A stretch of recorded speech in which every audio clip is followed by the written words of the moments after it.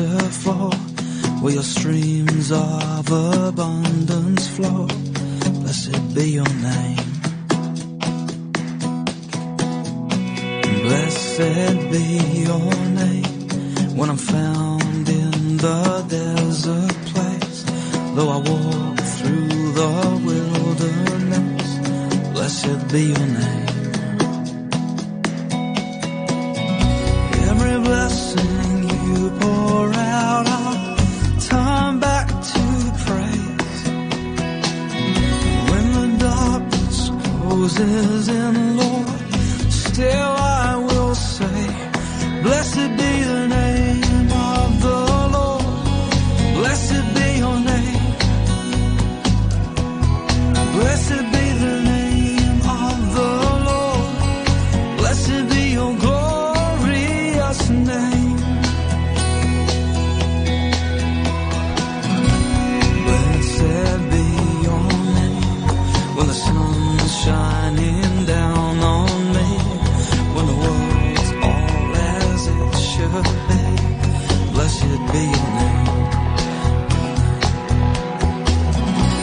Blessed be your name.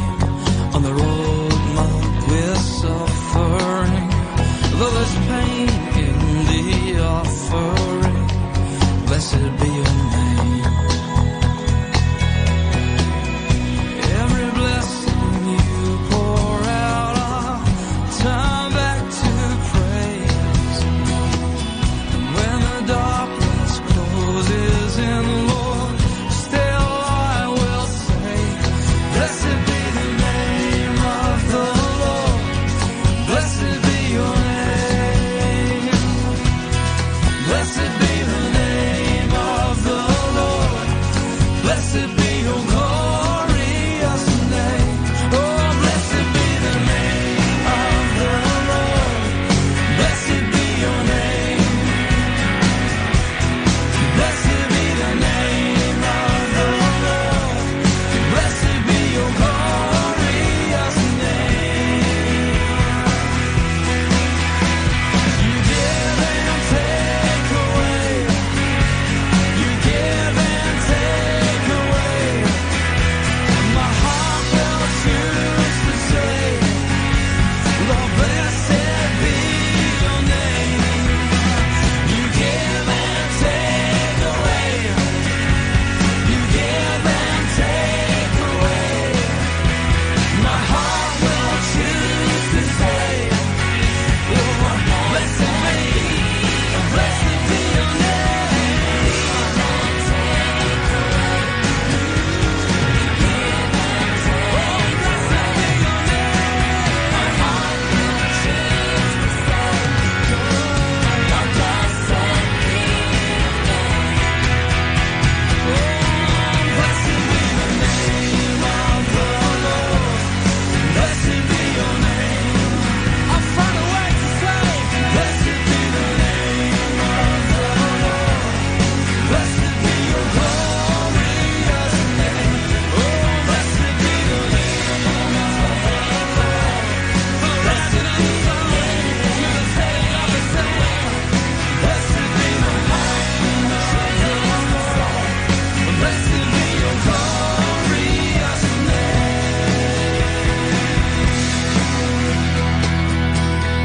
Blessed be your name.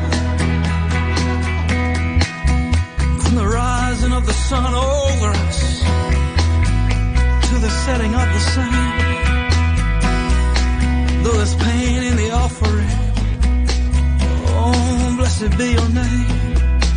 Blessed be, blessed be, blessed be your holy name.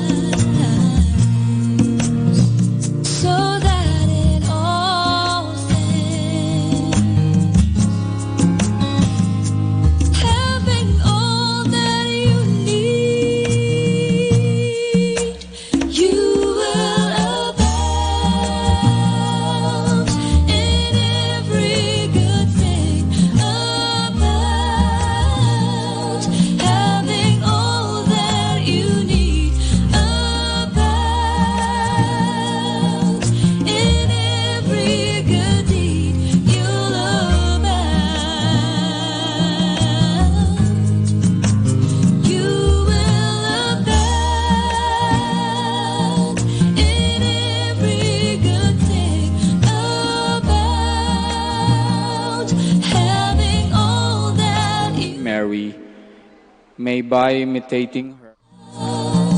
In every good deed, you love them. You love them. You love them.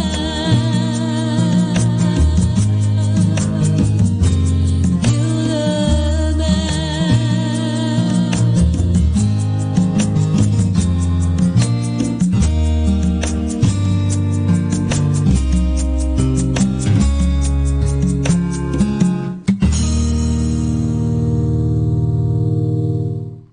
Oy, good morning na. Good morning, good morning, good morning. Remember, the sun that shines so bright makes you feel alright. Early on this day, may you do what you want to do today. Good morning. Wishing you a happy day. Good morning.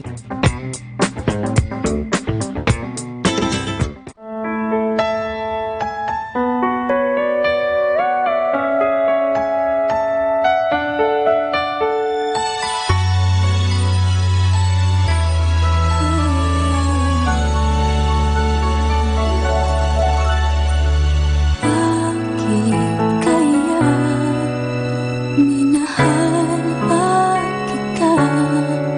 Ngayon lumuluhat ako'y nag-iisa. Di na tiis ika'y umibig sa iba. Hindi pa ba sapat lahat ng aking nagawa? Hindi ko na nadarama mga yakap sa umaga. Nasaan ka na? Tunay bang mahal mo siyang katulad ko, na lagi nang nasasaktan?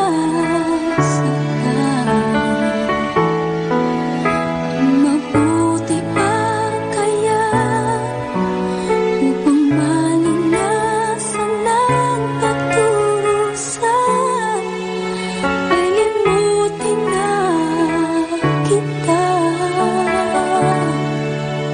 Sakali ay humanap na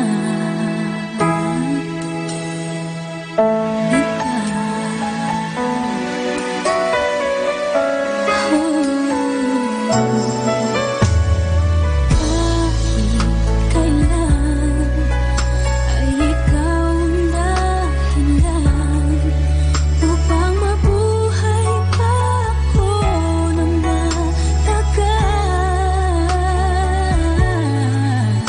Kung sadyang ang ganyan, ako'y iyong iiwan, ay kakayanin kung ika'y mapagbigyan. Tatanong ang puso ko at pati na rin ang isip, nasaan ka na? Tunay bang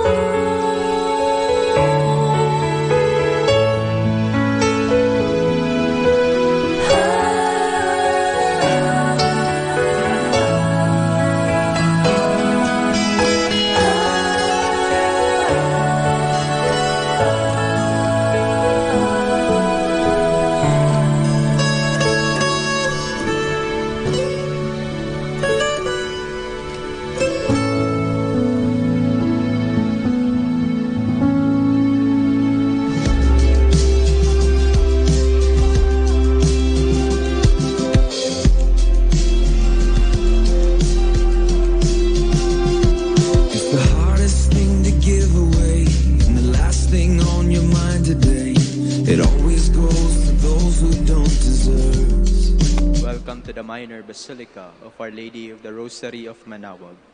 We will now pray the Holy Rosary. Please kneel. O sacred feast, in which we partake of Christ, his sufferings are remembered. Our minds are filled with his grace, and we receive the pledge of the glory which is to be ours. you gave them bread from heaven to be their food. And this bread contained all goodness. Let us pray. Lord Jesus Christ, you gave us the Eucharist as the memorial of your suffering and death. May our worship of this sacrament of your body and blood help us to experience the salvation you won for us and the peace of the kingdom, where you live with the Father and the Holy Spirit, one God, forever and ever. Amen. The angel of the Lord declared unto Mary, And she conceived by the power of the Holy Spirit. Hail Mary, full of grace, the Lord is with you. Blessed are you among women, and blessed is the fruit of your womb, Jesus. Holy Mary, Mother of God, pray for us sinners, now and at the hour of our death. Amen. Behold the handmaid of the Lord. Be it done unto me according to your word. Hail Mary, full of grace, the Lord is with you. Blessed are you among women, and blessed is the fruit of your womb, Jesus. Holy Mary, Mother of God, pray for us sinners, now and at the hour of our death. Amen. And the Word was made flesh, and dwelt among us. Hail Mary, full of grace, the Lord is with you. Blessed are you among women, and blessed is the fruit of your womb, Jesus. Holy Mary, Mother of God, pray for us sinners, now and at the hour of our death. Amen.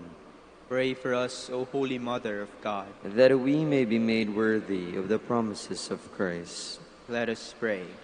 Pour forth, we beseech you, O Lord, your grace into our hearts, that we, to whom the incarnation of Christ, your Son, was made known by the message of an angel, may by his passion and cross be brought to the glory of his resurrection, through the same Christ our Lord. Amen. Behold the faithful and prudent steward, whom the Lord has set over his household. The Lord has shown him his love and covered him with glory. He has clothed him with a splendid garment. Let us pray. Father, you entrusted our Savior to the care of Saint Joseph. By the help of his prayers, may your Church continue to serve her Lord Jesus Christ, who lives and reigns with you and the Holy Spirit, one God, forever and ever. Amen. Hail Mary, full of grace, the Lord is with you. Blessed are you among women, and blessed is the fruit of your womb, Jesus. Lord, open my lips, and my mouth shall declare your praise. God, come to my assistance. Lord, make haste to help me. Glory to the Father, and to the Son, and to the Holy Spirit. As it was in the beginning, is now, and will be forever. Amen. The joyful mysteries, the Annunciation. Our Father, who art in heaven, hallowed be thy name.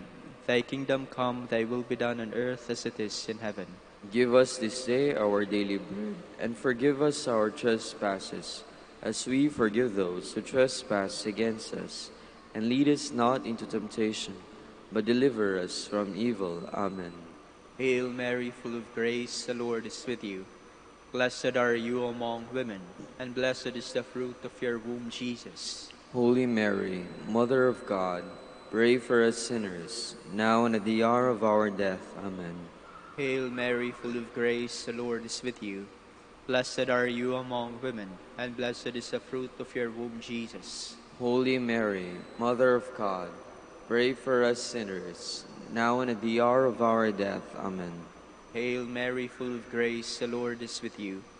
Blessed are you among women, and blessed is the fruit of your womb, Jesus. Holy Mary, Mother of God, pray for us sinners, now and at the hour of our death. Amen. Hail Mary, full of grace, the Lord is with you. Blessed are you among women, and blessed is the fruit of your womb, Jesus. Holy Mary, Mother of God, pray for us sinners, now and at the hour of our death. Amen. Hail Mary, full of grace, the Lord is with you. Blessed are you among women, and blessed is the fruit of your womb, Jesus. Holy Mary, Mother of God, pray for us sinners, now and at the hour of our death. Amen. Hail Mary, full of grace, the Lord is with you.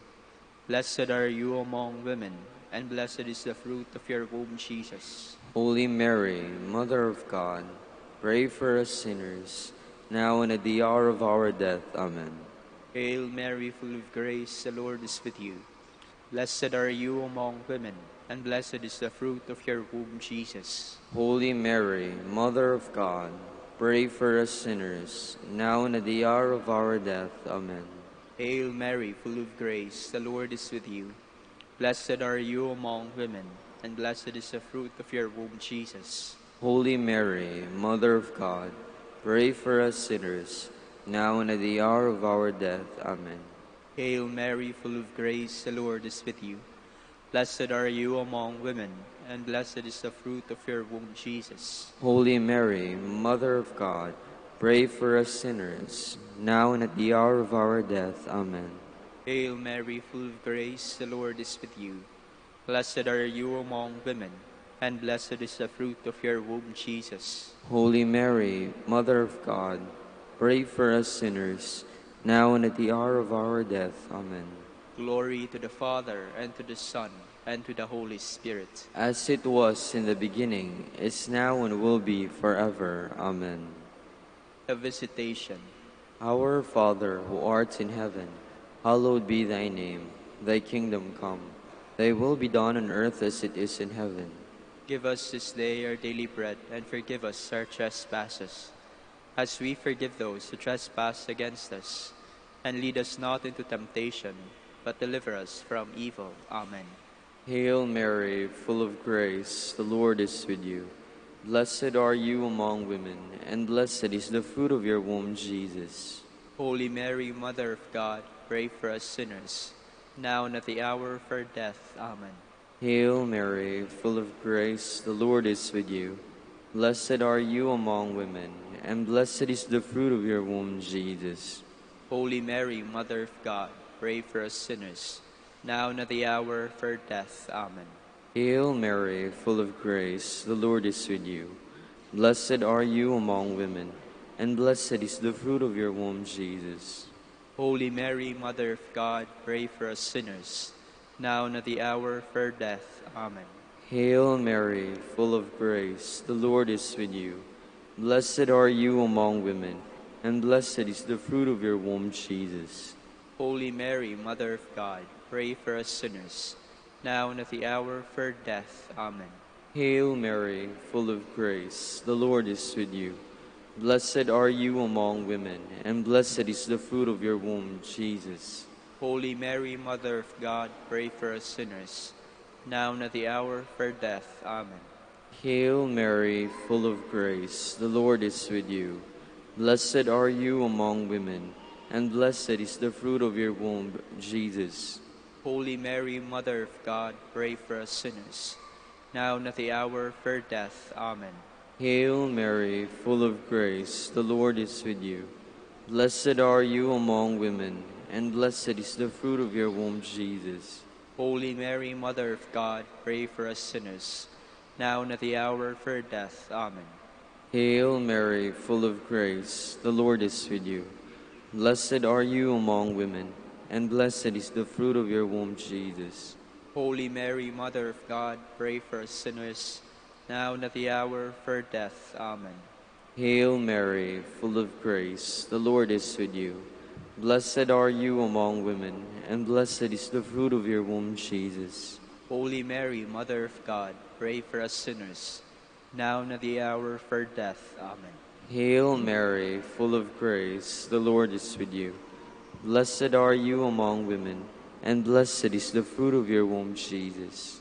Holy Mary, Mother of God, pray for us sinners, now and at the hour of our death. Amen. Glory to the Father, and to the Son, and to the Holy Spirit. As it was in the beginning, is now, and will be forever. Amen. The birth of Christ. Our Father, who art in heaven, hallowed be thy name. Thy kingdom come, thy will be done on earth as it is in heaven. Give us this day our daily bread, and forgive us our trespasses, as we forgive those who trespass against us. And lead us not into temptation, but deliver us from evil. Amen. Hail Mary, full of grace, the Lord is with you. Blessed are you among women, and blessed is the fruit of your womb, Jesus. Holy Mary, Mother of God, pray for us sinners, now and at the hour of our death. Amen. Hail Mary, full of grace, the Lord is with you. Blessed are you among women, and blessed is the fruit of your womb, Jesus. Holy Mary, Mother of God, pray for us sinners, now and at the hour of our death. Amen. Hail Mary, full of grace, the Lord is with you. Blessed are you among women, and blessed is the fruit of your womb, Jesus. Holy Mary, Mother of God, pray for us sinners, now and at the hour of our death. Amen. Hail Mary, full of grace, the Lord is with you. Blessed are you among women, and blessed is the fruit of your womb, Jesus. Holy Mary, Mother of God, pray for us sinners, now and at the hour of our death. Amen. Hail Mary, full of grace, the Lord is with you. Blessed are you among women, and blessed is the fruit of your womb, Jesus. Holy Mary, Mother of God, pray for us sinners, now and at the hour of our death. Amen. Hail Mary, full of grace, the Lord is with you. Blessed are you among women, and blessed is the fruit of your womb, Jesus. Holy Mary, Mother of God, pray for us sinners, now and at the hour of our death. Amen. Hail Mary, full of grace, the Lord is with you. Blessed are you among women, and blessed is the fruit of your womb, Jesus. Holy Mary, Mother of God, pray for us sinners, now and at the hour of our death. Amen. Hail Mary, full of grace, the Lord is with you. Blessed are you among women, and blessed is the fruit of your womb, Jesus. Holy Mary, Mother of God, pray for us sinners, now and at the hour of our death. Amen. Hail Mary, full of grace, the Lord is with you. Blessed are you among women, and blessed is the fruit of your womb, Jesus. Holy Mary, Mother of God, pray for us sinners, now and at the hour of our death. Amen. Hail Mary, full of grace, the Lord is with you. Blessed are you among women, and blessed is the fruit of your womb, Jesus. Holy Mary, Mother of God, pray for us sinners, now and at the hour of our death. Amen. Glory to the Father, and to the Son, and to the Holy Spirit. As it was in the beginning, is now, and will be forever. Amen. The Presentation. Our Father, who art in heaven, hallowed be thy name. Thy kingdom come. Thy will be done on earth as it is in heaven. Give us this day our daily bread, and forgive us our trespasses, as we forgive those who trespass against us. And lead us not into temptation, but deliver us from evil. Amen. Hail Mary, full of grace, the Lord is with you. Blessed are you among women, and blessed is the fruit of your womb, Jesus. Holy Mary, Mother of God, pray for us sinners, now and at the hour of our death. Amen. Hail Mary, full of grace, the Lord is with you. Blessed are you among women, and blessed is the fruit of your womb, Jesus. Holy Mary, Mother of God, pray for us sinners, now and at the hour of our death. Amen. Hail Mary, full of grace, the Lord is with you. Blessed are you among women, and blessed is the fruit of your womb, Jesus. Holy Mary, Mother of God, pray for us sinners, now and at the hour of our death. Amen. Hail Mary, full of grace, the Lord is with you. Blessed are you among women, and blessed is the fruit of your womb, Jesus. Holy Mary, Mother of God, pray for us sinners, now and at the hour of our death. Amen. Hail Mary, full of grace, the Lord is with you. Blessed are you among women, and blessed is the fruit of your womb, Jesus. Holy Mary, Mother of God, pray for us sinners, now and at the hour of our death. Amen. Hail Mary, full of grace, the Lord is with you. Blessed are you among women, and blessed is the fruit of your womb, Jesus. Holy Mary, Mother of God, pray for us sinners, now and at the hour of our death. Amen. Hail Mary, full of grace, the Lord is with you. Blessed are you among women, and blessed is the fruit of your womb, Jesus. Holy Mary, Mother of God, pray for us sinners, now and at the hour of our death. Amen. Hail Mary, full of grace, the Lord is with you. Blessed are you among women, and blessed is the fruit of your womb, Jesus. Holy Mary, Mother of God, pray for us sinners, now and at the hour of our death. Amen. Hail Mary, full of grace, the Lord is with you. Blessed are you among women, and blessed is the fruit of your womb, Jesus. Holy Mary, Mother of God, pray for us sinners, now and at the hour of our death. Amen. Hail Mary, full of grace, the Lord is with you. Blessed are you among women, and blessed is the fruit of your womb, Jesus. Holy Mary, Mother of God, pray for us sinners, now and at the hour of our death. Amen. Glory to the Father, and to the Son, and to the Holy Spirit. As it was in the beginning, is now, and will be forever. Amen. The finding of the child Jesus in the temple. Our Father, who art in heaven, hallowed be thy name. Thy kingdom come, thy will be done on earth as it is in heaven. Give us this day our daily bread, and forgive us our trespasses, as we forgive those who trespass against us. And lead us not into temptation, but deliver us from evil. Amen. Hail Mary, full of grace, the Lord is with you. Blessed are you among women, and blessed is the fruit of your womb, Jesus. Holy Mary, Mother of God, pray for us sinners, now and at the hour of our death. Amen. Hail Mary, full of grace, the Lord is with you. Blessed are you among women, and blessed is the fruit of your womb, Jesus. Holy Mary, Mother of God, pray for us sinners, now and at the hour of our death. Amen. Hail Mary, full of grace, the Lord is with you. Blessed are you among women, and blessed is the fruit of your womb, Jesus. Holy Mary, Mother of God, pray for us sinners, now and at the hour of our death. Amen. Hail Mary, full of grace, the Lord is with you. Blessed are you among women, and blessed is the fruit of your womb, Jesus. Holy Mary, Mother of God, pray for us sinners, now and at the hour of our death. Amen. Hail Mary, full of grace, the Lord is with you. Blessed are you among women, and blessed is the fruit of your womb, Jesus. Holy Mary, Mother of God, pray for us sinners, now and at the hour of our death. Amen. Hail Mary, full of grace, the Lord is with you. Blessed are you among women, and blessed is the fruit of your womb, Jesus. Holy Mary, Mother of God, pray for us sinners, now and at the hour of our death. Amen. Hail Mary, full of grace, the Lord is with you. Blessed are you among women, and blessed is the fruit of your womb, Jesus. Holy Mary, Mother of God, pray for us sinners, now and at the hour of our death. Amen. Hail Mary, full of grace, the Lord is with you.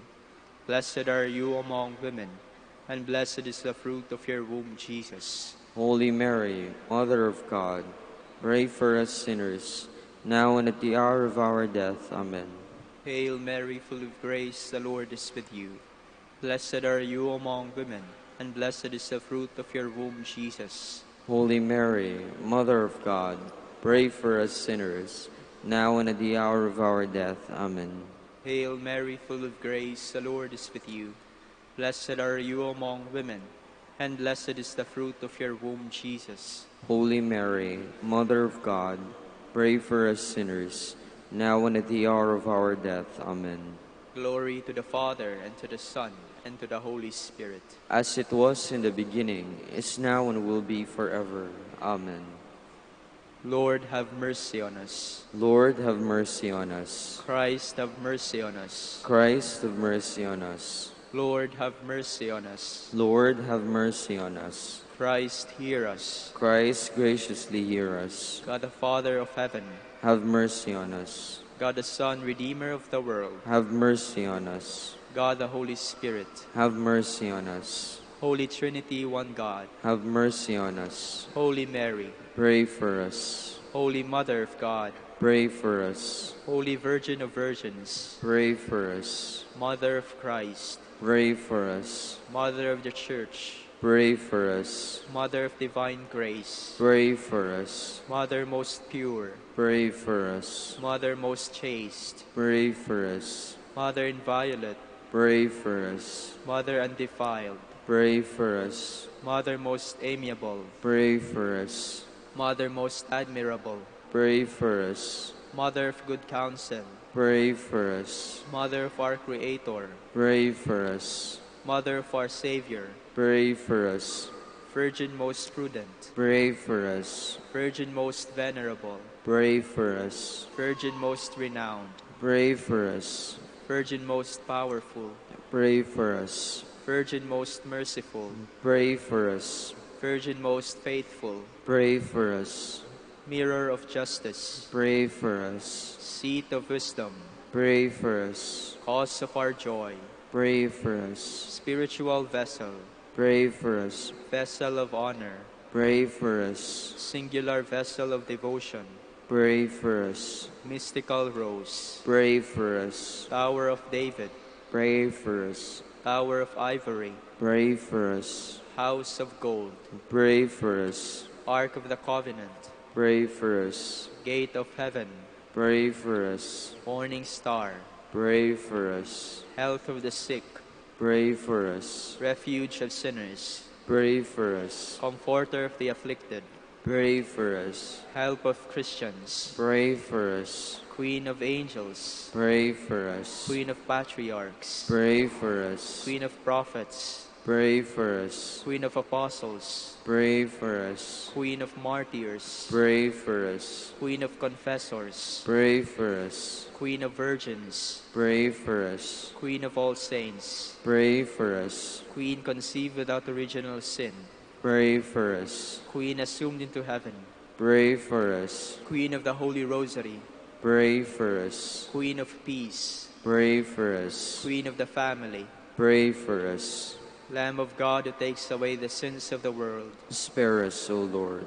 Lamb of God who takes away the sins of the world, Graciously hear us, O Lord. Lamb of God who takes away the sins of the world, Have mercy on us, Queen of the Holy Rosary of Manaoag, pray for us. that we may be made worthy of the promises of Christ. Let us pray. O God, whose only begotten Son, by his life, death, and resurrection, has purchased for us the rewards of eternal life, grandly beseech you that meditating upon these mysteries of the Holy Rosary of the Blessed Virgin Mary, we may imitate what they contain and obtain what they promise. Through Christ our Lord. Amen. In the name of the Father, and of the Son, and of the Holy Spirit. Amen. Good morning, brothers and sisters. Welcome to the Minor Basilica of Our Lady of the Rosary of Manaoag. Today is Saturday of the 4th week in Ordinary Time and the memorial of the Blessed Virgin Mary. We will now have the morning prayer of the Church integrated with the celebration of the Holy Mass. We invite you to actively participate in our prayers. Please all stand.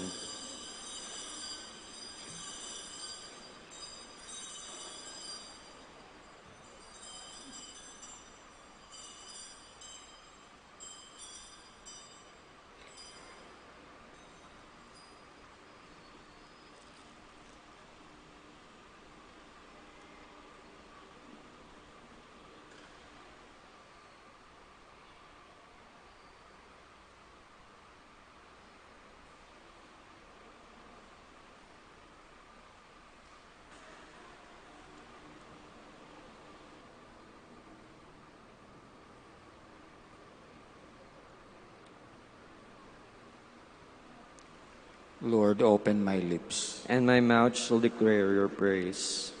Come, let us worship Christ, the Son of Mary.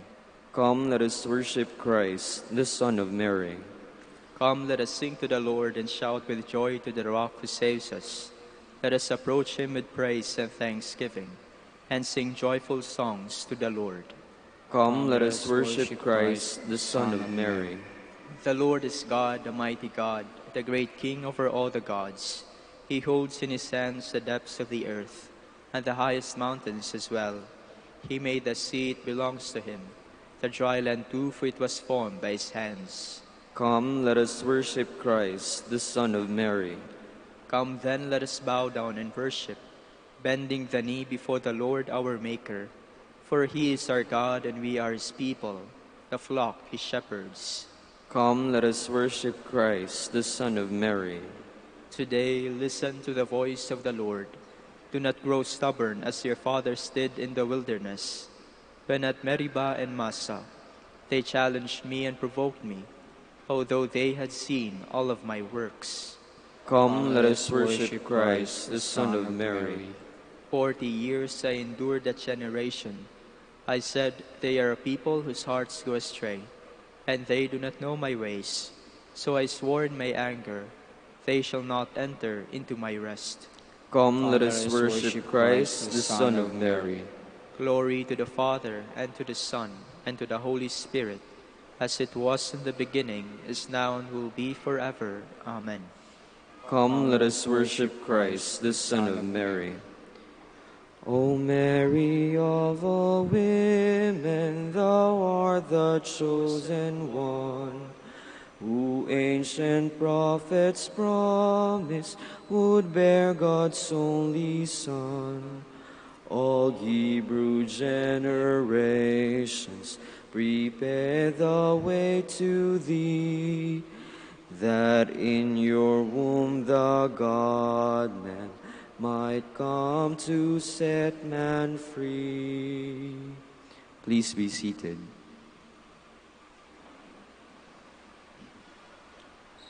We do well to sing to your name, Most High, and proclaim your mercy at daybreak. It is good to give thanks to the Lord, to make music to your name, O Most High, to proclaim your love in the morning and your truth in the watches of the night, on the 10-stringed lyre and the lute, with the murmuring sound of the harp. Your deeds, O Lord, have made me glad. For the work of your hands I shout with joy. O Lord, how great are your works, how deep are your designs. The foolish man cannot know this, and the fool cannot understand. Though the wicked spring up like grass, and all who do evil thrive, they are doomed to be eternally destroyed.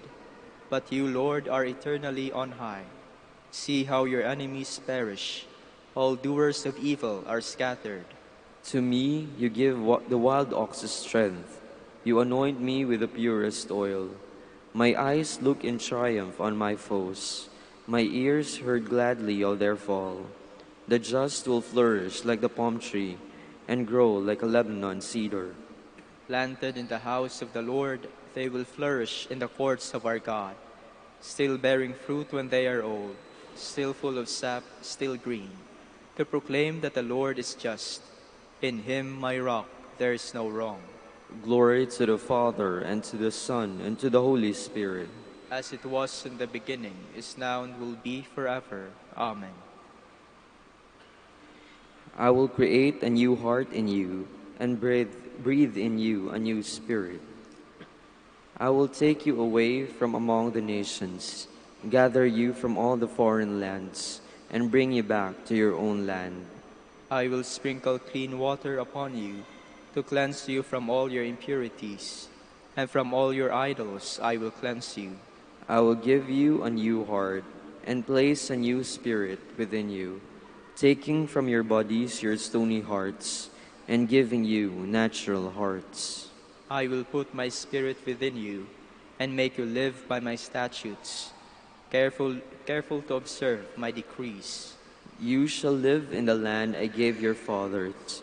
You shall be my people, and I will be your God.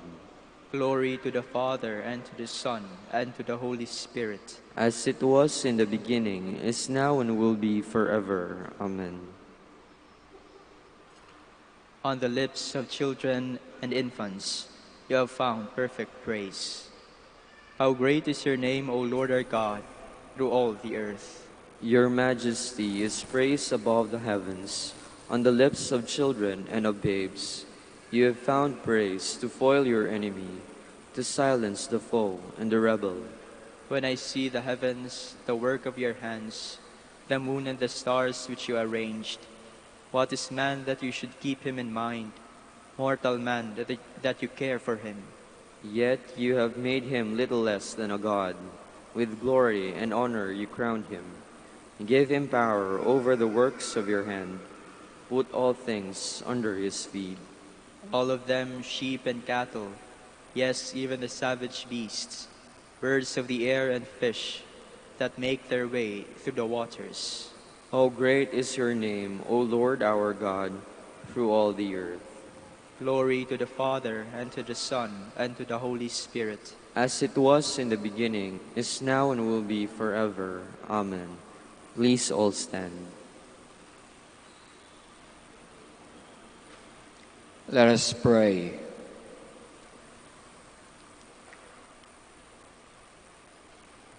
Grant, Lord God, that we, your servants, may rejoice in unfailing health of mind and body, and through the glorious intercession of the Blessed Mary, ever Virgin, may we be set free from present sorrow and come to enjoy eternal happiness.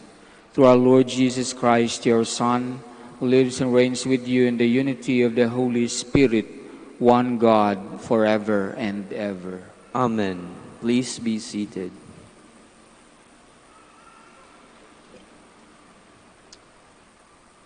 A reading from the first book of Kings.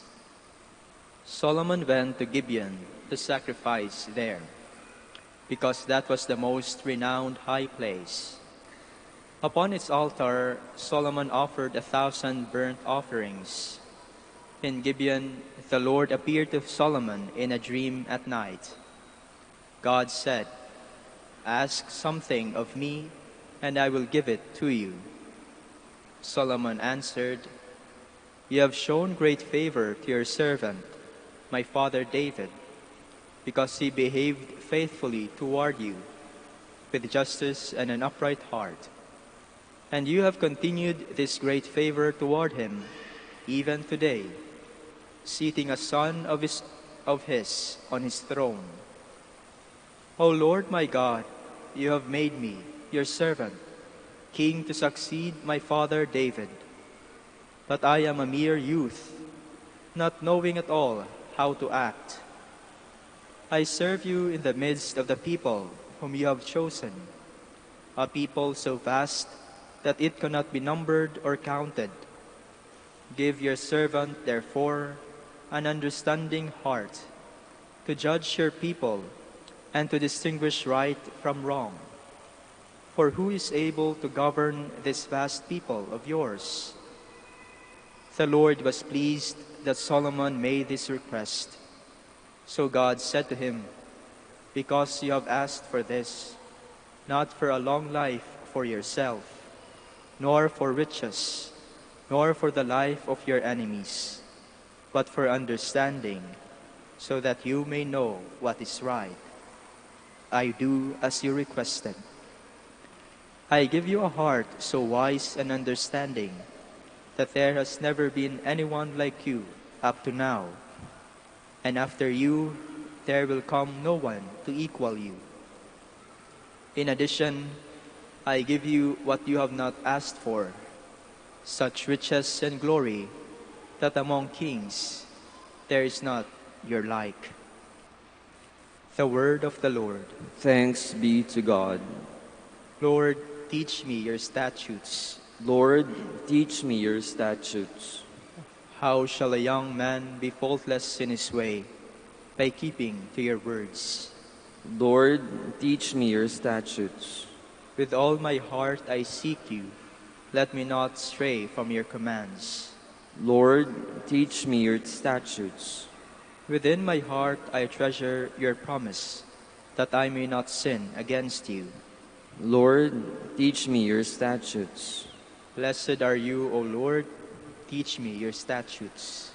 Lord, teach me your statutes.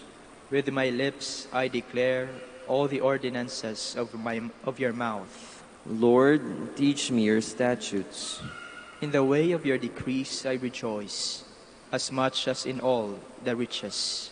Lord, teach me your statutes. Please all stand. Alleluia, alleluia. My sheep hear my voice, says the Lord. I know them, and they follow me. Alleluia, alleluia.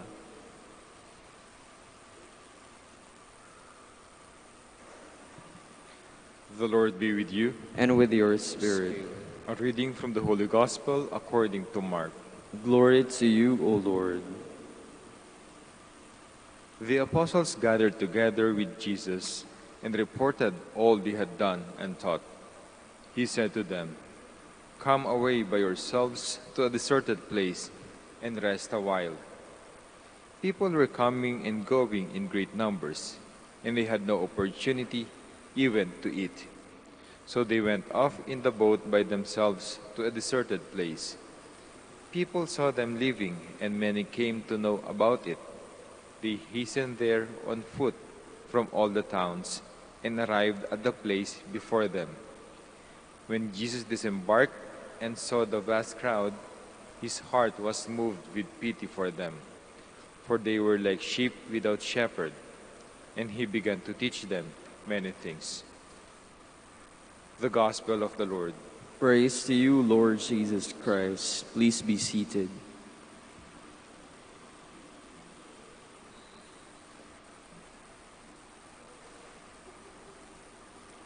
Our gospel reading for today is teaching us the importance of rest.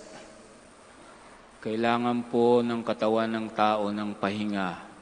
And that is why we take vacations, nagbabakasyon at nagpapahinga.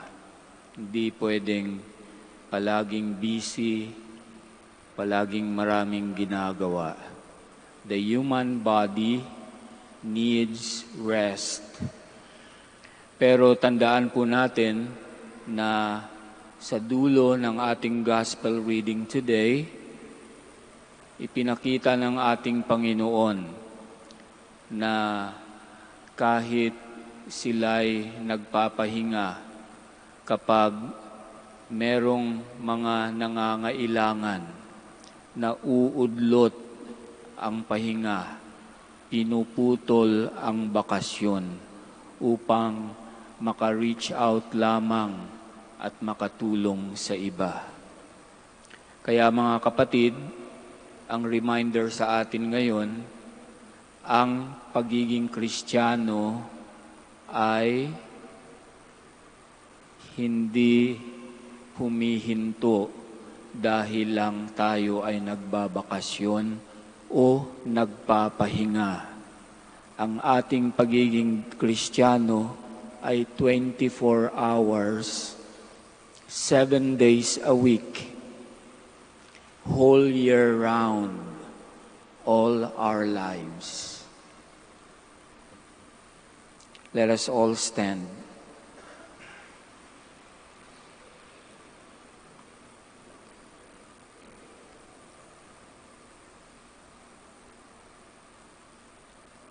Let us approach God the Father in humble prayer.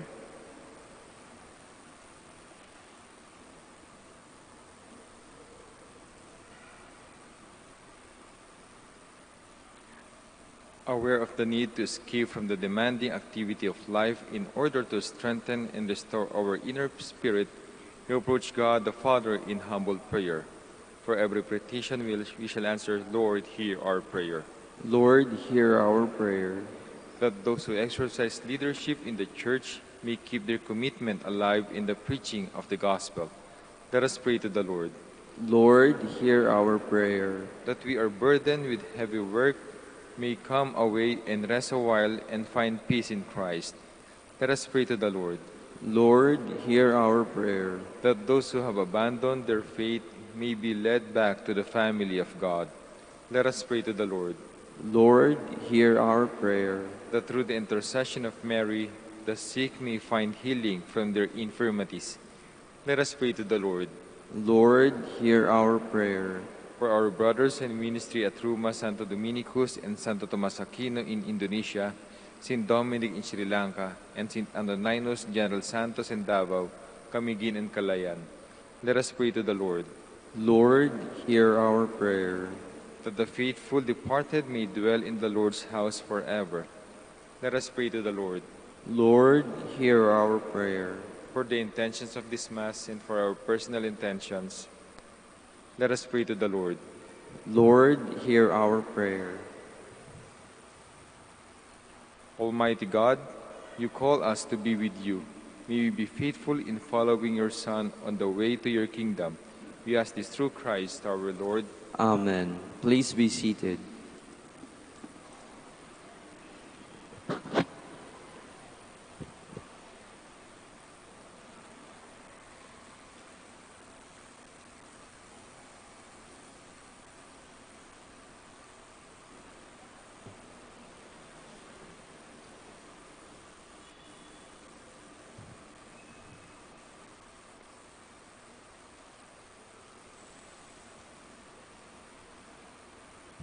Blessed are you, Lord, God of all creation, for through your goodness we have received the bread we offer you, fruit of the earth and work of human hands, to become for us a bread of life. Blessed be God forever. Blessed are you, Lord, God of all creation, for through your goodness we have received the wine we offer you, fruit of the vine, work of human hands, to become our spiritual drink. Blessed be God forever.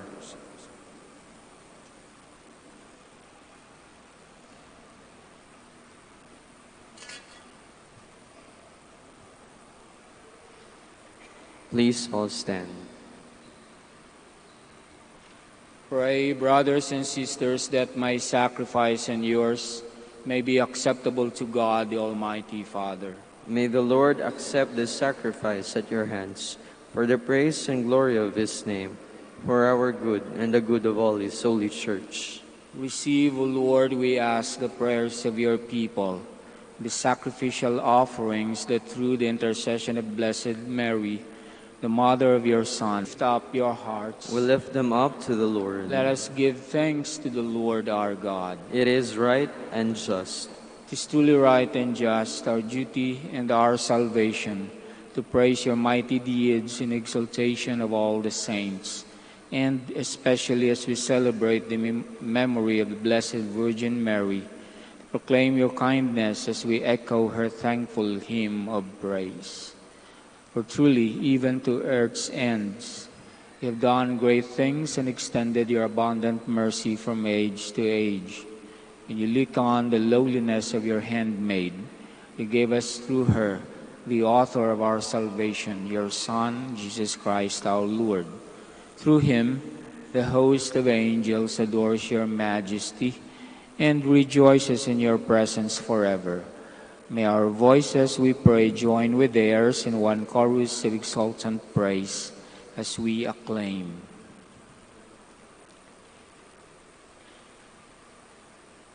Holy, holy, holy Lord God of hosts, heaven and earth are full of your glory. Hosanna in the highest. Blessed is he who comes in the name of the Lord. Hosanna in the highest. Please kneel. You are indeed holy, O Lord, the fount of all holiness. Make holy, therefore, these gifts, we pray, by sending down your Spirit upon them like the dewfall, so that they may become for us the body and blood of our Lord Jesus Christ. At the time he was betrayed and entered willingly into his passion, he took bread and giving thanks, broke it and gave it to his disciples, saying, "Take this, all of you, and eat of it, for this is my body, which will be given up for you."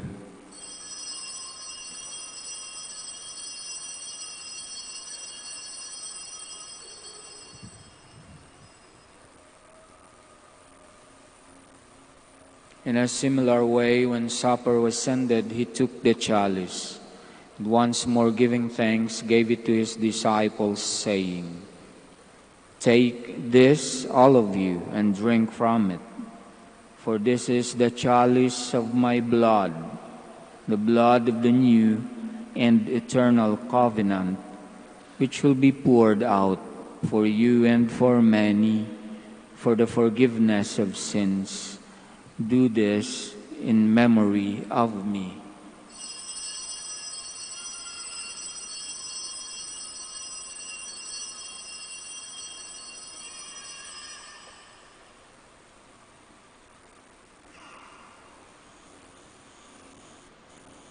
The mystery of faith. When we eat this bread and drink this cup, we proclaim your death, O Lord, until you come again. Therefore, as we celebrate the memorial of his death and resurrection, we offer you, Lord, bread of life and the chalice of salvation, giving thanks that you have held us worthy to be in your presence and minister to you. Humbly we pray that partaking of the body and blood of Christ, we be gathered into one by the Holy Spirit. Remember, Lord, your church spread throughout the world and bring her to the fullness of charity, together with Francis, our Pope, Socrates, our Bishop, and all the clergy. Remember also our brothers and sisters who have fallen asleep in the hope of the resurrection, and all have died in your mercy. Welcome them into the light of your face. Have mercy on us all, we pray, that with the Blessed Virgin Mary, Mother of God, the Blessed Joseph, her most chaste spouse, with the blessed apostles, and with all the saints who have pleased you throughout the ages, we merit to be co-heirs to eternal life. We praise and glorify you through your Son, Jesus Christ. Through him, and with him, and in him, O God, Almighty Father, in the unity of the Holy Spirit, all glory and honor is yours forever and ever. Amen. Please all stand. At the Savior's command and formed by divine teaching, we dare to say, Our Our Father who art in heaven, hallowed be thy name. thy kingdom come, Thy will be done on earth as it is in heaven. Give us this day our daily bread, and forgive us our trespasses, as we forgive those who trespass against us. And lead us not into temptation, but deliver us from evil. Amen. Deliver us, Lord, we pray, from every evil.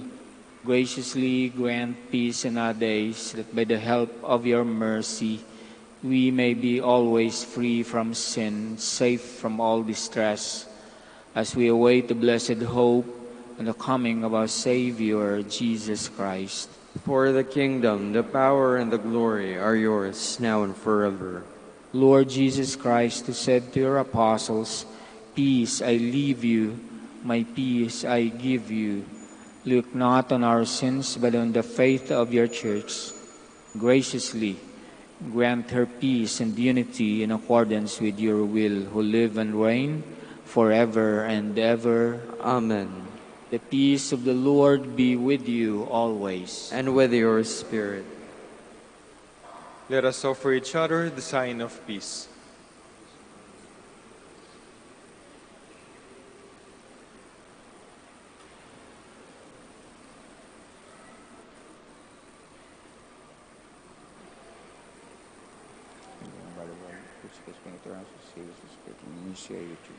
Lamb of God, you take away the sins of the world.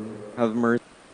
Behold the Lamb of God, behold him who takes away the sins of the world. Blessed are those called to the supper of the Lamb. Lord, I am not worthy that you should enter under my roof, but only say the word, and my soul shall be healed.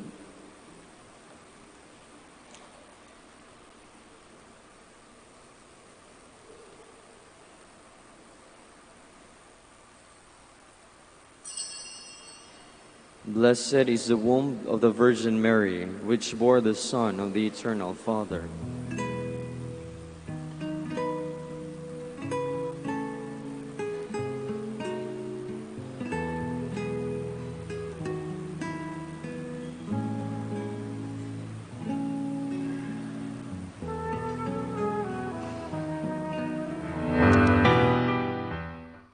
are listening to the live Mass on air at the Minor Basilica of Our Lady of the Rosary of Manaoag. And the celebrant for this live Mass on air is Reverend Father Jude Gessler Roquero, OP.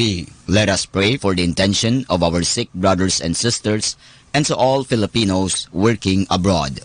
Hi, my dear friends. If you wish to watch us live, you can go on to Facebook and look for Manaoag Dominican Radio. Watch us live on Facebook. Thank you very much.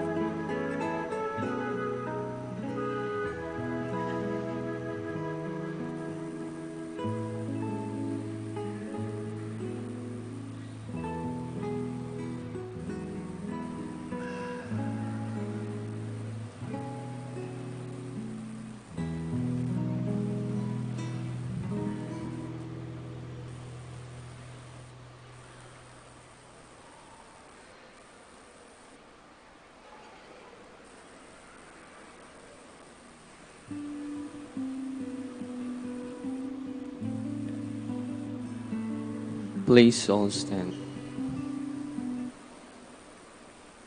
Hail Mary, full of grace, the Lord is with you. Blessed are you among women. Alleluia. Blessed be the Lord, the God of Israel. He has come to his people and set them free. He has raised up for us a mighty Savior, born of the house of his servant David. Through his holy prophets he promised of old that he would save us from our enemies, from the hands of all who hate us.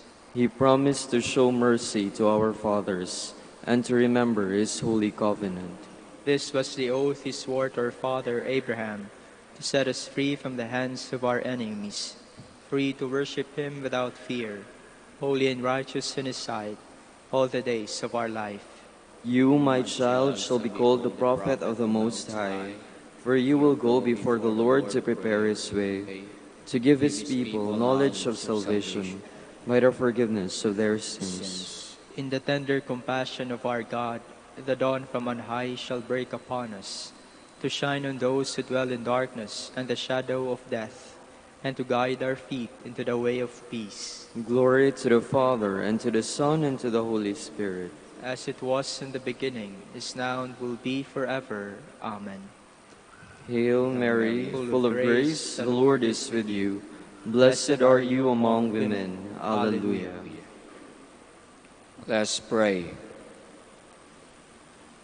As we receive this heavenly sacrament, we beseech, O Lord, your mercy, that we who rejoice in commemorating the Blessed Virgin Mary, may by imitating her serve worthily the mystery of our redemption through Christ our Lord. Amen. Please all kneel for the Oratio Imperata.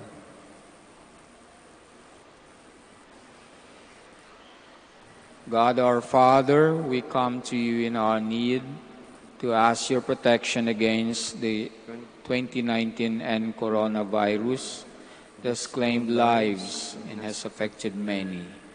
We pray for your grace for the people tasked with studying the nature and cause of this virus and its disease, and of stemming the tide of its transmission.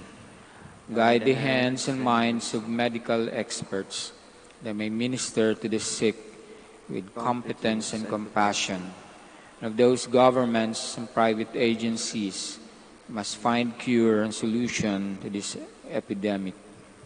We pray for those afflicted. May they be restored to health soon.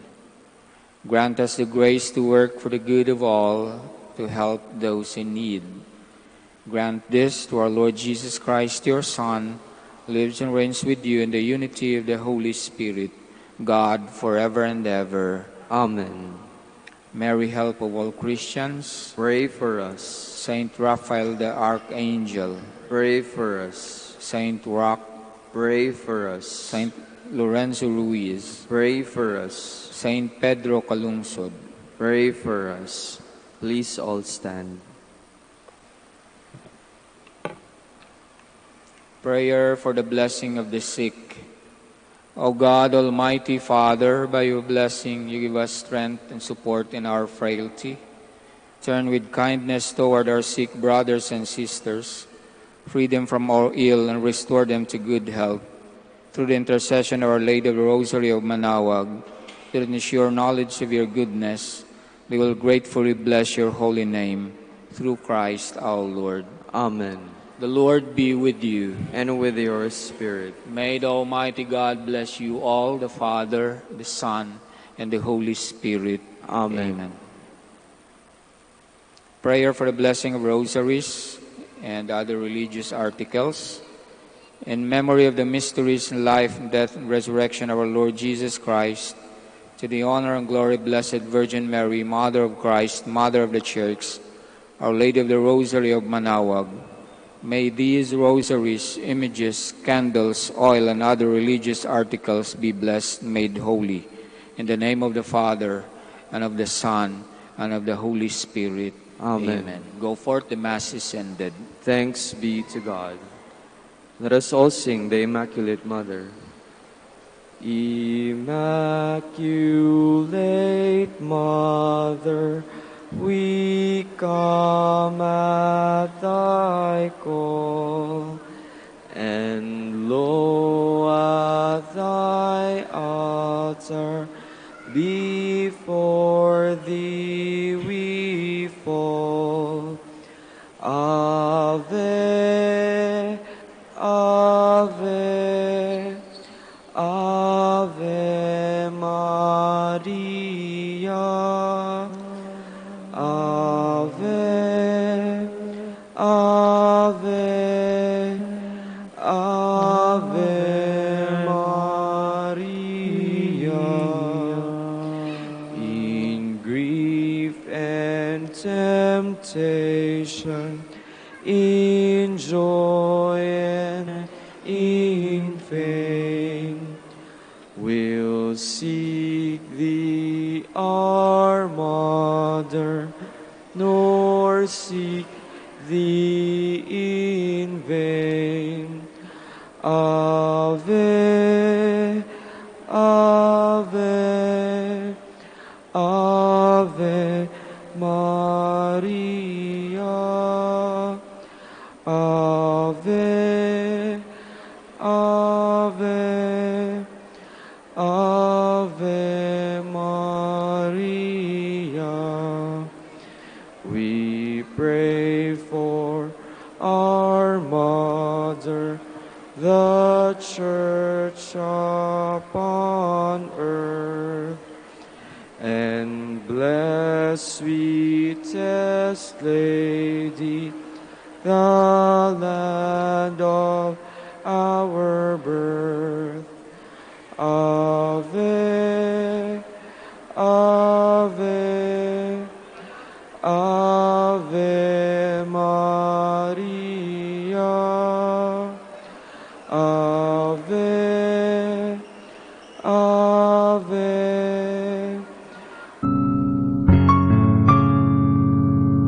Prayer for our OFW.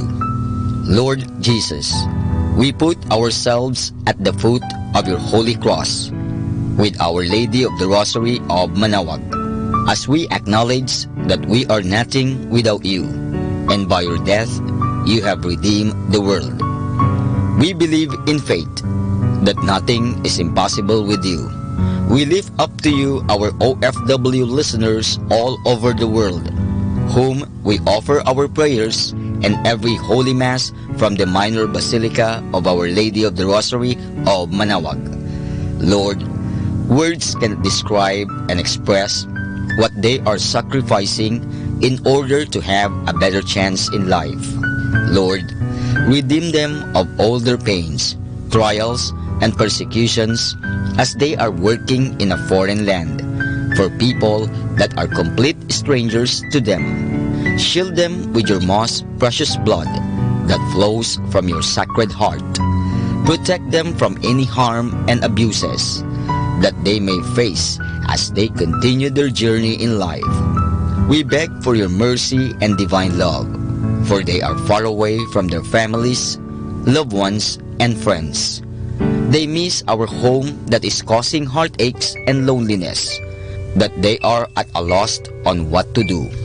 Grant them the power and strength from the Holy Spirit to succeed and to be blessed in this chapter and mission in their life. Guide, inspire, and lead them to believe in faith that you will never forsake nor abandon them in their hours of need. Be with them always, especially for those OFW who are staying in places where they are not allowed to worship and pray for you. Make their bodies, minds, and spirit be your temple. Our Lady of the Rosary of Manaoag, you are always sensitive to their needs. You know what is in their minds, heart, and their condition in life. We love you as we ask you to cover them, their families, loved ones, and friends with your mantle of love and protection. We ask all of this in the name of Jesus, through the intercession of Our Lady of the Rosary of Manaoag. Amen.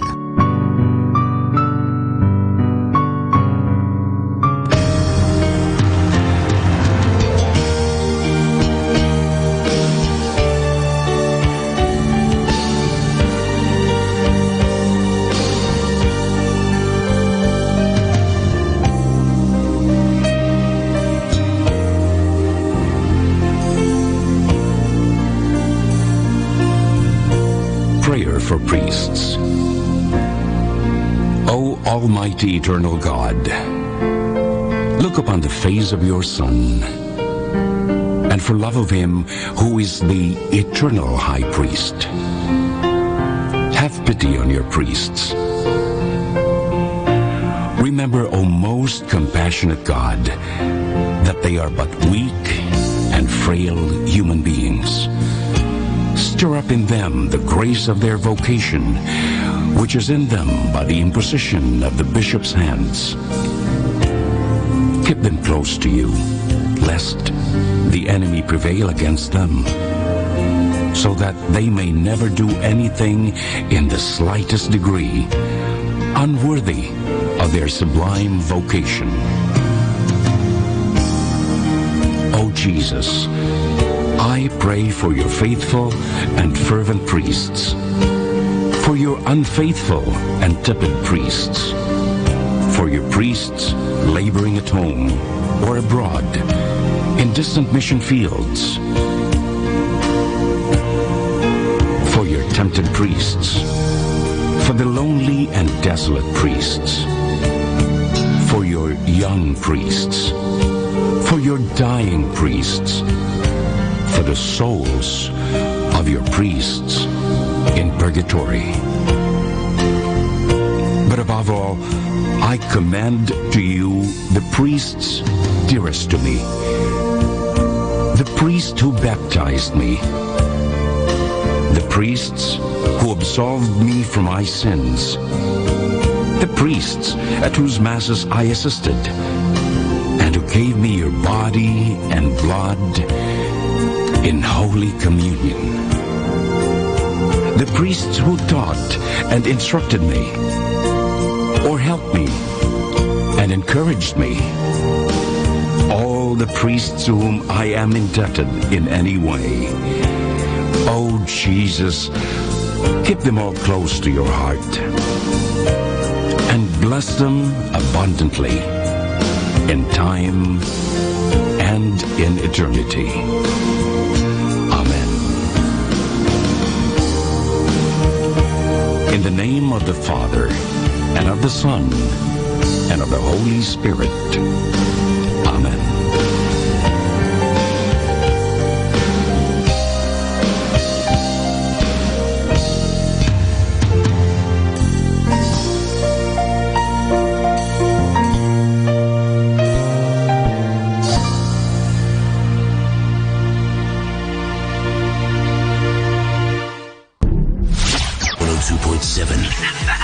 Manawag Dominican Radio. You have Manawag Dominican Radio FM.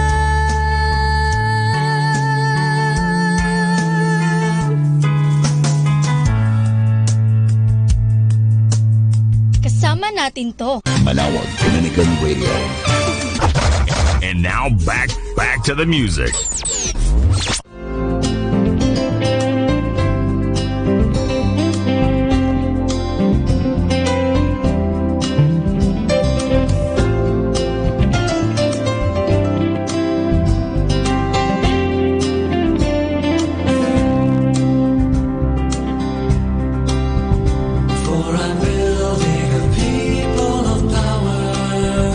And I'm making a people of praise.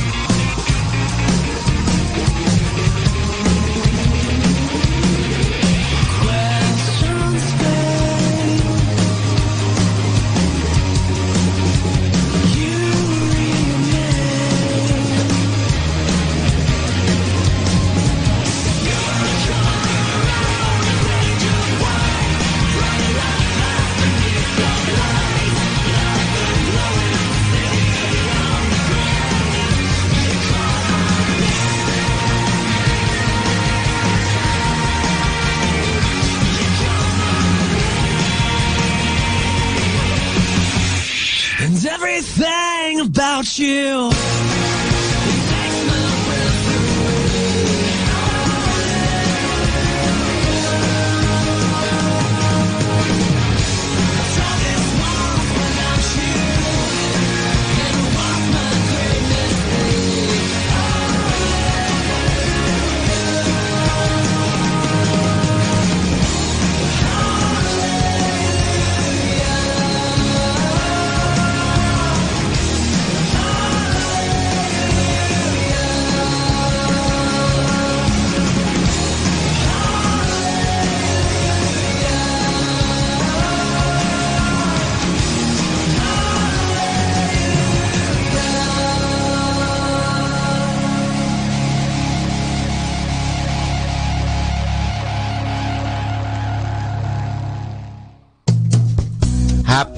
Happy Saturday.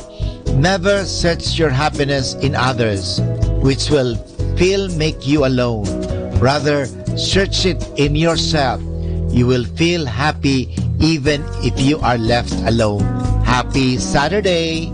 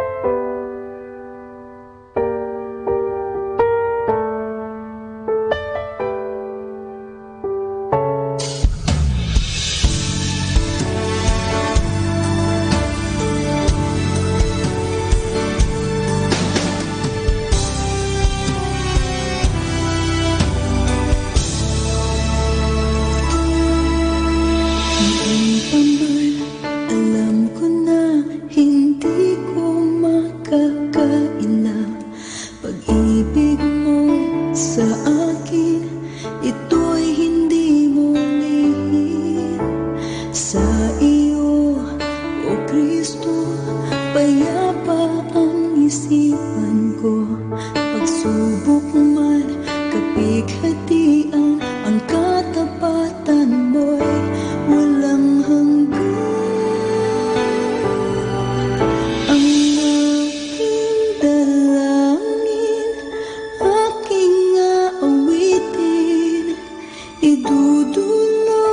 sa iyo ang himig kong ito, ang aking dalangin sa iyo'y sasambitin.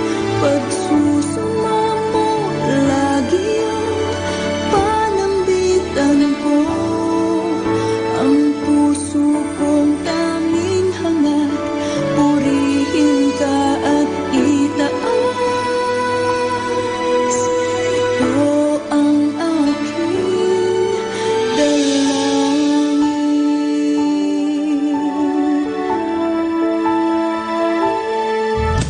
Noon pa man, alam ko na hindi ko makakaila.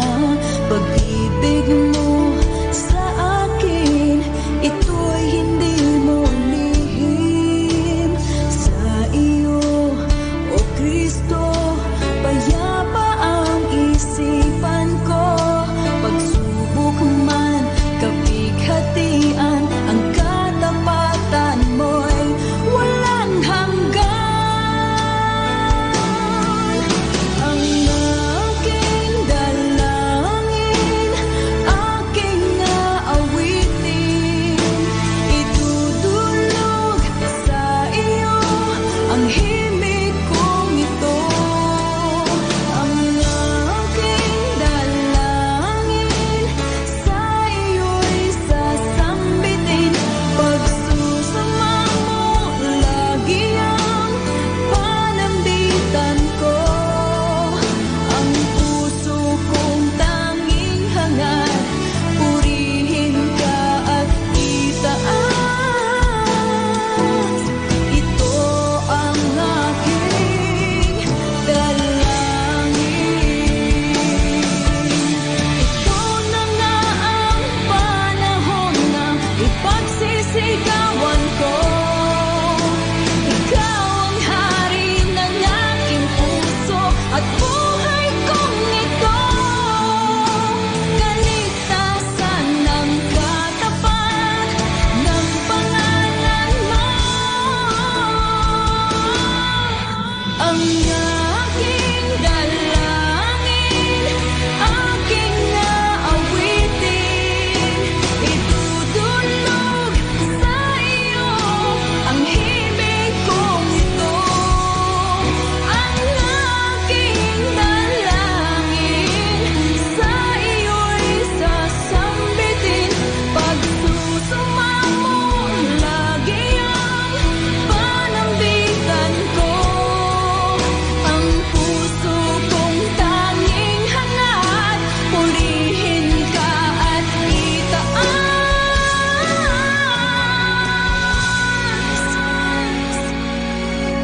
Ito ang aking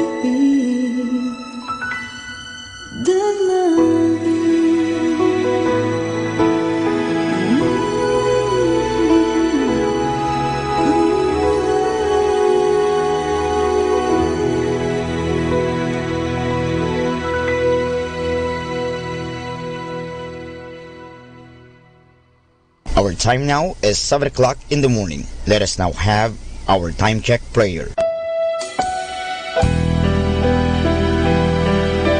Inaanyayahan ko po kayo na samahan ninyo ako sa panalangin sa oras na ito. O Diyos ko, inihandog ko sa iyo ang lahat ng aking isipan, salita, gawa at mga pagtitiis. At isinasamo ko sa iyo na bigyan mo ako ng biyayang huwag makasugat ng iyong damdamin sa araw na ito at maglingkod sa iyo ng buong katapatan at sundin ang iyong banal na kalooban sa lahat ng bagay. Ipagkaloob mo sa akin ang mga biyayang kinakailangan ko sa araw na ito. Sa ngalan ni Jesus. Amen.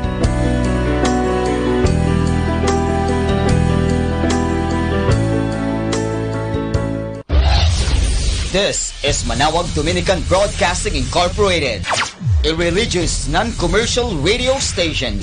10 years of evangelizing the airwaves, sharing God's blessings.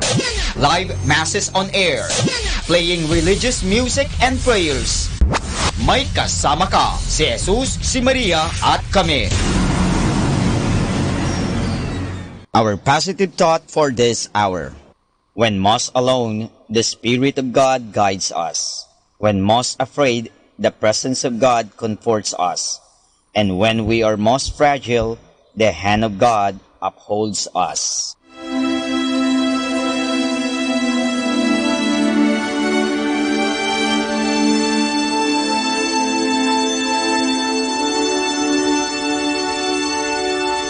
Isang mapagpalang pagbati po sa inyong lahat mula sa aming mga Dominicanong nobisyo dito sa Minor Basilica of Our Lady of the Rosary of Manaoag.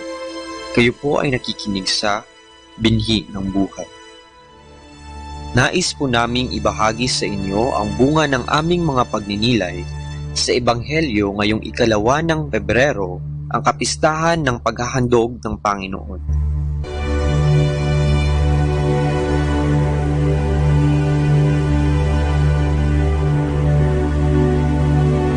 A reading from the Holy Gospel according to Luke.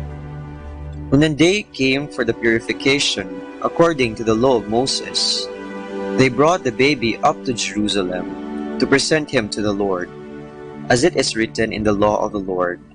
Every firstborn male shall be consecrated to God. And they offered a sacrifice, as ordered in the law of the Lord, a pair of turtle doves or 2 young pigeons.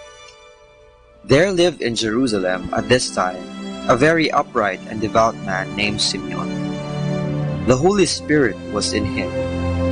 He looked forward to the time when the Lord would comfort Israel, and he had been assured by the Holy Spirit that he would not die before seeing the Messiah of the Lord. So he was led into the temple by the Holy Spirit at the time the parents brought the child Jesus to do for him according to the custom of the law. Simeon took the child in his arms and blessed God, saying, Now, O Lord, you can dismiss your servant in peace, for you have fulfilled your word, and my eyes have seen your salvation, which you display for all the people to see. Here is the light you will reveal to the nations, and the glory of your people Israel. His father and mother wondered at what was said about the child.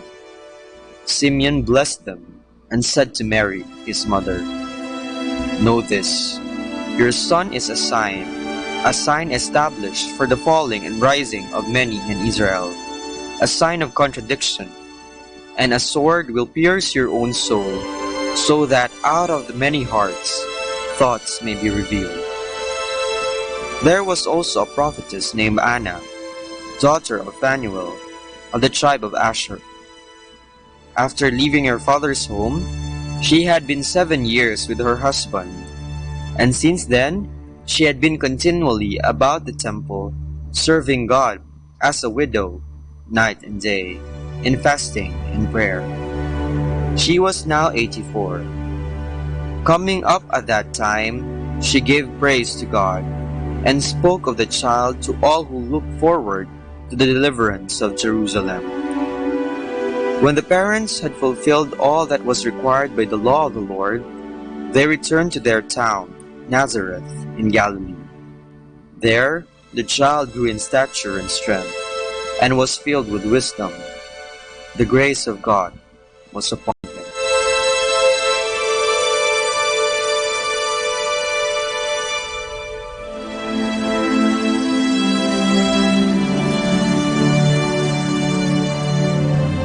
Sarili ating alay.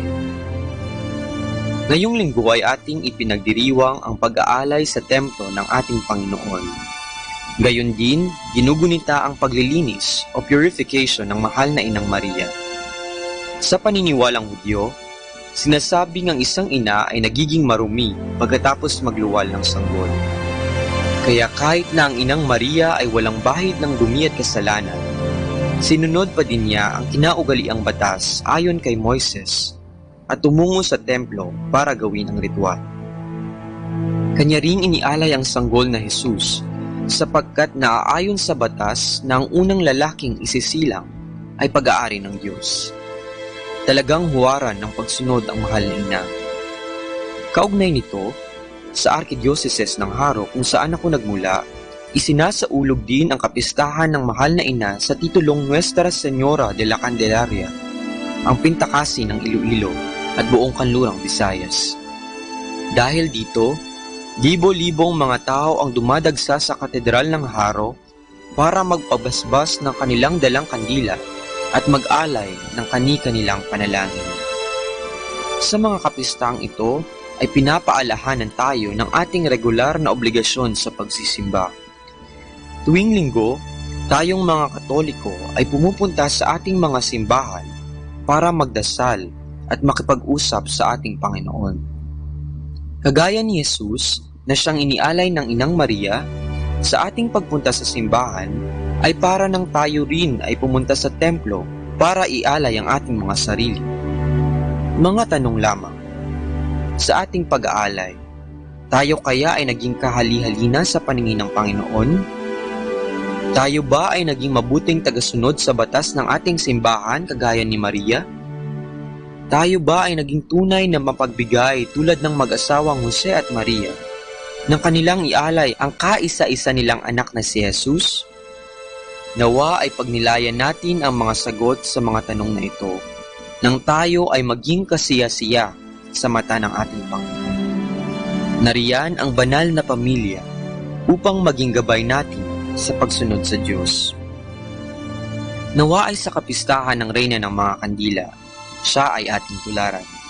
Sa kanyang mga bisig, tangan-tangan niya ang sanggol na Jesus para ipresenta sa atin. Dala-dala din niya ang kandila na siyang ating gabay sa pagsunod sa Kanya.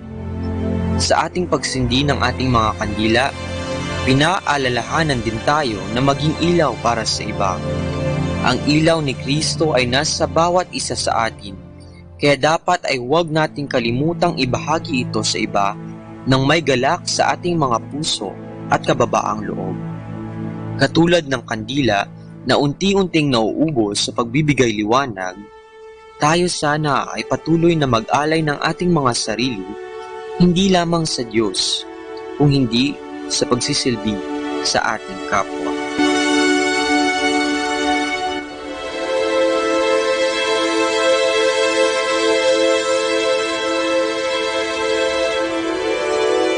Mula po dito sa Minor Basilica of Our Lady of the Rosary of Manaoag, kami po ay taus-pusong nagpapasalamat sa inyong pakikinig.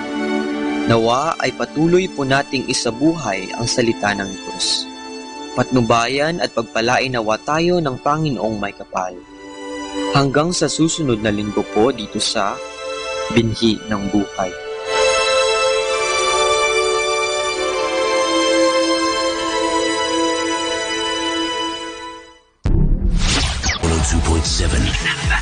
Manawag Dominican Radio.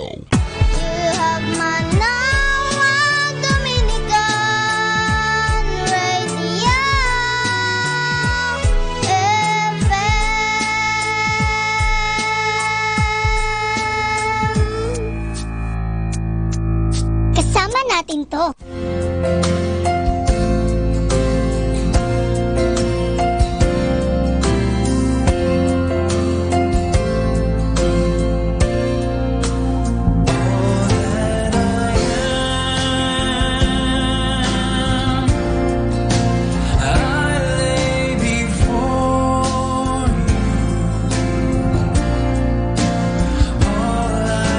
Confess, Lord, I confess.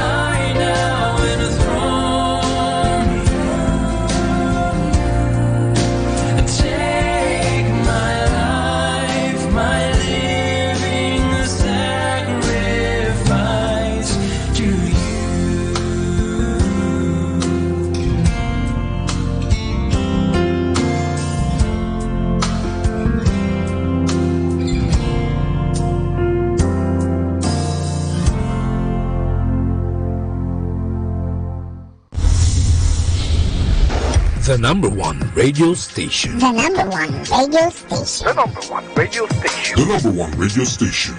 Number one station for Christ. To the FM. Manawag, Dominican Radio. May kasama ka. Do you want to be happy? Choose to be happy always. Pakinggan natin si Father Butch Bombasi OP sa kanyang tips for happiness. Let pain guide you to what is true. Pain is inevitable, and it is one of those experiences that we could not escape from for being human. The good thing is that we could choose our pain wisely.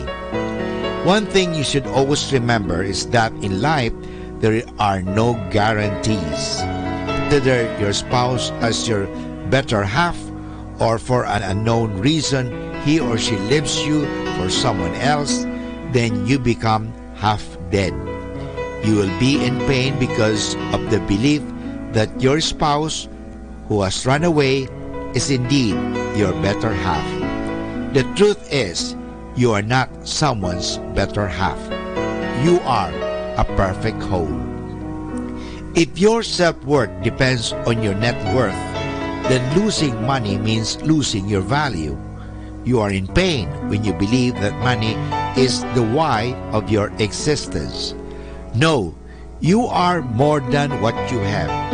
Money is important, but your real value has nothing to do with the amount of money you have in the bank. Human as we are, we have the tendency to commit mistakes. Our lives do not have to depend on what people think of us as they look at the choices we make. We can always move on and learn from our mistakes if we want to. Death, for the majority of us, is tragic. We all know the pain of losing, and that is exactly why we experience grief, because of the thought of losing. In life, if we just see the bigger picture, nothing is actually lost. Death is not a total annihilation, but a transition to something. Besides, love lasts longer than death. We are here for a reason. Life ends when our mission is done. For some, we will have to say, stay longer. Others will pass by on this world for a very short time. One thing is sure, death is not the end. It is a transition to something more lasting. When we are in pain emotionally, by the way of anger, resentment, bitterness, or disappointment, it just means that we need to change something in the way we think, relate, or act. Mostly, we are in pain because of the particular beliefs that we have. We get into conflict with others because of what we think is right, and people are always ready to fight for what they think it is right. Unfortunately, being right is not always the real deal. What is the use of being right when you are dominantly empowered by too much hatred, indifference, or conflict? The best way to handle emotional is to lower those expectations we have in our heads. We are all conditioned to think in a certain way and therefore have automatic reactions to certain incidents in our lives. Besides, not everyone has the same background, training, or upbringing that you have, and therefore do not expect them to behave in a manner similar to yours. Also remember that happiness is a personal choice. Whatever people become, cooperative or not, it has nothing to do with your happiness. So happy people distinguish what is factual from a mere opinion. They are willing to question their own habitual thinking and dismiss ideas that do not serve them well.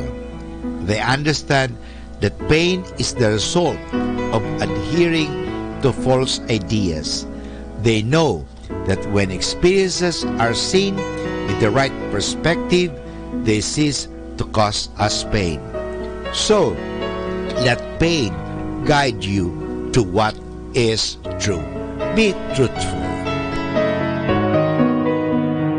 Atin pong napakinggan si Father Butch Bombase OP sa kanyang mga tips for happiness. Kahit malungkot ka, isipin mo na lang na masaya ka at sasaya ka. Happiness is a choice. Salamat po.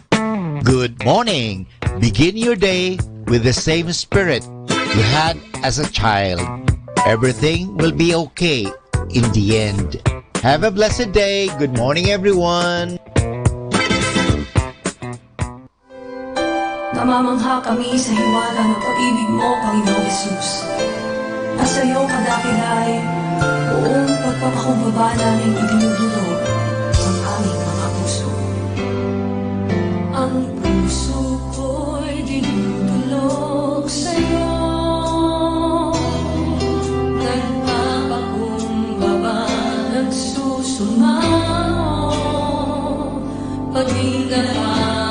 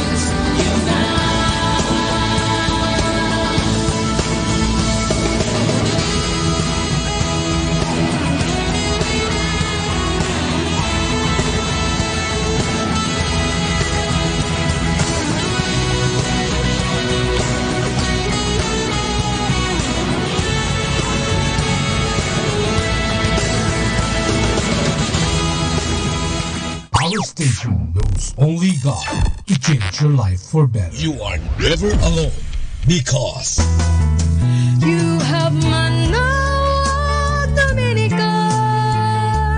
Radio FM.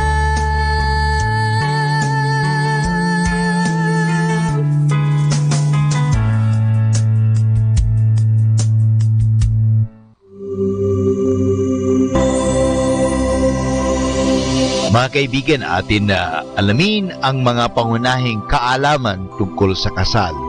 Ang tanong po natin ay, ano ang ibig sabihin ng deklarasyon ng kawalang bisa ng kasal? Ang sagot ay ito. Ito ay isang deklarasyon ng simbahan ukol sa isang naganap na kasal na walang bisa o walang talagang naganap na kasal dahil sa isang balakid sa kasal na humahadlang sa pagganap nito. Ang kasal ay pinangangalagaan ng batas, kaya ang bisa ng kasal ay mananatili hanggat ito ay mapatunayang hindi naaayon sa batas nito. Ang kasal na naganap at naisakatuparan ng ang pagniniig ng mag-asawa ay kailanman hindi mapapawalang bisa ng kahit na anong kapangyarihan o batas ng tao maliban sa kamatayan.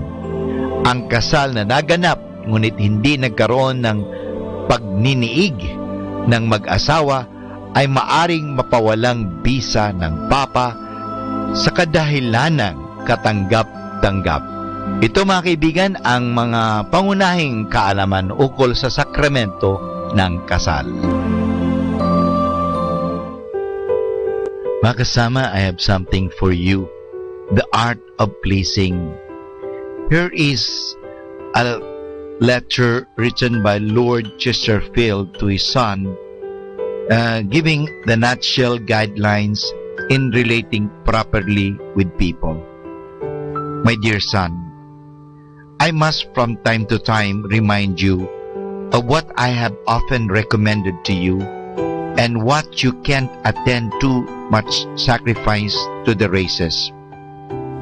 To engage the affection of any particular person, you must over and above your general merit have some particular merit to that person by services done and offered, by expressions of regard and esteem, by attentions for him, etc., and the graceful manner of doing all these things opens the way, the heart, and the facilities.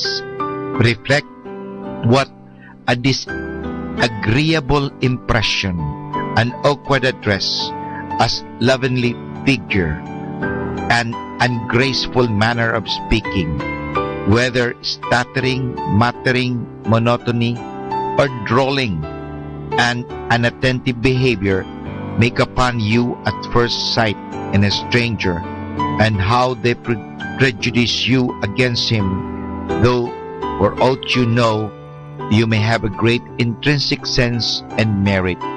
And reflect on the other hand, how much opposite of all these things prepossess you at first sight in favor of those who enjoy them.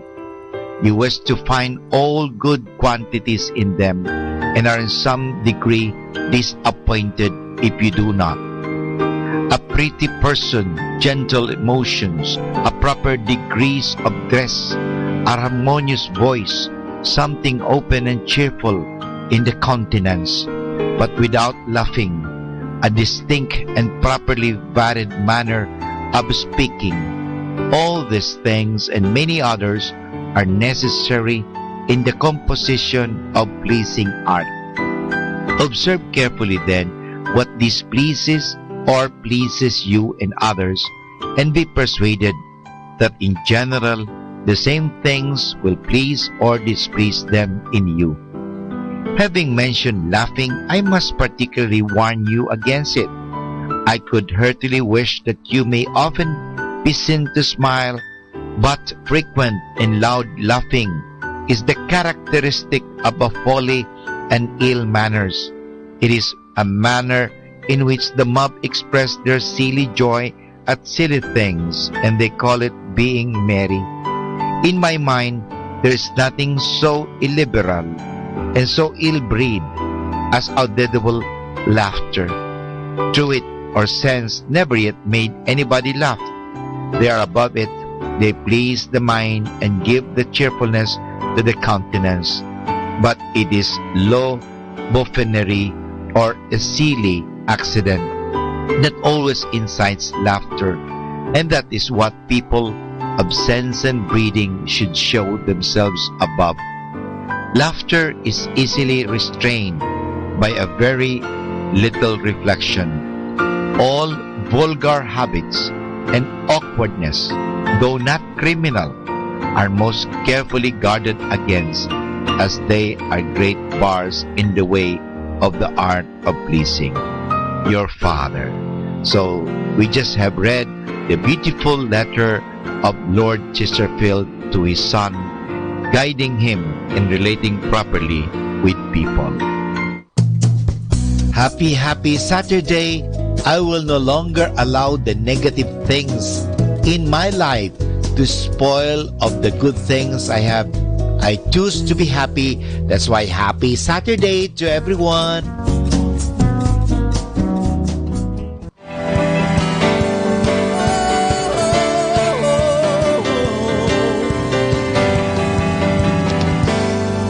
Is it enough to gather in this place?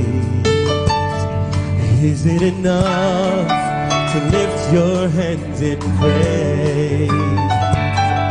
Is it enough to offer just a part of me? No, you want it all, my spirit, mind, and heart. I give you worship, my great and awesome King. I give you worship. This is my offering. In your presence I receive and hear you say to me, oh, be free, be free. I hear you say, be free, oh, be free.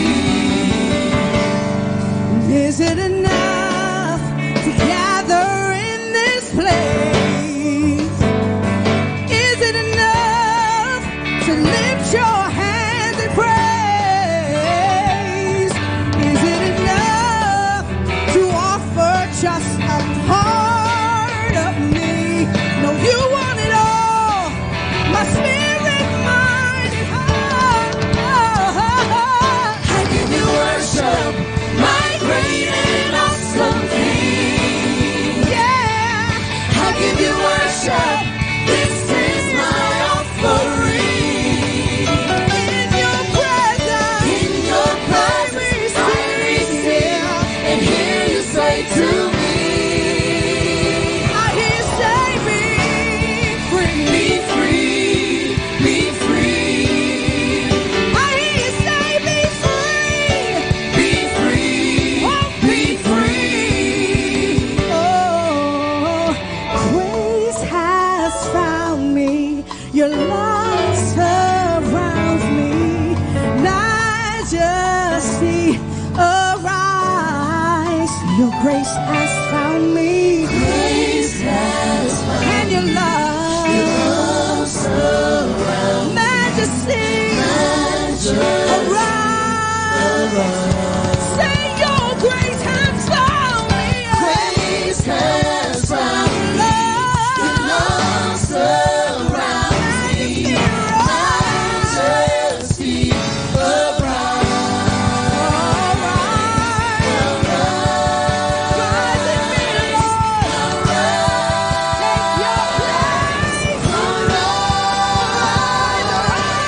I give you worship, my great and awesome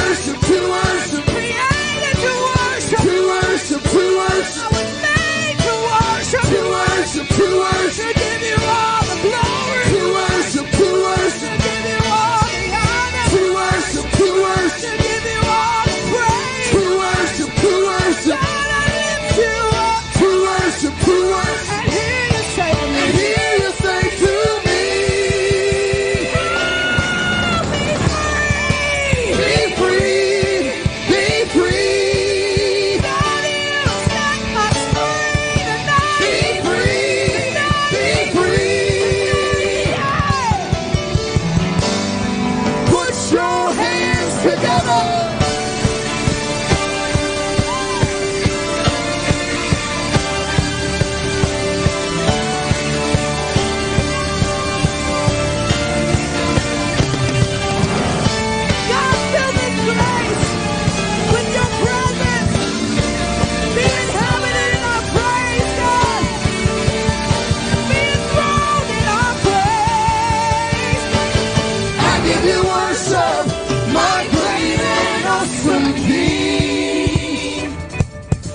Give you worship, this is my offering. In your presence, Lord. In your presence, I receive. In your presence, I receive. In your presence, I receive. In your presence, sing again, say, in your presence, I receive. In your presence, I receive. In your presence. Receive in your presence. See, I was created to worship. To worship, to worship. Created to worship. To worship, to worship. I was made to worship. To worship, to worship. To give you all the glory. To worship, to worship. To give you all the honor. To worship, to worship. To give you all the praise. To worship, to worship. God, you're King of Kings, Lord. To worship, to worship. God, hear you say. Hear you say to me. I hear you say, be free. Be free. Whom the Son sets free is free indeed. Be free. Be free. Oh, hallelujah. Hallelujah. Hallelujah. Hallelujah.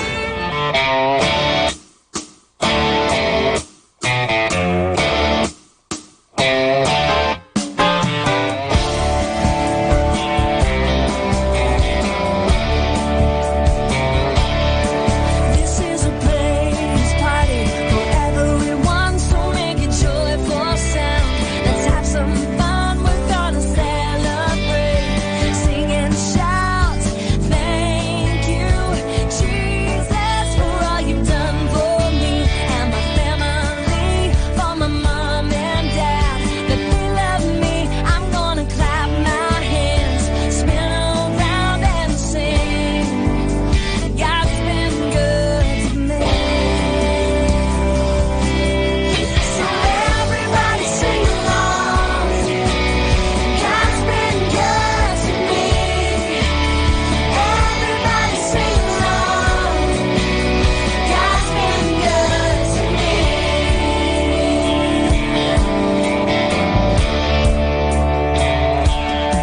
This is a praise party for everyone, so make a joyful sound. Let's have some fun, we're gonna celebrate. Sing and shout, thank you, Jesus, for all you've done for me and my family, for my mom and dad, that they love me. I'm gonna clap my hands, spin around and sing. God's been good to me. So everybody sing along. God's been good to me. Everybody sing along. God's been good to me. So everybody sing along. God's been good to me. Everybody sing along. God's been good to me.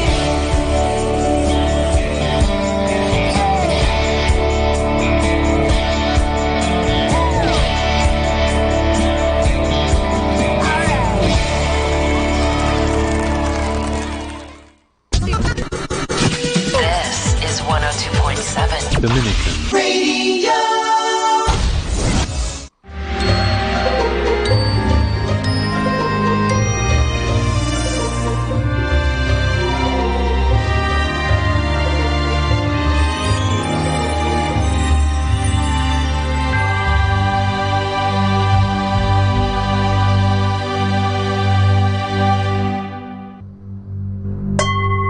Mary is not only the most outstanding Christian, she's in fact the first and most faithful Christian.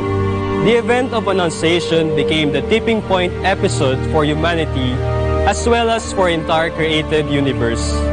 The angel Gabriel announced to Mary that she would conceive the Son of God through the power of the Holy Spirit. In her utter simplicity, she could not understand. How can this be, since I did not have any relation with a man? Yet she held firm was that nothing is impossible for God. Mary in her freedom consented to God's liberating will. The entire cosmos that had waited with bated breath rejoiced exultantly in her fiat. Mary became the first Christian as she gave her agreement to God's invitation. She became the first person who received Christ not only in her soul but in her womb. A perfect reception of Christ. Because of this, Mary was made the splendid model of Christians for all ages. Like Mary, we are graciously invited by God to receive Christ in us. And in freedom, we submit and open ourselves to God. Thus, in baptism, we receive Christ in our soul and are incorporated into His body, the Church. In His love, God offers His only begotten Son in the Eucharist to us, so that we may receive the fullness of Christ, not only in our soul, but in our entire being. We may not comprehend why God chose us, how He entered our life, and how Christ is truly in the Eucharist. Just like Mary, we lift up our hearts to the Lord and confidently say that nothing is impossible for God. However, accepting Christ in our life is always a radical choice. Often, it entails a lot of perils and life-threatening situations. Mary was pregnant practically outside marriage, and for a woman like Mary, that is punishable with death. Indeed, with Jesus around, Mary's life was no longer normal. Even as Jesus ended his earthly life tragically, Mary became the sharer of Christ's cross. Yet, in the face of these trials and dangers, Mary did not waver and stood her ground to the end. While other male disciples betrayed, denied, and ran away from Jesus, Mary was there at the foot of the cross, not weeping, not kneeling, not complaining. She was standing with firmness of heart, looking at the fruit of her womb, murdered like an animal. Just like Mary, our life with Christ may draw many undesirable consequences. Being honest while others are not, being truthful while others tell lies, and being forgiving while others seek vengeance. Yet, we learn from Mary that with Christ, we are empowered to stand our ground to the end. Mary was taken up to heaven because she was the most outstanding Christian. And we can be certain that we will be taken up to heaven because we follow the footsteps of Mary, the first and most faithful Christian.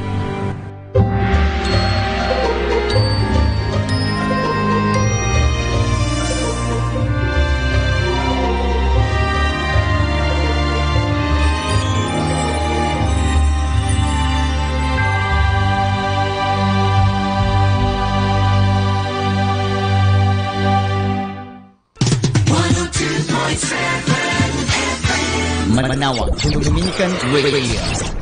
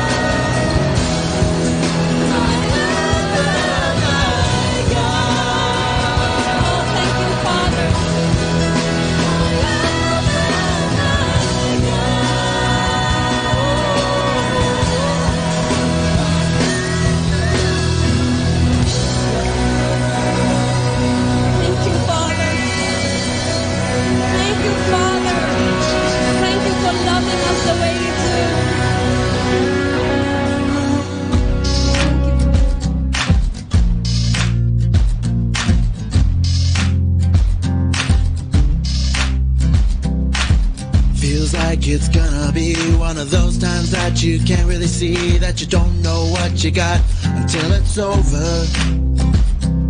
Desperate to find some peace of mind in a world that's filling one's desires to be all that you can be without a future. And you feel like you're missing something inside, and you know that it's only a matter of time. It's still small voices calling to you, desiring your life to change.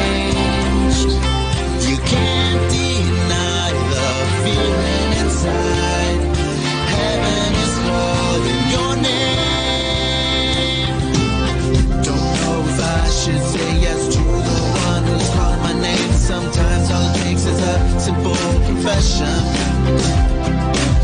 Ready to leave behind the things that have trapped me in my mind, that have kept me from walking in this plan and purpose.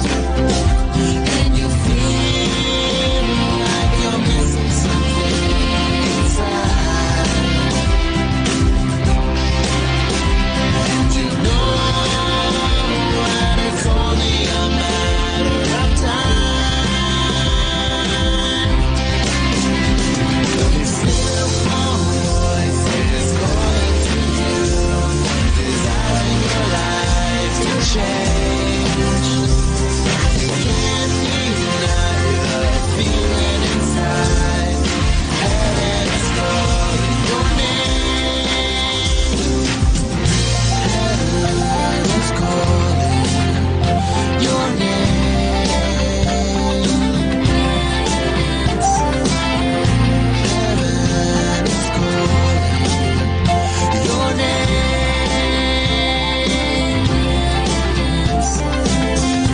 Heaven is calling your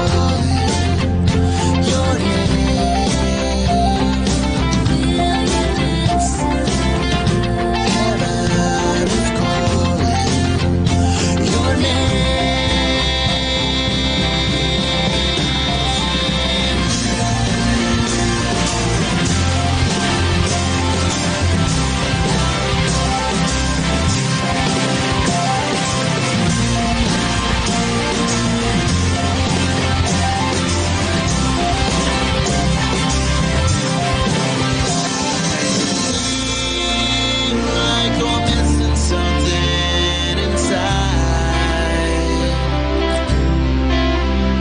and you know that it's only a matter of time.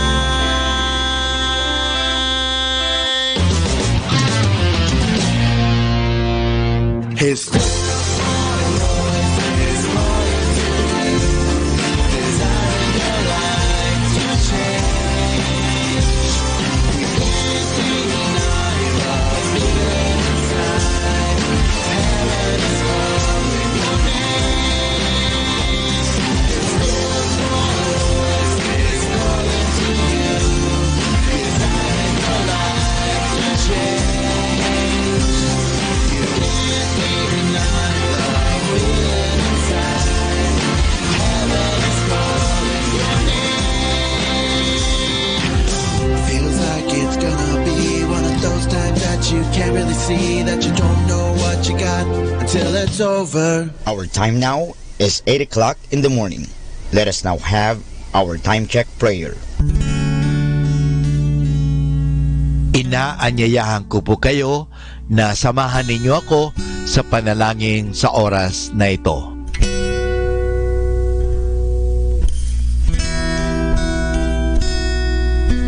Panalangin bago mag-aral. Panginoong Yesus, Ikaw ang bukal ng liwanag at karunungan. Tanglawan mo ang iyong liwanag, ang aking isipan, upang maunawaan ko ang aking mga aralin. Bigyan mo ako ng talas ng isip upang maisaulo ko ang mga dapat kong tandaan. Pagkalooban mo ako ng tiyaga at sipag upang patuloy akong magsikap sa aking pag-aaral. Pag-alabin mo ang aking pagnanais na makamit ang karunungang kinakailangan ko sa buhay nito. Ang lahat nito hiningi namin sa ngalan ni Kristo. Amen.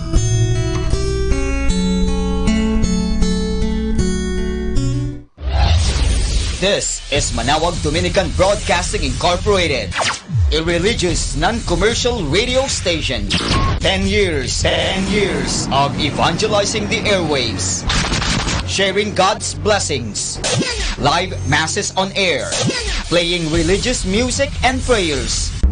May kasama ka, si Jesus, si Maria, at kami.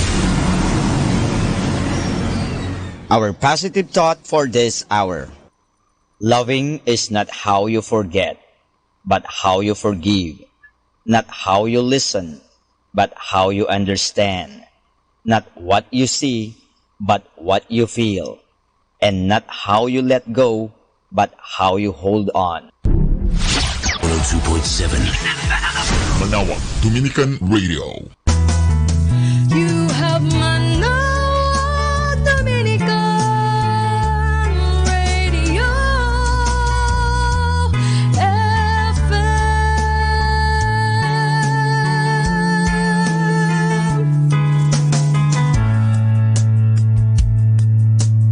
Kasama natin to. Atin pong pakinggan sina Kuya Bobot at Ate Lea Ocampo sa programang Ang Kristiyanong Pamilya at Iba Pa, dito po lamang sa Manawag Dominican Radio.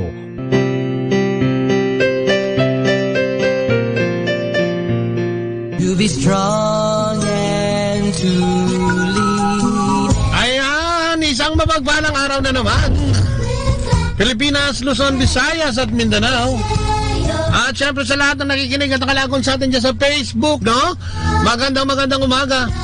Naglagon lang po sa Botley, ano? I-type lang ang Botley, at kami makakasama nyo na. At ma-accept namin kayo as friends para tayo ay makapagniig dito nga sa ating Facebook, no? Especially pag dito tayo sa Manawag, no? Botley lang po ang i-type nyo at ilalike namin yan at gagawin nating friendship, no?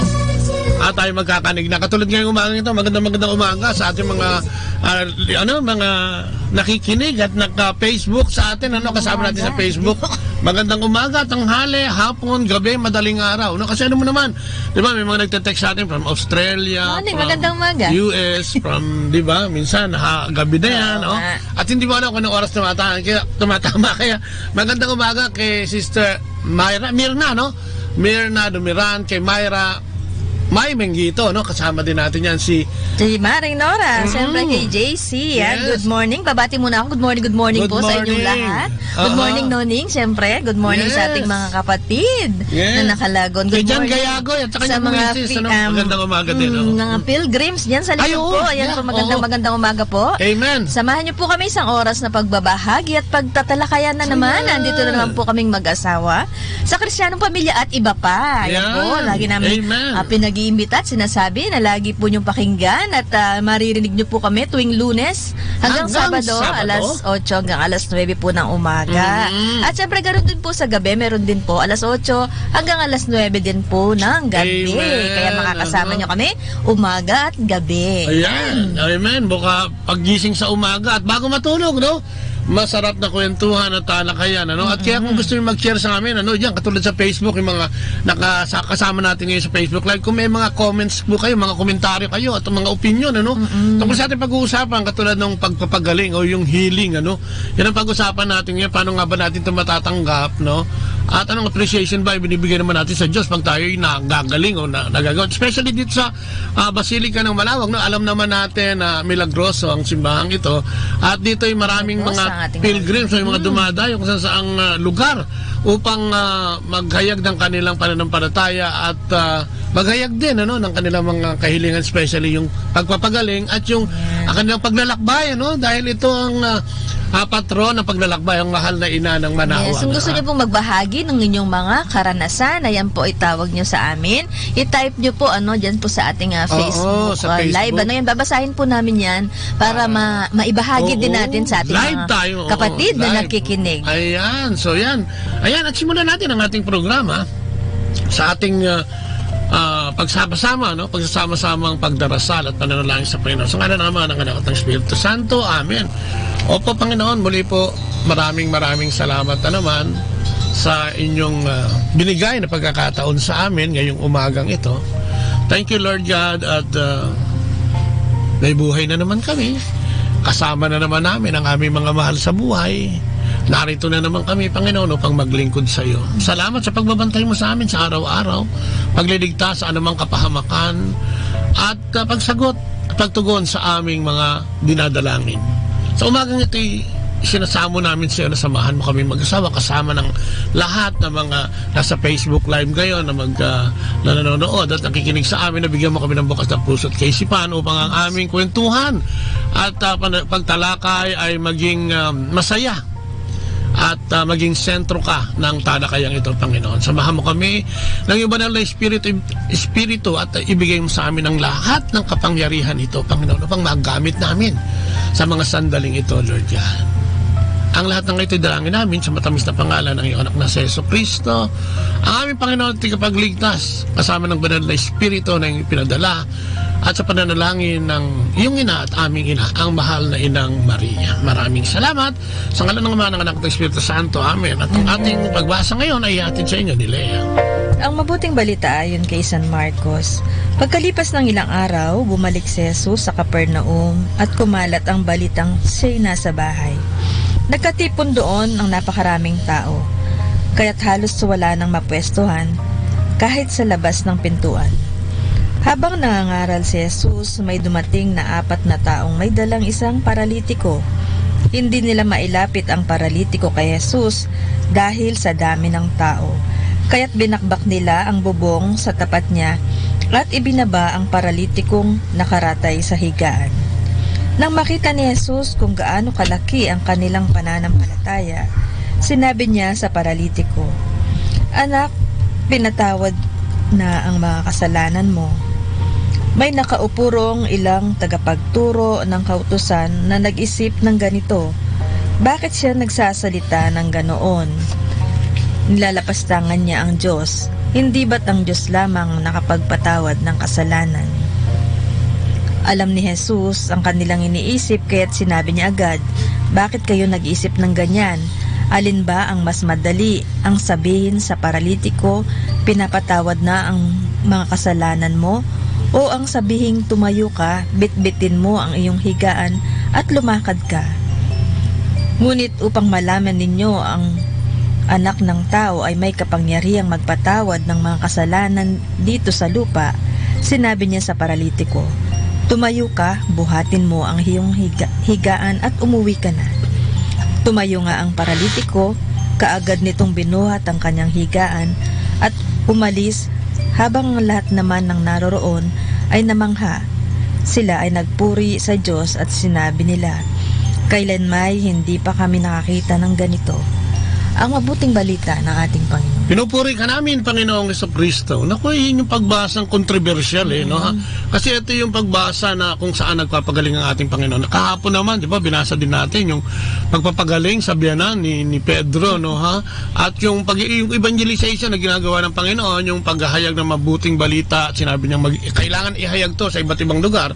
At sa paggawa niya nito, siyempre, kung saan siya napupunta, at lagi siyang nagpapagaling ng may sakit, no? Nagpapalayas ng mga demonyo, katulad ng mga demonyo na pumapasok sa ating mga kaisipan sa araw-araw nating ginagawa, no? Napaka-controversial nito dahil ito yung parang kamangha-mangha, no? At sa panahon ng ating Panginoon noon ay parang hindi ito, no ba?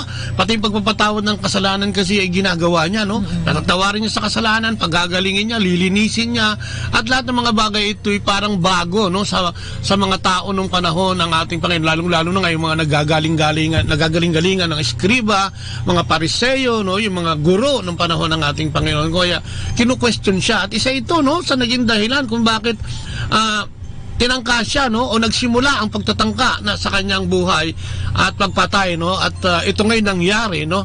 Kung kaya napakagandang isipin at laging tignan, ano, yung pagmamahal ng Diyos sa atin, ano. Ano nga bang kailangan natin? Yung komentaryo dito, no, may nakalagay dito, the leper had the courage to approach Jesus and in humility knelt and begged him, especially to heal him.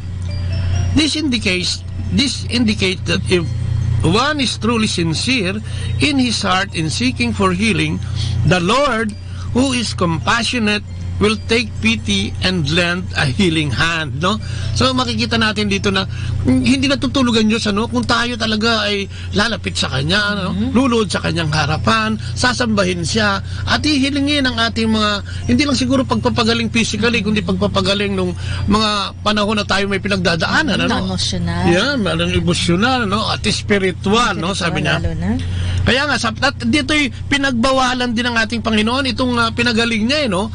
Pero sabi dito nga, however, joy and happiness overwhelmed the healed one. No? He could not contain the wonderful miracle that happened, and he simply had to share this delightful feeling of being saved. No, siguro, natutuwa siya sa nangyari sa kanya.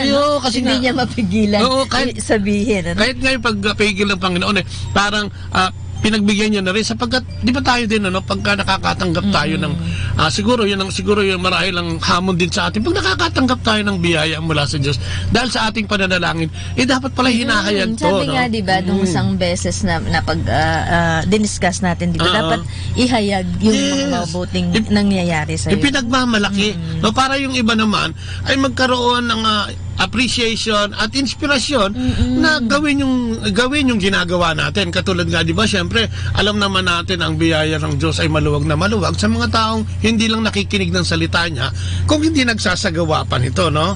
So, kailangan, sabi nga dito, yung pagiging evangelizer at witness natin sa ating mga tatanggap ay talagang dapat ginagampanan natin. At sabi nga, dapat na ginagaya din natin to, no? So, yun ang sinasabi natin. Ngayong umaga nga ito, kaya nga gusto natin talakayin yung tungkol sa pagpapagaling. Nakita natin dito yung labis, no, na pagmamahal ng Diyos, na hindi lang pagpapagaling, hindi lang pagtuturo, at kung ano-ano pa ang ginawa niya, no?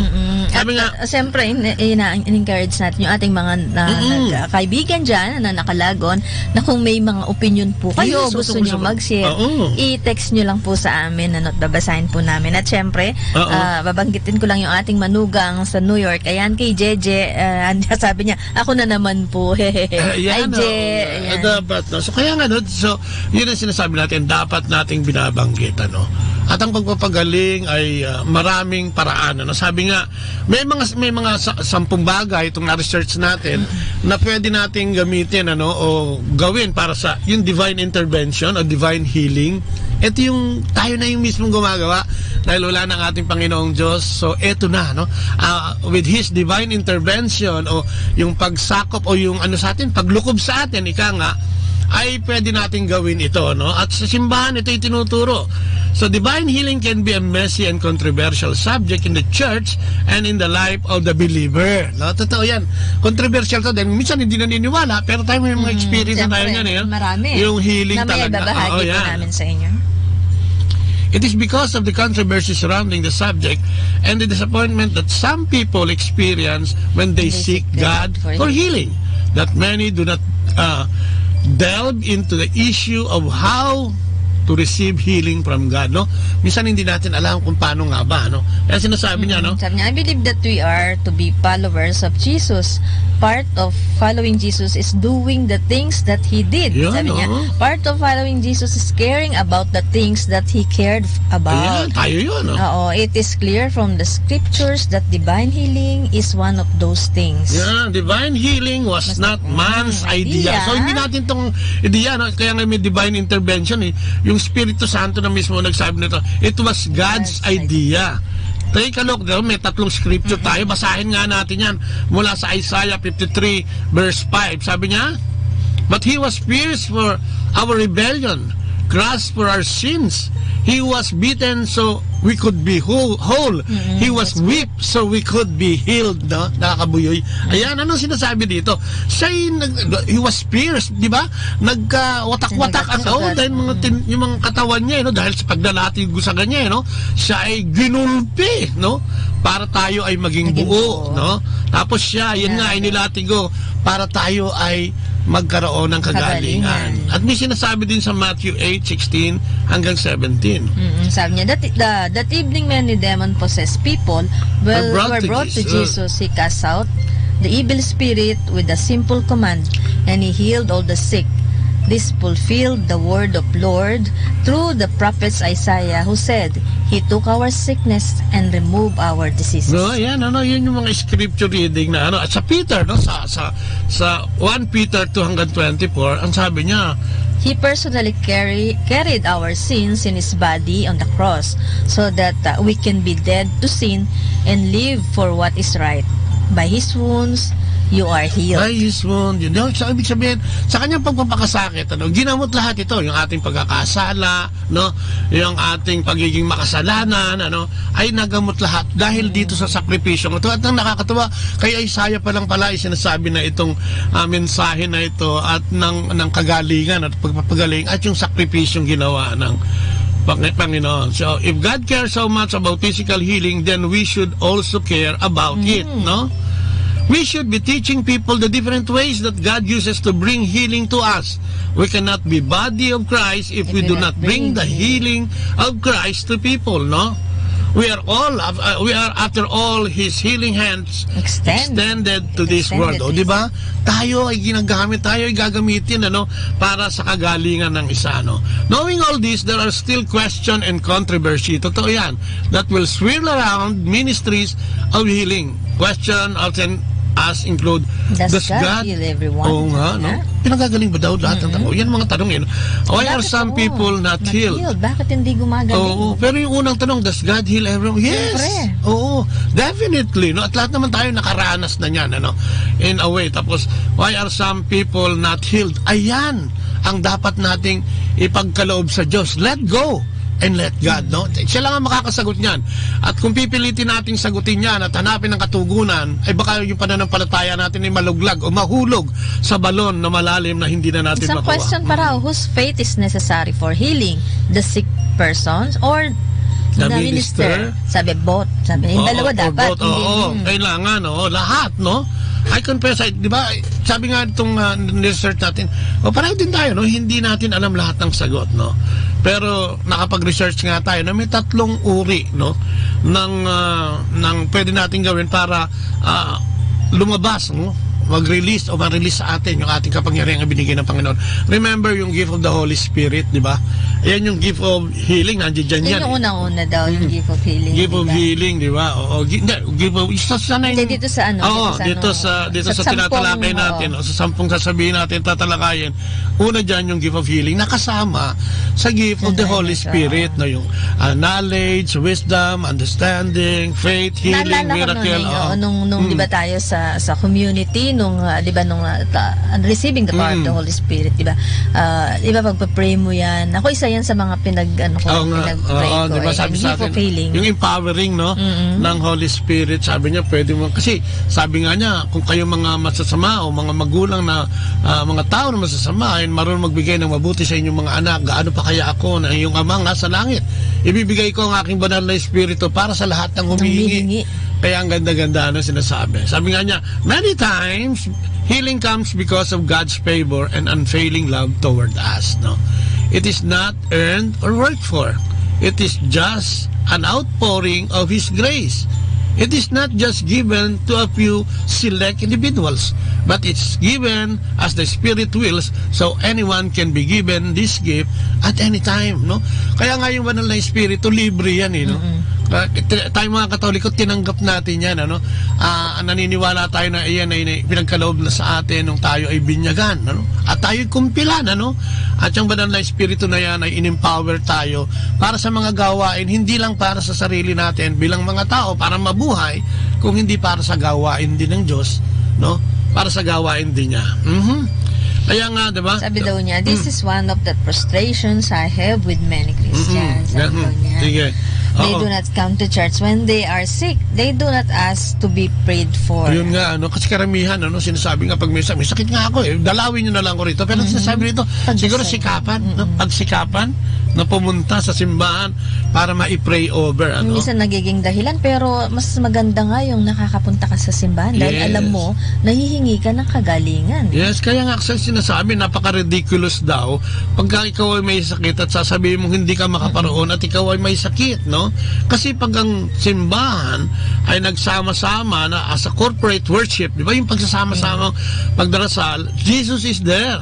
Diba? What better time to ask Jesus to heal you kung di nga yun, ano? Kaya napakahalaga ng pagsisimba, ano? Kung meron kang mga pinagdadaanan, kung meron kang mga gustong gawin, sabihin, ito'y maihahayag mo, no? Sama-samang paghahayag ng mga kasama nating nagsisimba, no? Ng ating pananalangin. At sabi nga, ang Panginoon ay nandi dyan. Sa atin nangyayari yan, sa community natin, yung paghingi natin sa mga kapatid, na ipagdasal tayo sa ating kagalingan. Katulad nga, di ba, katulad ng programa natin, hinihiling natin sa ating Panginoon na samahan tayo. Sapagkat kung tayo lang, kami lang dalawa, kami mag-asawa, tayo lang, parang napakahirap nun, ano? At mahihirapan tayong gawin, ano? So, anong sabi niya pa? Yung laying of hands, di ba? Ito yung ginagawa sa mga communities naman, no? Kung ikaw ay kabilang sa isang community, no, ng Kristiyano o Christian, o lalo na sa Katoliko, yung lay communities, kasi ito, no? Ito yung ginagawa pag may birthday, may anniversary nga, di ba? Pray over. Pray over, nililay. Oo, no? At binibigay ang ating atensyon, no, sa ating ipinay-pray over nating lahat, karang corporate prayer nga ang tawag doon, no? So these miraculous signs will accompany those who believe. They will cast out demons in my name, and they will speak in new languages. They will be able to handle snakes with safety, and if they drink anything poisonous, it won't hurt them. They will be able to place their hands on the sick, and they will be healed. Ito sa Mark 16. 17 hanggang 18. Ito yung pagbasa doon, ano? Ito yung pagkakataon na talagang sinasabi ng Panginoon na kung sino nga, no, yung nagkatanggap ng banal na Espiritu ay makakagawa namang yung milagro, no? Yan. Yan nga daw yung one. Yun katulad nung kaninang sinasabi mo, yung one of the most common ways that people receive divine healing is when somebody, yung kanina, lays hands on them and prays for them. Yes. The power of God that resides in us because of the Holy Spirit resides in us flows out of the hands that are being laid on the sick person and they get well. Linaw na yan, yung kapangyarihan. Oo, lalo na kung marami nga kayo, di ba, no? The power of God that resides in us, no, ay lalabas, no? At kayo, di ba, kaya nga sa ewan ko sa ibang community, no, sa atin sa CFCFFF, tinuturo natin yung ano, di ba, yung pagkatapos ng mga prayer meeting, okay, mga magulang, no, bago umalis yung mga anak natin, pwede nating i-pray over yan, na sana patnubayan sila ng ingatan, gabayan. Ng Santa Trinidad, no? Ingatan at ibalik sa atin ang maayos pagdating ng dapit hapon, no? Pakanilang pag-uwi. Yun ang mga ginagawa natin, no? One of the reasons that the Divine Mercy Healing is being teach, parang ito ngayon, ano, naniniwala tayo na ito yung mga ginawa ng mga apostoles dun sa gawa, no? Kung magbabasa tayo ng aklat ng gawa, ito yung mga ginagawa ng ating mga apostoles, dahil nung sabihin sa kanila ng Panginoong Kristo na sila ay hindi wag lang magpagaling kundi magsalita patungkol sa kanya, no? So yan, yun mga isa sa mga healing na pwede natin gawin pa, no? Divine healing yung laying of hands, ano? Yung isa pa raw, calling for the elders to anoint you with oil. Yan, ito naman, no? Ito naman ay rare, no? Ang ginagawa ito, rarely. Ito yung isinasama yung mga matatanda natin. Siguro sa community, no? Pwede ito. Yung mga, especially yung talagang matagal na sa paglilingkod, malaki na ang unawa sa salita ng Diyos, sa simbahan, di ba? Yung mga pare, ano? Parang ginagamit din to yung anointing of the sick pagka tayo'y pumanaw na, at yan ay ginagamit din, pinagdadasal yung ating kaluluwa na ito ay makarating, no? Sa dapat niyang kaparoroonan, ano? So yan, ano pa ang sabi, no? Through taking authority over the sickness. Ay, maganda ito, no? Yung taking Di ba? Yung kumisan pagka may sakit daw tayo, sana sinasabi natin, ano? Na lagi nating nasasabi o sinasabi natin sa ating sarili o kina-cast out natin, no? Dapat pala kina-cast out Sabi nga daw, di ba parang sa atin pagka yung masama yung pakiramdam mo, di ba? Naku, layuan mo ako. Meron kaming gawain ngayon, di ba? Parang alam mo yun, kahit yung sinasabi mo lang, parang minsan talaga nangyayari, lalo na kung naniniwala ka talaga. Talaga, kaya nga yun yung naniniwala tayo lagi na ang ating Panginoong Diyos ay kasama natin. Naniniwala tayo lagi na ang Diyos ang gagawa ng paraan para sa ating mga suliranin, ano? Hindi lang nga yung sakit, no? Ang Panginoong Diyos ang siyang tutugon, no, sa lahat ng ating mga pangangailangan. Sabi nga, God will always make a way for us, no, para sa atin, lalo-lalo na ngayon sinasabi kanina, kung talagang nakasentro at sincero talaga yung ating pagtawag sa ating Panginoong Diyos, no? Kaya nga may kantang ginawa dyan, no? Para dyan sa ma-inspire tayo na ang Diyos ay nandiyan, hindi tayo iniiwanan, at lagi na, no, na ating kapiling at nasa ating piling. Ay, pakinggan natin ito, no? Itong awiting ito, subukan natin namnamin ang mga pangako ng ating Panginoon sa atin. God will make a way where there seems to be no way. He works in ways we cannot see. He will make a way for me. He will be my God. Hold me closely to his side. With love and strength for each new day. He will make a way. He will make a way. Sing it together. Oh, God will make a way where there seems to be no way. He works in ways we cannot see. He will make a way for me. Oh, He will be my God. Hold me closely to His side with love and strength. New day, He will make a way. He will make a way. Listen, by a roadway in the wilderness, He'll lead me. Rivers in the desert, rivers in the desert will I see. Heaven and earth will fade, His word will still remain, and He will do something new today. Oh, God, make a way where there seems to be no way. He works in ways we cannot see. He'll make a way. Oh, yes, He will. Oh, He will be my God. Me to His side with love and strength for each new day. He will make a way. He will make a way.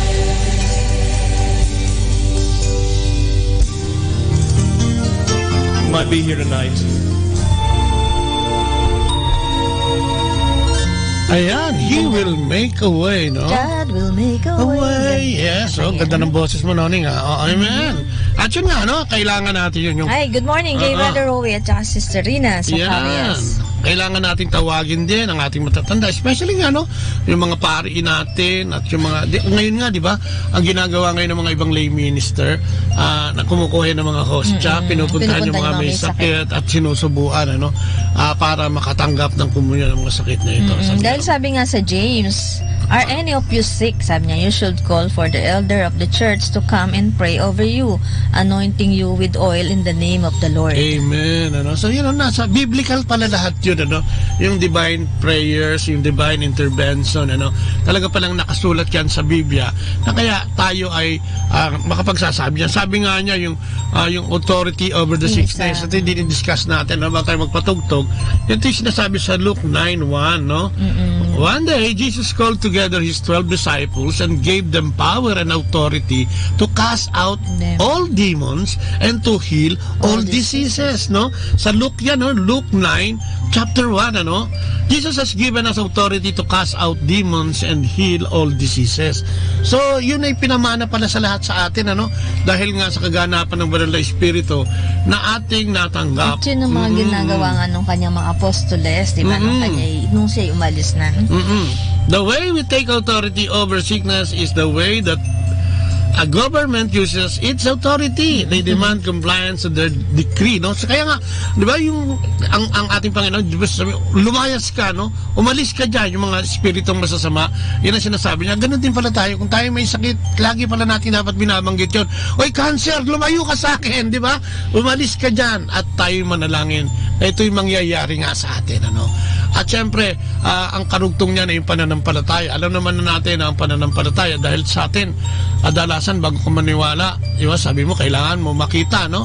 Pero sa ating Panginoon, sabi niya, maniwala ka lang at makikita mo kung anong milagro ang pwede mangyari sa'yo. Ito nga yung sinasabi ko niya, there has been more than one occasion, sabi niya, ito experience, and that when I start to feel sickness come upon me, that I have taken authority over the sickness and told it back its bag because it was not welcome to my dwellings. Yeah, di ba? No? Yun ang sinasabi nga, no? Hindi siya, hindi siya welcome, no? Siya na mismo, ikaw na mismo, no? Yun nga sinasabi ko kanina, pag kayo medyo hindi maganda nga yung pakiramdam, ikaw mismo na palayasin mo na siya, no? Parang espiritu ng demon, di ba? Tayong may mga community again, di ba? Nagka-cast out tayo dyan. Halimbawa, may lugar tayong pupuntahan, magkakaroon tayo ng seminar. Ito yung ginagawa natin, itong uri ng ng pagka-cast out. Ito yung ipinanalangin natin na ang lahat ng masasamang spirito ay umalis. Ano nandiyan dyan man, kung meron man, at siguradong meron na naman dyan, lalo na kung may gawain. Lalo na, yan nga. Ayan, kailangan ginagawa. Ganun din sa tahanan natin, sa ating mag-asawa, no? Siguro pagka madalas kayo mag-away, i-pray over, no? Pag kayo may mga problema, kung medyo marami kayong nagiging diskusyon, siguradong nandoon yung si Taning, i-cast out yun. Oo nga, kahit sa ating mag-asawa, pray over tayong pareho, no? Na sana alisin sa atin yung mga pagdududa, yung galit, yung mga maliliit na bagay na pinag-aawayan natin. Kailangan siguro, dapat mapansin natin yan, kaya siguro mas maganda yung mag-pray over ang kayong mag-asawa na o magtulong kayo sa pagka-cast out. Diba, siyempre, alam mo naman ang demonyo. Pagka yan ay may nakikitang magandang samahan, no? Meron diyang pag-ibig, may pagkakaisa, parang napapraning talaga yan at gusto niya na isirain niya. Kung minsan naman ay papatulan mo na, minsan nakakainis dahil sunod-sunod na, gusto mo na talagang layasan din ng iyong partner, di ba? Di ba parang weirdo, no? Pero yun ang sinasabi, no? Yun ang sinasabi ng Panginoon, no? Binigyan niya tayo ng kapangyarihan, ano? Kanyang mga disipulo tayo na siyang sinasabihin yung pwedeng tumanggap ng Banal na Espiritu ay binigyan ng kapangyarihan para i-cast out o palayasin ang mga demonyo, no, sa nasa paligid natin. O kung minsan nasa atin na mismo na tayo nagsasalita mismo, meron ito kung kaya dapat yung awareness. Doon sa mga nagsasalita, sa mga experience natin, dahil nga nagpapahayag tayo ng mga salita ng Diyos, madalas tayo yung pinagbubuntungan talaga ng, alam mo yun, yung tinitira, no? Tsaka alam mo, napaka-sneaky niyan ang demonyo. At titirahin kayo konti lang, yung maliit lang, siyempre naman ikaw maliit lang, mami, okay lang, mami, papatulan mo na lahat dyan. At yung maliit na yun, lalaki na yan, no? Masyado siyang madulas dyan sa ganyan, Magaling sa gumawa, magaling sa maliliit na magiging malaki. Di ba? Minsan yung lang, kung halimbawa nga sa pagluluto ng mag-asawa, minsan maalat lang, no? Okay, pwede namang yan, Okay, sobrang asim, no? Pwede namang magpatis, di ba? O kaya pag maalat, pwede mo nang sabihin, sa susunod dagdagan mo ng tubig, no? Masarap pa din naman, kaya lang, at pwede namang sabihin sa magandang way, di ba? Uy, magkakasakit tayo, no? Baka mamaya, pwedeng bawasan, ano? So dito kita natin, hindi lang yung sakit na pisikal, Oo, yung emosyon, di ba?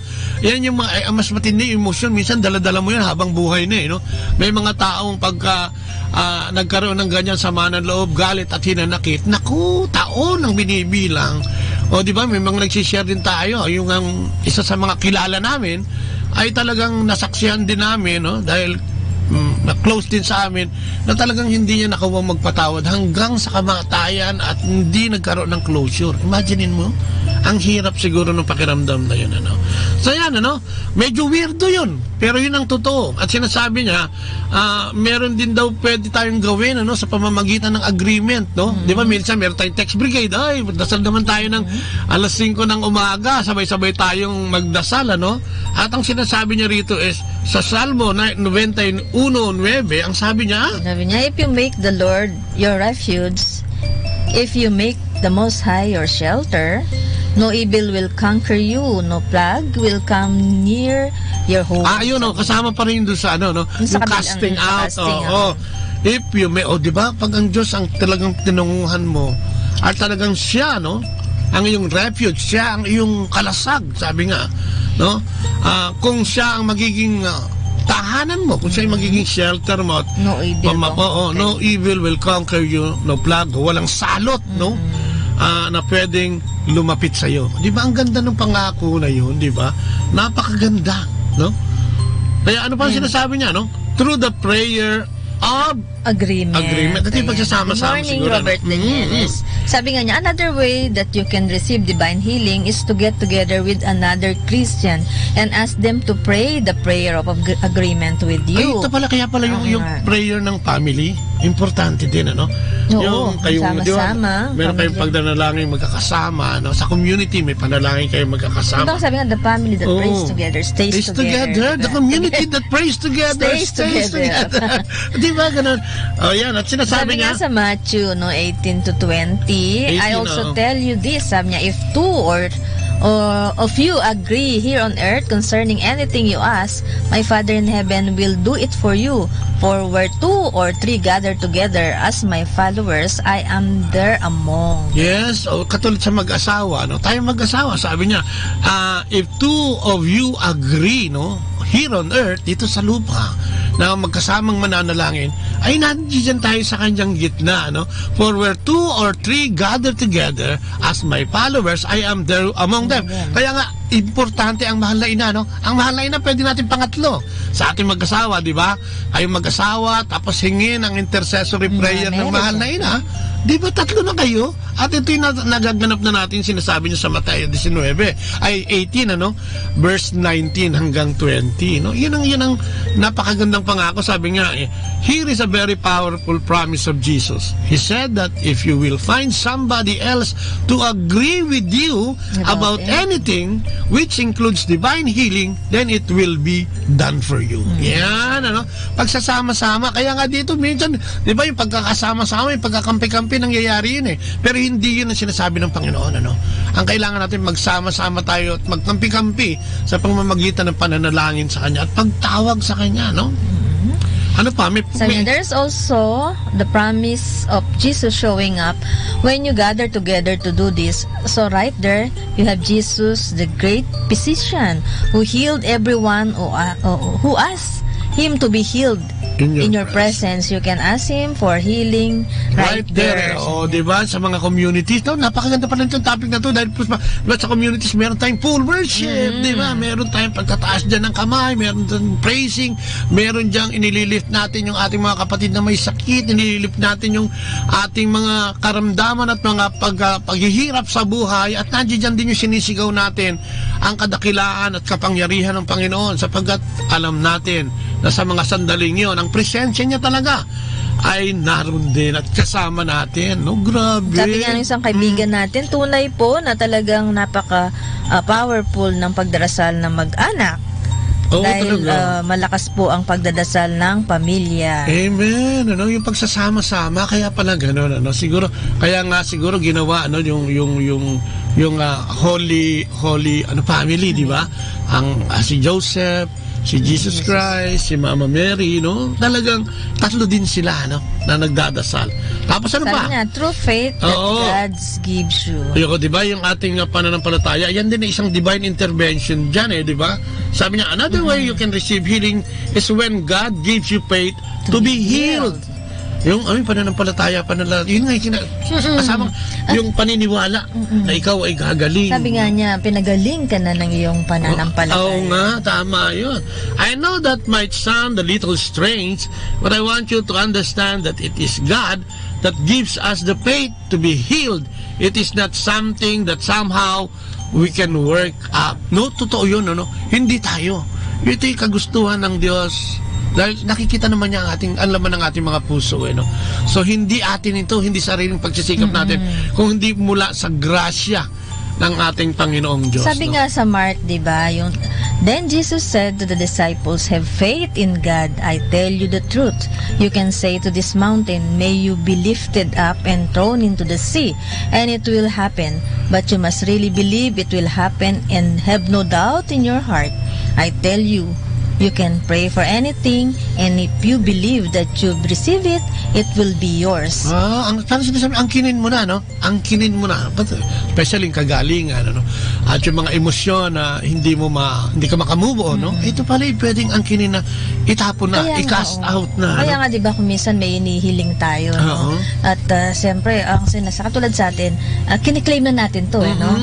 At naniniwala tayo yung ating kahilingan ay ibibigay na. Nagkaroon na ng katuparan. Parang gano'n, no? Sabi niya, notice that the first thing Jesus says is to have faith in God, no? Kaya kailangan, no? Sabi nga, hindi yan tumutubo. Basta, yan ay tinatrabaho sa pamamagitan ng pagkakaroon ng relasyon sa ating Panginoon, sa pamamagitan ng pagbibigay ng oras sa Kanya, no? At ito hindi pwedeng gawin ng kapitbahay mo. Kaya nga, di ba, kung minsan natutuligsa din tayo dyan, sa Quiapo, di ba, minsan ipinapadasal, nagbabayad na lang. Alam mo yun, may binabayaran doon na pwedeng ipagdasal yung kanyang dahil busy siya, no? Dahil kailangan niya makapasok sa opisina, etc., etc. Para naman hindi nanggaling sa puso mo. Tapos, di ba, magtataka ka, parang walang sagot. Di ba? Kaya nga, kailangan physically, no? Ang Diyos, ugnayan, no? Yun ang lagi niya sinasabi sa kanyang mga salita. Kailangan niya ng relasyon. Gusto niyang makipagrelasyon sa atin. Gusto niyang pakialaman ang buhay natin. Kung kaya at saka tayo, pwede naman yun, di ba? Kung meron, kung maraming paraan, kung gusto mo, marami kang magagawang paraan. Kasi nga, yung katulad nun, yung hinihingi ng Panginoon, yung pagdarasal ba, sabi ko nga, katulad sa atin, sa akin personally, yung umaga, yung pagkagising, yun na yung talagang best para sa akin na makipag-ugnayan ako sa ating Panginoon, So talagang kung gusto mo, ay makagagawan mo talaga ng paraan na makaugnayan siya. Amen. Kaya yun ang importante. Kahapon, parang natalakay din natin mga nakang araw, na dapat magtalaga tayo, ng oras para sa Kanya. Parang siguro trabaho din, di ba? May 8 to 5 ka eh. Di ba yan? Puro trabaho ka, para kanino yan? Para sa'yo, sa pamilya mo, at para kung kanino pa. Pero yung magtalaga ka ng oras para sa Diyos lang naman. Dahil sabi niya, mahalin mo ako ng buong buo, buong puso, isip, lakas at kaluluwa. Yung ating time, talent, and treasure ay hinihingi niya sa atin. So parang mahirap. Pero posible pa nang gawin, At maraming nakakagawa nito, kaya nga masaya ang buhay. Dahil kahit may mga problema, masaya ang buhay dahil alam natin na meron tayong ugnayan sa Panginoon. Nakita ko lang itong sa ating kapatid na si Robert Danieles. Nakita ko kahapon kasi sa Facebook. Parang may nakita yata siyang parang butas doon sa bubong na tama ng bala. Oo, nakita niya. Sabi nga na buti na lang. Siguro nung bagong to, hindi ko masyadong ligaw siguro yun. Tapos niya, nagpapasalamat nga siya at walang nasaktan sa kanila, walang tinamaan ng bala. Mahal tayo talaga ng Diyos. Sabi nga niya dito, good morning po, Botlaya, to God be the glory. Amen, to God be the glory. Praise God, kapatid, at walang nangyaring masama.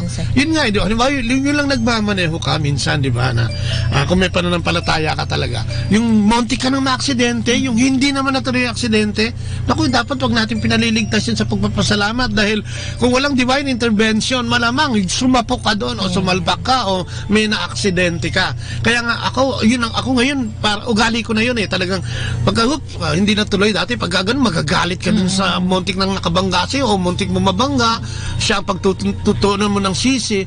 Pero instead na gano'n ang gawin, magpasalamat ka dahil hindi mo siya tinamaan o hindi ka niya tinamaan at walang nangyaring masama. And it's all about divine intervention. Iniwas ka ng ating Panginoon. Hindi yung nakakainis dahil gusto kang, di ba, muntik ka ng... Gusto mong manakit.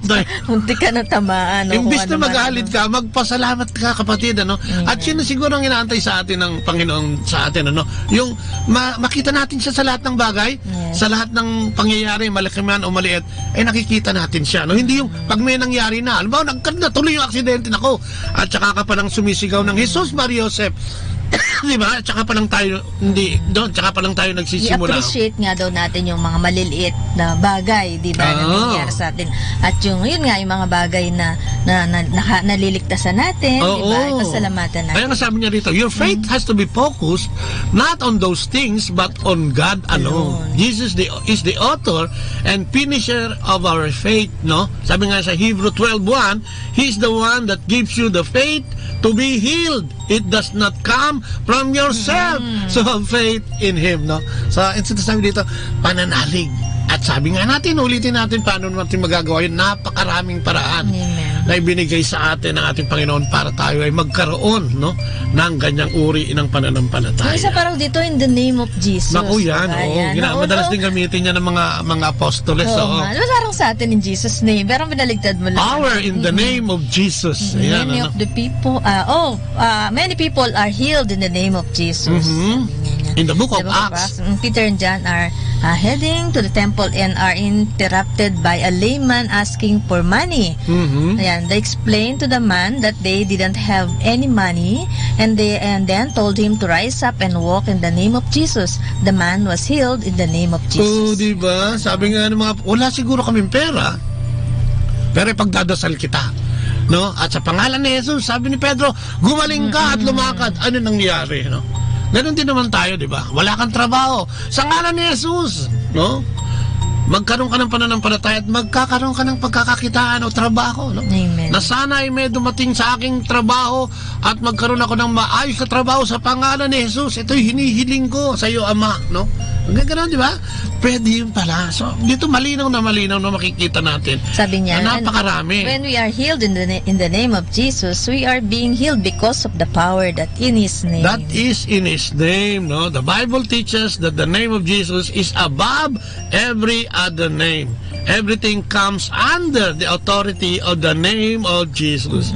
When the name of Jesus is spoken, it is like Jesus Himself speaking. Di ba? Parang si Jesus pala nandiyan. Kaya nga dito, di ba?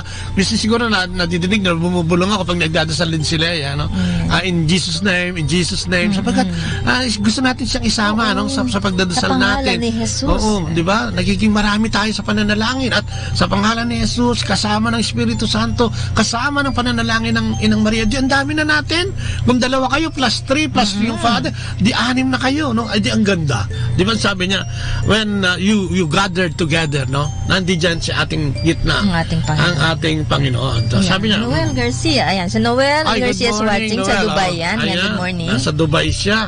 No, so ano pa, through divine intervention and answered prayers comes through praying for others. Dapat daw hindi lang tayo dapat ikaw lang. Kasi parang yung sa atin lang, lalo kung may karamdaman, pagka nagdasal tayo, yung puro sa sarili natin, yun pala, kailangan ipagdasal din natin yung iba. Amen. Lalo na yung iba nating mga kapatid na may karamdaman. At ng mga may sakit, sumama tayo sa pananalangin sa kanila. Sabi nga, di ba, yung by agreement, no? O nagdadasal yung kanilang kamag-anak na yan ay dapat nang gumaling o yung kanyang mahal sa buhay. Sumama tayo sa pananalangin na to, no? Na tayo magdasal din para sa taong ito na gusto natin magkaroon ng kagalingan, no? Katulad si Brother Day at si Sister Eds. Nako, medyo maganda yung improvement ni Sister Eds. Kaya tayo nagagalak sapagkat napakarami ang nagdadasal para sa kanya. At isa yung patunay, no? Ayan ba, no? One of the things that we need to remember is that we are called to be focused on the needs of others and not ourselves. Yun nga yung sinasabi ko kanina. Kung minsan parang yung tayo na lang, di ba? Parang yung ang-focus tayo sa sarili natin. Parang ikaw na lang ang anak ng Diyos. Parang, alam mo minsan, parang ang bigat-bigat. Pero parang ibahagi mo yung paghingi mo ng pagkagalingan. Ibahagi mo rin sa mga kapatid mo. Amen. May sakit din. Parang napakagaan. At siyempre siguro, sabay-sabay tayo pagagaling ng Panginoon. Alam mo? Sabi nga in the book of Job, we find a great example that healing come to Job when he started to focus on the needs of others. Oo, yan sa Job 42:10, ano? When Job prayed for his friends, the Lord restored his fortunes. In fact, the Lord gave him twice as much as before. Oo, di ba yung mga kaibigan niya kasi wala ng pag-asa ito, nawala na ng pag-asa. Sabi ng mga kaibigan niya, pati ng asawa niya, itakwil mo na yung Diyos mo. Walang kwenta yung Diyos mo. Hindi naman nakakagaling. Ayun na nga, wala ka namang ginagawang masama. Tingnan mo ang nangyari sa'yo. Pero si Job ay nanatili, na tapat sa Panginoon at nung kanyang yung matinding pagsubok na, instead na manalangin siya para sa sarili, ipinanalangin niya yung kaibigan niya. At doon nga nang daganap, no? Daganap. Ito nga sabi nga, remember that Job has boils and sores all over his body. God restored his health when he prayed for others. Yeah, boils and sores. Ito yung ano sa katawan niya. Parang galis aso na yun no? Parang gano'n na, kung tignan yun na talagang sariwa, kung kaya parang wala ng pag-asa. Nung pinagdasal niya, yung iba, gumaling siya. Kaya nga, di ba yung kagalit mo, nagagalit ka, may kagalit ka, di ba sabi ng Diyos, tratuhin natin ito, tipagdasal. Yun siguro to, marahil ito yung sinasabi ng Panginoon na ibigay natin sa iba, yung ating concern, at lang tayo. Hindi lang yung sa galit. Yung sinasabi natin, hindi yung sa physical na karamdaman, yun yung karamdamang emosyonal. Na totoo po yun, kasi yung galit na yun, nasa puso mo yun, pero kung ipagdasal mo na lang, yung iyong kaaway o kagalit, ganun din ipagdasal mo. Sa sarili mo, na ikaw yung magkaroon ng kapatawaran. Mas maluwag. Pagpapatawa. Through the faith of others. Ito yung sa pagbasa natin ngayon. Diba? Kasama ito, itong reading na mismo ito na yung magkakaibigan na ang pananampalataya sa ating Panginoon sa Kristo ay grabe. Good morning, Mr. Cool Botron. Ayan. Boltron daw sabi ng isa. Good morning, Mr. DJ Cool. Mr. DJ Cool. Ganda talaga. Ganda talaga ng pangalan. Ang ating station manager. Cool na cool ang pangalan. Amen. So yun, sinasabi dito sa yung healing through faith of others, di ba? Yung pagbasa natin ngayon, dito binasa yung yung hinugos nila, binutas nila yung bubong at inilaglag. Bakit? Kasi grabe yung pananampalataya nila na mapapagaling ang kanilang kaibigan. Kasi, diba, at true enough, nangyari yun. Sabi nga doon sa kwento, yung mismong tao, wala siyang pananampalataya, Pero, yung mga kaibigan niya, yun yung sa malakas ang pananampalataya. Kaya nga, makikita mo na talagang sa pananalig, sa pagkakaisa, agreement, divine intervention come to agreement, di ba? At praying for others, in the name of Jesus, di ba? Through our faith, through the prayer of agreement, yan yung mga calling for the elders to anoint us, di ba? Through the laying of the hands, di ba? Yan yung mga through the game of healing, yung mga yan, yung mga bagay na pwede natin gamitin pala para makahingi tayo ng divine intervention sa ating Panginoong Jesucristo, Faith of others, yan, nakita natin, malinaw yan, At yun nga, tumalon pa nga itong pinagaling, Tapos, faith through doctors, yan, magandang pag-usapan din yan, Alam natin na ang doktor ay kasangkapan ng ating Panginoong Jesucristo sa pagpapagaling, Kaya dapat din tayong maniwala sa kanila, Kaya, sabi nga, finally, I would remiss not to include God using men who have studied medicine and are practicing medicine with their God-given minds and abilities, Luke was a doctor, Si Saint Luke pala, Kaya pala may Saint Luke. Luke was a doctor and wrote almost one half of the New Testament. God is not opposed to medicine. He created it. Just like He created everything. So yung mga doktor, ayan ay binibigyan din ng mga wisdom at divine intervention para, di ba kaya nga sabi natin, may mga dalubhasa, ano ba tawag din? Mga neurosurgeon na yan. Yung mga talagang magtataka ka na parang sinasabi nga ng iba, parang Diyos na, Pero yung talent na yan. Yun ang kanilang specialista sila sa ganun. Ayan. God has placed within our body abilities and defenses that the use of medicine can accentuate and help in the healing of disease. So nandiyan na, kaya nga di ba may mga immune system tayo, ubo-ubo lang di ba? Kung ano-ano lang, sipon-sipon, nawawala yan minsan, Kaya may mga gamot para dyan at madaling gumaling, no? Sabi niya, these are no less part of divine healing as the supernatural ways God heals. So do not think that it is a lack of faith in divine healing to avail yourself of medicine as well. Totoo naman. Diba? Ginamit din ito, binigyan ng wisdom, talino at kakayahan ang tao, no? Para makapagpagaling din. Ayan. May Ayan, text ba sabi tayo? nga ni Robert, every morning before we proceed to our work in construction, we have prayers and sharing. We Yun. believe that prayer is our best shield. Tama Talaga, kaya, kapatid. maganda yun, di ba? May sharing sila, no? Hindi, maganda yun. Alam mo, ay, katulad nga nung mga ginagawa natin, di ba yung sa Manila kasi yung binibigyan ng talk, binibigyan ng seminar namin dun sa Barracks, oo, yan nga, ganun ang tinuturo, kasama sa tinuturo yung pagdadasal bago magtrabaho. Itong sila Robert sa construction dito, alam ko, maganda ang ginagawa nyo, kapatid, at nagdadasal talaga sila before. Kahit saan naman, dito, kahit saan ba, kahit sa eskwelahan yan, kahit sa ang opisina yan, dapat talaga maganda pag umpisahan mo yung araw mo, umpisahan mo yung trabaho mo sa pagdarasal, sa paghingi ng gabay sa ating Panginoon. Ganon din, katulad ng ginagawa po namin dito, before kami mag-start, talagang humihingi din kami ng patnubay sa Panginoon. Oo, kailangan kasi yun, lahat ng ating gagawin, lahat ng ating gagawin sa araw-araw ng ating buhay, especially yung ating buhay na ibinigay at pinahiram sa atin ng Panginoon, dapat nakasalalay sa Kanya, dapat nakasentro sa Kanya. Ano man ang gagawin natin, tayo man ay doktor, construction, nasa construction, nasa negosyo ng pangangalakal at kung ano-ano pa, dapat inaalay natin. Kapatid nga, yung morning diba, prayer yung mga natin. Doktor na kapatid natin, naisishare din, before talaga sila gumawa, di ba, yung mga operation, ay talagang nagdadasal sila. Lahat ng, yan naman ang gusto ng ating Panginoon, isama natin siya. Yung mga maliliit na bagay, ikonsulta natin sa Kanya, hindi natin.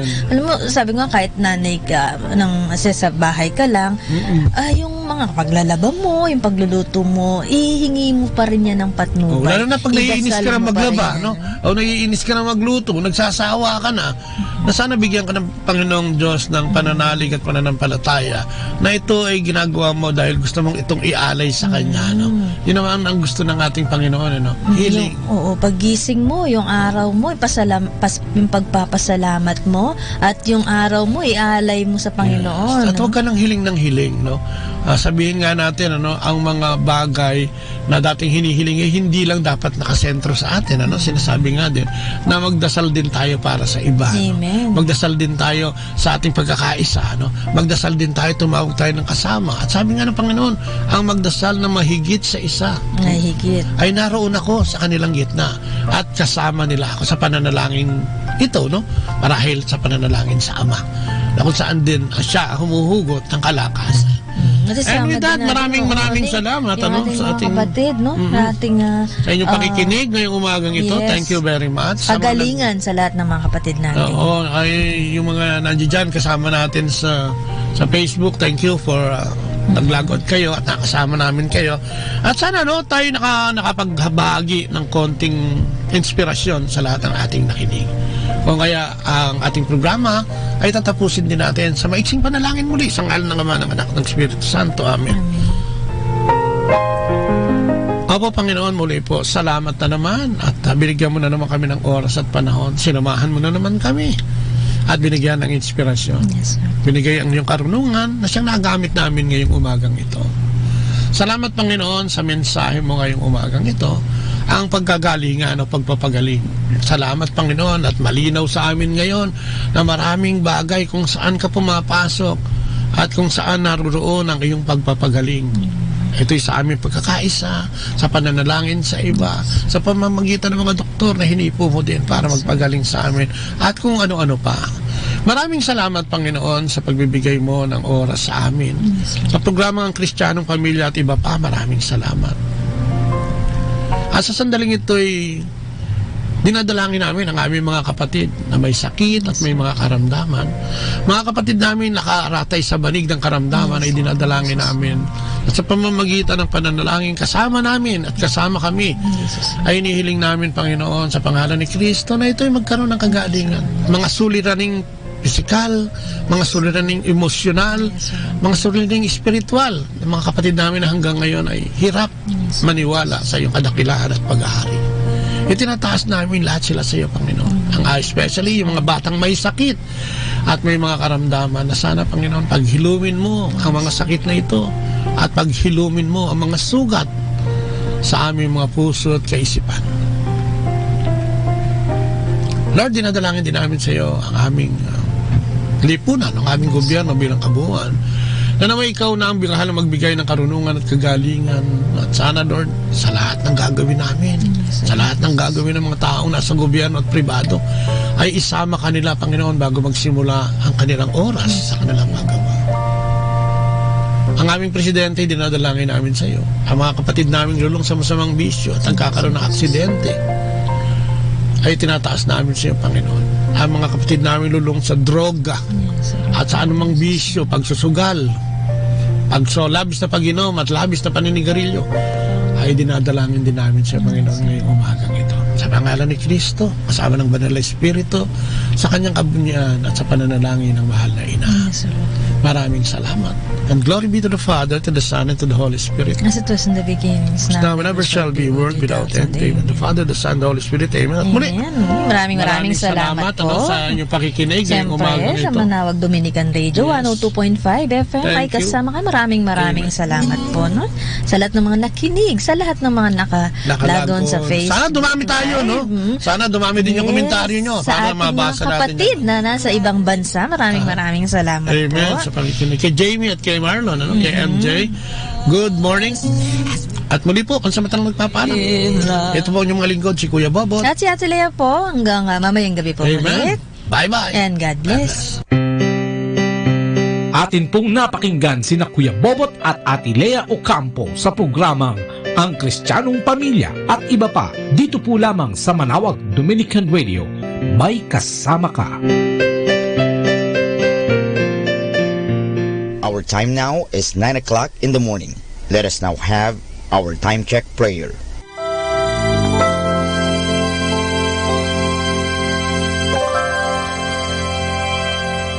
Inaanyayahan ko po kayo na samahan ninyo ako sa panalangin sa oras na ito.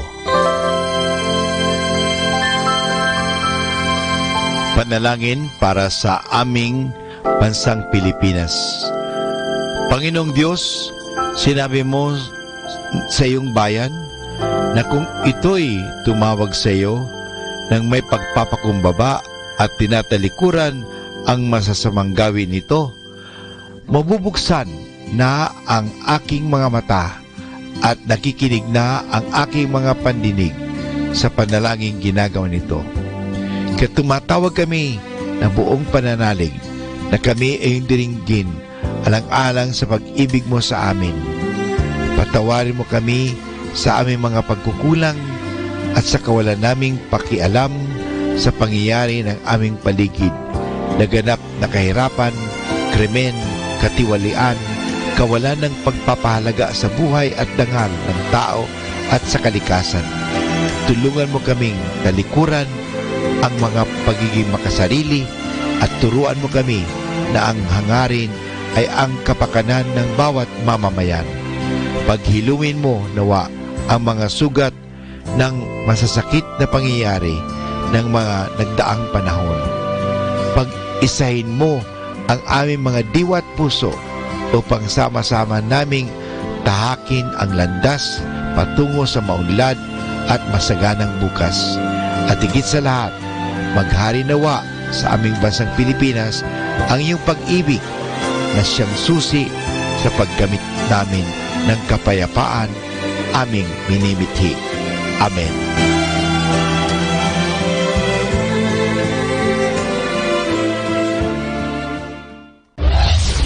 This is Manawag Dominican Broadcasting Incorporated, a religious, non-commercial radio station. 10 years of evangelizing the airwaves, sharing God's blessings, live masses on air, playing religious music and prayers. May kasama ka, si Jesus, si Maria, at kami. Our positive thought for this hour. You have all the time and energy but no money. You have the money and energy, but no time. You have all the time and money, but no more energy. Enjoy life.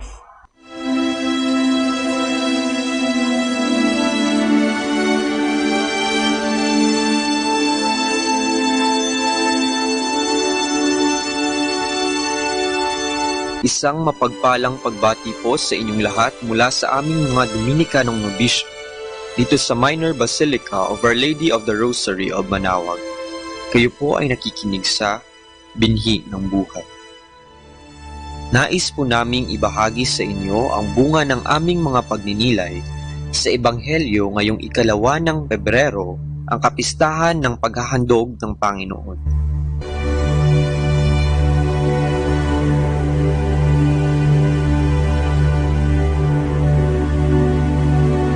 A reading from the Holy Gospel according to Luke. When the day came for the purification according to the law of Moses, they brought the baby up to Jerusalem to present him to the Lord, as it is written in the law of the Lord. Every firstborn male shall be consecrated to God. And they offered a sacrifice, as ordered in the law of the Lord, a pair of turtle doves or 2 young pigeons. There lived in Jerusalem at this time a very upright and devout man named Simeon. The Holy Spirit was in him. He looked forward to the time when the Lord would comfort Israel, and he had been assured by the Holy Spirit that he would not die before seeing the Messiah of the Lord. So he was led into the temple by the Holy Spirit. At the time the parents brought the child Jesus to do for him according to the custom of the law. Simeon took the child in his arms and blessed God, saying, Now, O Lord, you can dismiss your servant in peace, for you have fulfilled your word, and my eyes have seen your salvation, which you display for all the people to see. Here is the light you will reveal to the nations, and the glory of your people Israel. His father and mother wondered at what was said about the child. Simeon blessed them and said to Mary, his mother, Know this, your son is a sign established for the falling and rising of many in Israel, a sign of contradiction, and a sword will pierce your own soul, so that out of the many hearts thoughts may be revealed. There was also a prophetess named Anna, daughter of Phanuel, of the tribe of Asher. After leaving her father's home, she had been 7 years with her husband, and since then she had been continually about the temple, serving God as a widow, night and day, in fasting and prayer. She was now 84. Coming up at that time, she gave praise to God, and spoke of the child to all who looked forward to the deliverance of Jerusalem. When the parents had fulfilled all that was required by the law of the Lord, they returned to their town, Nazareth, in Galilee. There, the child grew in stature and strength, and was filled with wisdom. The grace of God was upon him.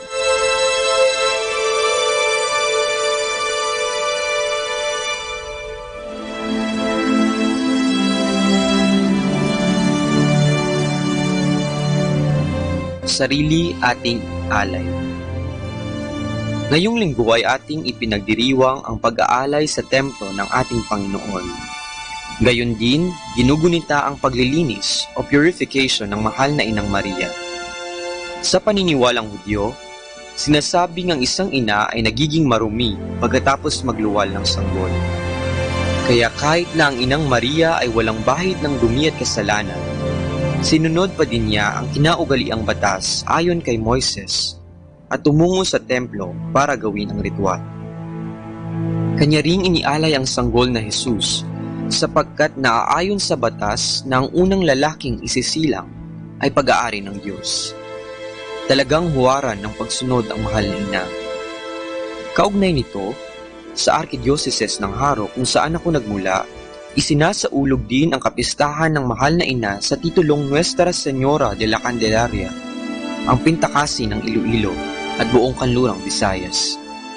Dahil dito, libo-libong mga tao ang dumadagsa sa Katedral ng Haro para magpabasbas ng kanilang dalang kandila at mag-alay ng kani-kanilang panalangin. Sa mga kapistang ito ay pinapaalahanan tayo ng ating regular na obligasyon sa pagsisimba. Tuwing linggo, tayong mga Katoliko ay pumupunta sa ating mga simbahan para magdasal at makipag-usap sa ating Panginoon. Kagaya ni Jesus na siyang inialay ng Inang Maria, sa ating pagpunta sa simbahan ay para nang tayo rin ay pumunta sa templo para ialay ang ating mga sarili. Mga tanong lamang. Sa ating pag-aalay, tayo kaya ay naging kahali-halina sa paningin ng Panginoon? Tayo ba ay naging mabuting tagasunod sa batas ng ating simbahan kagaya ni Maria?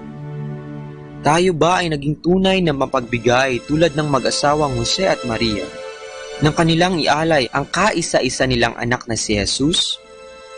Nawa ay pagnilayan natin ang mga sagot sa mga tanong na ito nang tayo ay maging kasiya-siya sa mata ng ating Panginoon. Nariyan ang banal na pamilya upang maging gabay natin sa pagsunod sa Diyos. Nawa ay sa kapistahan ng Reyna ng mga Kandila, siya ay ating tularan. Sa kanyang mga bisig, tangan-tangan niya ang sanggol na Jesus para ipresenta sa atin. Dala-dala din niya ang kandila na siyang ating gabay sa pagsunod sa Kanya. Sa ating pagsindi ng ating mga kandila, pinaalalahanan din tayo na maging ilaw para sa iba. Ang ilaw ni Kristo ay nasa bawat isa sa atin, kaya dapat ay huwag nating kalimutang ibahagi ito sa iba nang may galak sa ating mga puso at kababaang loob. Katulad ng kandila na unti-unting nauubos sa pagbibigay liwanag, tayo sana ay patuloy na mag-alay ng ating mga sarili, hindi lamang sa Diyos, kung hindi sa pagsisilbi sa ating kapwa.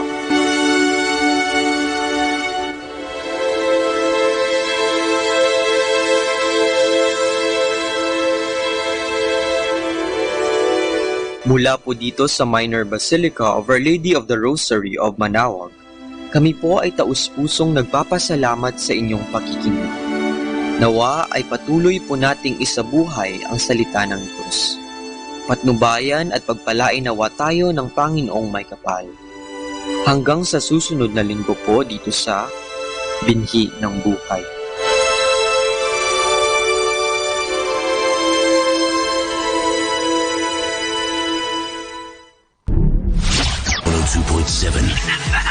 Manawag Dominican Radio.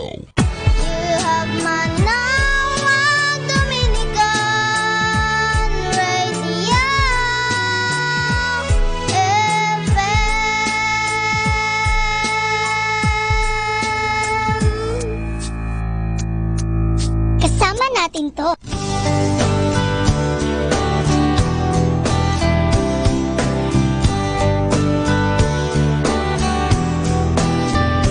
Sa lahat ng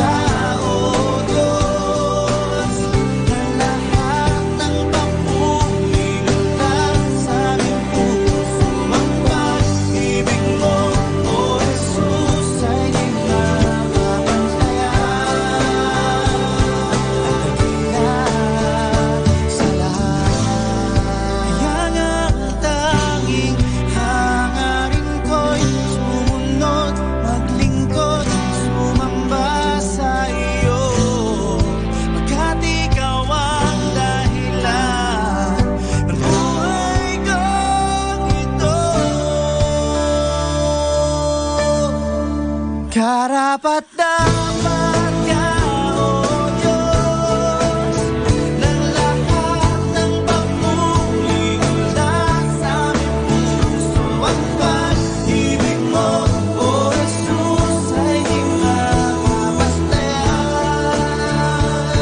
At dakila, karapat dapat ka, O Diyos, ng lahat ng papuri mula sa aming puso. Ang pag-ibig mo, O Jesus, ay di mapapastayan. Ang dakila sa lahat ng iyong ginawa. Ikaw ay purihin sa lahat. Sa lahat, ikaw ay purihin sa lahat.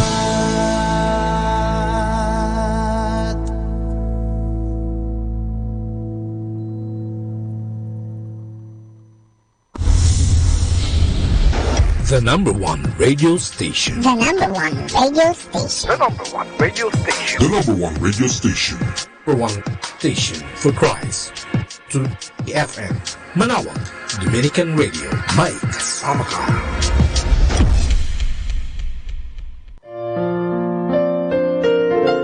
Hi and hello, this is your friend Father Butch Bombase OP giving you a thought for today.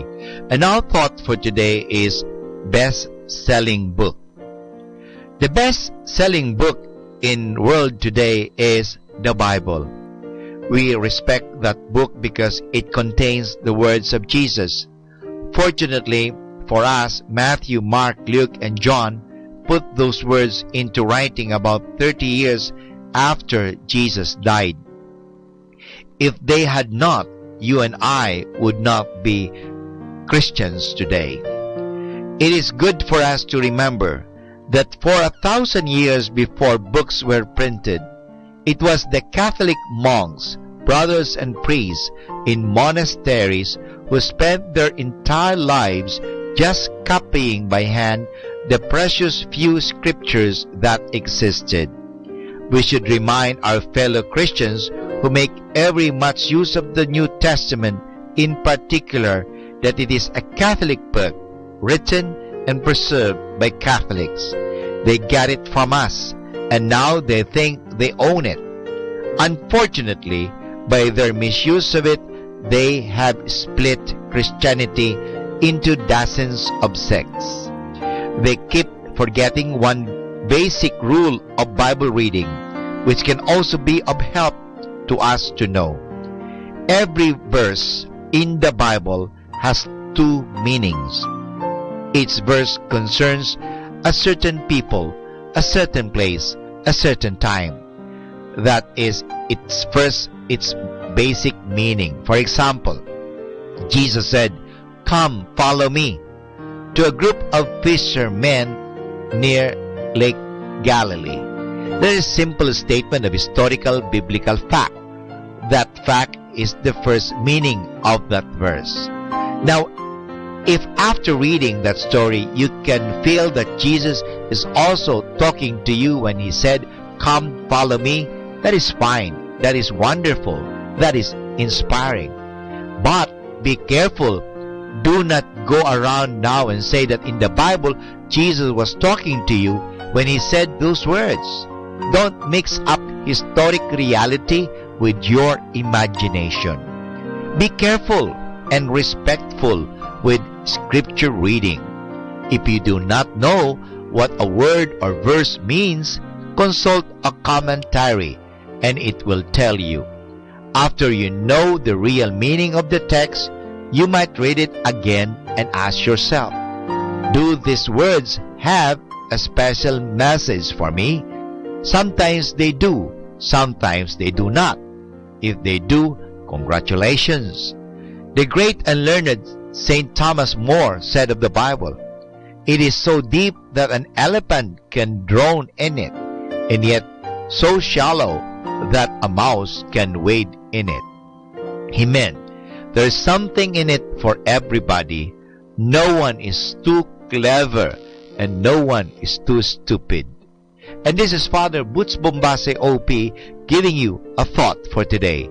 And our thought for today is best-selling book. Good morning. It is a great morning. Share your happiness with others.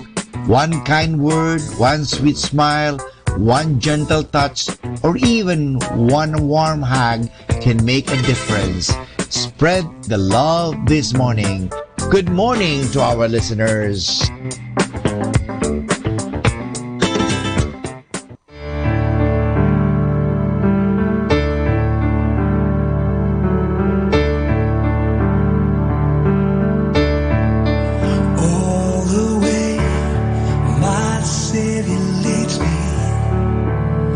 What have I to ask beside?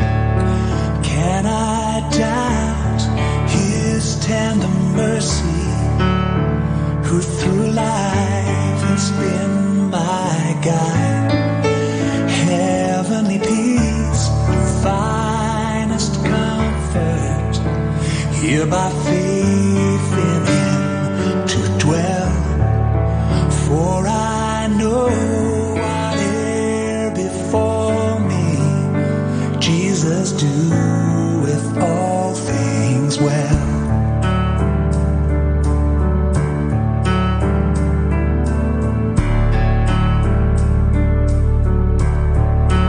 All the way my Savior leads me, cheers each winding path I tread, gives me grace for every trial, feeds me with living bread.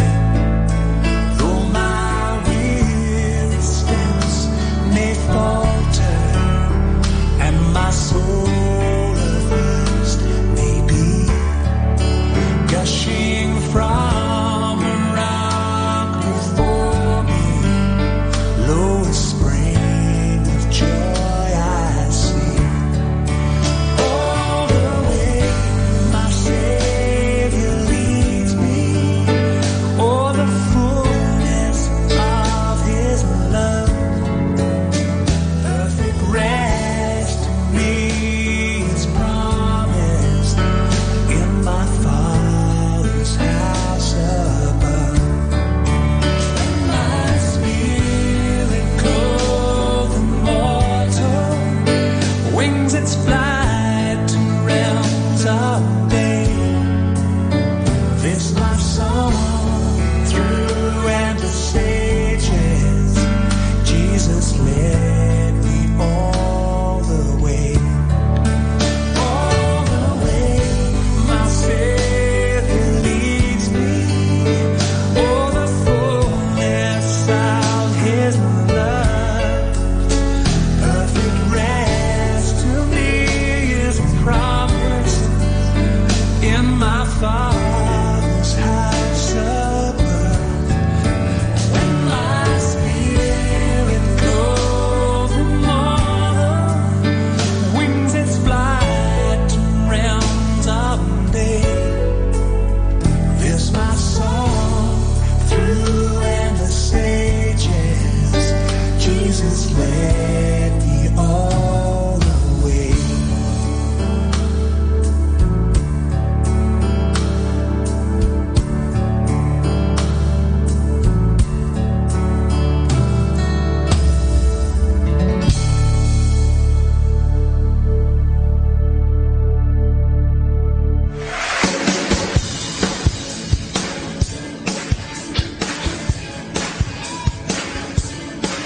You are the God who reconciles the wayward heart through Christ.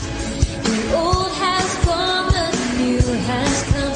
We are reconciled by love. We are reconciled by love. You are the God who reconciles the wayward heart through Christ.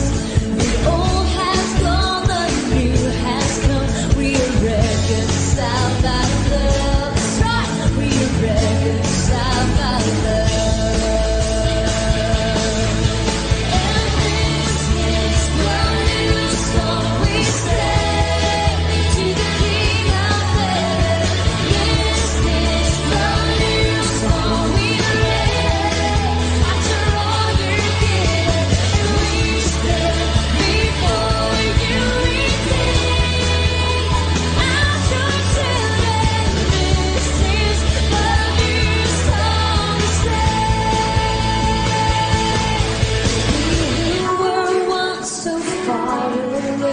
We're brought near by your love. Thank you, Lord.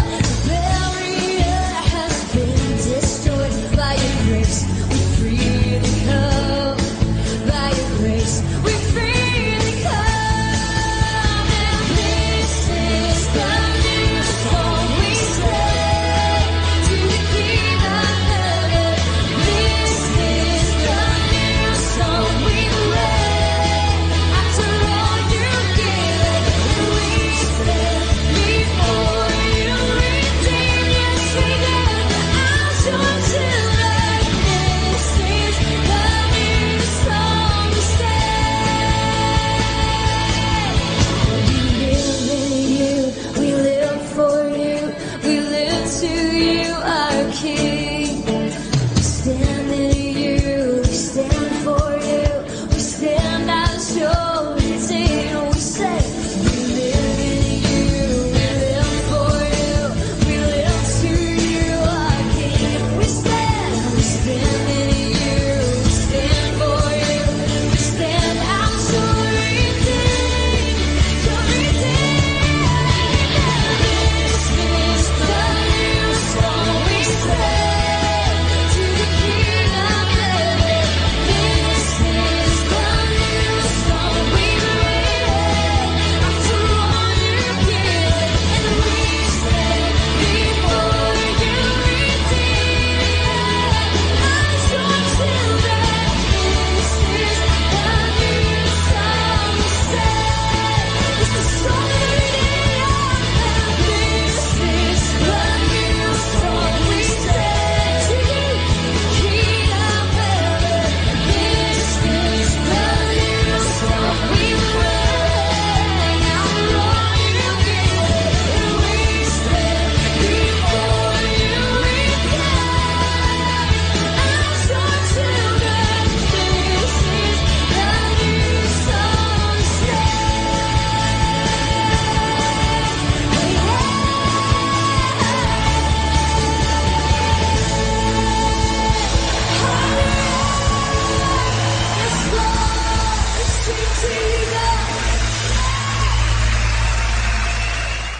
Kasama natin to. Pakinggan po natin si kasamang JT sa Tagumpay sa Tag-Unos kasama ang Diyos.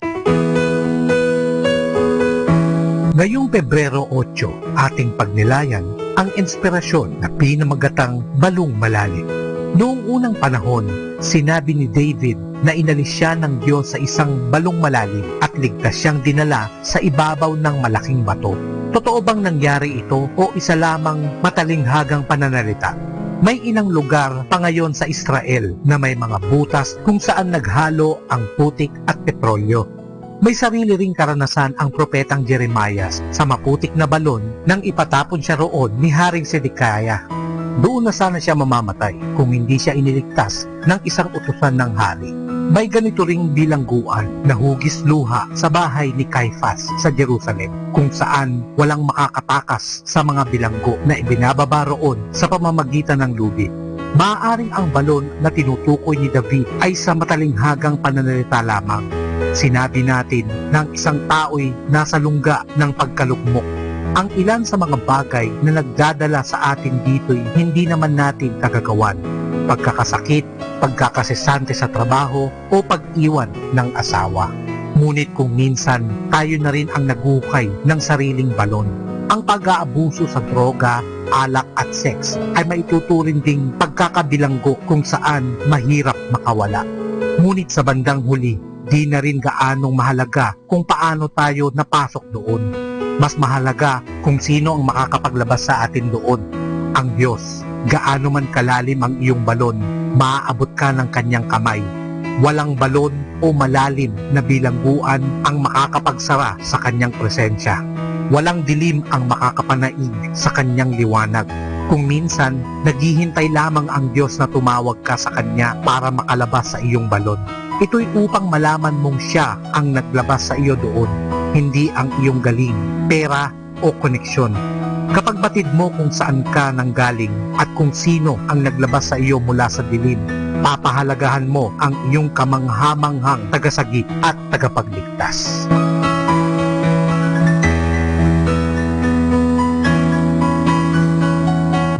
not a mistake. You were not an accident. God intentionally made you specially for a purpose. It can be so easy to look at others and wish to be more like them. But God didn't plan you to be someone else. You are created the way God wanted you. He makes no mistakes. Ito po ang inyong lingkod na si Kasamang JT para sa pang-araw-araw nating gabay sa buhay.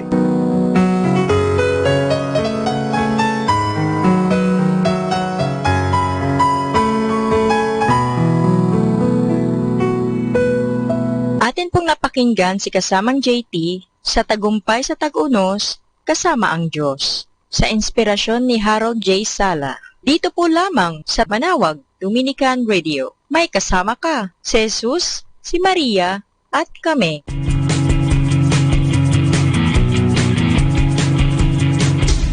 You are listening to 102.7 FM Manawag Dominican Radio. May kasama ka, si Jesus, si Maria, at kami.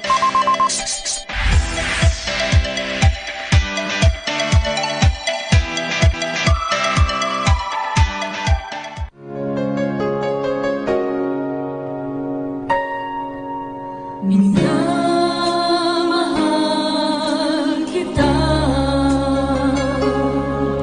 sinasamba kita, sa aking buhay ay ikaw ang nagbigay kahulugan. Minamahal, sinasamba kita.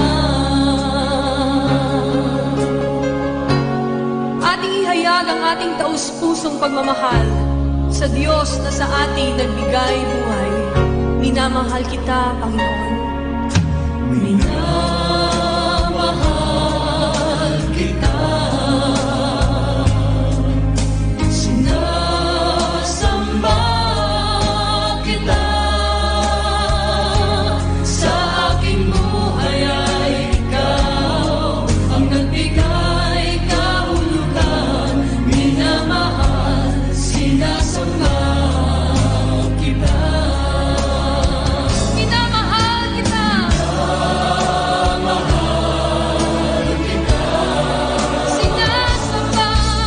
Sinasamba kita. Sa aking buhay ay tanging ikaw, O Diyos. Sa aking buhay ay ikaw ang nagbigay kahulugan. Minamahal, sinasamba kita. Sa aking buhay ay ikaw ang nagbigay kahulugan. Minamahal, sinasamba kita. Sa aking buhay ay nagbigay kahulugan. Minamahal, sinasamba kita.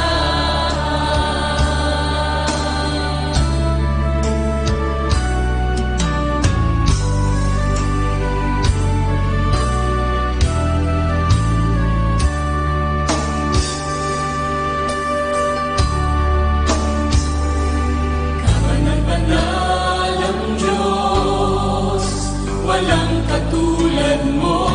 Lahat ng tuhod sa iyo ay luluhod.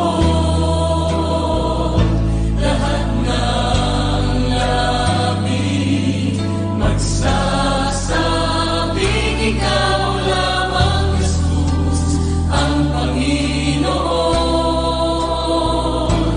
Kabanal-banal ang Diyos, walang katulad mo. Lahat ng tuhod sa iyo ay luluhod.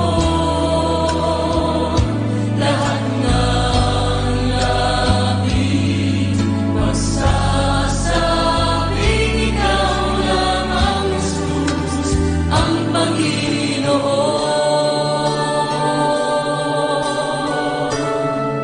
Luwalhati at papuri sa iyo, kataas-taasang hari. Kapangyarihan at kalakasan sa iyo kailanpaman. Pagdakila at pagsamba sa iyo, aming kabanal-banalang Diyos. Kabanal-banal ang Diyos, walang katulad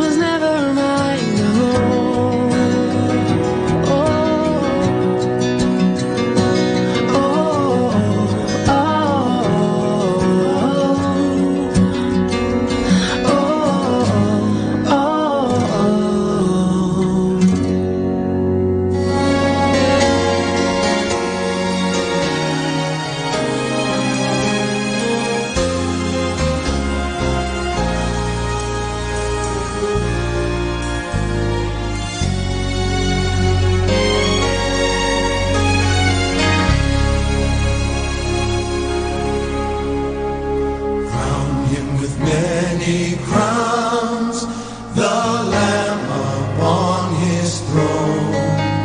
Hark how the heavenly anthem drowns all music but its own.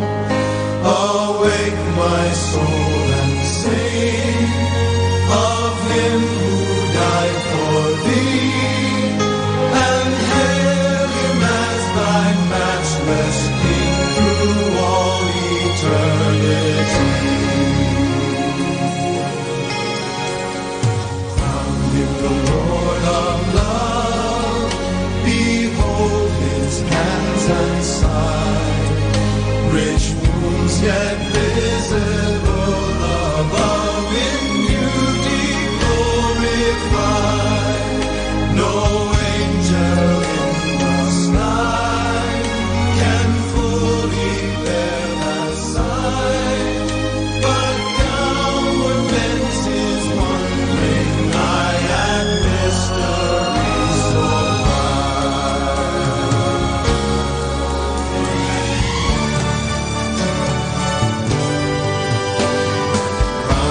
the Lord of light, who triumphed for the grave, who rose victorious in the strife for those he came to save.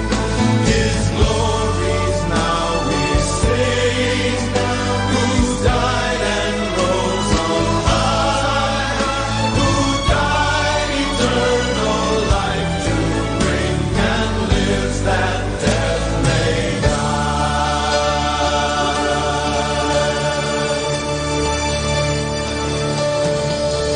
Rejoice, the Lord is King, your Lord and King adore. Rejoice, give thanks and sing and triumph evermore. Lift up your heart, lift up your voice, rejoice again, I say, rejoice. His kingdom cannot fail, he rules o'er earth and heaven. The keys of death and hell are to our Jesus given. Lift up your heart, lift up your voice, rejoice again, I say,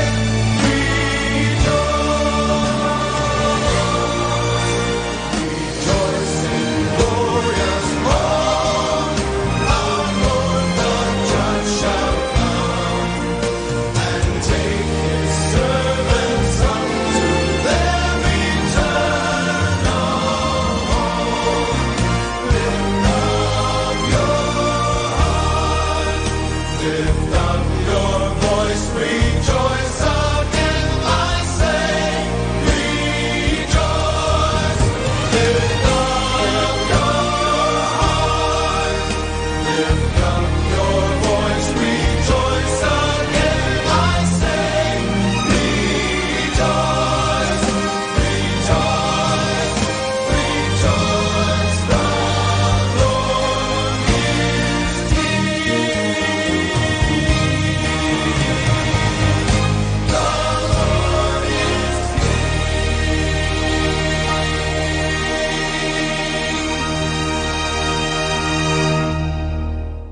Kasama, God bless you! Kaibigan, saglit lang. Ito nga po pala si Father Butch Bombase, OP. Alam mo, may kwento ako sa inyo ngayon. Ang pamagat ng ating kwento ay Ang Larawan ng Diyos. Minsan ay may nakitang kaluluwa si Santa Catalina ng Siena. Isang kaluluwa nasa grasya. Kay ganda at kay ningning ng kaluluwang iyon. Kaya't hindi matingnan ito ng matagal ni Santa Catalina. Napasigaw siya at sinabing, kung hindi ko lamang alam na iisa ang Diyos, aakalain ko na ito ay isa ring Diyos. Nang ipagtapat ni Santa Catalina ito sa kanyang kumpesor, tinanong siya kung ano ang larawan ng nakita niyang kaluluwa. Ang sagot ni Santa Catalina ay, Walang bagay sa daigdig na ito na makakapaglarawan ng kagandahan ng kaluluwang iyon. Kung makikita mo lamang ang isang kaluluwa na nasa grasya, tiyak na isasakripisyo mo ang iyong buhay ng 100 ulit para sa kaligtasan nito. Pagkatapos na makita ni Santa Catalina ang kaluluwang iyon, tinanong niya ang anghel na kasama nito kung bakit napakaganda nito.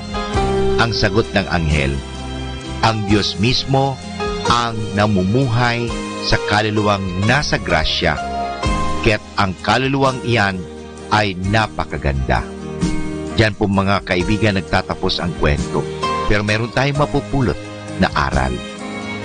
Ang ating kaluluwa ay nagiging banal at kaaya-aya sa Diyos dahil sa grasyang nagpapabanal. Dahil dito, ay nabibigyan tayo ng Diyos ng sariling niyang buhay na banal at ng katangian o tinatawag natin sa Ingles, virtues, na nagpapalugod sa atin. Ang mga katangiang iyon ay nakita natin kay Jesus nang siya ay nabuhay sa ating daigdig. Sa pamamagitan ng grasya, binigyan tayo ng Diyos na kaunti ng kanyang kagandahan at kabutihan. Kaya nga, kinakailangan na lagi tayong nasa grasya ng kabanalan at laging umiiwas sa kasalanan mortal. Mga kaibigan, ito po muli si Father Butch Bombase OP na nag-aanyaya sa inyo na makinig muli sa ating mga kwento. Stay tuned for more music. May kasama ka.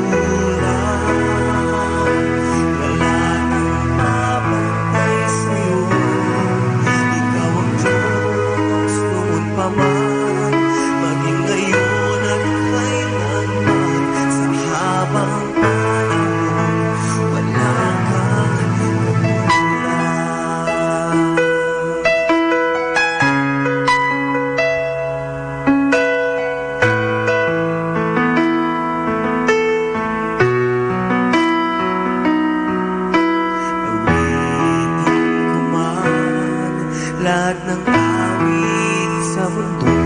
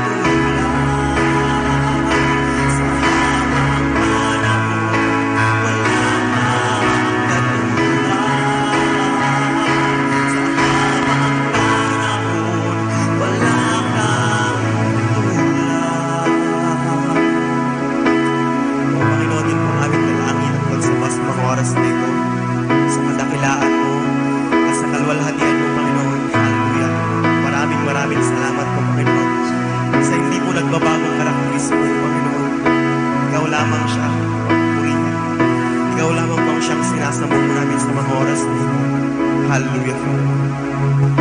Dakila ka, O Diyos. Dakila ka. Dakila ka, Panginoon.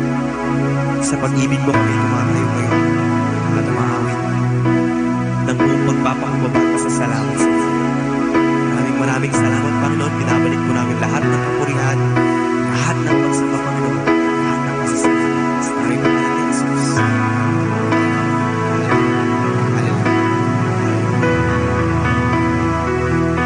Sa habang panahon, wala kang katulad.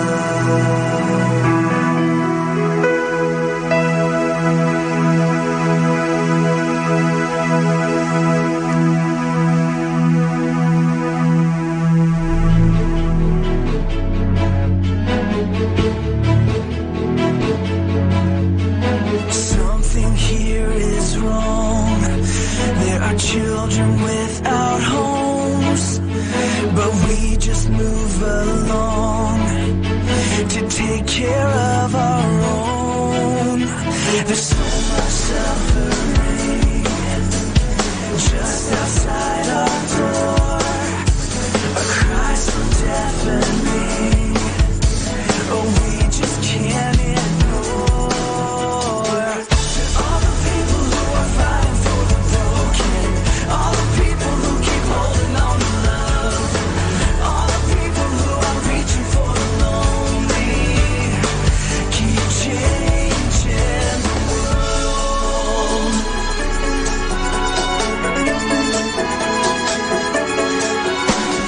Take a look around before the sun goes out. What's lost can still be found. It's not too late now. It only takes one spark to make the fire burn. So reach inside your heart and let this be the start.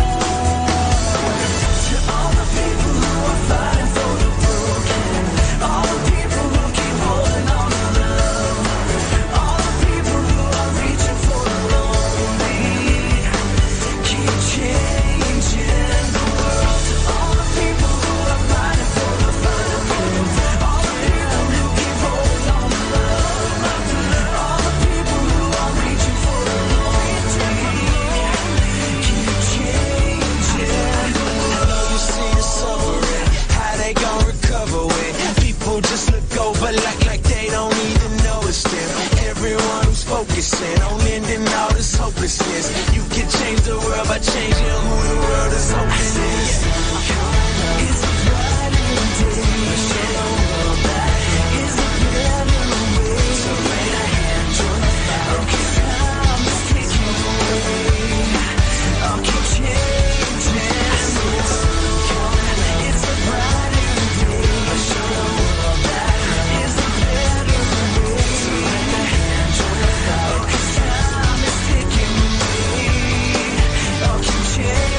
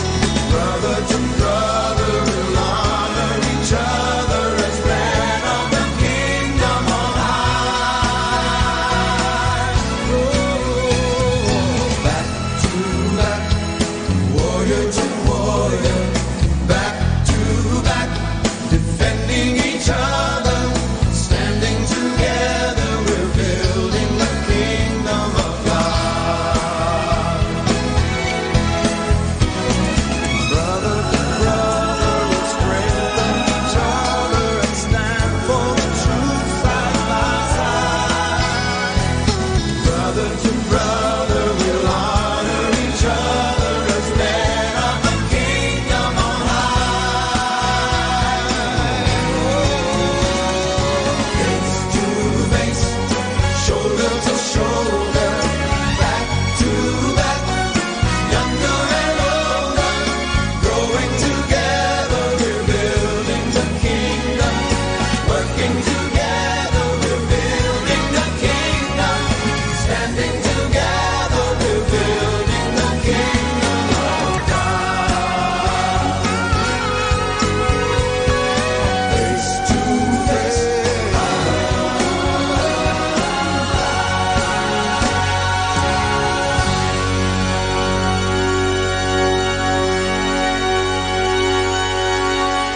Our time now is 10 o'clock in the morning. Let us now have our time check prayer. Inaanyayahan ko po kayo na samahan ninyo ako sa panalangin sa oras na ito. Panalangin ng isang manggagawa. Makapangyarihang Diyos na lumikha ng lahat. Binigyan mo ng dangal ang paggawa ng lalangin mo ang mundo. Nakahanda akong magpatulo ng pawis, magtiis ng init sa araw at pagod sapagkat sa pamagitan ng aking gawain na itataguyod ko ng marangal ang aking pamilya. Kailangan ko ang tulong mo upang manatili akong malusog at malakas at sa gayoy may pagpatuloy ko ang aking pagsisikap. Marapatin mo nawa ang pag-aalay ko sa iyo ng mga gawa ng aking mga kamay bilang tanda ng aking pasasalamat at pagpupuri sa iyong kadakilaan. Ipagkaloob mo ang tagumpay sa aking mga gawain. Inihiling ko ito sa ngalan ng iyong anak na si Jesucristo na aming Panginoon. Amen.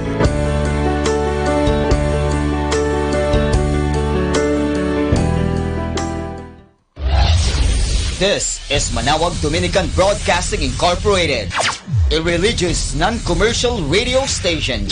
10 years of evangelizing the airwaves, sharing God's blessings, live masses on air, playing religious music and prayers. May kasama ka, si Jesus, si Maria at kami. Our positive thought for this hour. Blessed be who expects nothing, for he shall never be disappointed.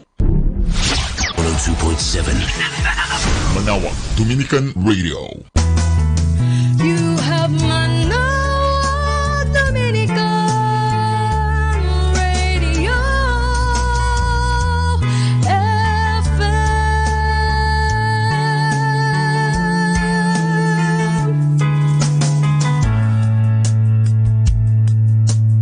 Kasama natin to. Ako po si Bo Sanchez ng Kerygma. Binabati ko po ang lahat ng nakikinig. May kasama ka, si Jesus, si Maria at kami.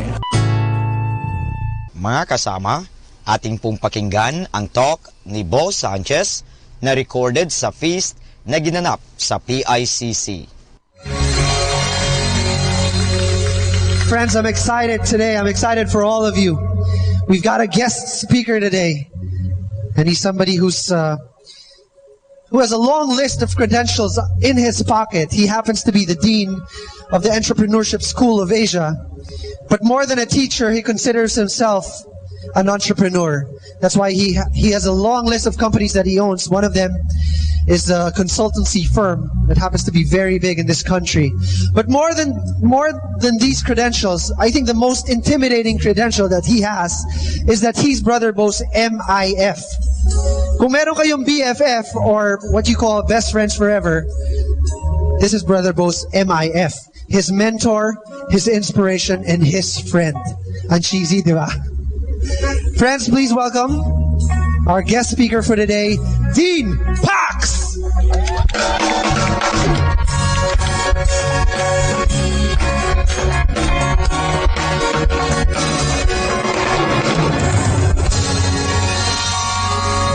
Good morning, PICC! Nalipay ako dako kadaghan na kaninyo, nakatambong ating feast. Di ba? Maya paabak kiko ngampo. Naimbag nga bigat kadakabi ayon apo.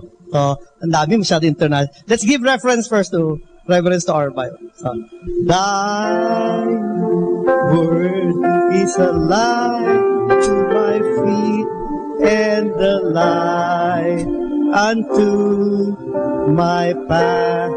Let me read from Luke chapter 6, verse 48.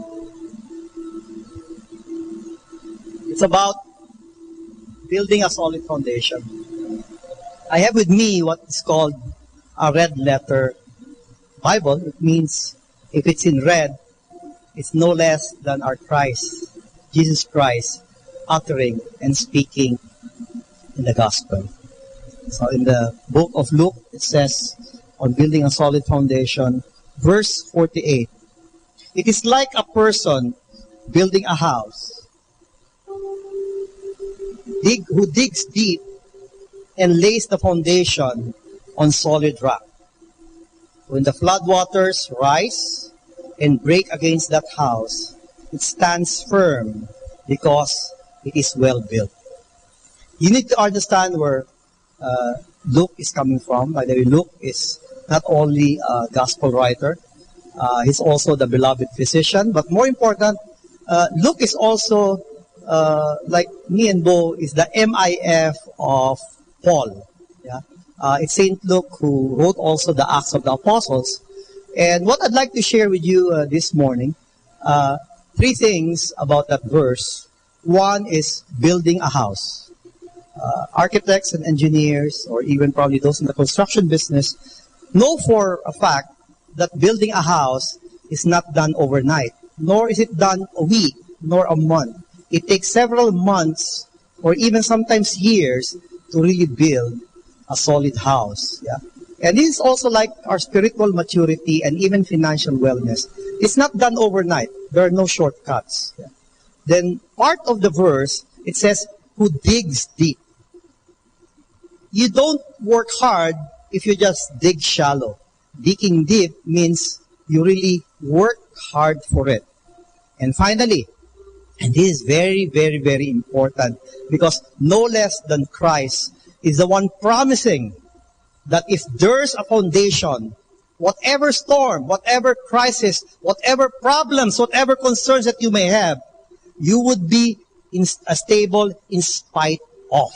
And that's a great promise by our Lord Jesus Christ.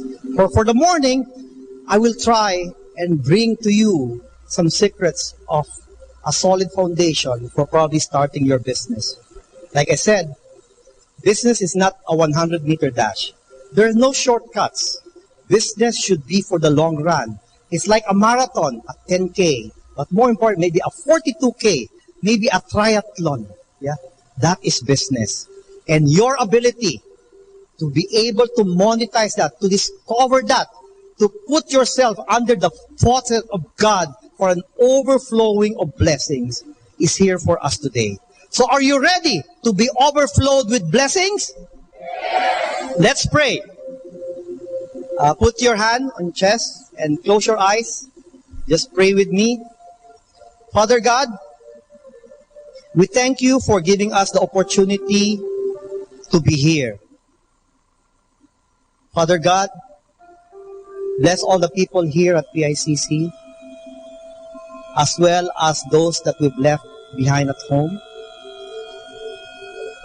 God, open our minds, open our hearts to find our true calling, our talents that can be monetized, our talents that can serve you more and serve others, such that all these things become an overflowing of blessings.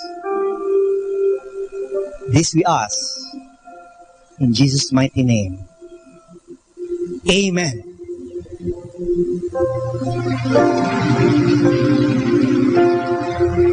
Thy word is a lamp unto my feet and a light unto my path.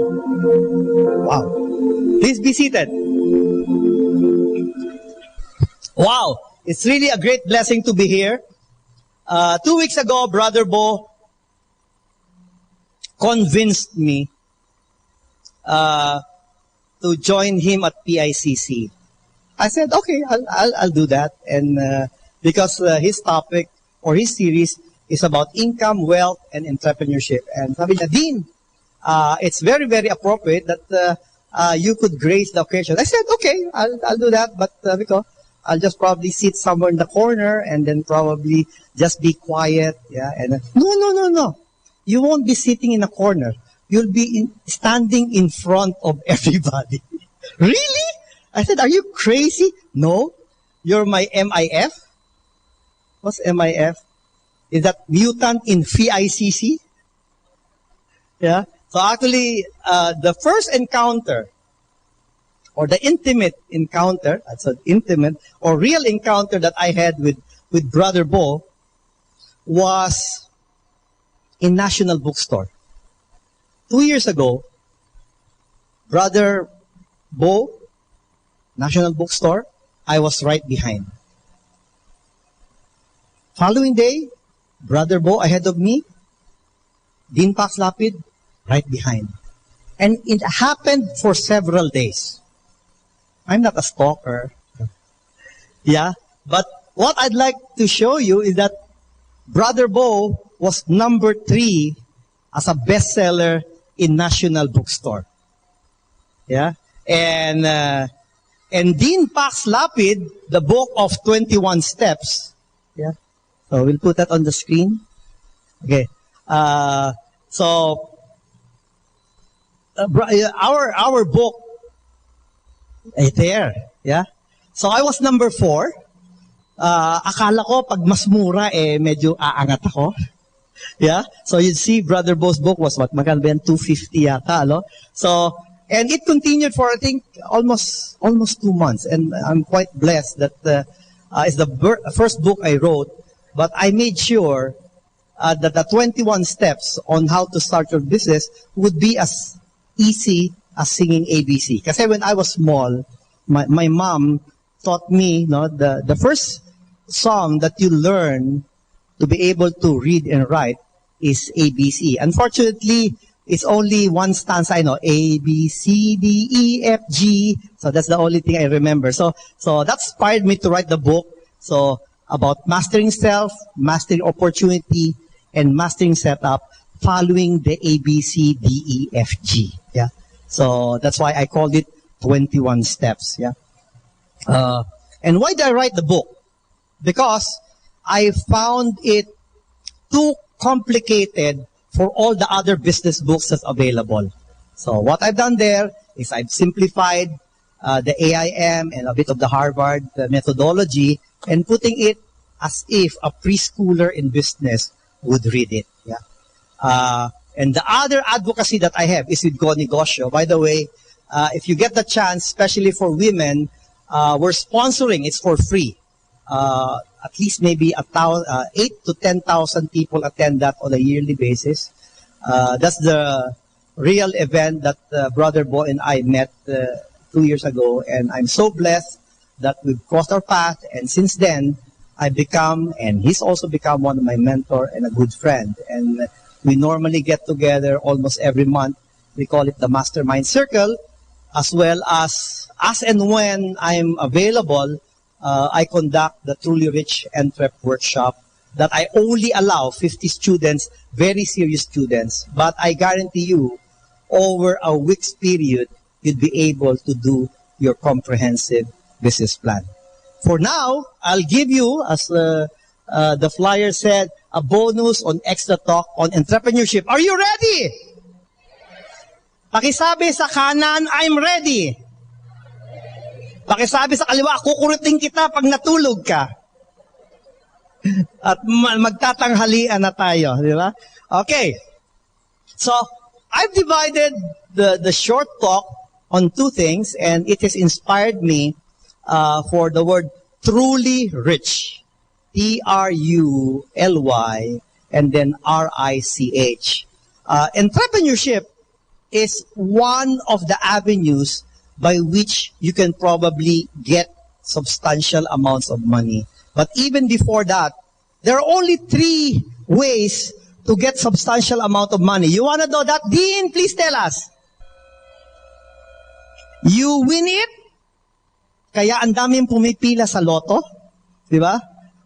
Pag nanalo sa loto, you marry the winner of the loto, siguro, di ba? Or you marry a rich man or a rich spouse, so you win it.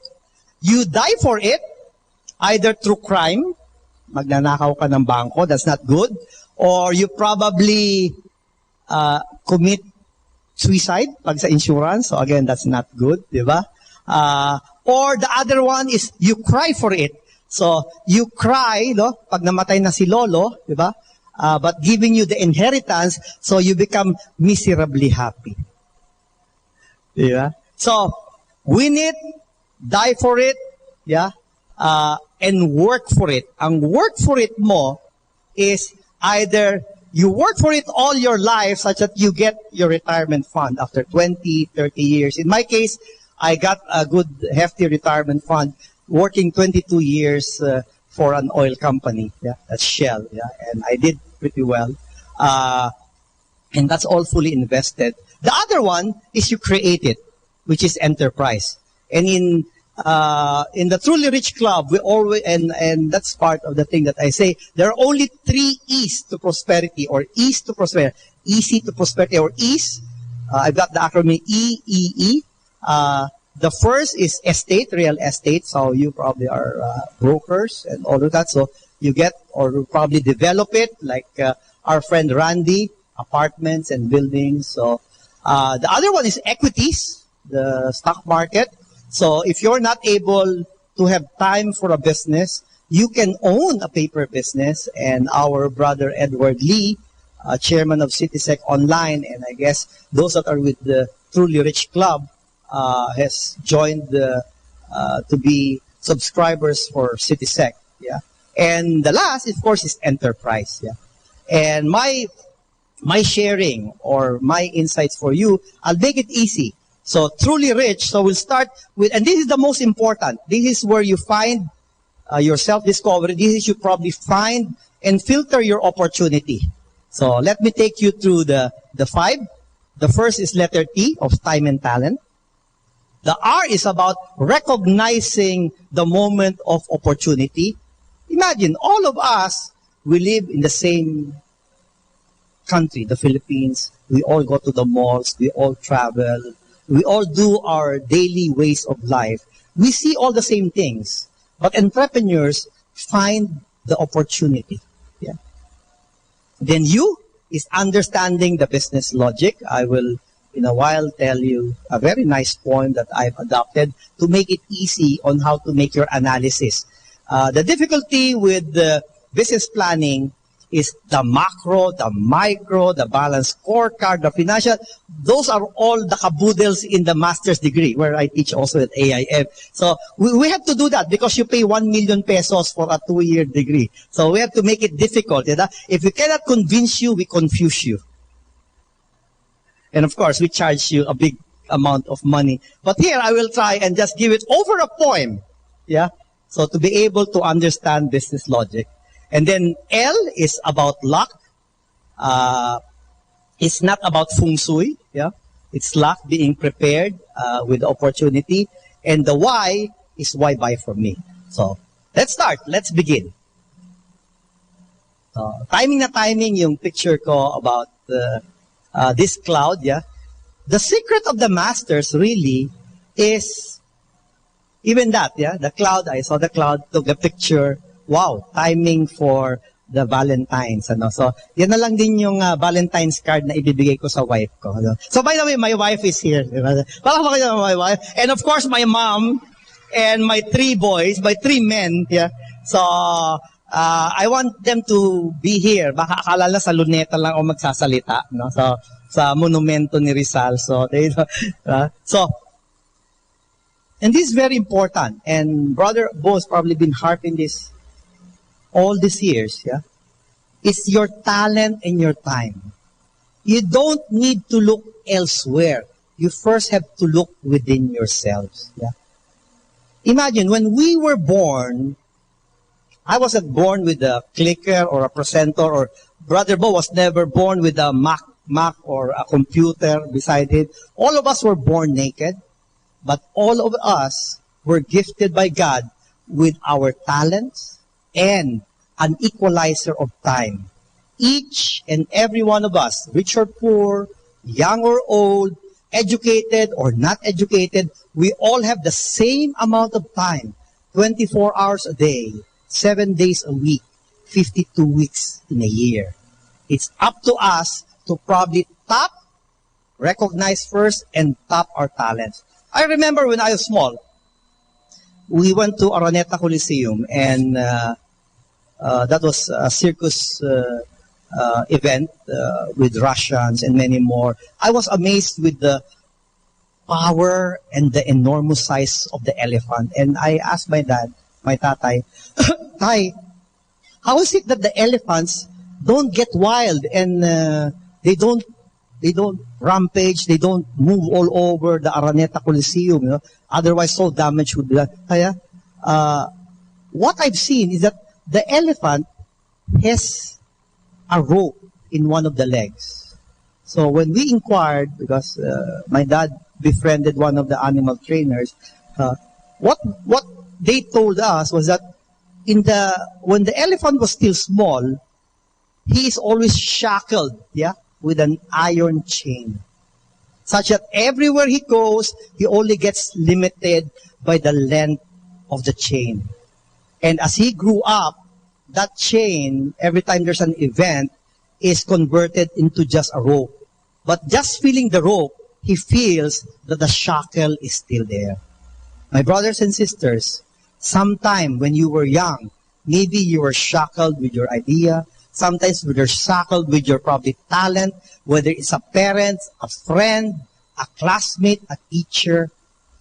Remove that shackle and recognize your real talent and use the time for you to have your overflowing blessing. The reason you're not able, so letter R tayo ngayon, the reason why you're not able to recognize opportunity is only one thing. Tamad! Tamad! Laziness in mind and action. You might think that tamad is only in action. No. Tamad happens first in mind and then in action. If you do well with the mind and the heart, you need not worry about the feet and the hands. It will just follow. In the book, I always say, dream big, believe in yourself, then you achieve. It's DBA. Dream, believe, and achieve. So if you're lazy or you're tamad, what do? All you do is tulog ng tulog, tambay ng tambay, and tunganga ng tunganga. Di ba? Kaya, why is it there's a lot of tambays in a lot of the sari-sari corners, or probably making kwento, when in fact, there are a lot of seminars that are free. The Go Negocios, the TESDA, those are all free. Just coming to PICC, you get a lot of very, very valuable talks that would probably encourage you to jump into really what you want and purpose in life. The masters visualize. And we visualize in 3D. Diba? Uso na ngayon ang TV na dati sa movie lang yung 3D. But even now, with the TV, so kaya paminsan pati pag may commercial na Coke, sasaluhin mo yung Coca-Cola, akala mo, di ba? Or may susuntok, biglang iiwas ka because it's already 3D.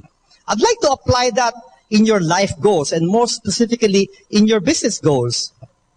And 3D is all about that matters if you want to be masterful in your goals and particularly in business. The first D is direction. It's about goals and action together. Cannot be just goals. It has to be goals and action together. The most dominant way that we probably assess our goals is because of time. I'd like to change that mindset. Don't use time as your measurement for your goals and action. It has to be a compass. Otherwise, kung time ka, you just be rushing to time, you'll be just like parang doing the rat race over and over again. The more important thing, even you do it slowly, for as long as your measurement is your compass, your true north, your true direction in life, your true talents, then bit by bit, you will achieve it sooner or later. The other D is determination. The passion and the perseverance should always be there. Yeah. If you fail once, you try, you try, you try, you try, you try. And if you now have the direction and you now have the determination, it now becomes a destiny. When I retired from Shell, I prayed to the Lord, Lord, by your will, by your plan, with the talents you've given me, so please allow me to do one business every year. And he's been very, very good in that commitment that I build businesses every year. That's why Brother was so amazed. He calls me a mutant. I'm able to mutate any business idea into reality. So, T, R, U. U is understanding the business logic. The macro, the micro, all the analysis. Forget about all of that. That's analysis paralysis. I'll give you a simple way to really understand the business logic. Are you ready? It's an adaptation from Rudyard Kipling's Six Honest Men. And I was inspired when I was authoring the book of Bon Negosyo to put in a poem analysis of the logics of a business. I said, I think of six honest probing men. Their who, what, why, how, where, and when. They have worked for me all the time in making my products a gold mine. It doesn't end there. Business is always a success when products stand out above the rest. I thank my six honest probing men. Their who, what, why, how, where, and when. Wow, ang talong. Yeah? So, when you have a business idea, you ask who the customer is, what are the needs, or what are the gaps for that kind of category, why are they buying, how are they buying, where are they buying, and when are they buying. So, siguro naman, it's so easy to ask the 6 questions. So, 6 questions give you 6 answers that gives you a napkin economics and a napkin plan. So, T, R, U, L is all about luck. But not luck in Feng Shui. I had difficulty lately. I was invited by different TV hosts and even Radio Negosyo, Carl Balita. Dean, may we invite, through the segment producers, of course, Dean, may we invite you to talk about what is a lucky business for the year of the water dragon? Sabi ko, Aisa, I think you have the wrong number. You should have called Madam Auring ka ako siguro. Sabi ko, hindi ka ako. Sabi ko, I always dodge an invitation. Pag sabi, what's a lucky year? Everything is lucky if you come prepared for the opportunity. Again, everything is lucky and everything comes your way if you are prepared for the opportunity. And preparedness comes from either your background, comes from what you already know in your corporation, comes from your experience, and many, many more. Yeah. So you don't have to gruel it. But of course, if the opportunity is there and it gives you big opportunity, just like when I had my lettuce farm, I got a farm in Tagaytay. It's Let Us Farm. Kaya lettuce farm yun. No? I only have 3 plants there. Lettuce, lettuce, and lettuce. I'm not joking. So it's romaine lettuce, it's Palbala full red lettuce, and it's Lola Bionda, the curly lettuce. Why? All those 3 kinds of lettuce are all in your salad. And we deliver to Delhi, France, KFC, Philippine Airlines, Singapore, but all through processors. But mind you, you come to agribusiness, the margins are great. For as long as you're able to sell high-valued crops, you'll get margins as much as maybe 70%. So again, being lucky is the offspring of preparedness and opportunity. So, unfortunately, not all gets to take advantage of the opportunity. Bakit kaya? Only one reason. Takot. Kanina tamad, ngayon takot. Pag tamad ka na, takot ka pa, wala ka na talaga. Matulog ka na lang lagi. Diba? Takot ka na, tamad ka pa. Just dream and sleep for life. Diba? And wait for the, whenever the end of day comes. Yeah? This is especially true for professionals. Yeah? You retire as a general manager, you retire as a controller, you retire as an accountant, yeah? Even if you get probably good sums of retirement money that you can use for capital, takot, yeah? So, but if you're prepared, the fear, yeah, of failure is decreased or is diminished. Yeah? Again, if you're prepared, the fear of failure is decreased or diminished. And here's the thing. If you want business income, if you want bigger income, if you want bigger business income, you must come in. Baliktad, ano? Diba? So if you don't come in, so get out, so out of the classroom ka lang, diba? And you need to have the passion and the desire to do it. I used to be Dean of the Entrepreneur School of Asia for 7 years. So I'm now past that because I took the sabbatical and now I'm taking my doctorate, PhD in organizational development. Yeah, because I want to be a change agent. I want to change lives. And recently, part of my dissertation is Batang Kalye, Batang Estudyante, Batang Negosyante. And I'm privileged that I'm working well with Joey Concepcion of Go Negosyo. We've recently launched NMBK, Negosyo Mo Bukas Ko. The concept, 18 to 25 years old of out-of-school youth, will bring them back to high school, 3rd and 4th year. We'll pay them a good salary of 400 with either pancakes, lots of pizza, and other partners of Go Negosyo. We'll split that 400. 200 goes to the food and the transpo for the Batang Kalye. The other 200, we will invest that in a trust fund, such after 2 years, he does not only get a high school diploma, he also gets 100,000 to empower him to go to college or set up his own maliit na business. And that's a reality. But I had to present that. I didn't have the fear of failure, of being rejected.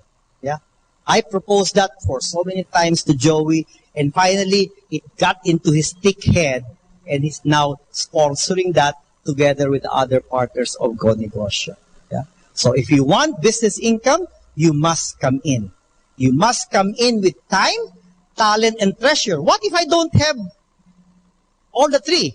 Normally you won't have the treasure, but if you have less of the T, you have to put more on the other two T's. If you have less of the treasure, you probably have to put more of your time and talent. If you got more of the treasure, then maybe you can buy talent. Yeah. An entrepreneur is somebody who creates products and services for the customer, creates jobs for others, creates more time for himself because he's got a business system. If you are shackled by your business, then you are not a businessman or entrepreneur. You're self-employed. You're both your employee and you're both yourself your own boss. Yeah? So a self-employed businessman is somebody who just lives within his own island. You have to extend that and balance it against your time, talent, and treasure. So you need to convert your time and talent for a winning product to get lots of treasure. TRUL. And then Y is why buy from me. It's not about price. It's not about price. I get a lot of new ideas saying that, Dean, my competitive advantage is I will sell it cheaper than the competition. Because the competition will just kill you. He'll just put the price even lower than you, magpa-price compete. Siya may base, ikaw wala, malulugi ka lang on your first salvo. The real hint on why people will buy from you is the air factor, ER. Ano yung air? Hindi yung air na nasa ano kayo, no? Nasa banyo, hindi air, hindi ire yun, air. Air is longer, nicer, quicker, but not cheaper. From a customer, it has to be longer, nicer, stronger, all the air, finer, di ba? From you as the producer, it has to be cheaper, meaning you can do it on a low-cost production or probably the end-to-end delivery, you become cheaper from your side of the business. So the air factor is the competitive advantage. A business idea is only a successful business opportunity if it's anchored on a product or service that adds value to a customer. That adds value is the air factor. So, I've got only a few more minutes. Wala pa yung part 2 natin, yung rich, di ba? But I'd like to include, because this is most important, yeah? So, if you're really serious about that, link yourself to the Truly Rich Club of Brother Bo, or even probably our workshop. If you want some whole day, you got a whole day to spare, join us in Go Negosyo. That's free. Unfortunately, you have to be early because it's normally attended by about 10,000 people. Yeah? And imagine 10,000 women ang gugulo noon, di ba? At saka maiingay, matitining ang mga but we enjoy servicing Go Negosyo for that. The other big event that we do is for the youth, which happens, I think, in August or September. Yeah? So, I'll put it all together. Ipagtutuhog-tuhog natin the truly secrets together into Pinay. Pakitaas ang kamay ng mga Pinay. Pinay, lata. Pinay, wow! Wow, Bob. Ito na yung mga mag-a-attend, no? When I was lecturing in Rome a year and a half ago, so I lectured about 500 OFW. Nung sabi ko, sino mga Pinay? Taas, pati sa likod. Taasan yung mga Pinay kuno, Ito yung mga tribo ni Papa P, di ba? Yung mga feel nila Pinay sila. To a point, mga na naka-boots pa na ang tataas, O talagang sa kanila, sir, dito talagang walang pansinan. We can be who we are, di ba? Kaya pag sabi kong Pinay, taasan pa rin sila ng kamay. So, okay lang yun, So, itutuwag natin. Again, I'll bring you back to your talents. Piliin ang hilig at gusto. It's your own personal preference. Piliin, hindi pilitin. Piliin. I've interviewed a lot of incoming freshmen when I used to be Dean of the Entrepreneur School of Asia. And as I give the form, the application form to the incoming entrep student, I asked him, Iho, bakit mo gustong maging negosyante? Titingin kay Mami. Kasi sabi ho ni Mami, Mami, kayo po ang mag-fill up ng application form. It has to be your personal preference, not your mom. Yeah. When I was growing up, my grandmother wanted me to become a priest. Parang hindi totoo, no? Diba? So, I did for 1 month. And then sabi ni Father Ting, Francisco, there are other ways to serve the Lord. Kasi ang stereotype ng pare doon, tahimik, ang conduct sa, is A, ang conduct ko C, So, I go, but Father, di ba sa briefing nyo, priesthood is a vacation?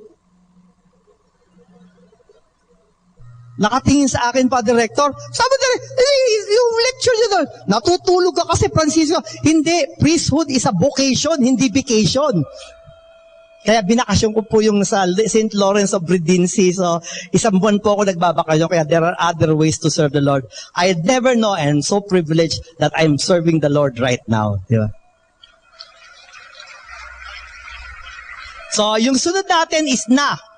And this is the preparedness. Naaral, nagawa, nagaling. The aral may not be formal. It could be informal. It could be training. It could be exposure. Kaya dapat mahalin nyo yung inyong mga companies because you get free training from your corporate life. Yeah.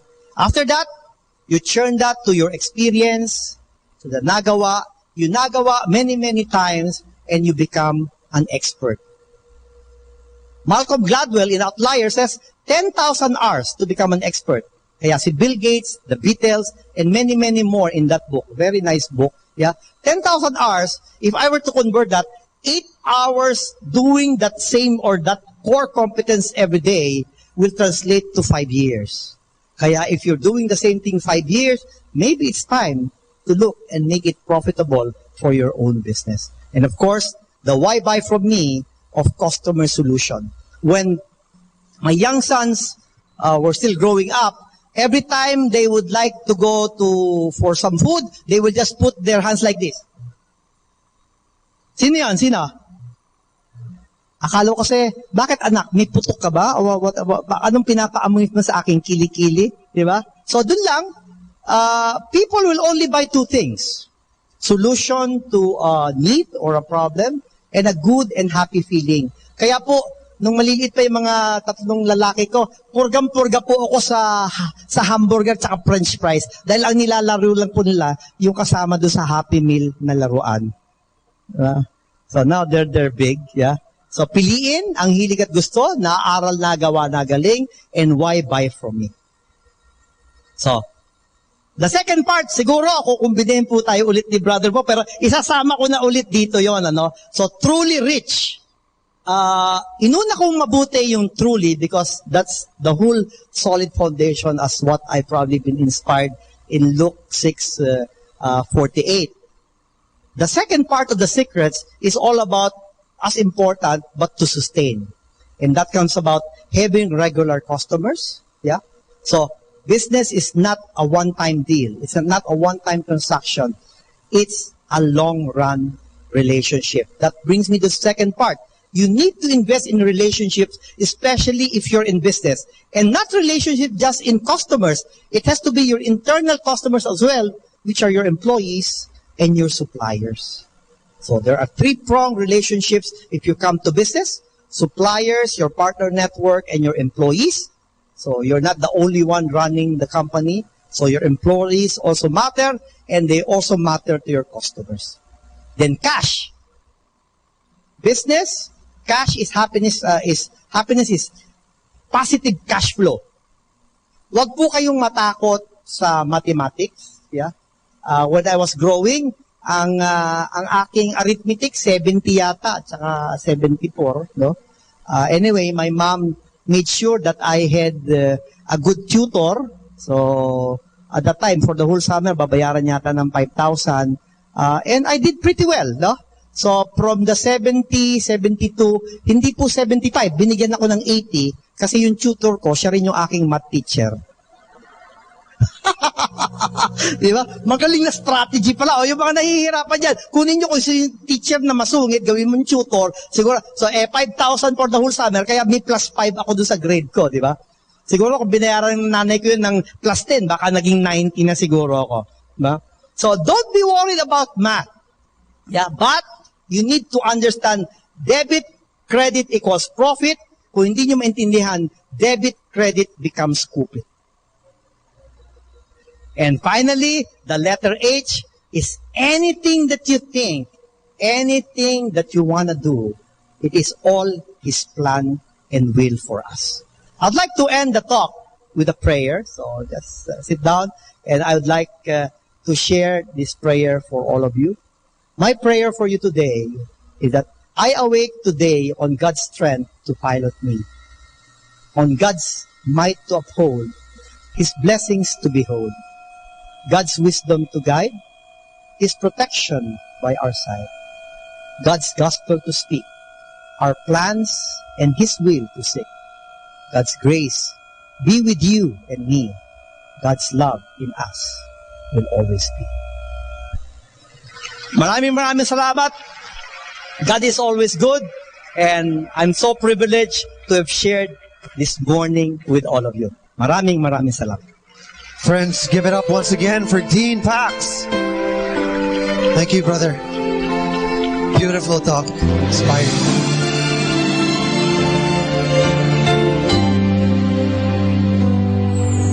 I try to reach out for you, but I fall. Sometimes you seem so close, and yet so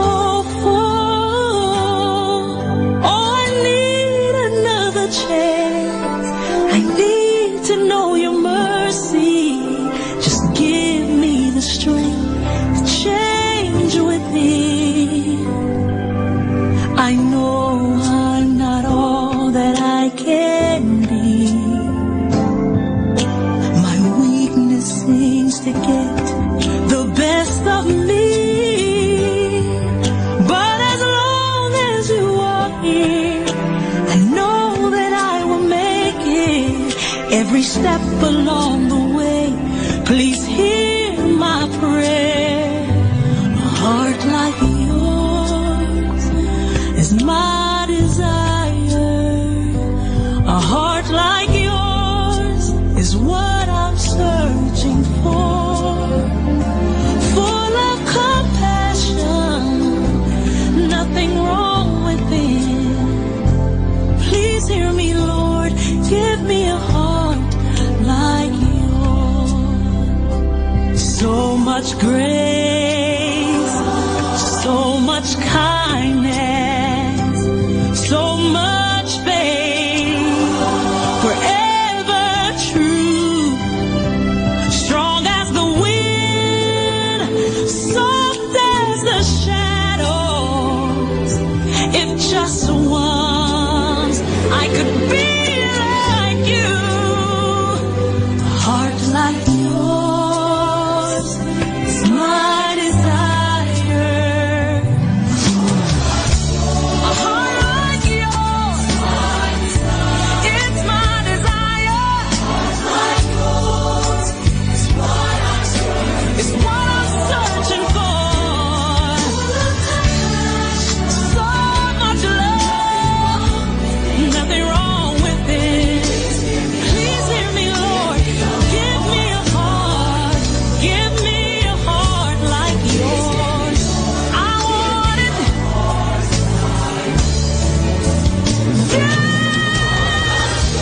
A heart like yours is my desire. A heart like yours is what I'm searching for. Full of compassion, no, nothing's wrong with it. Please hear me, Lord. Give me a heart like yours. Give me a heart like yours.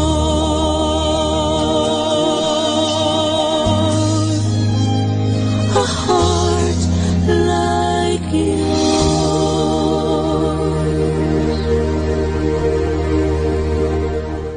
Atin pong napakinggan ang talk ni Bo Sanchez na recorded sa feast na ginanap sa PICC. Manatili pong makinig sa Radyo Dominico ng Manawag sa mga pangaral ni Bo Sanchez. Maraming salamat po. Ako po si Bo Sanchez ng Kerygma. Binabati ko po ang lahat ng nakikinig. May kasama ka, si Jesus, si Maria, at kami.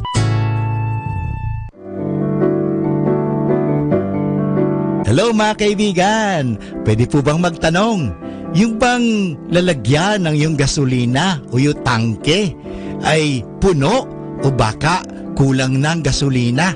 Alam nyo, mahirap po magbiyahe o maglakbay na hindi ho puno ang ating tangke.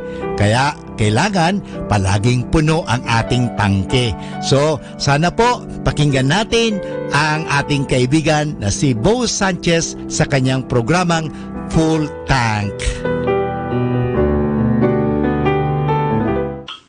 I'm going to try to tear this bunch of magazines. And I can't. It's too thick. But if I just get one page, do you think I'll be able to tear it off? You bet. Today I'm going to talk about that. I'm going to talk about who do you hang out with? Who are the people that you hang out most with? Who's your inner circle? I'm going to ask you this question. Do they inspire you, encourage you, and make you a better person? Hi, this is Bo Sanchez, and welcome to Full Tank. This is your place of inspiration where I read the Word of God, and then I pray that it'll just nourish you and make your day. Are you ready? We're going to read the Word. Okay, here goes. Luke chapter 8, verse 1 to 3. Jesus journeyed from one town and village to another, preaching and proclaiming the good news of the kingdom of God. I can identify, yay, Accompanying him were the 12, that's the apostles, and some women who had been cured of evil spirits and infirmities. Mary, called Magdalene, we know her, from whom 7 demons had gone out. Woohoo! Joanna, the wife of Herod's steward Chusa, Susanna, and listen to this, and many others who provided for them out of their resources. This is the little band of Jesus. This is his inner circle. This is his community. He hung out with these people. And they're not perfect. They were demon-possessed before. Maybe just a couple of days ago. But you know how weak and broken these apostles were, okay? But listen to this. They were not perfect, but they were this little band of Jesus, and they hung out with Jesus, and from their own resources, they were not only receiving from Jesus, they were also giving. So this is church. This, my friends, is church. Church is not a building where you go to on a Sunday. Church is a group of people, a spiritual family. I'm going to ask you this question. You know, you're this piece of paper, and if you're alone, you're going to be torn off. You know, by the crisis, by the problems that come, by the storms that come. But if you band yourself together with other people, you won't be you won't experience as much crisis in your life. No, there will be still crisis, but it will not impact you that you will be crushed by it and you will fall. No, I'm going to ask you this question. Who is your small little band? Who's your inner circle? Who are the people you hang out with?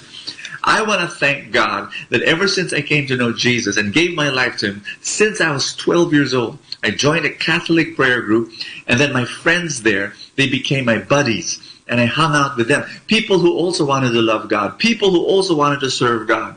And then as a teenager, you know, just hanging out with other teenagers who loved God also. That was such a great blessing. I just look back and I say, thank God, you know. And then serving God, I met guys like Jodine Sola, you know, who loved the poor so much. And so he impacted me, inspired me. I started loving the poor as well. And to this day, you know, we keep serving the Lord together. And then today I've got all these wonderful, amazing men of God who are preachers and lovers of the Lord.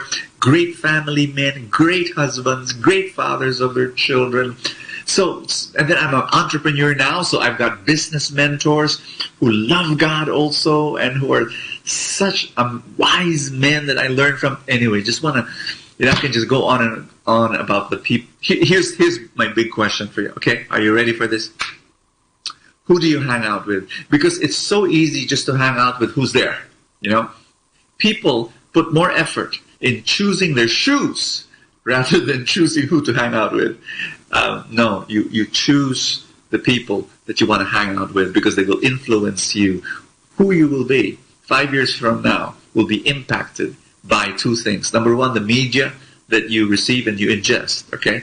And by the people that you hang out with.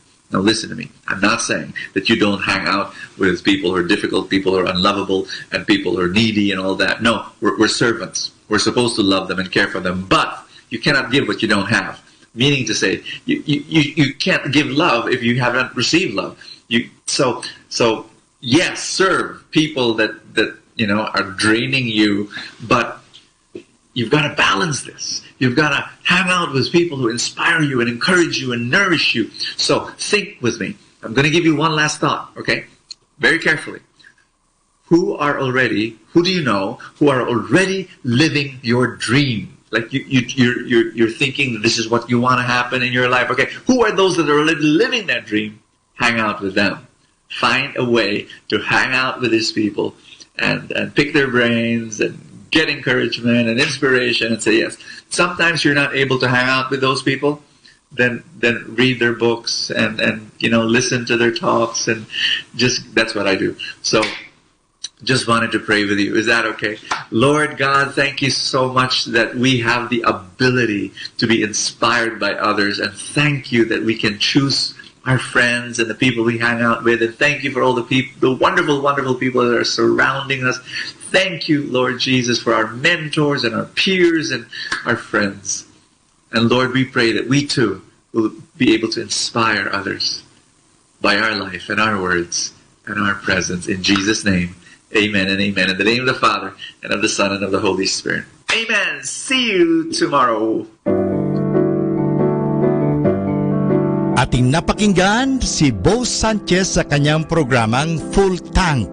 Alam nyo, mahalaga po na puno ang ating tangke o tinatawag natin pinagdideposituhan ating mga nilalagyan. Kasi kung hindi po yan, mahirap po. Kasi baka sa oras ng pangangailangan, naubusan tayo. Kinakailangan puno lagi ang tangke. Parang sa isang sasakyan. Halimbawa, maglalakbay ka papunta ng Manila, kung saan man, kung hindi puno ang iyong tangke, mahirap po yan. Baka maubusan ka at lalong-lalo na wala na palang mapaggasolinahan, ikaw ay kawawa. Sa buhay, ganun din po yan.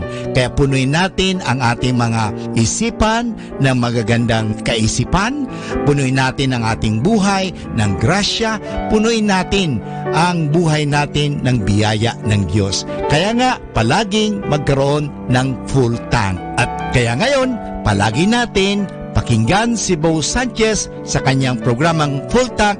Dito lang po yan sa Manawag Dominican Radio.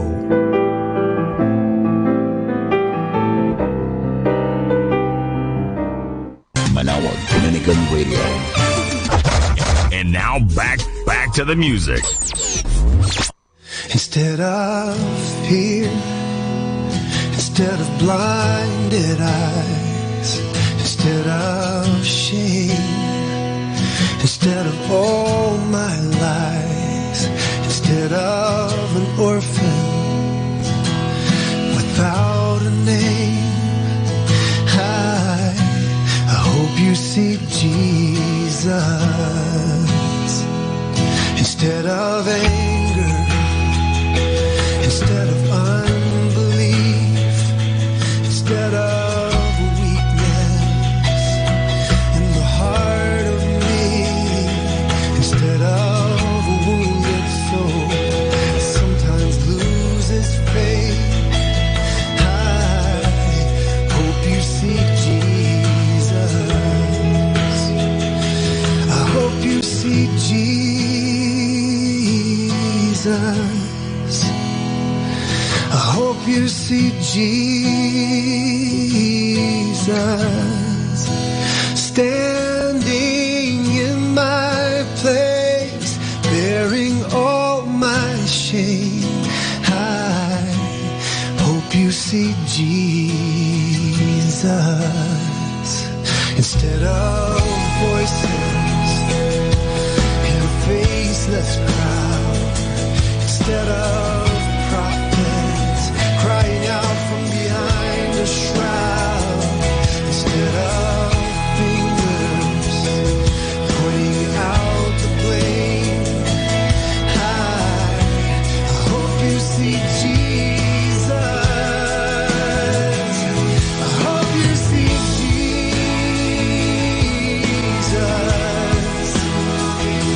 I hope you see Jesus standing.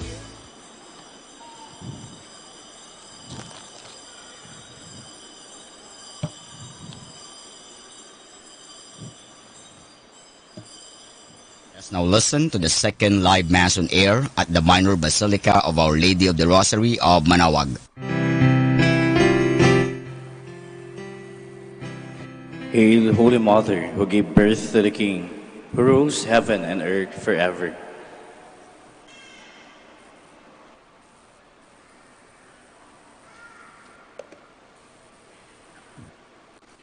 We are gathered in the name of the Father, and of the Son, and of the Holy Spirit. Amen. The grace of our Lord Jesus Christ, and the love of God, and the communion of the Holy Spirit be with you all. And with your spirit. My dear brothers and sisters, as we prepare ourselves to celebrate these sacred mysteries, let us call to mind our sins and ask God for pardon and forgiveness. All together, I confess to Almighty God and to you, my brothers and sisters, that I have greatly sinned in my thoughts and in my words, in what I have done and in what I failed to do. Through my fault, through my most grievous fault. Therefore, I ask the Blessed Mary, ever Virgin, all the angels and saints, and you, my brothers and sisters, to pray for me to the Lord our God. May Almighty God have mercy on us, forgive us our sins, and bring us to everlasting life. Amen. Lord, have mercy. Lord of mercy. Christ, have mercy. Christ of mercy. Lord, have mercy. Lord of mercy. Let us pray. Pardon the faults of your servants, we pray, O Lord, that we, who cannot please you by our own deeds, may be saved through the intercession of the Mother of your Son and our Lord, who lives and reigns with you in the unity of the Holy Spirit, one God, forever and ever. Amen. Please be seated.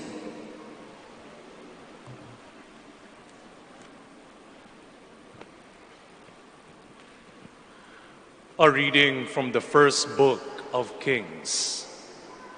Solomon went to Gibeon to sacrifice there, because that was the most renowned high place. Upon its altar, Solomon offered 1,000 burnt offerings. In Gibeon, the Lord appeared to Solomon in a dream at night. God said, "Ask something of me, and I will give it to you."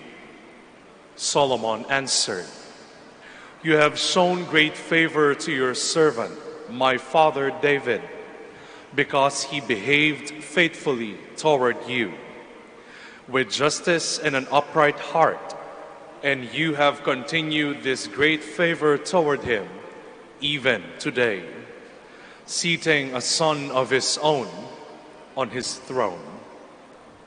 O Lord my God, you have made me your servant, king to succeed my father David. But I am a mere youth, not knowing at all how to act. I serve you in the midst of the people whom you have chosen, a people so vast that it cannot be numbered or counted. Give your servant, therefore, an understanding heart to judge your people and to distinguish right from wrong. For who is able to govern this vast people of yours?" The Lord was pleased that Solomon made this request. So God said to him, "Because you have asked for this, not for a long life for yourself, nor for riches, nor for the life of your enemies, but for understanding, so that you may know what is right, I do as you requested. I give you a heart so wise and understanding that there has never been anyone like you up to now, and after you there will come no one to equal you. In addition, I give you what you have not asked for, such riches and glory that among kings there is not your like." The word of the Lord. Thanks be to God. Lord, teach me your statutes. Lord, teach me your statutes. How shall a young man be faultless in his way? By keeping to your words. Lord, teach me your statutes. With all my heart I seek you. Let me not stray from your commands. Lord, teach me your statutes. Within my heart I treasure your promise, that I may not sin against you. Lord, teach me your statutes. Blessed are you, O Lord. Teach me your statutes. Lord, teach me your statutes. With my lips I declare all the ordinances of your mouth. Lord, teach me your statutes. In the way of your decrees I rejoice, as much as in all riches. Lord, teach me your statutes. Please stand.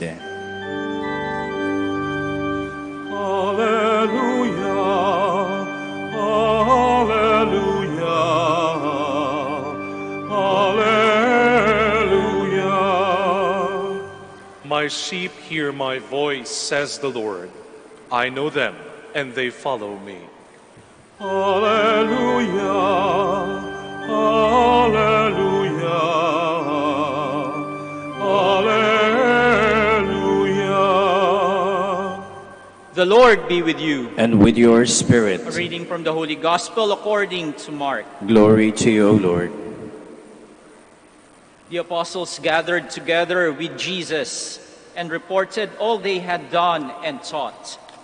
He said to them, "Come away by yourselves to a deserted place and rest a while." People were coming and going in great numbers, and they had no opportunity even to eat. So they went off in the boat by themselves to a deserted place. People saw them leaving, and many came to know about it. They hastened there on foot from all the towns and arrived at the place before them. When Jesus disembarked and saw the vast crowd, his heart was moved with pity for them, for they were like sheep without a shepherd, and he began to teach them many things. My dear brothers and sisters, the Gospel of the Lord. Praise to you, Lord Jesus Christ. Please be seated. Kumusta po kayo? Pwede po bang pakikamusta yung mga katabi nyo? Tingnan nyo po kung humihinga pa. No? Ganyan po ang ginawa ni Jesucristo sa ating ebanghelyo sa araw na ito. Pagdating ng mga apostoles mula sa kanilang mga misyon, pagpapagaling, pagpapangaral sa iba't ibang lugar, nagtipon sila at ang ginawa ng Panginoon ay kinamusta niya ang mga apostoles. Kamusta na kayo? At syempre, nag-report yung mga apostoles kung ano yung mga pinagagawa nila at nakita siguro marahil nakita ng Panginoon na napapagod din ang mga apostoles. Namukha silang mga pagod sa kanilang ginawa. Kaya ang sabi niya, "Come away by yourselves to a deserted place and rest a while." Rest a while. No? Ang pahingang rest sa Tagalog ay pahinga. No? Sa Tagalog, napakaganda. Pahinga. No? Dito, makikita natin ang salitang hinga. No? Kayo nga, hinga kayong malalim. Hingang malalim. Breathe in, breathe out. Sa pa, breathe in, breathe out. Anong naamoy nyo? Yung katabi nyo, di ba? Sana naligo sila. No, pero hindi, no, yung word na rest, no, sa ating mga Pilipino ay pahinga. No? Nandun yung salitang hinga. We should take a breather. No? Huminga naman tayo mula sa ating mga maraming ginagawa sa buhay. Maging ang ating Panginoon ay pinagsabihan ang kanyang mga apostoles na magpahinga, na they should take a time, a moment to be by themselves, no, na mag-isa at magpahinga, no, to catch their breaths, no. Kaya ngayong mga panahon na ito, maririnig natin ang salitang burnout, no, burned out, no. Ang World Health Organization ay diniklarang pagiging burnout as a medical condition. No, ito isang kondisyon na ikaw ay pagod na pagod, no? You're overexhausted dahil sa mga maraming ginagawa mo sa buhay. At dahil sa ikaw ay exhausted, minsan diyan dumadating na ikaw ay parang hindi ka na nagiging masaya sa ginagawa mo. Nandiyan na pagka hindi ka na nagiging masaya sa ginagawa mo, hindi ka na nagiging productive. No? Hindi na parang nagiging walang saysay na yung mga pinagagawa mo sa buhay. Kapag ka nawawala na ng saysay ang mga ginagawa mo sa buhay, feeling mo parang walang saysay yung buhay mo, no? Nagkakadikit-dikit na, no?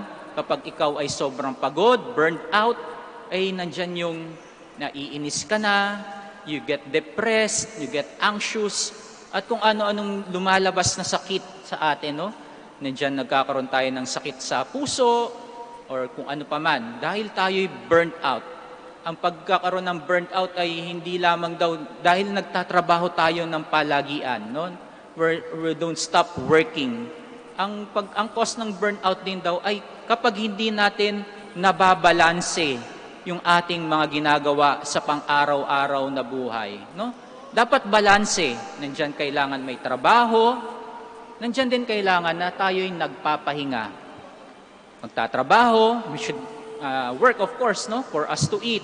But of course, we should take a rest also to be with our loved ones, no, to go to the places na kung saan tayo, yung mga lugar na gusto nating puntahan.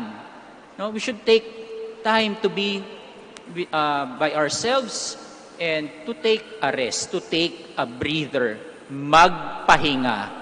O kaya tatlong bagay lang ang gusto kong sabihin sa inyo sa araw na ito. Tatlong bagay lang. No? We should recharge, we should reflect, and we should reconnect. Recharge, reflect, and reconnect. Recharge. No, yung cellphone nyo nga, nauubusan ng baterya. Kayo pa kaya? No, kailangan nating i-recharge ang ating mga sarili upang sa ganon, maging productive tayo, no, sa ating mga ginagawa.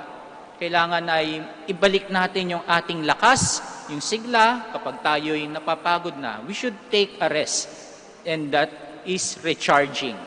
And while doing that, kailangan din tayo ay nagre-reflect kung ano nga ba ang estado natin sa buhay. Tayo ba ay masaya pa sa ginagawa natin? Tayo ba ay nagiging mabuting tao sa mga ginagawa natin? No, we should reflect our relationship with God and with our fellow people. No? Mga relationships natin, we should reflect on that. And when we do that, no, kapag tapos na nating tayong mag-recharge, mag-reflect, tayo ay makaka-reconnect na muli sa ating Panginoon at sa ating kapwa. No? We should take a break to reconnect, no, sa ating Panginoon sa pamamagitan ng pagdadasal, no, yung mga pare or yung ibang tao nagre-retreat, no? 6 days retreat, 5 days retreat, no? Para mapag-isa at makausap ang Panginoon sa kanilang katahimikan.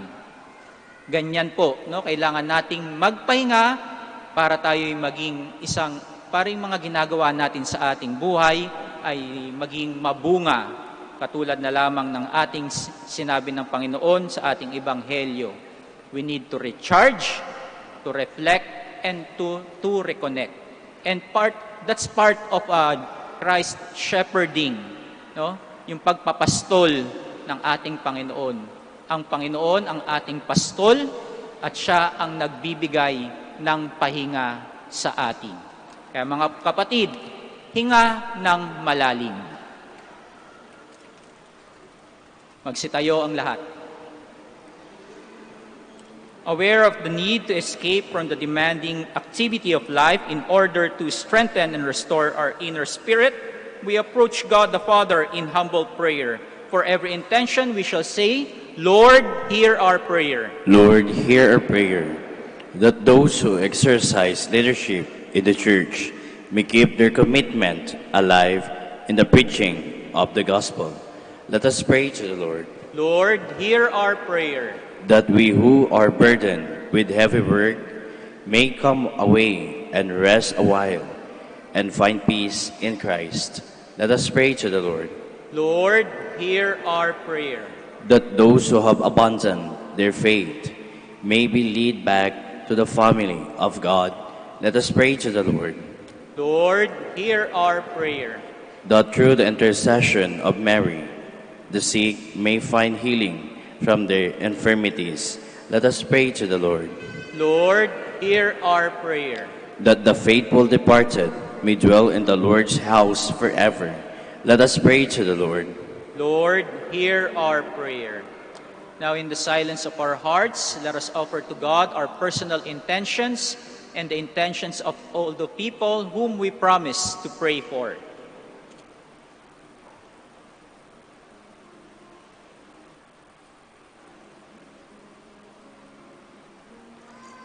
Almighty Father, you call us to be with you. May we be faithful in following your Son on the way to your kingdom. We ask this through Christ our Lord. Amen. Please be seated.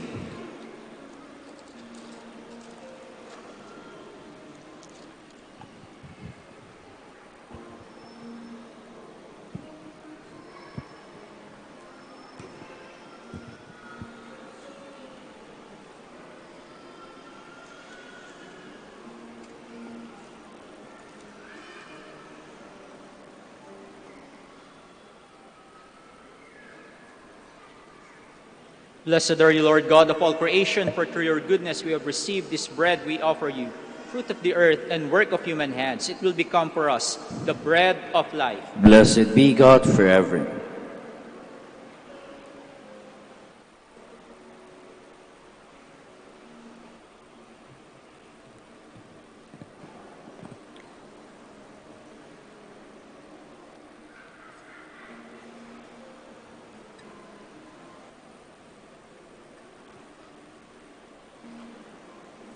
Blessed are you, Lord God of all creation, for through your goodness we have received this wine we offer you, fruit of the vine and work of human hands. It will become for us our spiritual drink. Blessed be God forever. With humble spirit and contrite heart, may we accept it.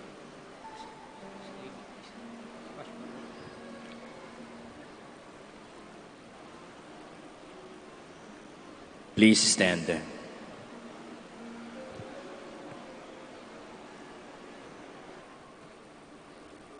Pray, brothers and sisters, that my sacrifice and yours may be acceptable to God, the Almighty Father. May the Lord accept the sacrifice at our hands for the praise and glory of his name, for our good and the good of all his holy church.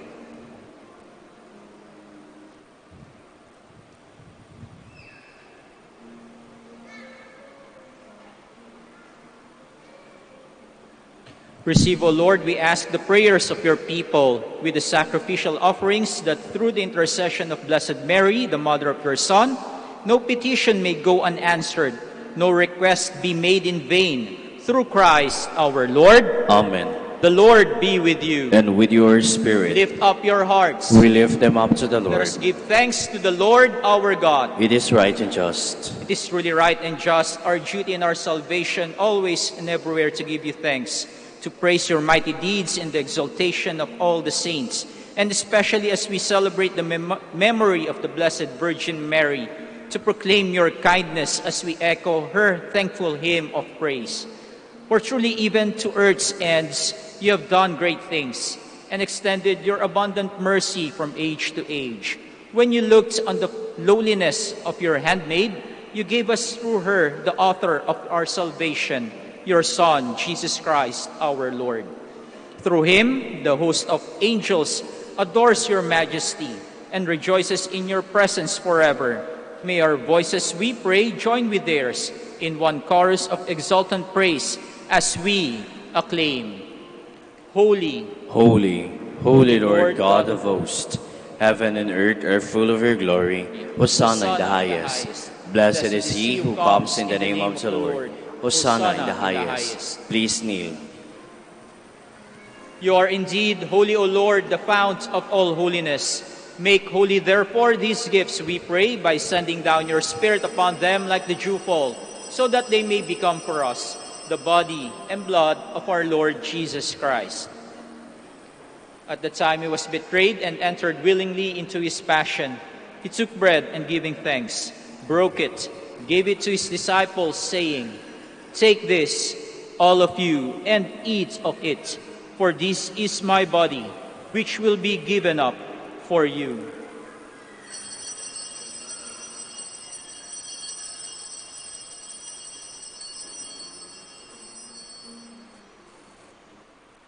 In a similar way, when supper was ended, he took the chalice and once more giving thanks, gave it to his disciples, saying, "Take this, all of you, and drink from it. For this is the chalice of my blood, the blood of the new and eternal covenant, which will be poured out for you and for many for the forgiveness of sins. Do this in memory of me."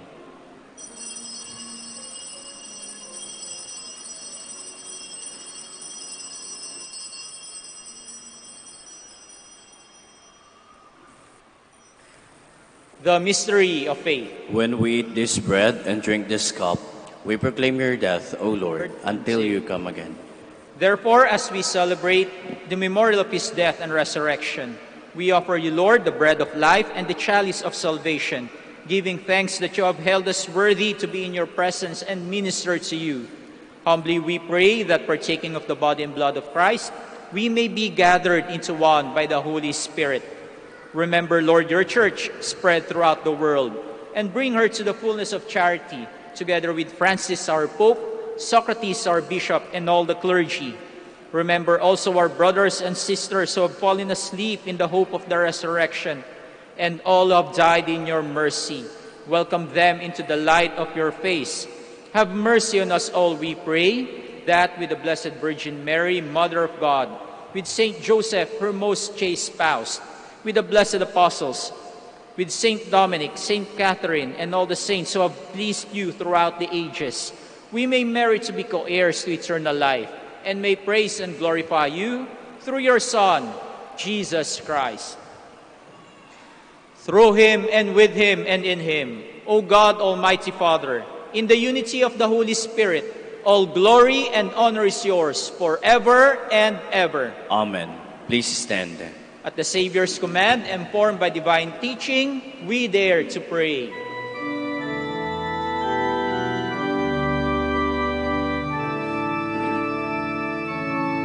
Ama namin, sumasalangit ka, sambahin ang ngalan mo,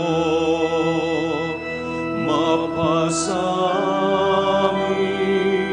ang kaharian mo, sundin ang loob mo,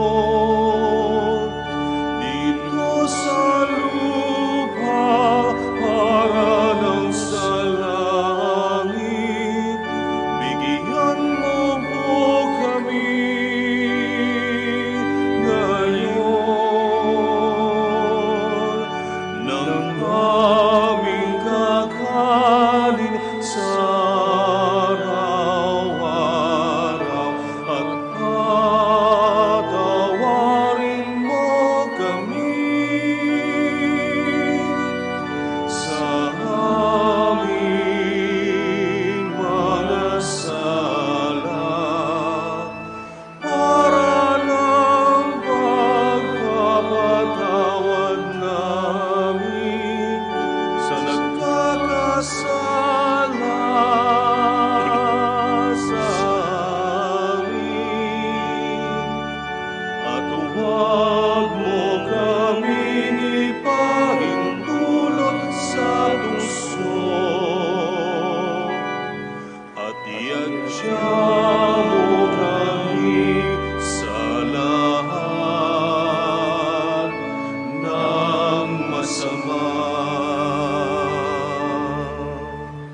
Deliver us, Lord, we pray, from every evil. Graciously grant peace in our days, that by the help of your mercy, we may be always free from sin and safe from all distress, as we await the blessed hope and the coming of our Savior, Jesus Christ. For the kingdom, the power, and the glory are yours, now and forever. Lord Jesus Christ, who said to your apostles, "Peace I leave you, my peace I give you," look not on our sins, but on the faith of your church, and graciously grant her peace and unity in accordance with your will, who live and reign forever and ever. Amen. The peace of the Lord be with you always. And with your spirit. Now let us offer each other the sign of peace. Peace be with you.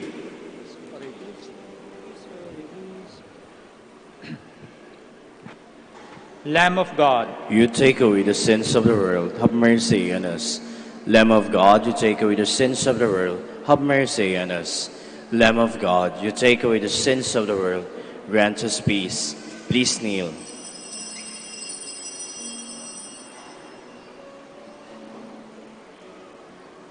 my dear brothers and sisters, this is Jesus Christ, our good shepherd, who gives us rest.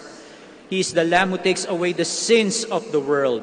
Blessed are those called to the supper of the Lamb. Lord, I am not worthy that you should enter under my roof, but only say the word, and my soul shall be healed.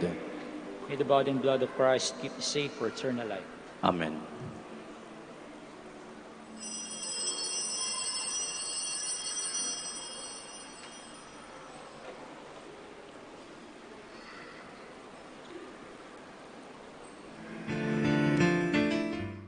You are listening to the live Mass on air at the Minor Basilica of Our Lady of the Rosary of Manaoag. And the celebrant for this live Mass on air is Reverend Father Raynor Monsayak, OP. This live Mass on Air is for the intention of our Sikh brothers and sisters and to all Filipinos working abroad. Hi, my dear friends. If you wish to watch us live, you can go on to Facebook and look for Manawag Dominican Radio. Watch us live on Facebook. Thank you very much.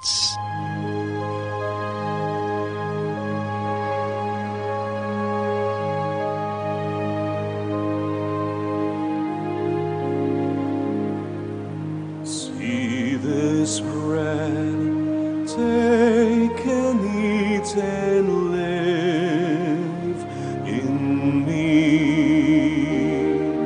See this cup, take and drink, remember me. See this bread, take and eat and dream in me. See this cup, take and drink, remember me.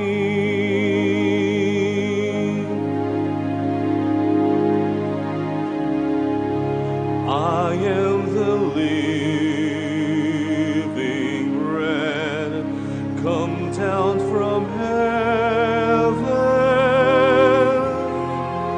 All who eat my flesh and drink my blood will live forever. See this bread, take and eat and live in me. See this cup, take and drink, remember me.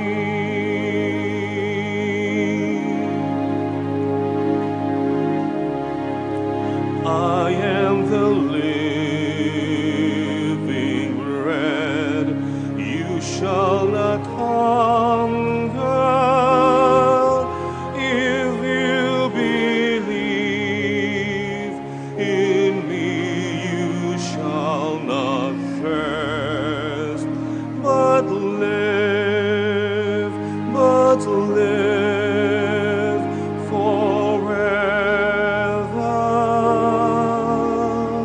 forever. See this bread, take and eat and live in me. See this cup, take and drink, remember me.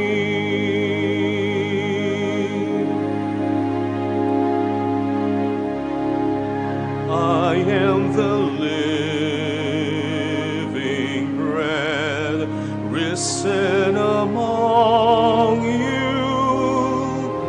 If you believe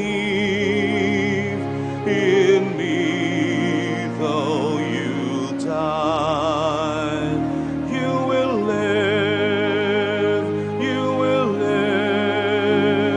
forever. See this bread, take and eat and live in me. See this cup, take and drink, remember me.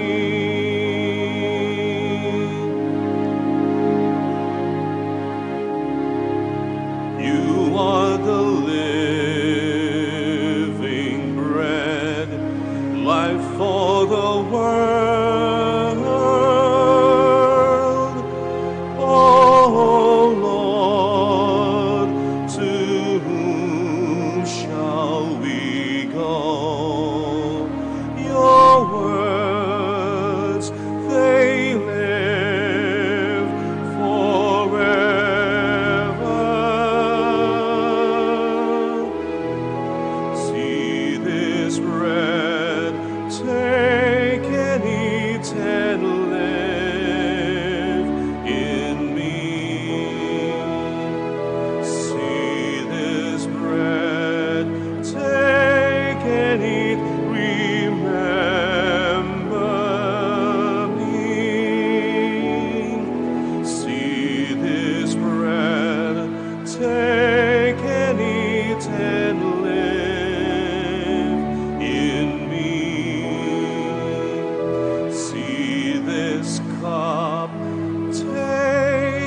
drink, remember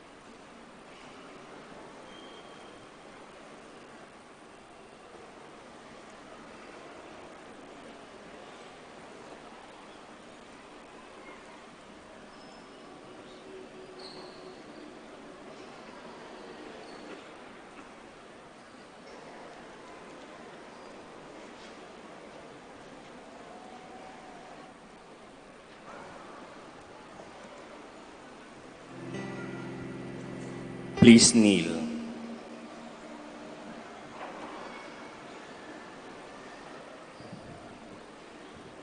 All together we pray the Oratio Imperata.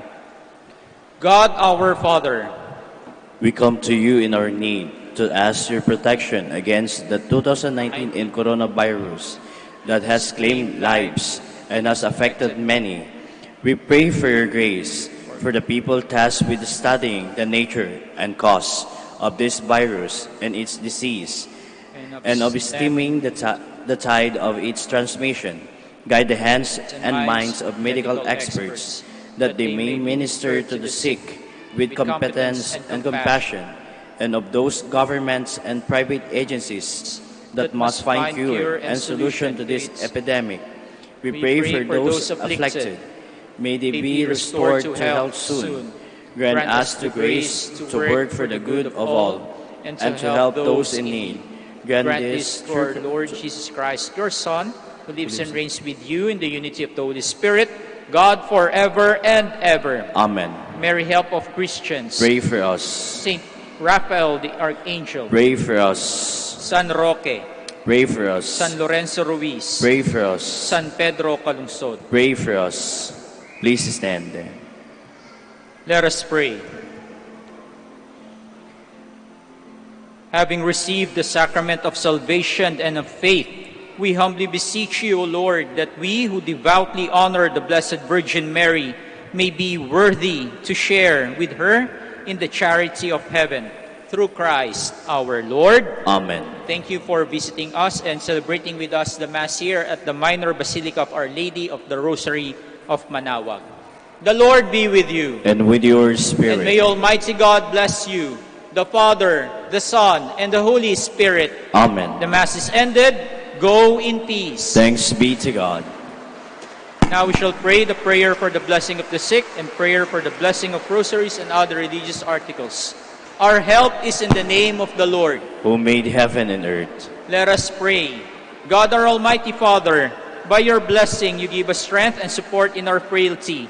Turn with kindness toward our sick brothers and sisters. Free them from all illness and restore them to good health. Through the intercession of Our Lady of the Rosary of Manaoag, so that in the sure knowledge of your goodness, they will gratefully bless your holy name. We ask this through Christ our Lord. Amen. In memory of the mysteries of the life, death, and resurrection of our Lord Jesus Christ, and to the honor and glory of the Blessed Virgin Mary, Mother of Christ, Mother of the Church, Our Lady of the Rosary of Manaoag, may these rosaries, images, candles, oils, and other religious articles, and all the pilgrims be blessed and made holy. In the name of the Father, and of the Son, and of the Holy Spirit. Amen. Amen. Let us sing the Immaculate Mother. Immaculate Mother, we come at thy call, and lo, at thy altar be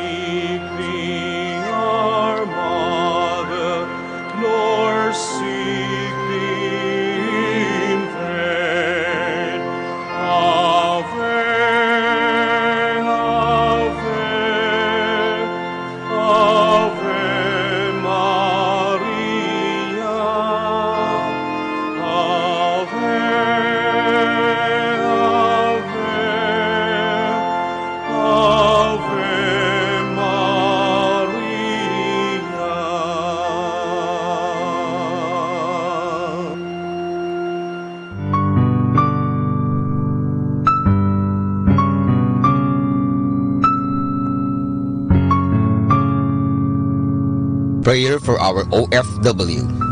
Lord Jesus, we put ourselves at the foot of your holy cross with Our Lady of the Rosary of Manaoag, as we acknowledge that we are nothing without you, and by your death you have redeemed the world. We believe in faith that nothing is impossible with you. We lift up to you our OFW listeners all over the world, whom we offer our prayers and every Holy Mass from the Minor Basilica of Our Lady of the Rosary of Manaoag. Lord, words cannot describe and express what they are sacrificing in order to have a better chance in life. Lord, redeem them of all their pains, trials, and persecutions as they are working in a foreign land for people that are complete strangers to them. Shield them with your most precious blood that flows from your sacred heart. Protect them from any harm and abuses that they may face as they continue their journey in life. We beg for your mercy and divine love, for they are far away from their families, loved ones, and friends. They miss our home that is causing heartaches and loneliness, that they are at a loss on what to do. Grant them the power and strength from the Holy Spirit to succeed and to be blessed in this chapter and mission in their life. Guide, inspire, and lead them to believe in faith that you will never forsake nor abandon them in their hours of need.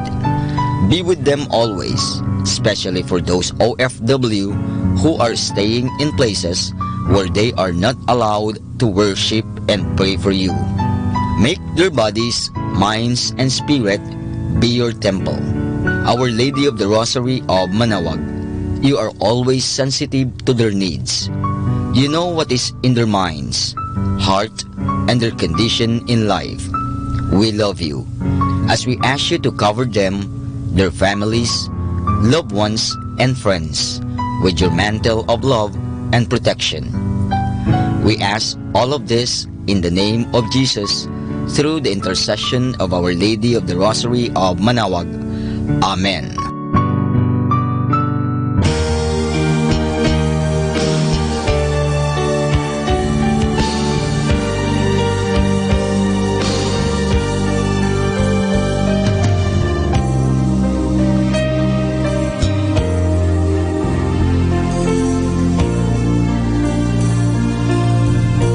Prayer for priests.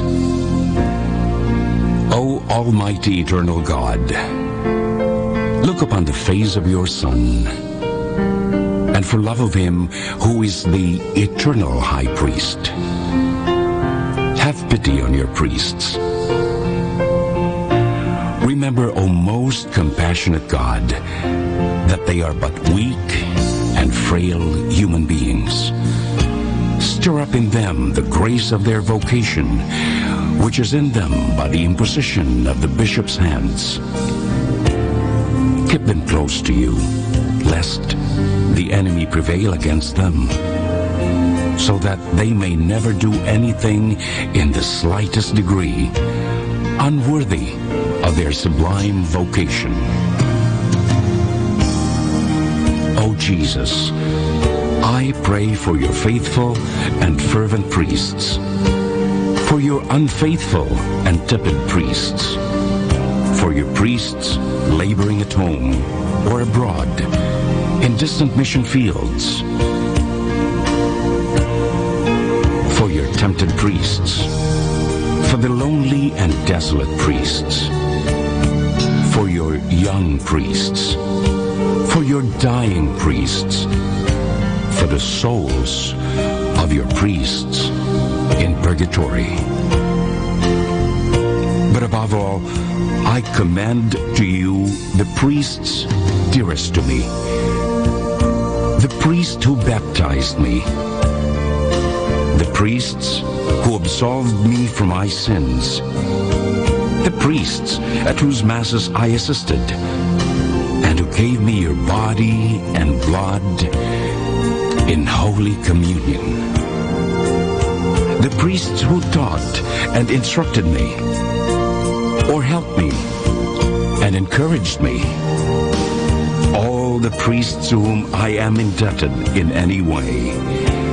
Oh, Jesus, keep them all close to your heart and bless them abundantly in time and in eternity. Amen. In the name of the Father, and of the Son, and of the Holy Spirit. Amen.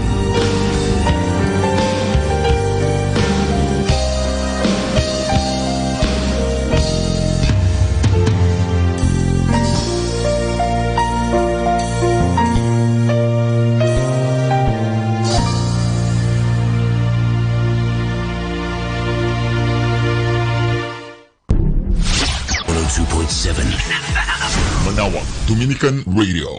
Manawag Dominican Radio. And now back to the music.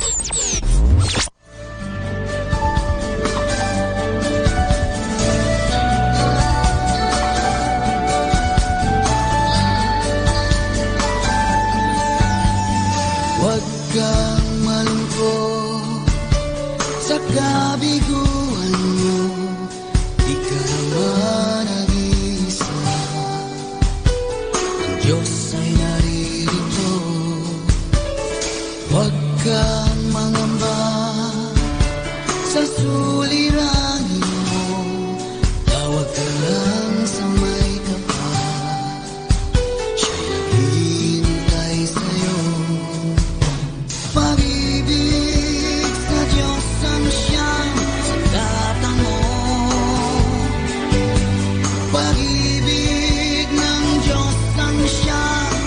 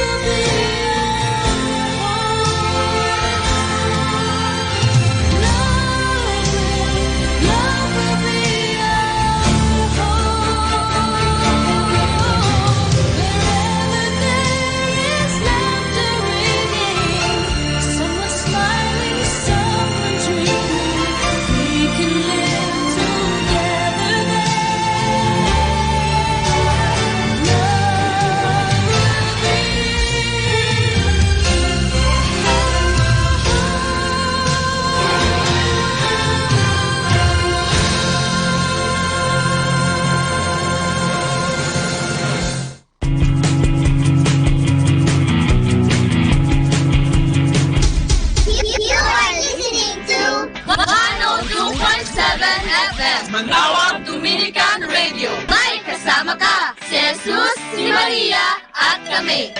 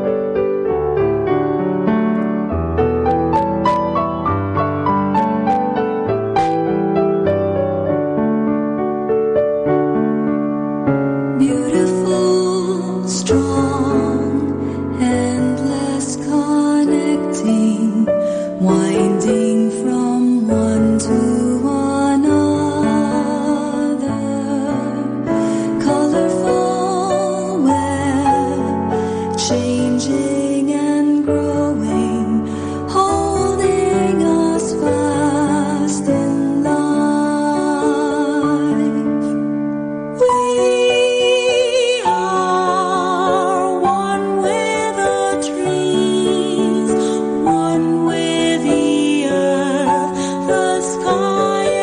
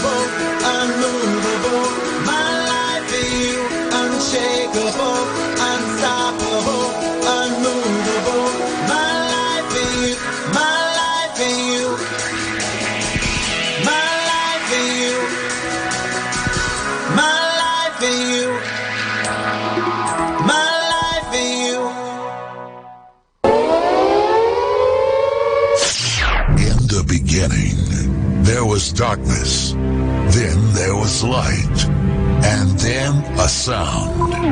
Who am I that the Lord of all the earth would care to know my name, would care to feel my hurt?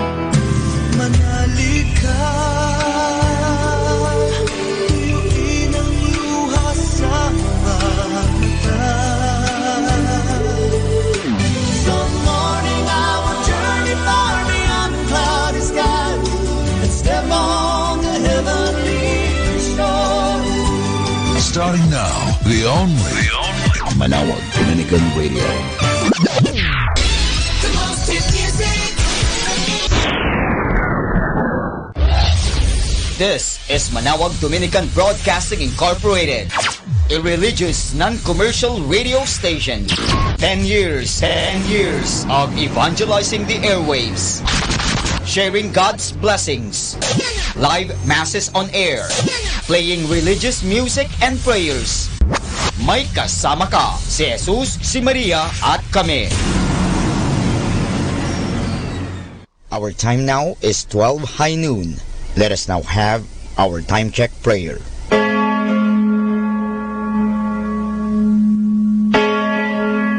Ang anghel ng Panginoon ay nagbalita kay Santa Maria. At siya'y naglihi nilalang ng Espiritu Santo. Aba, Ginoong Maria, napupuno ka ng grasya. Ang Panginoong Diyos ay sumasa iyo. Bukod kang pinagpala sa babaeng lahat, at pinagpala naman ang iyong anak na si Jesus. Santa Maria, Ina ng Diyos, ipanalangin mo kami makasalanan, ngayon at kung kami mamamatay. Amen. Narito ang alipin ng Panginoon. Maganap nawa sa akin ayon sa wika mo. Aba, Ginoong Maria, napupuno ka ng grasya. Ang Panginoong Diyos ay sumasa iyo. Bukod kang pinagpala sa babaeng lahat, at pinagpala naman ang iyong anak na si Jesus. Santa Maria, Ina ng Diyos, ipanalangin mo kami makasalanan, ngayon at kung kami mamamatay. Amen. At ang Berbo ay nagkatawang tao. At nakipamayan sa atin.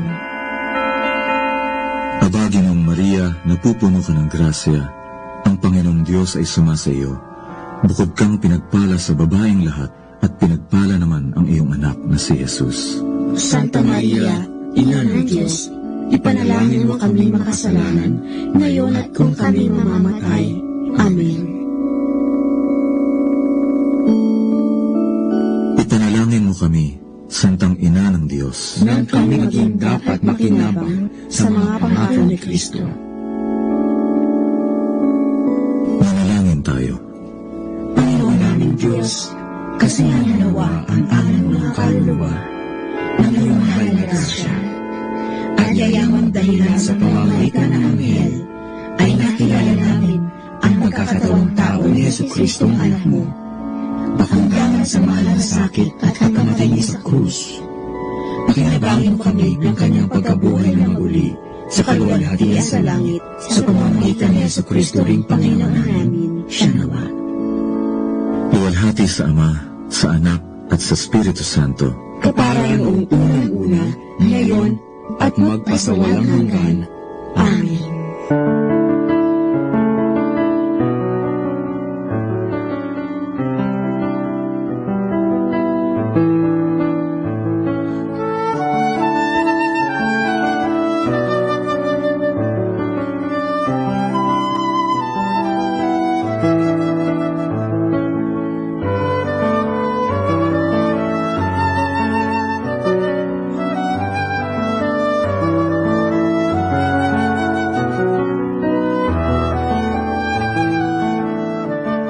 Ang Santo Rosario, sa ngalan ng Ama, at ng Anak, at ng Espiritu Santo. Amen. Sumasampalataya ako sa Diyos Amang makapangyarihan sa lahat, na may gawa ng langit at lupa.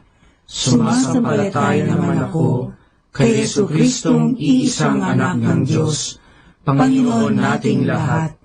Nagkatawang tao siya, lalang ng Espiritu Santo, ipinanganak ni Santa Mariang Birhen, pinagpakasakit ni Poncio Pilato, ipinako sa krus, namatay, inilibing, nanaog sa kinaroroonan ng mga yumao, nang may 3 araw, nabuhay na maguli, umakyat sa langit, naluklok sa kanan ng Diyos Amang makapangyarihan sa lahat.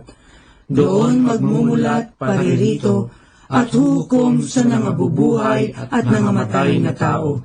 Sumasampalataya ako sa Diyos Espiritu Santo, sa banal na simbahang katolika, sa kasamahan ng mga banal, sa kapatawaran ng mga kasalanan, sa pagkabuhay na magmuli ng mga nangamatay na tao, at sa buhay na walang hanggan. Amen.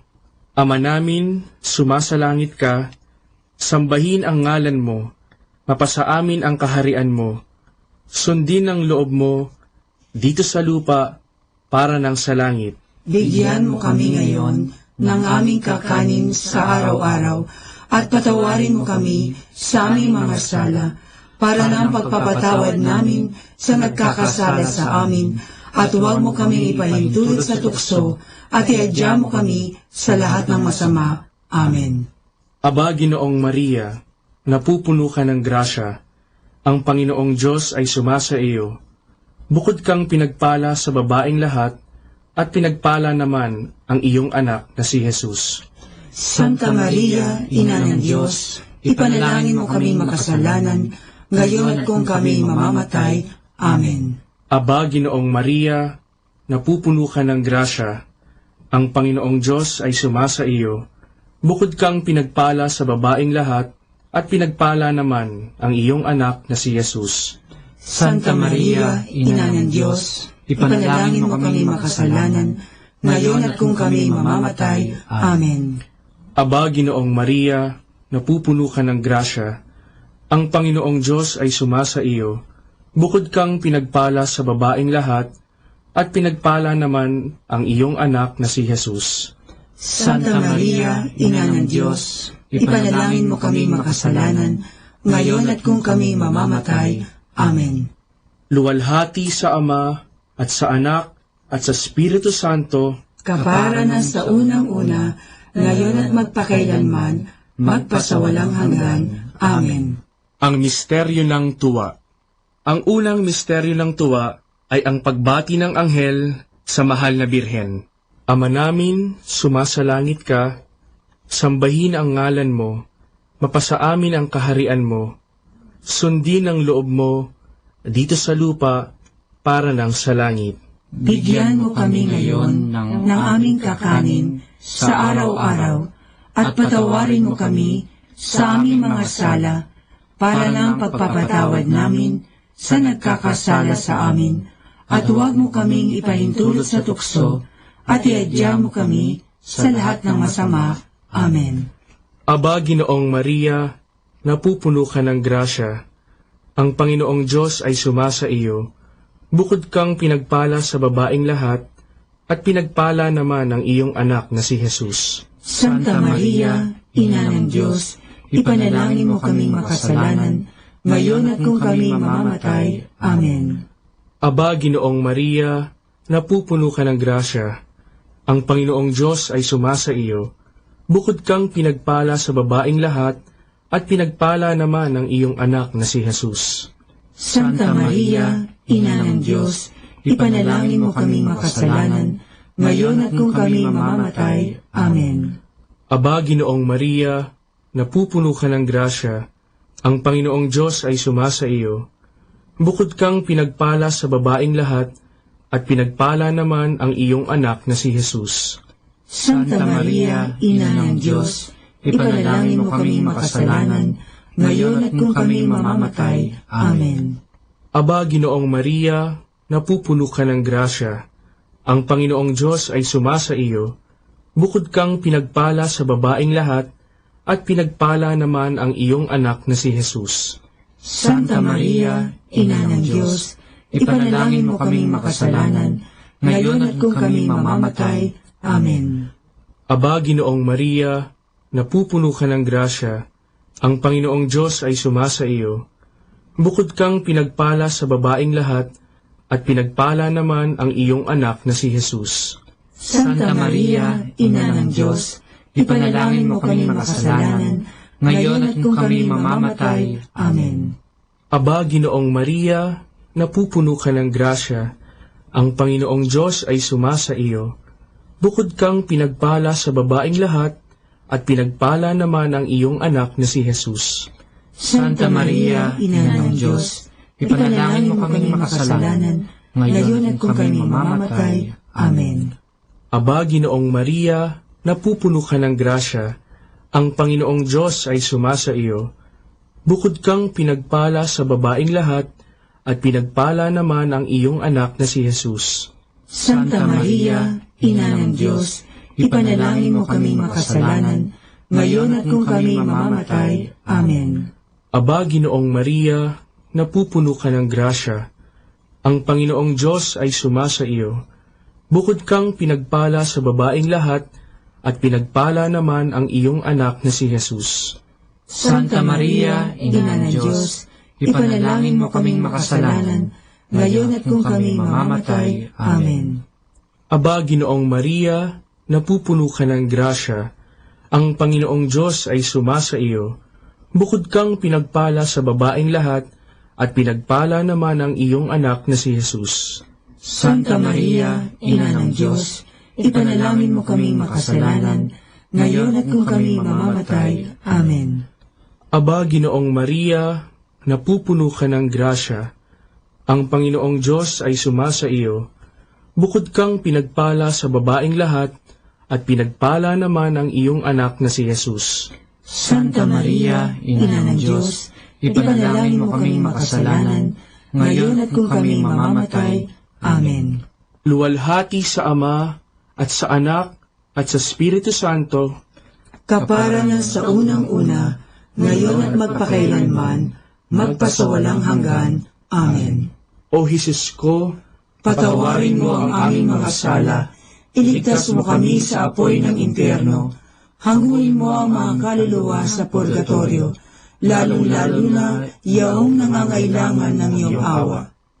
Ang pangalawang misteryo ng tuwa ay ang pagdalaw ng Birheng Maria kay Santa Isabel.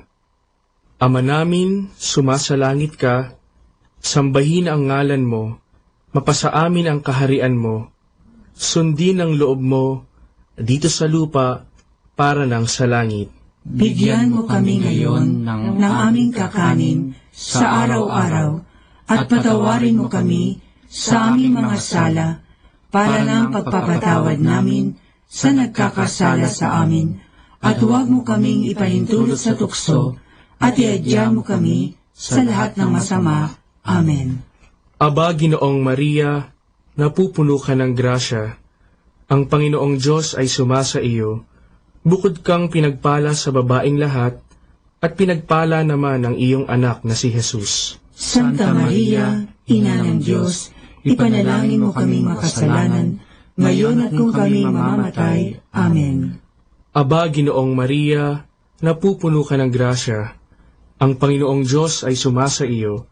Bukod kang pinagpala sa babaing lahat, at pinagpala naman ang iyong anak na si Jesus. Santa Maria, Ina ng Diyos, ipanalangin mo kaming makasalanan, ngayon at kung kami mamamatay. Amen. Aba, Ginoong Maria, napupuno ka ng grasya, ang Panginoong Diyos ay sumasa iyo. Bukod kang pinagpala sa babaing lahat, at pinagpala naman ang iyong anak na si Jesus. Santa Maria, Ina ng Diyos, ipanalangin mo kaming makasalanan, ngayon at kung kami mamamatay. Amen. Aba, Ginoong Maria, napupuno ka ng grasya, ang Panginoong Diyos ay sumasa iyo. Bukod kang pinagpala sa babaing lahat, at pinagpala naman ang iyong anak na si Jesus. Santa Maria, Ina ng Diyos, ipanalangin mo kaming makasalanan, ngayon at kung kami mamamatay. Amen.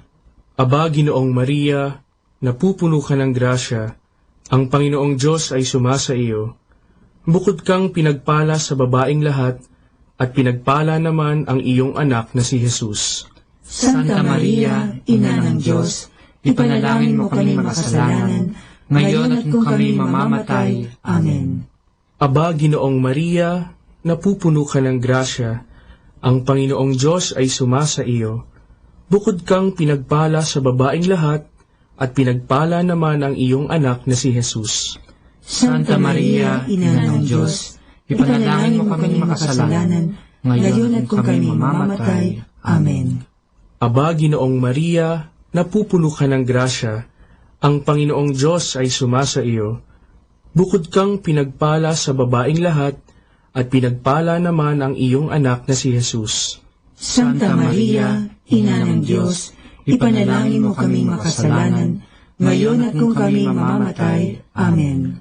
Aba, Ginoong Maria, napupuno ka ng grasya, ang Panginoong Diyos ay sumasa iyo.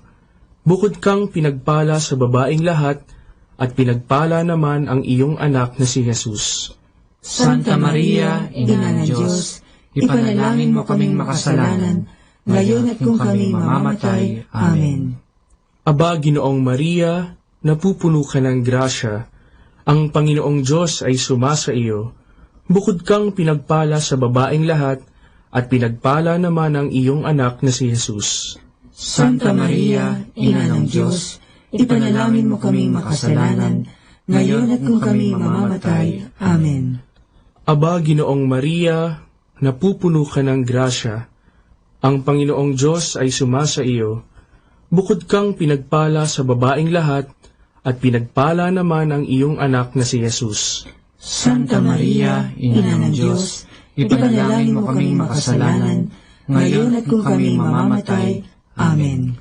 Luwalhati sa Ama, at sa Anak, at sa Espiritu Santo, kapara na sa unang-una, ngayon at magpakailanman, magpasawalang hanggan. Amen. O Jesus ko, patawarin mo ang aming mga sala, iligtas mo kami sa apoy ng impyerno, hanguin mo ang mga kaluluwa sa purgatorio, lalong-lalo na yaong nangangailangan ng iyong awa. Ang pangatlong misteryo ng tuwa ay ang pagsilang sa mundo ng anak ng Diyos. Ama namin, sumasalangit ka, sambahin ang ngalan mo, mapasa amin ang kaharian mo, sundin ang loob mo, dito sa lupa, para nang sa langit. Bigyan mo kami ngayon ng aming kakanin sa araw-araw, at patawarin mo kami sa aming mga sala, para ng pagpapatawad namin sa nagkakasala sa amin, at huwag mo kaming ipahintulot sa tukso, at iadya mo kami sa lahat ng masama. Amen. Aba, Ginoong Maria, napupuno ka ng grasya, ang Panginoong Diyos ay sumasa iyo. Bukod kang pinagpala sa babaeng lahat, at pinagpala naman ang iyong anak na si Jesus. Santa Maria, Ina ng Diyos, ipanalangin mo kaming makasalanan, ngayon at kung kami mamamatay. Amen. Aba, Ginoong Maria, napupuno ka ng grasya, ang Panginoong Diyos ay sumasa iyo. Bukod kang pinagpala sa babaeng lahat, at pinagpala naman ang iyong anak na si Jesus. Santa Maria, Ina ng Diyos, ipanalangin mo kaming makasalanan, ngayon at kung kami mamamatay. Amen. Aba, Ginoong Maria, napupuno ka ng grasya, ang Panginoong Diyos ay sumasa iyo. Bukod kang pinagpala sa babaeng lahat, at pinagpala naman ang iyong anak na si Jesus. Santa Maria, Ina ng Diyos, ipanalangin mo kaming makasalanan, ngayon at kung kami mamamatay. Amen. Aba, Ginoong Maria, napupuno ka ng grasya, ang Panginoong Diyos ay sumasa iyo. Bukod kang pinagpala sa babaeng lahat, at pinagpala naman ang iyong anak na si Jesus.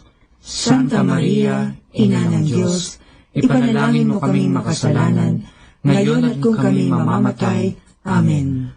Aba, Ginoong Maria, napupuno ka ng grasya, ang Panginoong Diyos ay sumasa iyo. Bukod kang pinagpala sa babaeng lahat, at pinagpala naman ang iyong anak na si Jesus. Santa Maria, Ina ng Diyos, ipanalangin mo kaming makasalanan, ngayon at kung kami mamamatay. Amen. Aba, Ginoong Maria, napupuno ka ng grasya, ang Panginoong Diyos ay sumasa iyo. Bukod kang pinagpala sa babaeng lahat, at pinagpala naman ang iyong anak na si Jesus. Santa Maria, Ina ng Diyos, ipanalangin mo kaming makasalanan, ngayon at kung kami mamamatay. Amen.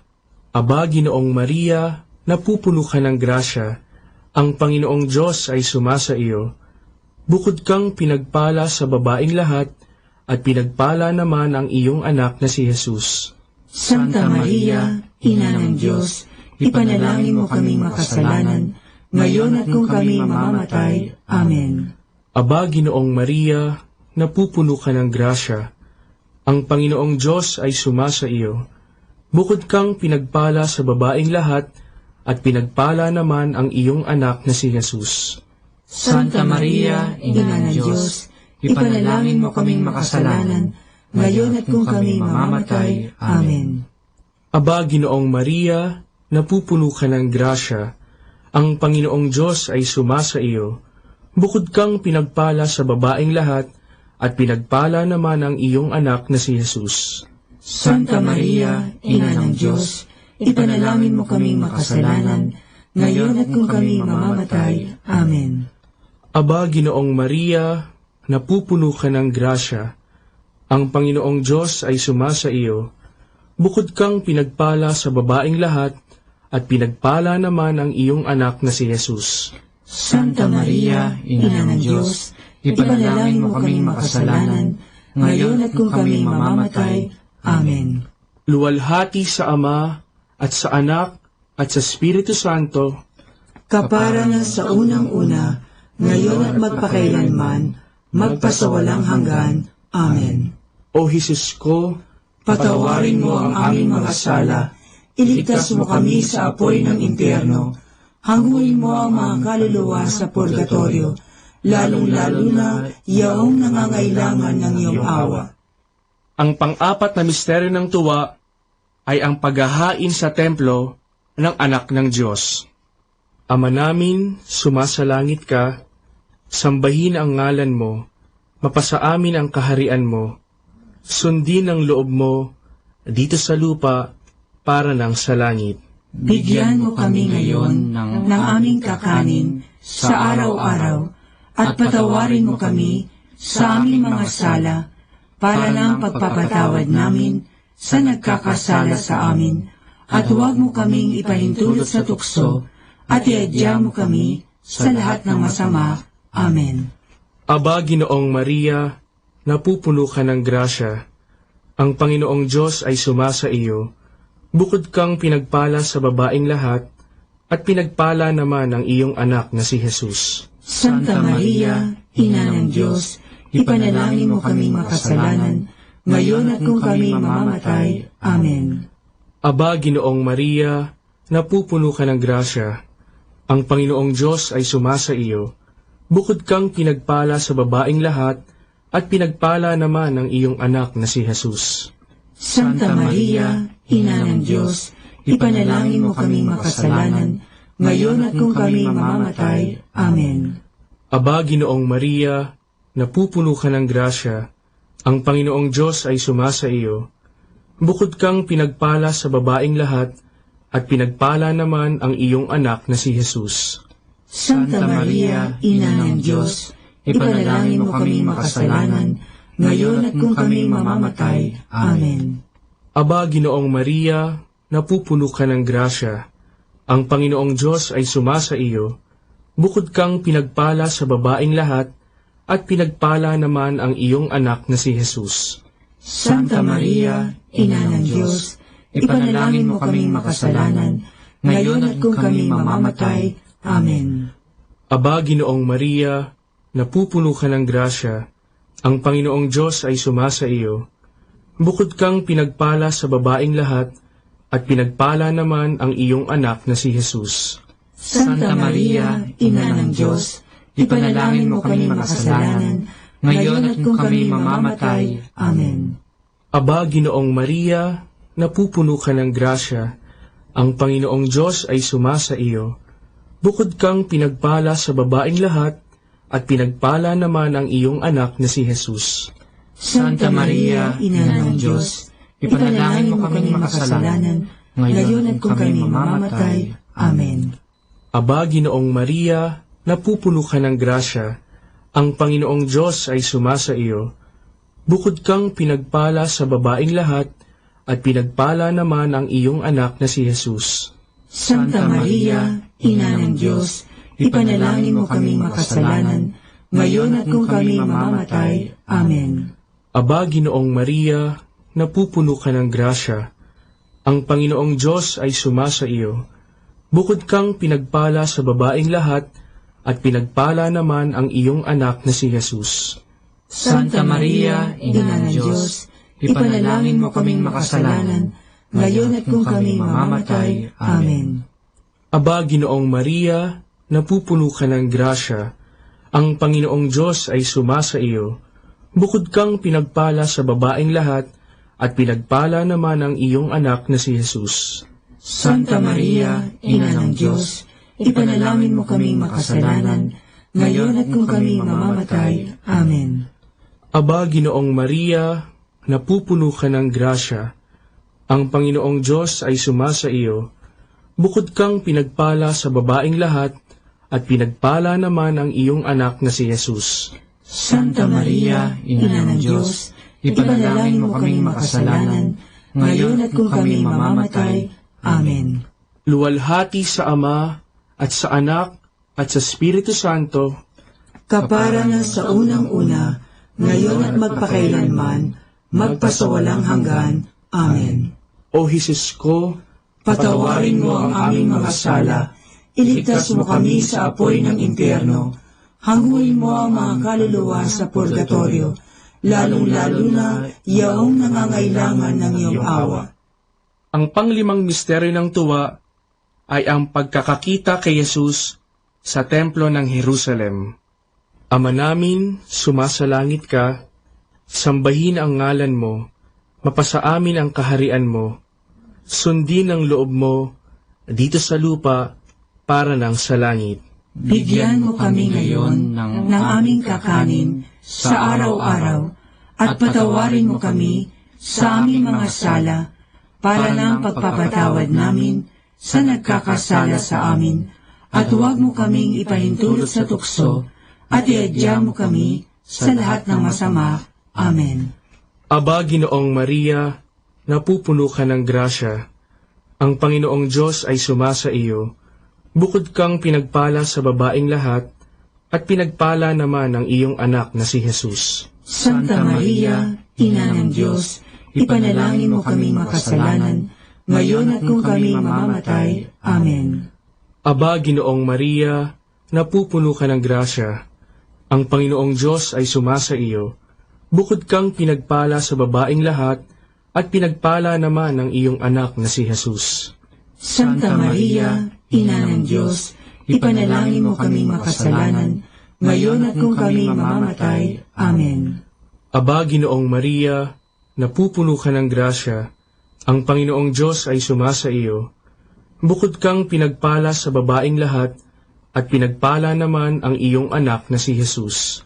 Santa Maria, Ina ng Diyos, ipanalangin mo kaming makasalanan, ngayon at kung kami mamamatay. Amen. Aba, Ginoong Maria, napupuno ka ng grasya, ang Panginoong Diyos ay sumasa iyo. Bukod kang pinagpala sa babaeng lahat, at pinagpala naman ang iyong anak na si Jesus. Santa Maria, Ina ng Diyos, ipanalangin mo kaming makasalanan, ngayon at kung kami mamamatay. Amen. Aba, Ginoong Maria, napupuno ka ng grasya, ang Panginoong Diyos ay sumasa iyo. Bukod kang pinagpala sa babaeng lahat, at pinagpala naman ang iyong anak na si Jesus. Santa Maria, Ina ng Diyos, ipanalangin mo kaming makasalanan, ngayon at kung kami mamamatay. Amen. Aba, Ginoong Maria, napupuno ka ng grasya, ang Panginoong Diyos ay sumasa iyo. Bukod kang pinagpala sa babaeng lahat, at pinagpala naman ang iyong anak na si Jesus. Santa Maria, Ina ng Diyos, ipanalangin mo kaming makasalanan, ngayon at kung kami mamamatay. Amen. Aba, Ginoong Maria, napupuno ka ng grasya, ang Panginoong Diyos ay sumasa iyo. Bukod kang pinagpala sa babaeng lahat, at pinagpala naman ang iyong anak na si Jesus. Santa Maria, Ina ng Diyos, ipanalangin mo kaming makasalanan, ngayon at kung kami mamamatay. Amen. Aba, Ginoong Maria, napupuno ka ng grasya. Ang Panginoong Diyos ay sumasa iyo. Bukod kang pinagpala sa babaeng lahat, at pinagpala naman ang iyong anak na si Jesus. Santa Maria, Ina ng Diyos, ipanalangin mo kaming makasalanan, ngayon at kung kami mamamatay. Amen. Aba, Ginoong Maria, napupuno ka ng grasya. Ang Panginoong Diyos ay sumasa iyo. Bukod kang pinagpala sa babaeng lahat, at pinagpala naman ang iyong anak na si Jesus. Santa Maria, Ina ng Diyos, ipanalangin mo kaming makasalanan, ngayon at kung kami mamamatay. Amen. Aba, Ginoong Maria, napupuno ka ng grasya. Ang Panginoong Diyos ay sumasa iyo. Bukod kang pinagpala sa babaeng lahat, at pinagpala naman ang iyong anak na si Jesus. Santa Maria, Ina ng Diyos, ipanalangin mo kaming makasalanan, ngayon at kung kami mamamatay. Amen. Luwalhati sa Ama, at sa Anak, at sa Espiritu Santo, kapara na sa unang-una, ngayon at magpakailanman, magpasawalang hanggan. Amen. O Jesus ko, patawarin mo ang aming mga sala, iligtas mo kami sa apoy ng impyerno, hanguin mo ang mga kaluluwa sa purgatorio, lalong-lalo na yaong nangangailangan ng iyong awa. Aba po, Santa Mariang Hari, Ina ng awa, ikaw ang kabuhayan at katamisan. Aba, pinananaligan ka namin.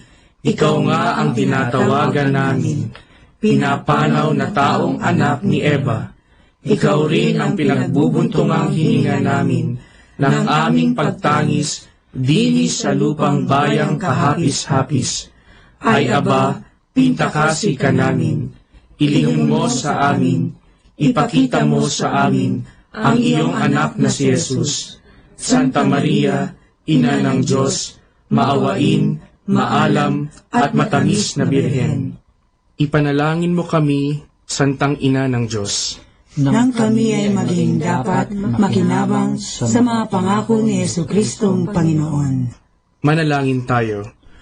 O Diyos, na ang bugtong na anak ay nagkatawang tao, namatay at muling nabuhay, upang tamuhin para sa amin ang gantimpalang walang hanggang kaligtasan. Ipagkaloob mo na sa pamamagitan ng pagdidili-dili namin ng mga misteryo ng kabanal-banalang rosaryo ng Birheng Maria, na mata mo ang kanilang mga ipinangangako, alang-alang din kay Kristong Panginoon namin. Amen. Sumapayapa nawa ang kaluluwa ng mga yumao sa grasya ng Panginoong Diyos. Amen. Sa ngalan ng Ama, at ng Anak, at ng Espiritu Santo. Amen.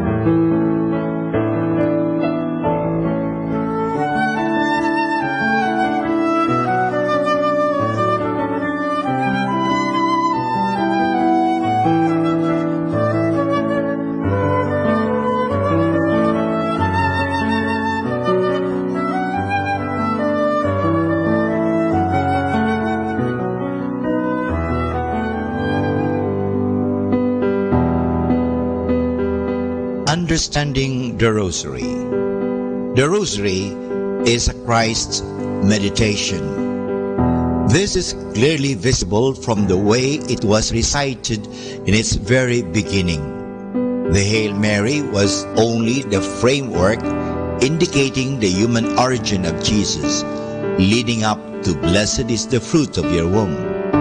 The fruit of the womb is then identified and described in the various aspects.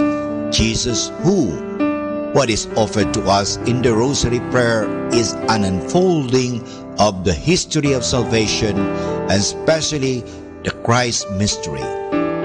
Mary is only the way and the guide leading up to Jesus, to his life, passion, and glory. This is the place she has in the history of salvation.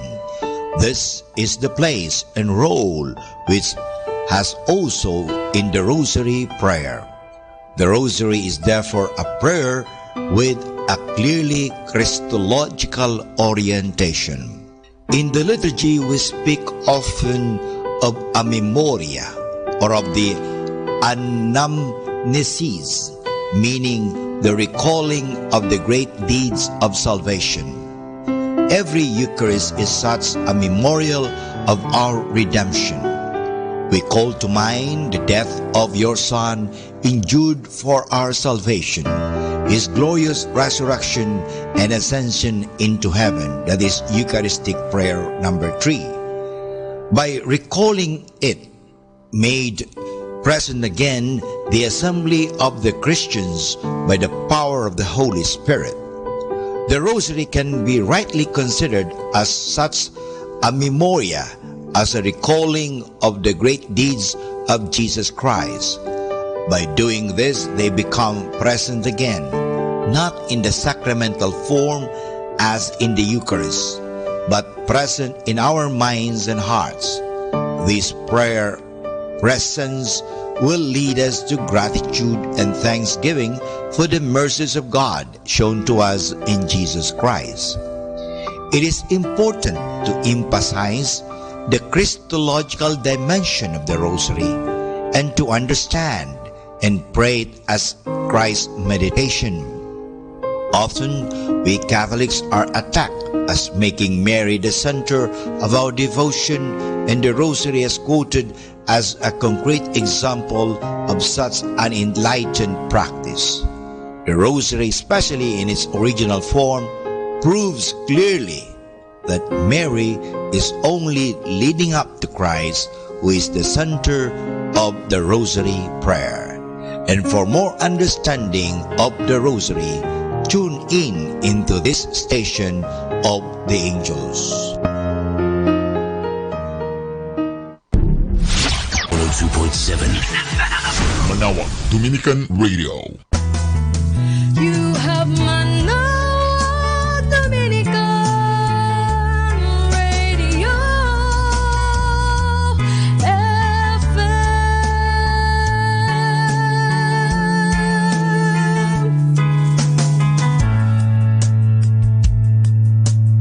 Kasama natin to. Dominican Radio, in cooperation with TheFranciscanRadio.org, brings you the Saint of the Day. This is Saint of the Day for February 8th from the Franciscans and St. Anthony Messenger Press. Today we celebrate St. Josephine Bakhita. How often is it we celebrate a person who bravely endured the horrors of slavery and ultimately earned the title of saint? Today, the feast of St. Josephine Bakhita, we do. Born to a wealthy Sudanese family in 1869, Josephine was kidnapped at age 9 by slave traders who gave her the name Bakhita. Over the next decade, she was sold several times and forced to endure repeated humiliations and beatings. She was finally bought by a public servant who turned her over to a family that employed her as a nanny in Italy, where slavery was illegal. Treated by the family with kindness, Josephine became acquainted with the Catholic faith as she accompanied her young charge to religious education classes. By age 21, Josephine herself was received into the church. Several years later, she joined the Daughters of Charity, also known as the Canossian Sisters in Italy. Known for her gentle presence and her willingness to undertake any task, she worked quietly as a cook, seamstress, and doorkeeper. Later in life, she became a noted speaker who raised funds to support the missionary efforts of her religious community. At her canonization in 2000, Pope John Paul II called Josephine Bakhita a woman of heroic goodness. There's more about the saints, along with inspiration and Catholic resources, at our website, franciscanradio.org. From the Franciscans and St. Anthony Messenger Press, this is Saint of the Day. Good afternoon, everyone. Have a blessed day ahead. Here in Manawag Dominican Radio, may kasama ka. Manawag Dominican Radio. And now back to the music.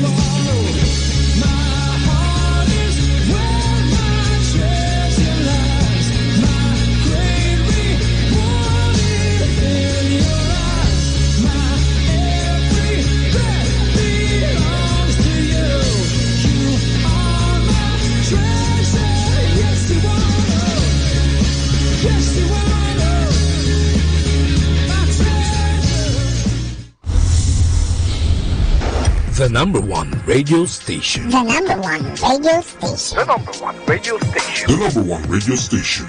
Number one station for Christ. To FM. Manawag. Dominican Radio. Mike Samaka.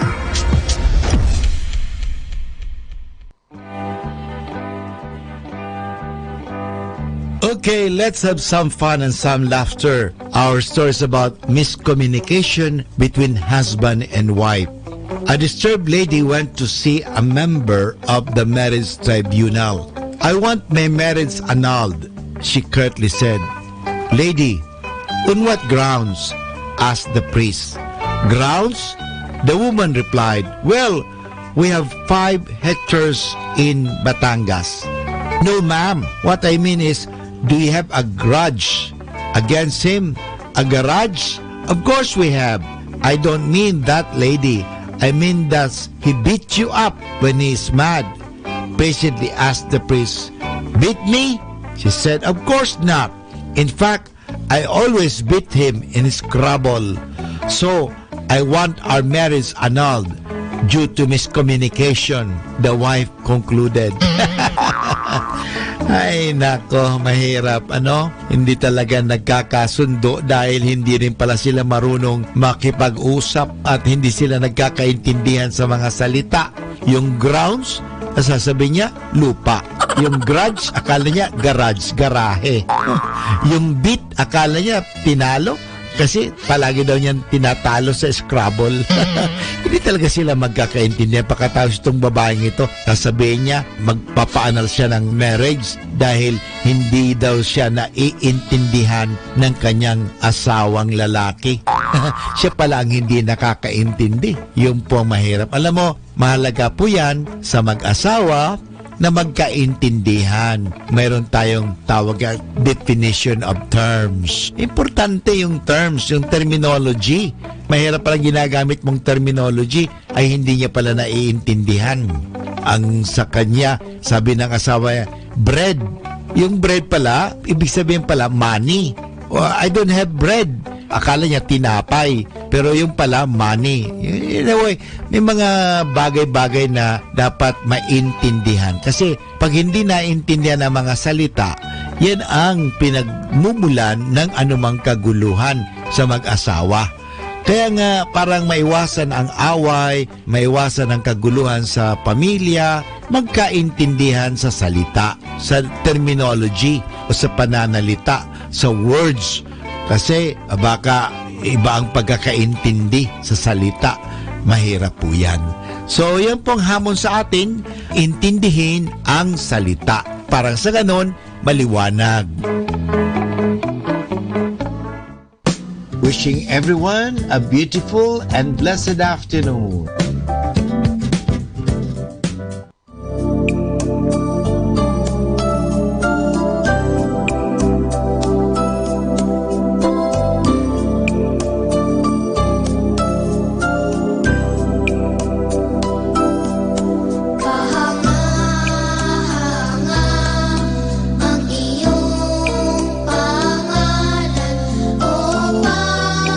Panginoon ng sa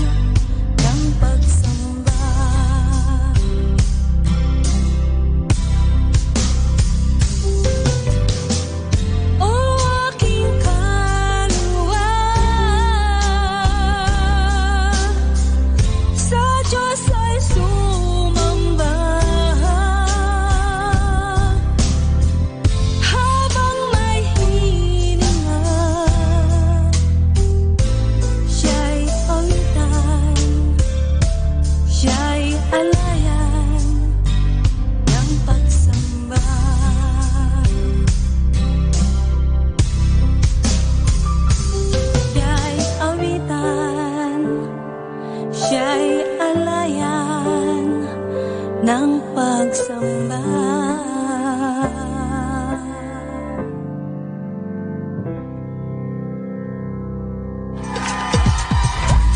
Oh, yeah.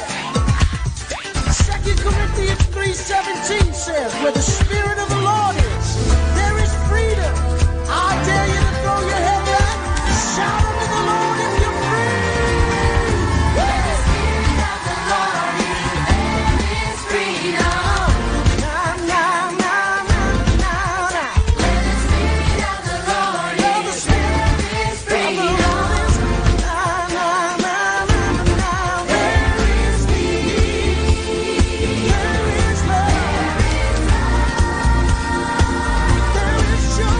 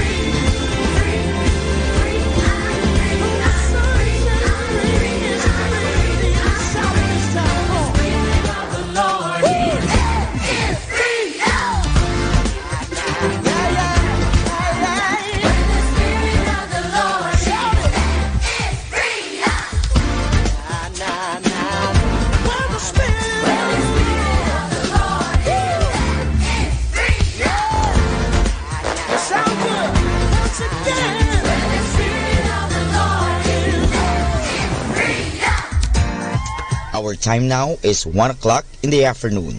Let us now have our time check prayer.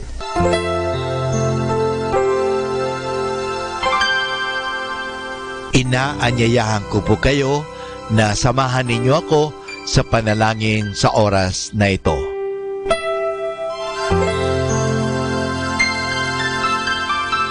Panalangin ng isang kasambahay. Mapagmahal naming Ama, sa iyong tulong at pagsusubaybay, ako umaasa. Luwin mong matupad ko ng maayos ang mga gawaing bahay na kaatang sa akin. Biyayaan mo ako ng sipag, lakas ng katawan at tiyaga sa araw-araw upang maibigay ko ang paglilingkod na inaasahan sa akin. Luwin mo rin, kilalanin at igalang ng aking mga pinaglilingkuran ang aking mga karapatan bilang isang tao at bilang isang anak ng Diyos.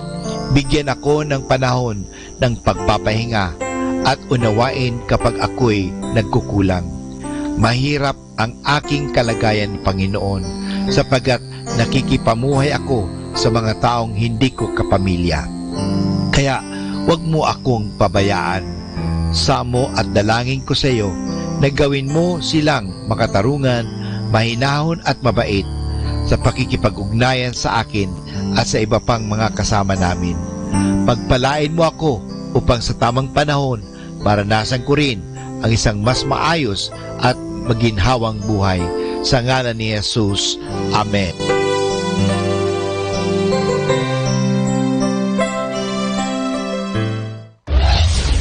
This is Manawag Dominican Broadcasting Incorporated, a religious non-commercial radio station.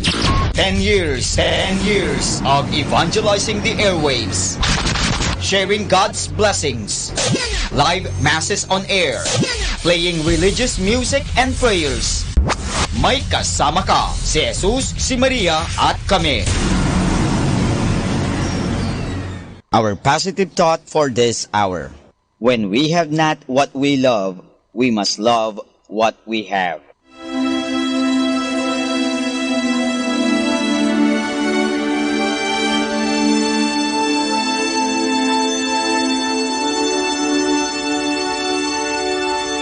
Isang mapagpalang pagbati po sa inyong lahat mula sa aming mga Dominikanong nobisyo dito sa Minor Basilica of Our Lady of the Rosary of Manawag.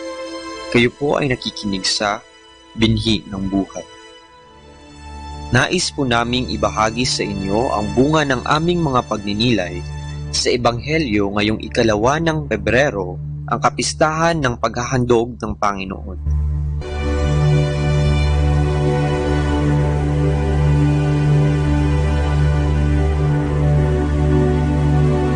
A reading from the Holy Gospel according to Luke.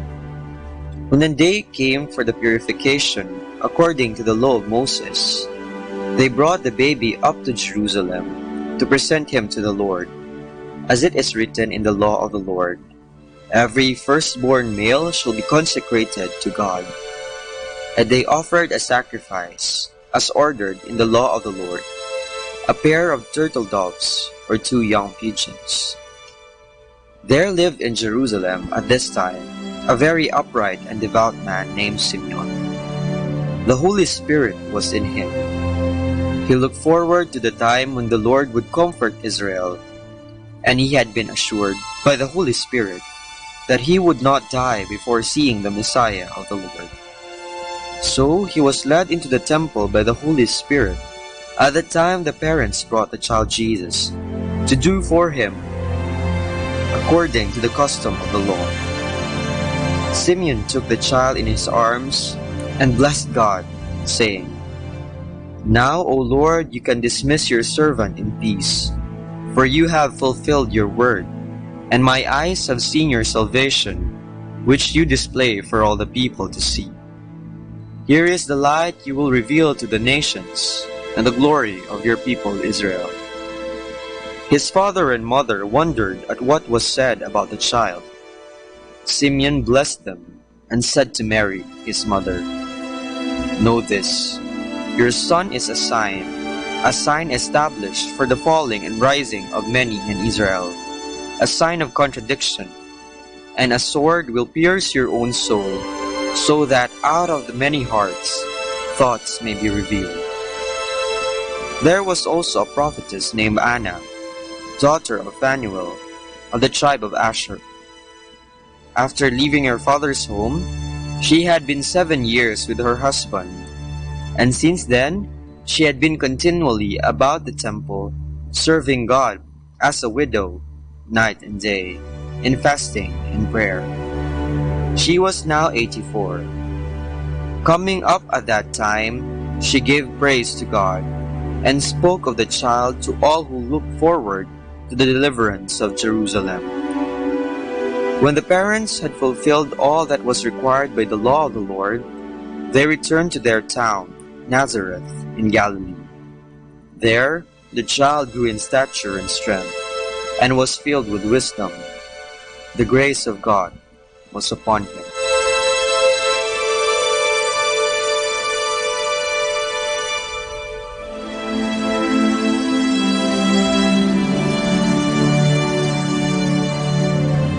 sarili ating alay. Ngayong linggo ay ating ipinagdiriwang ang pag-aalay sa templo ng ating Panginoon. Gayon din, ginugunita ang paglilinis o purification ng mahal na Inang Maria. Sa paniniwalang Hudyo, sinasabing ang isang ina ay nagiging marumi pagkatapos magluwal ng sanggol. Kaya kahit na ang Inang Maria ay walang bahid ng dumi at kasalanan, sinunod pa din niya ang kinaugaliang batas ayon kay Moises at tumungo sa templo para gawin ang ritual. Kanya ring inialay ang sanggol na Jesus sapagkat naaayon sa batas na ang unang lalaking isisilang ay pag-aari ng Diyos. Talagang huwaran ng pagsunod ang mahal na ina. Kaugnay nito, sa Arkidiocese ng Haro kung saan ako nagmula, isinasaulog din ang kapistahan ng mahal na ina sa titulong Nuestra Señora de la Candelaria, ang pintakasi ng Iloilo at buong kanlurang Visayas. Dahil dito, libo-libong mga tao ang dumadagsa sa katedral ng Haro para magpabasbas ng kanilang dalang kandila at mag-alay ng kani-kanilang panalangin. Sa mga kapistang ito ay pinapaalahanan tayo ng ating regular na obligasyon sa pagsisimba. Tuwing linggo, tayong mga Katoliko ay pumupunta sa ating mga simbahan para magdasal at makipag-usap sa ating Panginoon. Kagaya ni Jesus na siyang inialay ng Inang Maria, sa ating pagpunta sa simbahan ay para nang tayo rin ay pumunta sa templo para ialay ang ating mga sarili. Mga tanong lamang. Sa ating pag-aalay, tayo kaya ay naging kahali-halina sa paningin ng Panginoon?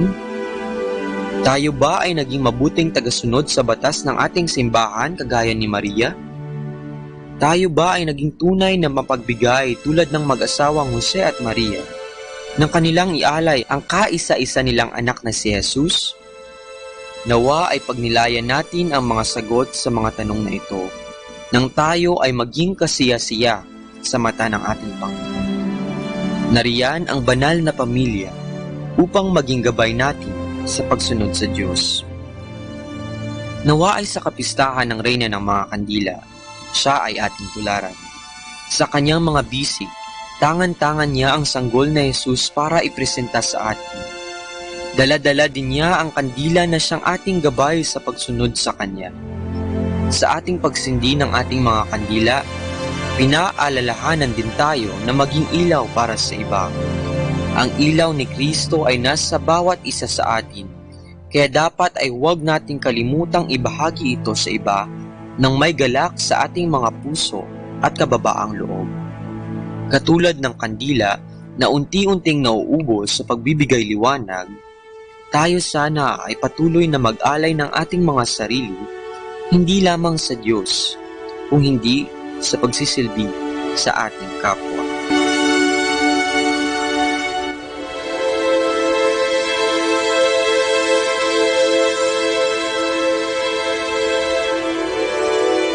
Mula po dito sa Minor Basilica of Our Lady of the Rosary of Manaoag, kami po ay taus-pusong nagpapasalamat sa inyong pakikinig. Nawa ay patuloy po nating isabuhay ang salita ng Diyos. Patnubayan at pagpalain nawa tayo ng Panginoong may kapal. Hanggang sa susunod na linggo po dito sa Binhi ng Buhay.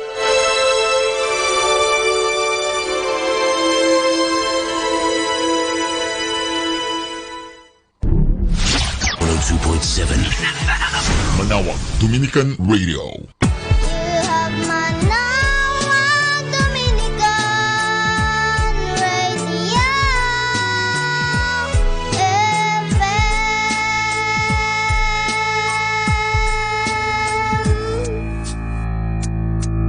Kasama natin to.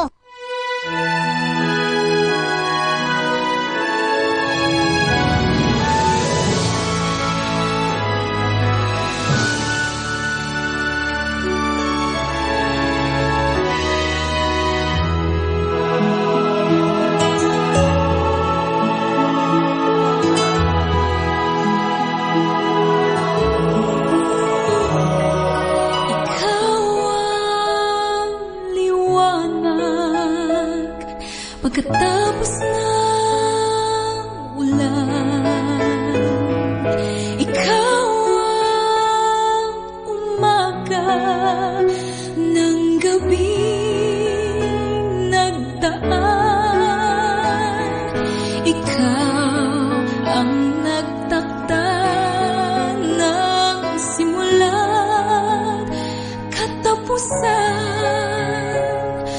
may tangan na ngayon at kailanman.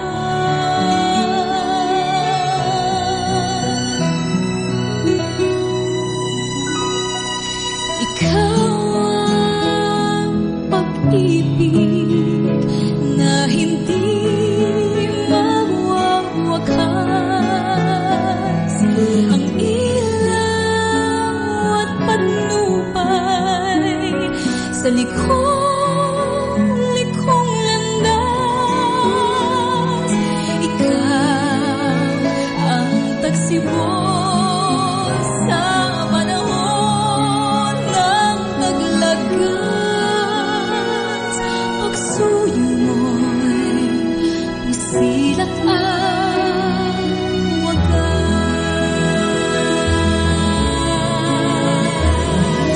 Ikaw ang kasama ng tumalikod ang lahat. Ikaw ang bumuhat ng pasan kong kaibigan. Ang alay mo'y ipatawad, di man ako karapat-dapat. Ikaw ang kaibigan ko tapat.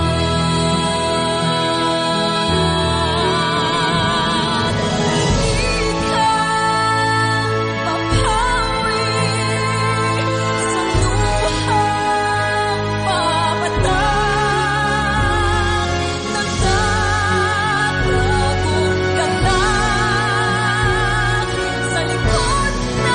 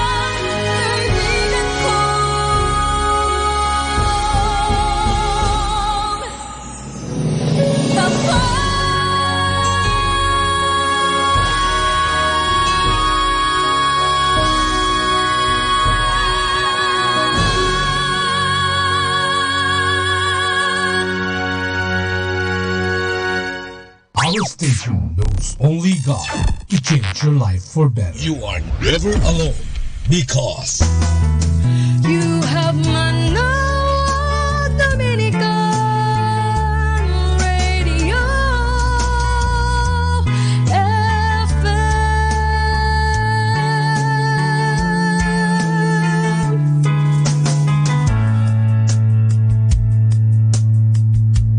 Atin pong pakinggan ang isang kwento sa Biblia ni Kasamang Cool. Si Noe at ang baha. Hango sa libro ng Genesis, Kapitulo 6 hanggang 9. Bagamat nagkasala sina Adan at Eva, minamahal pa rin sila ng Diyos.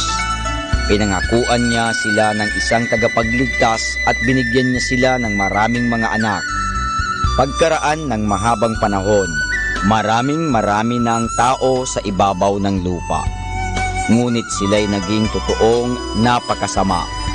Kaya't nagpadala ang Diyos ng isang malaking baha upang sila'y parusahan. Ngunit may isang lalaking naniniwala sa Diyos. Siya ay si Noe.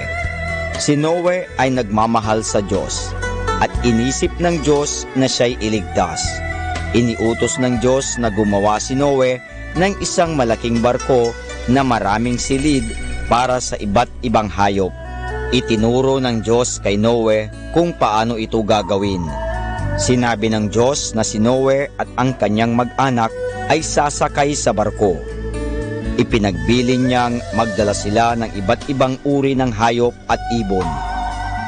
Sinunod ni Noe ang lahat ng ipinag-utos ng Diyos. Pagkayari ng sasakyan, nagpadala ang Diyos ng dala-dalawa sa bawat uri ng hayop at tig-7 naman sa ibang uri. Isinakay ni Noe ang mga iyon sa barko. Pagkaraay, sumakay na rin si Noe at ang kanyang asawa, kasama ang kanyang 3 anak na lalaki at ang kanilang mga asa-asawa, at isinara ng Diyos ang pinto ng barko. Umulan at bumaha sa loob ng maraming araw. Natakpan ng tubig ang lahat ng mga bundok. Nalunod ang lahat ng nabubuhay sa ibabaw ng lupa. Ngunit si Noe at ang lahat ng nasa barko ay naligtas. Pagkaraan ng maraming araw, pinababa ng Diyos ang tubig at ang barko ay sumadsad sa ibabaw ng isang mataas na bundok. Naghintay pa si Noe ng maraming araw para matuyo ang lupa. Pagkaraay, nagpalipad siya ng isang uwak at isang kalapati. Hindi na nagbalik ang uwak, ngunit ang kalapati nagbalik na may dalang isang dahon sa kanyang tuka. Pagkaraan ng 1 linggo, pinalabas uli ni Noe ang kalapati. Ito'y hindi na nagbalik. Binuksan ni Noe ang pinto ng barko at sila'y pinababa na ng Diyos. Pinasalamatan ni Noe at ng kanyang sambahayan ang Diyos dahil sa pagliligtas sa kanila. Gumawa si Noe ng isang dambana at naghandog ng pasasalamat sa Diyos. Ipinangako ng Diyos na hindi na siya magpapadalang muli ng gayong napakalaking baha. Siya'y naglagay ng isang bahaghari sa langit upang maging tanda ng kanyang pangako.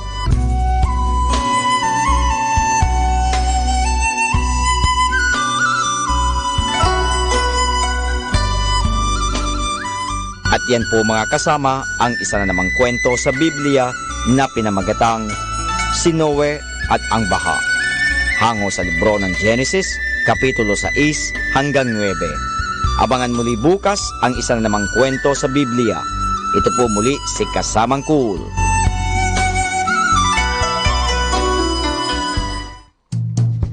Happy Saturday! There are things in life we don't want to happen, but we have to accept things we don't want to know, but to have to learn the people we can live without, but have to let go. Happy Saturday!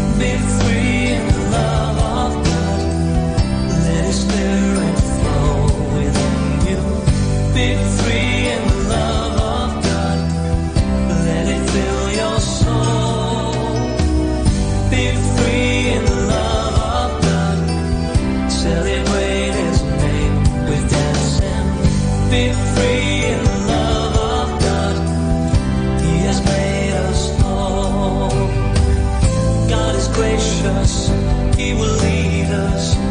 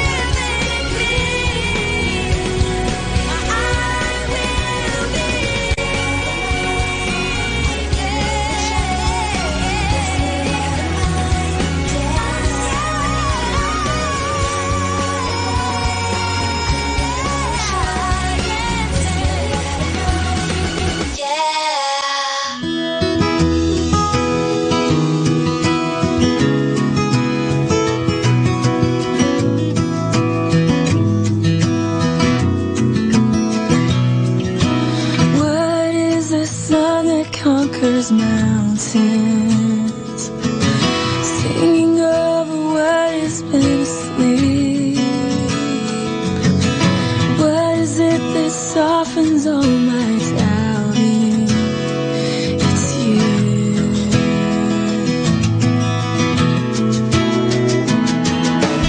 Morning brings hunger for new eyes that have been covered by the hurt of yesterday.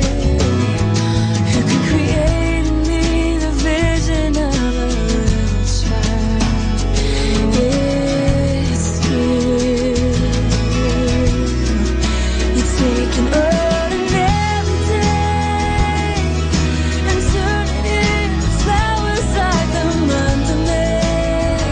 Yes, you do. And you see all my pain and cry over it for hours till I'm new again. Yes, you do.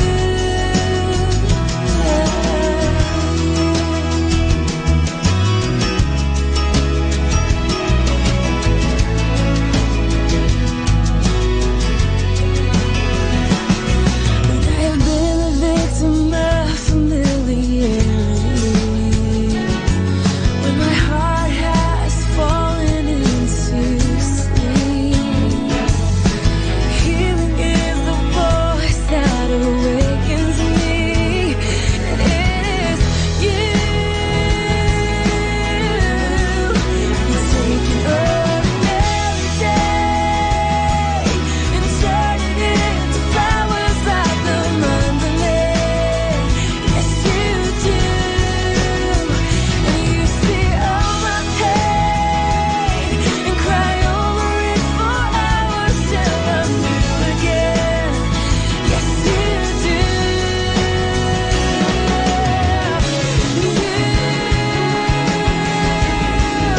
You make me new. You make me new. Oh, you make me new. You take an ordinary day,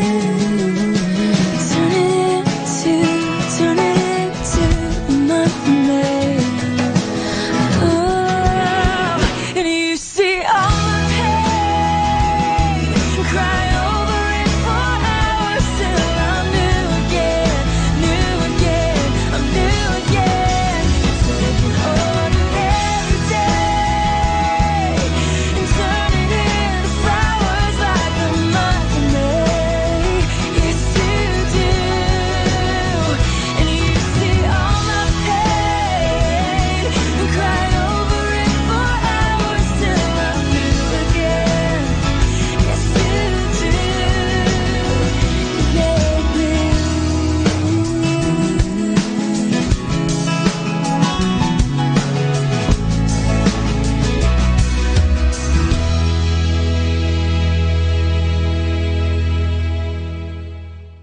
Hi! Welcome to Blessing Radio! May kasama ka!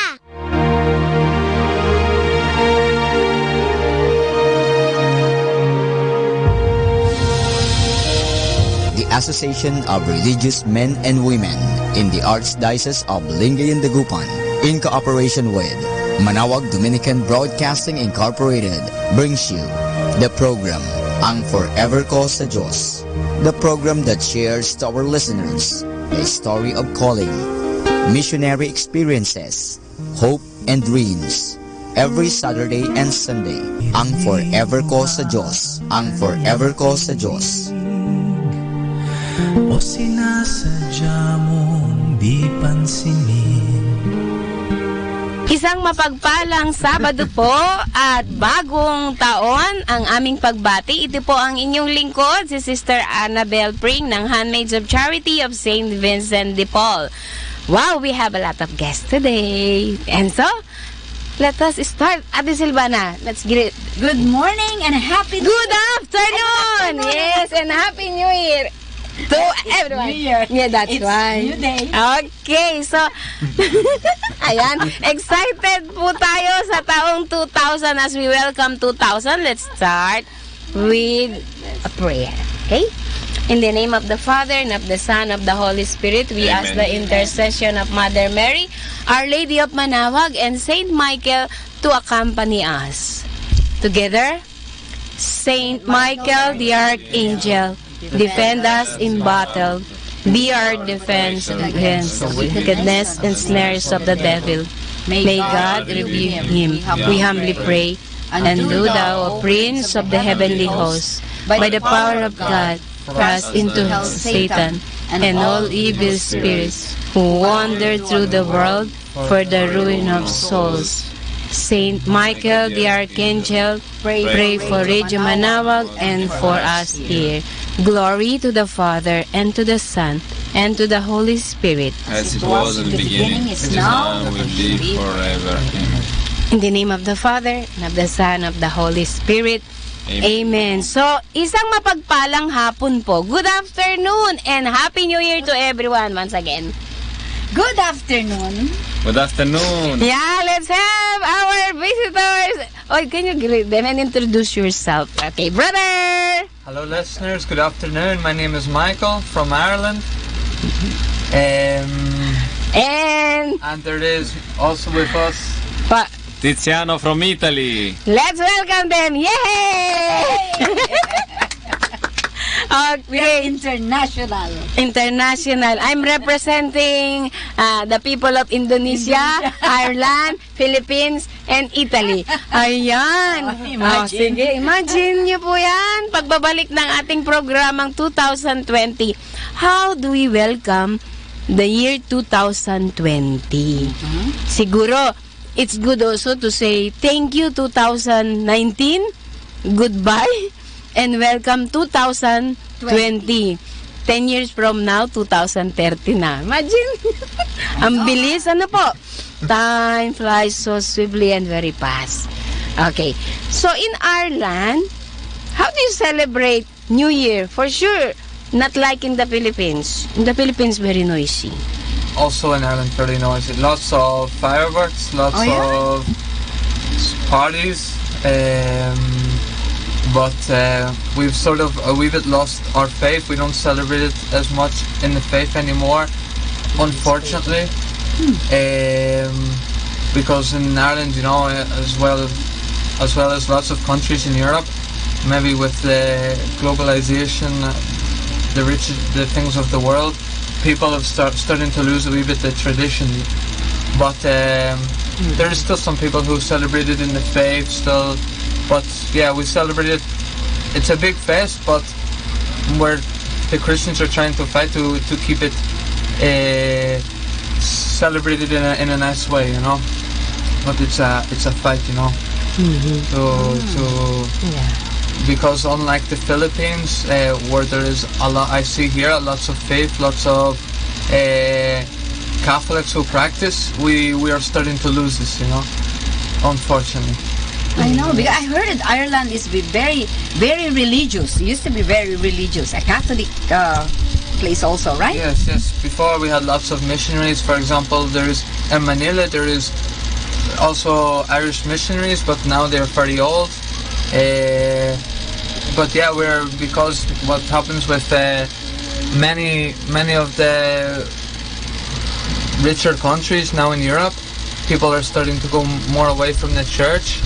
And because their gods are becoming money, becoming possessions, material things, but unfortunately, whereas maybe losing the simplicity, you know. That's true also in the Philippines now. Yes, but their God is power. Yeah. If you were here in the Philippines long ago, it's totally different. Yes. Yes. Not totally, but it's really very, very different already. Okay. Tiziano, brother Tiziano, how many months or years you've been here? About 1 year and a half, about maybe 16 months. Okay, and how do you see the difference between the preparation of the Filipino people and your people in Italy. How do you prepare and see the difference of Prepare welcoming for the New Year? Yeah, celebrating the New Year. But I think pretty much the same what Michael has said. I also lived in England before Philippines, so already Italy compared to England was already a bit different, no? I can say that in Italy also there are still people who goes to the church, who maybe live Christmas in a way bit different than England, no? England there are already many Christians. It means that there is the Catholic, then there is the Methodist, then there is the Baptist, then there is many different religions, no? Many Protestant like this. So already in the church you can see elderly people. The church a bit empty. The church is a bit empty. But I mean, for me now is important what we live today, no? For example, we come from Cenacolo community. Yes. We are here, I'm here as a missionary already about 1 year and a half, and Michael came here already, is here with us for months. We are, we can say missionaries from Europe, from Italian community founded 36 years ago by a nun, Sister Elvira.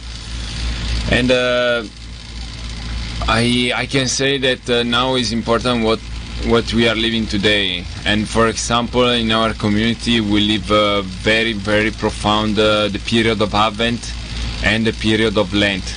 Now we just finished the period of Advent for Christmas, in preparation for Christmas, and on the new year, in preparation for the new year, we also try to live this as much as we can to reconcile with God for the things that we had done wrong in the previous year, 2019, and new resolutions and intentions in our hearts made in front of Jesus for living better this new year.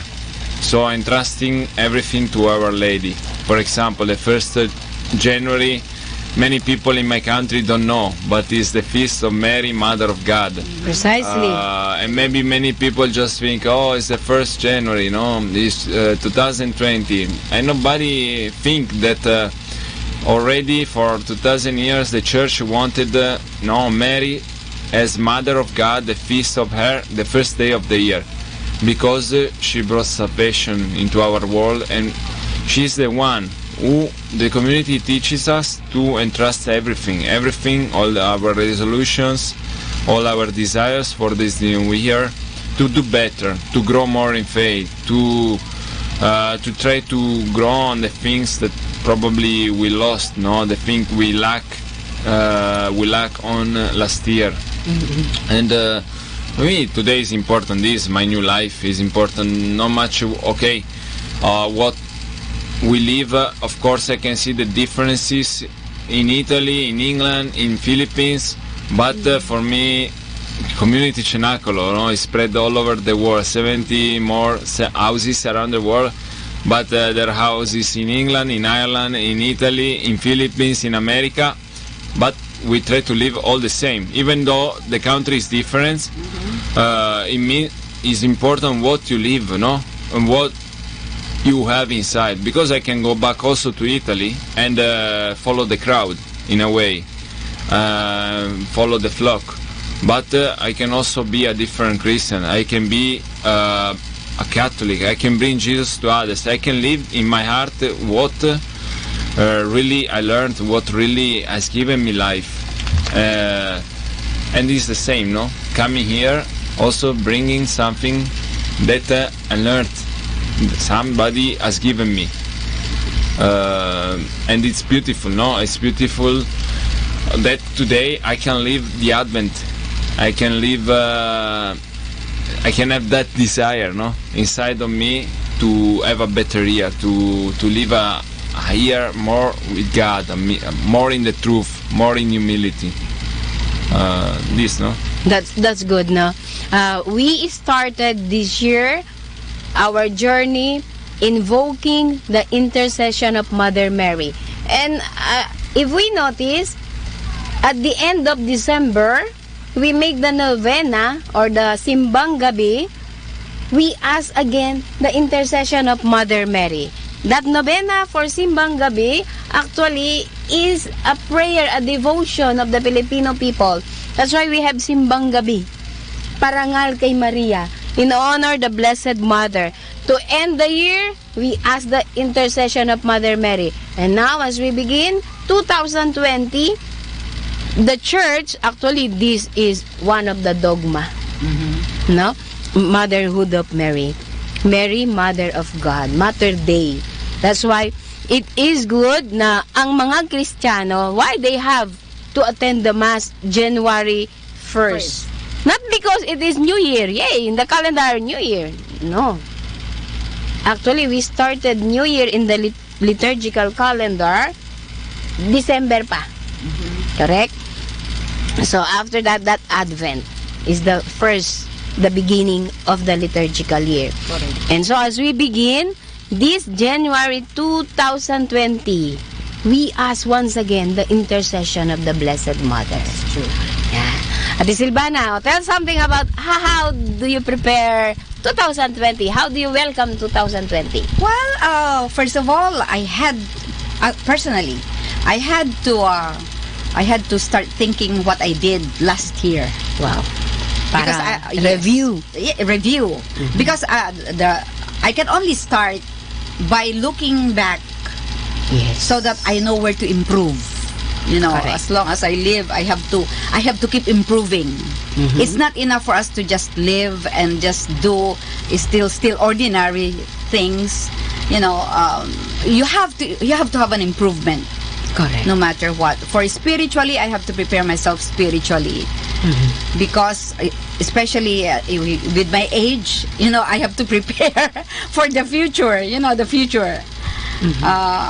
I do not know when. We do not know when God calls us. So we always have to be prepared. So New Year, it reminds me that I need to improve more. Correct. To be able to attain that goal that I have to enter heaven. By the way, we have to introduce pala Sino? Itong mga brothers na nandito po pala. Nakalimutan kong introduce kung anong congregation sila. I think they know already. Those who are regular listeners, they know them. But for the sake of those, the new listeners, maybe they still do not know. And we where have do you come here, from? What Michael. planet? And I mean, what congregation and how come you are here in the Philippines? What are your business? Yeah, shall we say like that? Kasi just for the sake now, for those who are listening, and there are those listeners who are new in this program. That's right. Who are these brothers with us? Tell something about your community where we can find these brothers, this community. Okay, I can say something about the community. Then Yes. Michael can also say about his life, about what he found in community, everything. Okay. Yeah. Okay. Our community, because we already came to Radio Manawag. I was with Dadan last time, with Mario, Father Edian last year. Last year. And our community was founded, as I said before, 36, 37 years ago, from Sister Elvira, a nun that felt the first call from God at the age of 19 to left her family, to left all what she was doing, and walking in the middle of the night and taking the train and going from where she was living a bit far away. She went to Turin, to the convent of Saint Giovanna Antidaturet, and she gave her life to God. She consecrated her life. She became a nun and a consecrated sister in this convent. For many years, she was cooking for the other sisters, for the nuns in the convent, and for many years, working in the kitchen. She had to go back and forward from the town of Turin, from the center, of Turin and back to the Borgaro Torinese where the convent was. And she saw many young people in the streets who were dying, who were suffering from addiction, who were under the bridge, who were just upset and desperate, without any will to move forward in their life, to change their life, any willing to give a smile. Really sad. And starting to feel this fire within her to help those guys, to help those young people in the streets. And at the beginning, she always said that I don't know if she could call this a call of God, but that persevere, no? God persevere to call her to light the fire. And she started to speak with the superior about that. And the superior of her said to her, for 9 years, no, you're not ready. No, how you can support drogadicts?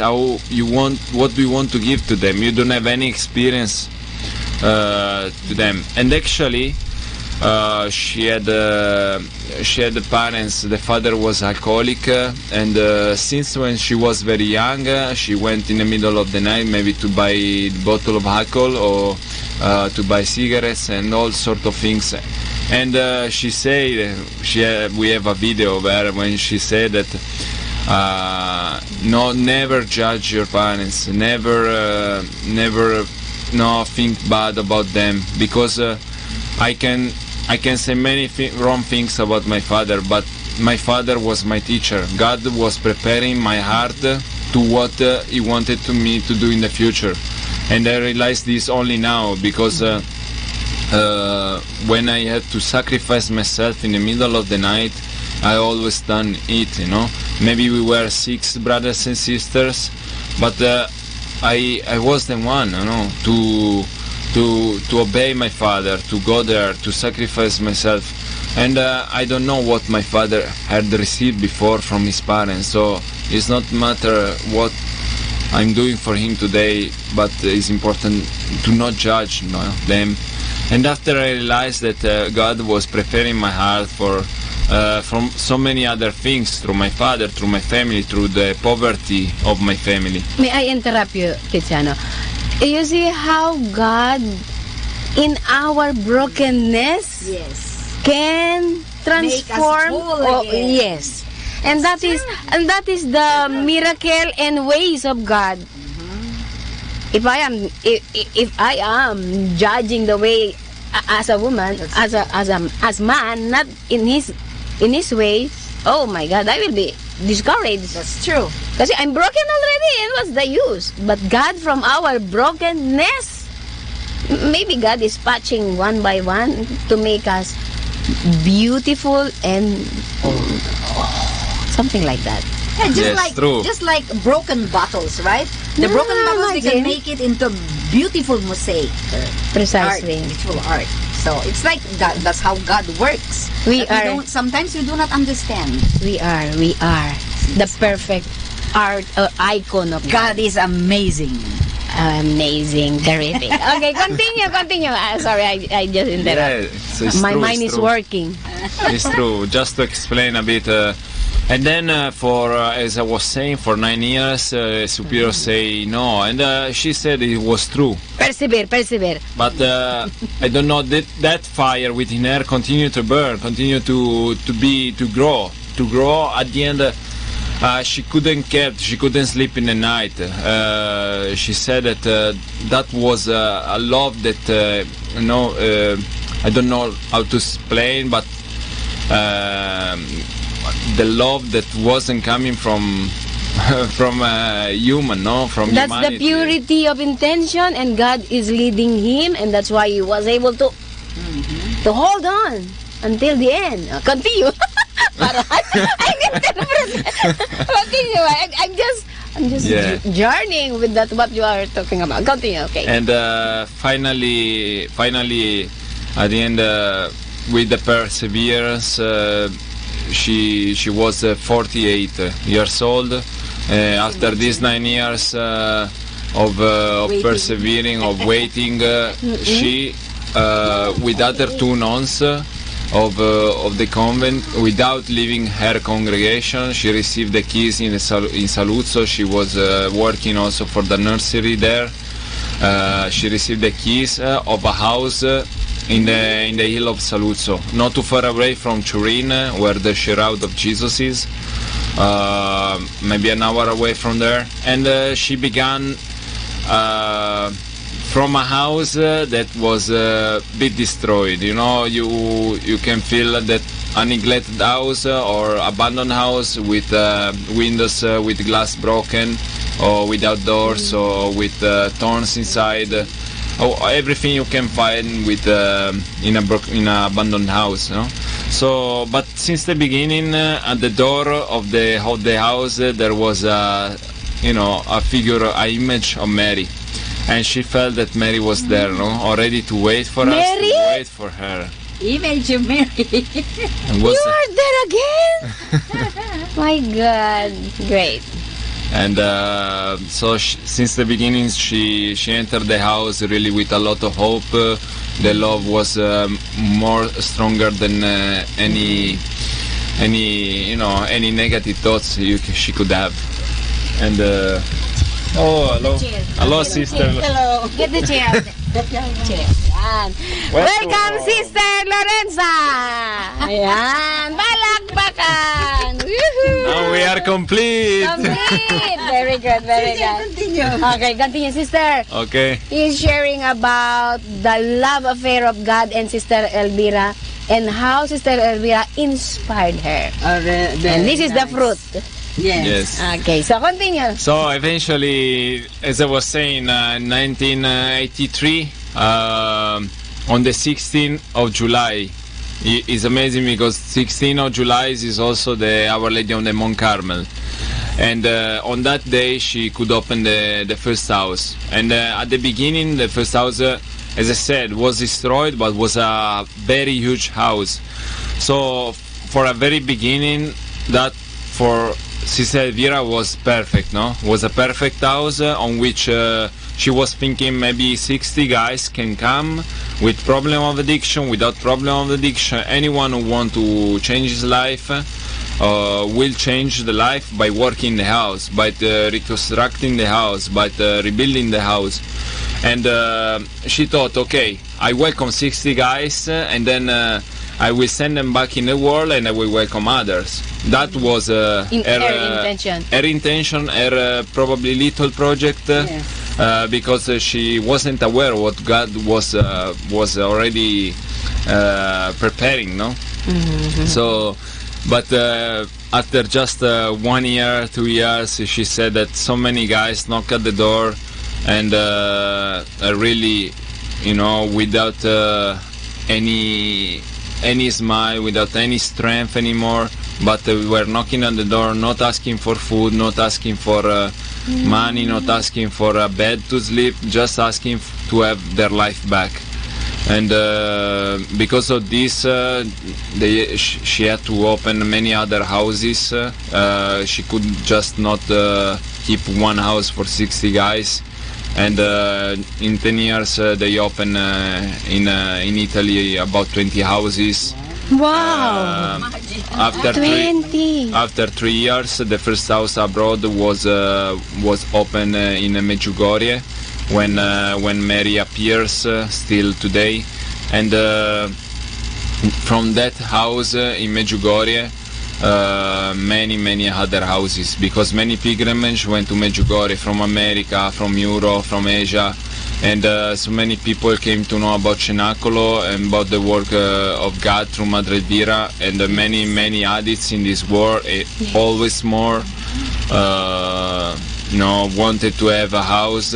She always said to those who want to open a house in their country that it must be the will of God, not just our desire, but so she started always to say to people, you start a prayer group, and you start to see if guys from, for example, Ireland, England will come, and you will send them to houses like Medjugorje, Italy. And then when we see that God really wants the house in Ireland, for example, we will open the house. So also people persevere. Also people continue to pray for Cenacolo weekly. The prayer group grew, and so it's not just the community Cenacolo in the house. Okay, we are the guys who enter in the journey, but around the houses, around the fraternities, in the country, there are so many people who became providence for the community, who maybe parents who don't have the opportunity that the son enter in community to change his life, but they change because they pray for his son. Maybe the son don't decide that, but at the end the parents continue in the journey weekly. You have the prayer time in which the other people can join you, or they can come, or not in community, but there are prayer groups in different churches of the country where they meet. You're the one who organized. We are, one of us is the one who is in charge, but then there is somebody else who take the responsibility. Is not from the community, but is a person who dedicates his life, all his life to Cenacolo. A friend of the community. A friend. Ah, very good. So or a priest. Ireland. Okay. Okay, very good. He's Michael. Okay, so Michael, how did you encounter this Cenacolo community? What attracted you, by the way? What attracted me was the fact that first of all, I will explain by saying one thing first. Our community, why do we call it Community Cenacolo? Yes. We call it Community Cenacolo because it is all of our story. Because if you look at the apostles, the disciples, before the Pentecost, when they were in the Cenacolo, they were depressed, they were discouraged, they were willing to give up, they were down and out, they were very negative, because Jesus had died. They had they'd seen him back, but they still didn't have the gift of the Holy Spirit yet. They were still afraid, they were still hiding. But when the Holy Spirit came, they changed. There was Peter, who came out, and they started to spread the word of the gospel. This is also our story, the story of me, the story of Tiziano. Before we enter in our community Cenacolo, we were people who were down. We were people who were, for example, in my story, I was a drug addict. I felt sad because I lost my mother when I was young. I had lots of problems, lots of wounds, and I fell down in the world of drugs, like many young people in Europe. Where there is a lot of problems with drugs and alcohol, I fell down, into this world until I hit the bottom. But in this bottom, one night, I cried out. I said, God, I don't know if you are there, I don't know, but if you are there, I can't go on like this anymore, help me. And then after a couple of days, 2 or 3 days, a friend of our family had proposed to us, because he knew us, he knew my story, he knew I wasn't doing good, he knew I was in and out of prison, he knew I was, the word spreads, when unfortunately in the world when somebody is not doing so good, people get to know, people like to talk, But in this case, gossip. Gossip, chismis in Filipino. But in this case, thank God that there was gossip, because then a friend of our family, he proposed a pilgrimage to Medjugorje. Wow, Medjugorje. He said, Mama Mary again. Mother Mary is always there. And he said, I know the place. He said to my father, I know the place for your son. I know the only place where he can change his life. And that started my story with knowing the community. I went to Medjugorje on a pilgrimage with my father and the friend of my father, and there we encountered the community Cenacolo. And then from there, they proposed to me to enter in the fraternity in Ireland because they said it will be much easier with documents, also with the language. In Medjugorje they speak Croatian or Italian, whereas in Ireland they speak in English, you know. And they proposed this, you know, and that's was my story. That's how I entered. I got to know the community, you know. Mukhang pakialamera si Mama Mary sa buhay nila. Mama Mary is always there. Anyway, so... She's also chismosa. Chismosa. You're very lucky that you were chosen to be one of the Sinaculo members. That's right. You're blessed. Actually, you're blessed. And Mother Mary was there. She was waiting for you. She has been doing chismis also. Oh my goodness, that child. So now, she called you there. And good thing that you allowed yourself to be with the Sinaculo. Also, in Ireland, the place where the community is also a sanctuary of Our Lady. You say Our Lady of Knock, you know. Knock. You know, it's Our Lady of Knock. It's a place like Manaug where Our Lady appeared many Chiquiamo, come si dice. many years ago. She appeared in an apparition, you know, to the people who attended that parish. And there, after I had to start in my walk in community, like most of us, I entered with very little faith, you know. We were drug addicts, criminals, this thing and that. We did not have so much faith, you know. The society in Europe, it takes us further away from God, you know. But right in that house, I felt that it was properly Our Lady, Mother Mary, who called me there, you know, because lots of times in my walk, I grew up without a mother. And I really felt this calling that it was Mary who, through her intercession, that she reached out her hand and pulled me up out of the dirt, you know. Snatcher si Mama Mary. That's right. The best snatcher. The best snatcher, yeah, that's true. I can say, the best snatcher is Mama Mary. That's right. She will continue to snatch many souls in purgatory to bring to heaven. Right. See, you know, as I said a while ago, she's also chismosa because she knows, she's been listening, she's there, you know, watching everybody. But what is good with her is that she tries to using that, and I hope people will also do that. The chismosas, they can do chismes, but they should also think of what's good for other people that they will help, you to know, help in them. fishing out, you know, the people. To be It's just helped. like to be helped, just like Mother Mary. See, that's what she doing. She was doing. Also, her life for us in community is a school, is a teaching. When we can contemplate her life, how she is humble, how she puts herself to the service of the others. This is also our teaching for us boys who have made mistakes in our life, how to change, how to live a new life. We look at her as our prime example, and we try to copy her. We try to imitate how she lived, you know, always serving, always putting the others before, because when we can copy her and we can do as she has done, it makes us happy, and it makes us overcome our addictions, our dependencies, our attachments, you know. And this is what our mother Elvira wanted, because she also had this beautiful relationship with Mother Mary, you know. We always say that Mother Mary loves our community, and our community loves Mother Mary. Yes, you know? yes, that's right.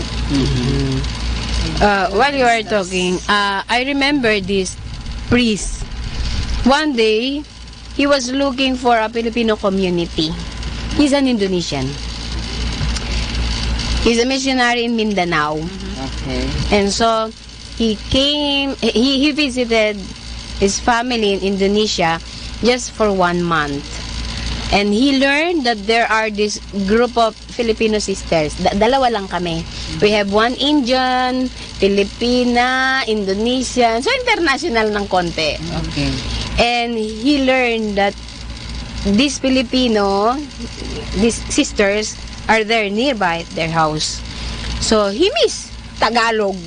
And pagkain, he missed the speaking the language, Tagalog, Filipino. And he wants to eat something from the Philippines. Kanin na may sinigang. Sinigang ang gusto. So, he visited us. And he was sharing why I became priest. My father is a Muslim. Muslim. Yeah, because in Indonesia, that is yes. Muslim country. Natural. My mother is Catholic, at the same time, devotees of Mama Mary. I told you, Mama Mary is very good snatcher. The mother prayed for his son. See? And he became priest. That's true. Now he's a missionary in Mindanao. Imagine, he's not See how Mother Mary works. Just like me. Just like with You're my son. not sure. I've been asking Mother. Yes. And the very first thing, I asked Mary Help of Christians. Oh. Mary Help of Christians. So what the Father Sok has been promoting, right? Yes. With the Mary Help of Christians, that's where I felt it. When they crowned Mother Mary, I went to the shrine in Mary Help of Christians Theology Seminary. I went there to pray. And I asked Mother to please help me bring my son back. You know, my son hasn't been coming home for many days. I was so worried already. I said, Mother Mary, please, I don't know what happened to him. I don't know if I'll pick him up in the ditch or something, or he might be in a hospital, or I was so worried, or he might be in prison. I was so worried. So I asked Mother Mary, Mother, please bring him home. You know, that day, when I went home to the house, a few minutes after, he came home. Yeah, very nice. And I said, Mother, thank you. You know, Mother Mary really, he takes care of our family. Correct. She is a mother to all of us. Sister Lorenzo also is very, very devotee of Mama Mary. Yes. Yes, I am a very devotee of the Blessed Mother. The Dominican for many special. experiences. No? When you are down, when you are in doubt, she will be there to help you decide, to help you decide what will you do to your life. That is why the Blessed Mother is really a mother for everyone. Yes. Yeah. I am very happy to your sharing, no, because you have recognized the Blessed Mother, you have known her, and you cling to her. Very nice. Our community, we have lots of houses in Marian shrines, you know, places where Our Lady appeared. We have a house in Lourdes, in Fatima, in Loreto in Italy. I don't know if you know. Yes. Like I was saying, also Knock in Ireland, and now we are close by here in Manaug. There's always Our Lady present, you know, because we learn in our community that, okay, maybe lots of us have problems with addiction, you know, but we learn that the problem is not the addiction or the drugs or the alcohol or the gambling. The problem comes from wounds that we have been carrying from our our childhood. That the drugs is only the consequence, you know. For me, example in my life, I had this wound because, okay, I lost my mother. When I was very young, I watched my mother die. And then I live with my auntie, you know. And I see that I have a lot of situations with my auntie. I don't feel that she loves me. I feel that she loves my brother much more than me, you know, because maybe sometimes she buys Jollibee for him and not for me, you know.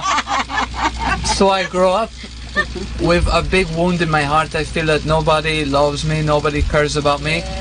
So at the end, I don't even care for myself. So I go and I take drugs. I don't care for my life. And this is what our community proposes Mother Mary. Our community has lots of places where Mother Mary is close to, and she heals us, you know. She intercedes for us. She brings our hearts to Jesus, and this is how we can heal our lives and repair our lives and get back on our feet, you know. This, like, in our community, there is no medicine, you know. There is no okay, lots of rehabs in, I don't know, in the Philippines, but in Europe they propose, okay, you're a drug addict, they give you medicine, you know, to make you calm, you know, and they think that solves the problem. Whereas our community, the medicine is the Catholic faith, Mother Mary, Jesus, and this is our salvation, our healing. This is, you know, I remember also the the work, as well, learning how to serve the elders. This is what heals us. This is how we can change. But Mary is always there. Like to snatch us, as Sister was saying. Yes. Yes. To snatch you from bad things. That's right. It's true. Now also we are at the very beginning of our fraternity here in the Philippines of Cenacolo. It's the first steps in Asia. And it's beautiful because just before Christmas we had the blessing from the bishop of our new chapel. So Bishop Socrates came on the 22nd of December and blessed our chapel. And Hi, we could visit them. We had visited you, but you are not around. We'll visit them with your parents. Yes, I know. We went there. Yes, Saturday. Last Saturday. We'll visit them. Punta tayo. Yes. Anytime. They came on the 22nd at 10 a.m. in the morning. That's where he came from. Who else came? And then also the religious sisters. We invite all the religious priests and the sisters. And so it's beautiful for us that now also we have a new chapel. In our house we have a place where we can welcome youth. Because as Michael was saying, this is also why we enter in community, because we are lost, because we have problem in our past. And in this, our community is a school of life. He was saying a lot about the prayer, but also the community is a school of life in a way that you have to bring the prayer also out of the chapel, because we have a new chapel, but the many healings, of course, comes through the chapel, but also comes through the work. And comes through live a life in the truth, like a true friendship. We call it true friendship. These are the pillars of our community. And I was speaking about the work because for me, for example, before I started to work at the age of 16. I left the school, I left sport. I was very good at school. I was I was studying engineering, and then was becoming architecture. And I don't know, I was very good at sport. It was 12 years, I was a cyclist, was becoming professional. And when I found drugs, because I have problem, I have a beautiful family, I have a brother and sister. For example, they never use drugs. But for me, also, at the age of 14, I started to use drugs because I never wanted to disappoint my parents when I was young. I always say yes to them. I always try to obey. And when I started to exit at the age of 14 with the first group of friends, I tried. I tried to drink. I tried some drugs. I tried to smoke some cannabis or things like that. In that, I found I cannot even call false freedom, but I felt in a way free to say what I thought to my parents, what I think was better for me to do. So I said that what I was doing, for example, at school, studying engineer, I was doing that for them, to not disappoint them. I was a cyclist because my father wanted me to be a cyclist. No, so I felt also that in that I could feel free. Like my brother was free. For example, I had to go in the fields to help my father. You have a rice field in the Philippines. We have vineyard, for example. My father is a winemaker. And I was the one always to go to help him in the fields, or to grow vegetables, to work in the garden, to cut down trees, because he had that passion, But my brother, for example, say no. Today I want to stay in my room to play in the computer, to play, to look at Facebook or to play Xbox. My sister was also the one to say no. I go to shopping with my mom, and they were free to say no. They were free in a way to say I'm sorry, but I have other things to do. It's not that is right, but I feel that, in that they were more free. to say, to show who they are. No, to not look, to not show that, okay, I'm very good in that, I can always say yes to them, I can always, no, to show they were free to show also their poverties. No, I don't like maybe to go to the fields or things like that. So when I started to go out with me to drink and this, I felt that freedom, no, to say really what I wanted to do. But in that, you know, I let the evil enter so much, and very soon in my life, that brought me then, as I said, at the age of 16, to leave everything. I said I don't need to go to school, I don't need to go to church, I don't need to go to be a sacrist. I just need to grow my things, to grow my work, to grow money, to build my life, to go out, to live alone. So, you know, I felt that, and I was speaking about the working community, but as I said, most of us work before the community, because to use drugs, because to drink, because to do any kind of thing, to have gambling or games, whatever you want, you need to work, you need money. So most of us in community work before. But when I enter in community, I rediscover really the true value of working. Because the first thing we do when we wake up at 5:30, for example, in our community, every house around the world, we pray the rosary. We don't go to eat breakfast, or we don't go to work. The first thing we do, we gather in the chapel, we go to pray. But after that, we go to work. And if we don't pray before, we are not able to work. Because before, I work, but I didn't pray. So everything I was doing was just for an ambition, was just for give a sense to my life without sense. Because maybe working for money and not putting even away the money, not be able to pay the light, to pay the to pay the bill, to pay the heating, to pay, the air condition, for example, no? So I was working just without sense. Any community, I really discovered the value of working, very hard sometimes, because we work, our community, we define our community like a monastery. Ora et labora. Nice. We pray hard. We don't have a computer, we don't have an office.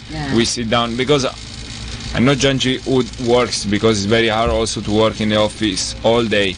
But in community sometimes really we live on providence. We grow vegetables, we build our house. Somebody has the skill to construct. Michael, for example, now is cooking. So we don't. It's not that we have a chef from outside or a driver. No, all of us is doing something for our family. The community is a family. Sharing the talents, sharing the skills. So the things we have done for the bad, for the evil in the past, now we can do for the good. But also through the work, we also find many healings, because the drugs destroyed yourself in the will. You become lazy. You become really attached to become so soft, in your life. And you're not able to say no to the bad and yes to the good. No? And your life becomes just a mess inside. In community, really, you learn how to overcome yourself. How to sometimes suffer with somebody who is suffering. Give your life with somebody that is down all day, is speaking badly all day. And you have to be there. Maybe sometimes somebody who enters in community doesn't want to work. At the beginning, sometimes I was destroyed, because drugs destroyed you. And I wasn't able to keep on with the work and all the things. And my guardian angel, the person next to me, working for me, okay, sit down a bit, I work for you. No, he does that for me, suffer for me. Before, I can call friends before, but friends when I have money in the pocket. But when I don't have money in the pocket, when I was really in need, okay, now I speak about money. But for example, when I was really in need, nobody was there. So who can I call friends? My parents were there, maybe to help me, to sacrifice themselves to let me enter in community. But In community, really, you discover the true friendship. I was speaking work, prayer, and true friendship, no? That true friendship who is able the guy to suffer for you, not because you have money in the pocket. In the community, nobody of us has money, nobody of us has a phone. You know, maybe one guy has a phone, okay, no, but it's this, to give your life for free, to share. Today we share about what we live today, not about the many things we have done in our past, many things we will do in the future. Try to live this life like Mary, you know? Say yes today, must say many yes, you know, tomorrow. But what we think about today. For example, when she had to give birth to Jesus, she's not thinking about the future or where we grow Jesus. In that moment, we just went around different inns, different hotels, whatever, and just living on Providence, the Providence of today. Also in that, as Michael was saying, no, the community teaches us a lot. No, Mary teaches us a lot how to live, humility, poverty. Abandonment, I think, is the beautiful picture in which we can capture the image of Mary. No, I experienced just recently what is detachment. Pero there is one thing that I cannot detach. My dog. It's so easy for me to leave the Philippines, goodbye to my parents, goodbye to my apostolate, goodbye to my friends. And then I realized, my dog made me cry. And so I said, it is good that you experience without money. For 6 months, I experienced in Indonesia. No money, not single penny. And I left the cell phone. Goodbye cell phone. No more posts in my Facebook. And my friends were asking me. Then I realized I am much free. Free. And that's why, okay, siguro, I will put this question or challenge. What particular experience where you say, when you able to say, Mary was there? Was with me? With you? In a very concrete way that you experience. You think, what experience? You really experience, Mary's there. Very, very close to me. He's listening. He knows every bit of my breathing. He understands my fear, my fears, my anger, my unforgiving heart. What particular experience? You think. Do not say it again. But look at the manger. What the manger is telling us is to keep quiet.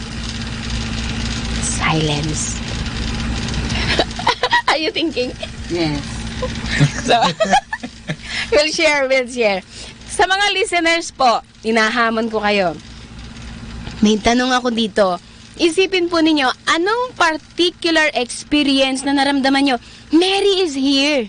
Dito siya sa tabi ko. Hindi siya malayo. Nandito siya.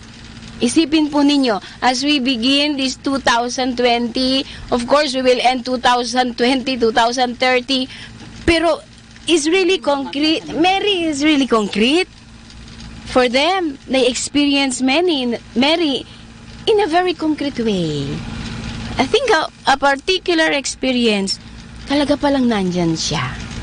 And when you experience that love of Mary, parang God is very tangible. God is here. Not very far. God is really the real presence. So, ayun po yung tanong ko ha.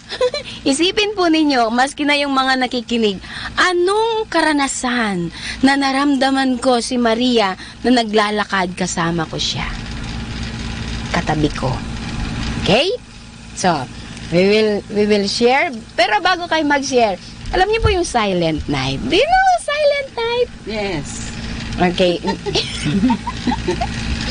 That Silent Night is very meaningful. And that's the meaning of Christmas and the meaning of New Year.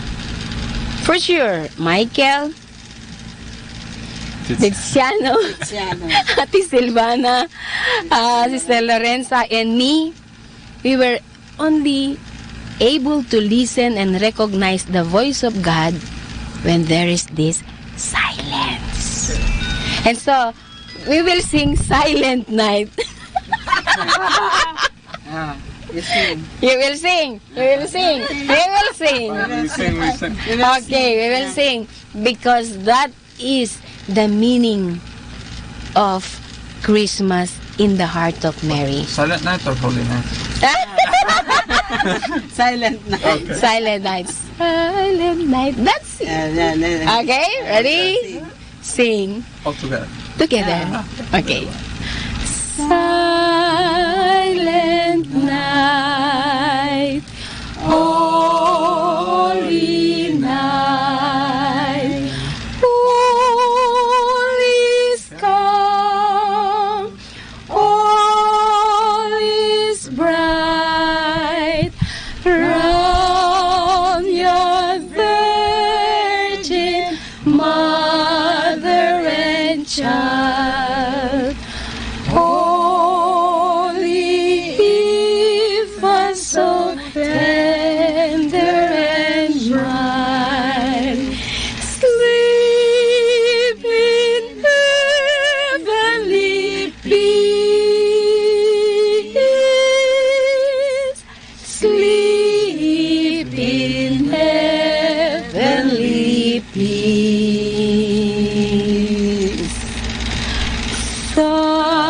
Silent night, holy night, Son of God, love's pure light, radiant beam from thy holy face.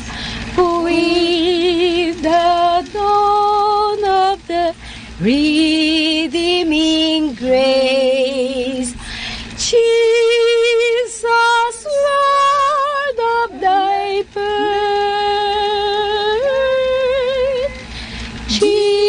Jesus, Lord of thy birth. And so, with that silent night, we will listen to the You will listen to your sharing while Mary is there. Okay, Tiziano, we'll start. As we begin the new year, we'll walk with Mary. Yes. Mary is not out there, up there in heaven. Mary is here. Okay. Particular experience. Yes. Let's start with Tiziano. Kayo po mga nakikinig dyan, isipin niyo po, ano ang particular experience niyo na nakasama si Maria? Okay. I had many experience, no? Especially these last years in this journey of faith. There is a particular moment in our community when we have, for example, a perpetual adoration. Because we have personal adoration, sometimes we have a program, no, from, for example, 6 in the morning until 10 in the evening, then switch off the light. The moments you can have personal adoration is from 10 in the night until 6 in the morning. Wow. And this is the time you can really go to the chapel alone praying, and sometimes it could be very tiring. But there is also a perpetual adoration that is to fill up all the hours of the day, the 24 hours, every houses. So each fraternity has 1 hour every day. And I remember my first year when I entered in community, you know, as you say before, you say, Sister Lorenz, you say, Michael, it's good, you're fortunate because you are chosen. And it's true, no? Many of us are called, but only few are chosen. And I feel that because it's sad, but it's true that many guys enter our community but then leave. They are not able to keep persevering because it's very demanding life. As I said before, you give up everything. For me, I was probably one of them who wanted to give up, who wanted to leave. The first year in Cenacolo, I was in Italy. I entered. You cannot see your parents for 6 months the first time, for 7 months. It's not a rule. Maybe sometimes could be 4 months. Somebody 1 year. I don't know. I entered and I was there. Maybe I entered at the age of 23, and for the first time, really, I had to face up everything that I thought alone. And alone, I say, because I didn't enter believing fully in God. I entered because I wanted to change my life and to detach from drugs, alcohol, from addiction.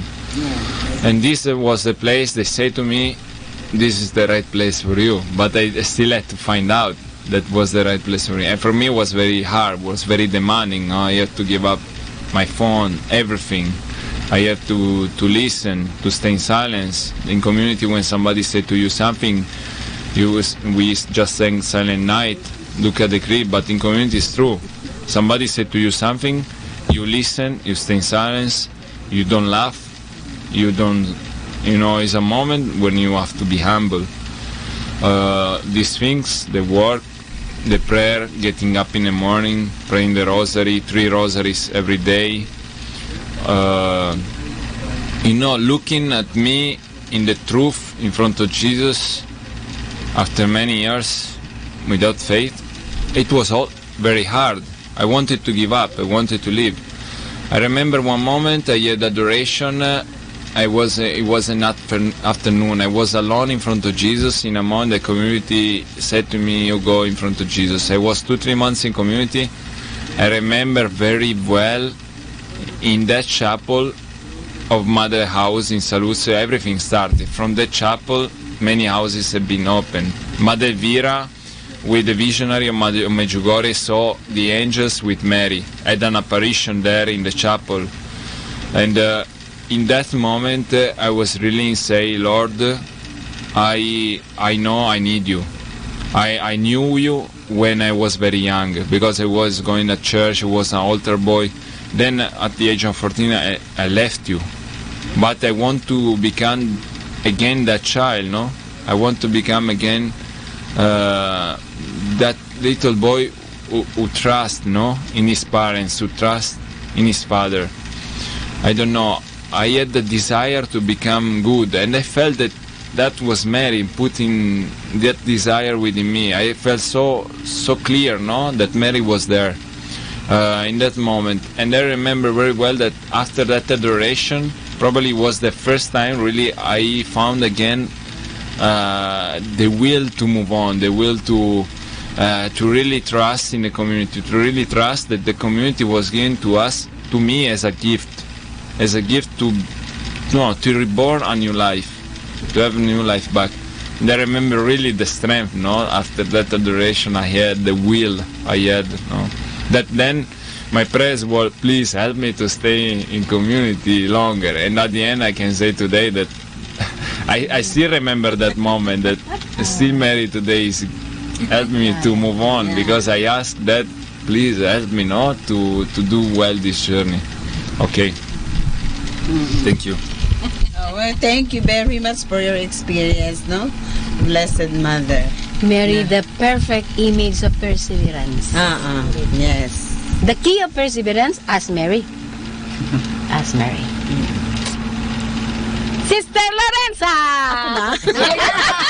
Akala ko siya pa. Ikaw na. Okay. I experienced the nearness of Mary when I was given the first time to be the head of the school. As the principal. Yeah. In Manila. I am not expecting that I will be the school head. And so I was so surprised when somebody told me that I will be the head of one of the schools, our schools in Manila. And do you know what is my recourse? To pray the rosary every day. To ask Mama Mary's guidance. To ask Mama Mary's strength every day. And that is unforgettable for me. That every day I have really to pray the rosary for the guidance or everything I need for the day, being the school head. I was so young during that time. I was only 33, Young! when Jesus was crucified. I was 33. But the nearness of Mama Mary, early in the morning, I have to pray the rosary. And then I have really to ask her guidance the whole day of my life to guide me in everything I do and everything I give my decision and everything and everything that I have to perform the whole day. And then the Blessed Mother, I know that was there. The Blessed Mother was there to guide me, to carry me every day of my life. That is why I cannot forget those first year as head of the school and the help of the Blessed Mother and everything I decide and everything I do for the school and for the teachers, for the students, and for all the people around me. I know the Blessed Mother is there always. The power of the rosary prayer. Yes. Right. Imagine, that's true. Ate Silvana! We will end until tonight. It's okay. Yes, because you know what? I so many experiences with Mother Mary. Very good. Actually, that age of 33, sister, it reminded me because I only started to become active in the church when I was 33 years old. And it started, yes, at the age of 33. You see, sister? That's why I'm telling you that 33, when Jesus died, it was the time for me to be alive at the age of 33. It started, I was in America during that time. Because at first, the first time I was in America, I was driving. And I was driving on it's a winding road with an ocean there. And I looked up at the sky and I saw a cloud formed like there's a hole inside. Yeah. So wow, that's beautiful, I said. So yeah, that's beautiful. It reminded me of Mother Mary because it's like there's in a hole. And then when I arrived home, an Irish, I have a sister-in-law who's an Irish woman. Mm-hmm. She met me with a stampita. You know stampita? Yes. A card, a holy card. Yeah. And then she said, "Hey, Silvana, come here. I have a gift for you." Mm-hmm. And I said, "Oh, what is that?" Because she's very religious, okay. A very Catholic woman. And so she gave it to me, and I said, "Hey, wait a second. This is stampita. It looks like the formation of the cloud that I saw minutes before that. That's what is in that stampita. Mother Mary was there in the middle." Yeah. But I didn't even realize it like that because during that time I have problems like we were either we migrate, my children are in the Philippines, I am there with my husband, and then all the problem. But then on 1989 when I was I had the dream with Saint Faustina, I started to propagate the Divine Mercy devotion, but I tried to escape because I didn't know what to do. I said, who am I to propagate that Divine Mercy? Because Chamiring, Mother, the Dominican, that's one of the sisters, my auntie was asking me to propagate that devotion to Divine Mercy. But then I said, how will I do that? I don't know what to do. So I tried to escape. I went to America. I tried to go. In the first place, I had a problem also during that time because my husband was there, and I heard some problems. I cannot get a visa So I went there. I tried to get a visa in through London, and when I passed by London, of course the immigration would have they wondered why does she have to go pass through London. So they interviewed me very well, and they thought I smuggled because I had my jewelries with me, because I thought if I don't have work then I have to sell it, but I did not declare it in customs. So when I arrived in Minnesota, I was apprehended there, and then they said I was smuggling for it. So I was put in prison. When I was put in prison, there is that lady who big tall lady, Eunice Huffman is the name, black lady, who met me in the prison cell, and she said, "Are you Catholic?" Yes. Of all questions, why did you ask me that? Are you Catholic? I said, yes, I am Catholic. Well, I didn't know Minnesota, only few Catholics there. And and I said, and I was scared. I went to the corner of that cell, and while in the corner, she saw me being scared, and she said, "Don't be scared. I will take care of you." For me, that's a presence of. She's like an angel to me there. So, and then she said, "You know what? I can see that you're not used to work, different kinds of jobs. So I think I will have to do it for you, like cleaning the restroom. It's a public restroom. We have to clean that. But you don't have to do that. But I'll have to ask you to do something for me," she said. And I said, "What?" And then she said, "You pray the rosary with me 3 times a day." Oh. Imagine! Yes! Blessed Mother was there. So she said, "Pray the rosary with me 3 times a day." And I said, "Of course, that's easy. I know how to pray the rosary." So okay, fine, that's easy. Okay, you do the work. I will help you pray. So we prayed 3 times a day in the prison. Yeah. And morning, noon, and night. Yeah, because the 3 parts of the rosary during that time. Yes, there is no luminous mystery yet. Only 3. Yeah, only 3. So we had to 3 rosary 3 times a day. So I know that's Mother Mary, trying to remind me that I'm here. Yes, and I have something to do. I ran away from propagating the Divine Mercy, but I went away. While going away, Mother Mary called me back. She snatched me back from there. Snatcher! Wow. 7 days I stayed in the prison. Wow. 1 week. 1 week. Wow. 1 week. And then I was deported back. So Mother Mary brought me back here in the Philippines. Mama Mary na.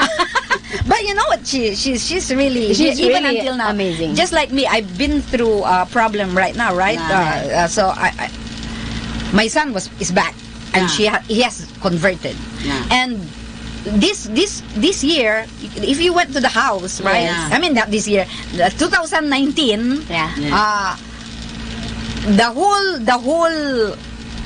whole month of December, the image of Mother Mary, which is going around the community. We have a community that's been praying. We pass from one house to another. Our Lady of Manawag. Yes. So it's with me. They said it's my turn to have it. So I ended my year 2019 with Mother Mary in our house for a month. And I had to pass it on January 1st to another person. So the beginning of the year is for me to share with others. See? Nice. It's Mother Mary is really Snatcher.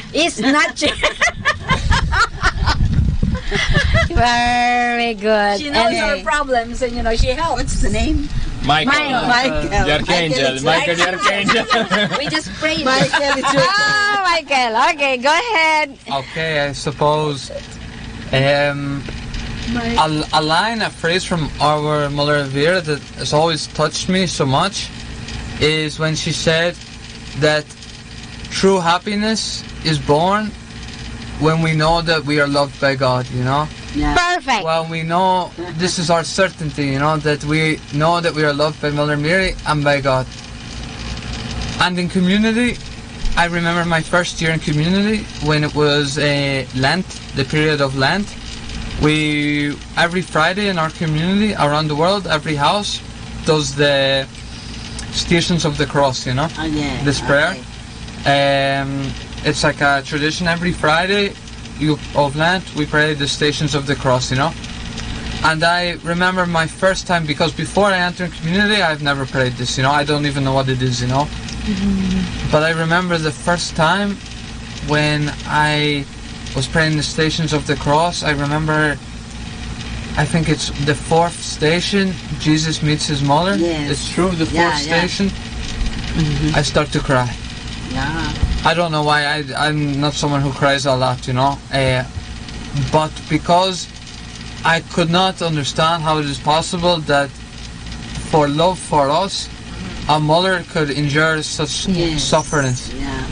You know, and also like I was telling you, you know, before, my life I never felt loved. I never felt that anybody cared for me. I always, even it's true, you know, my father, he did love me, he did care for me, but he was always working, you know. And also he's a man, you know, Irish man, he likes to drink Guinness, you know. He was never saying, Michael, he was never saying, Michael, I love you. He was a very a man's man, you know. Okay. Okay, go ahead. So he never really showed his affection, even if the affection was there. He was a man, you know. Usually in Ireland, it's the mother who shows the affection, and it's usually the dad who works and like this. But in this moment, I really felt so loved, you know, when I was able to contemplate and to imagine, even just for 10 seconds, how much love Mary had for us, that she suffered so much on the way to Calvary, that I could not believe, you know. When I just understood, even I had the grace, God granted me the grace to understand maybe a little of this for even just 10 seconds, I started to cry of joy, you know.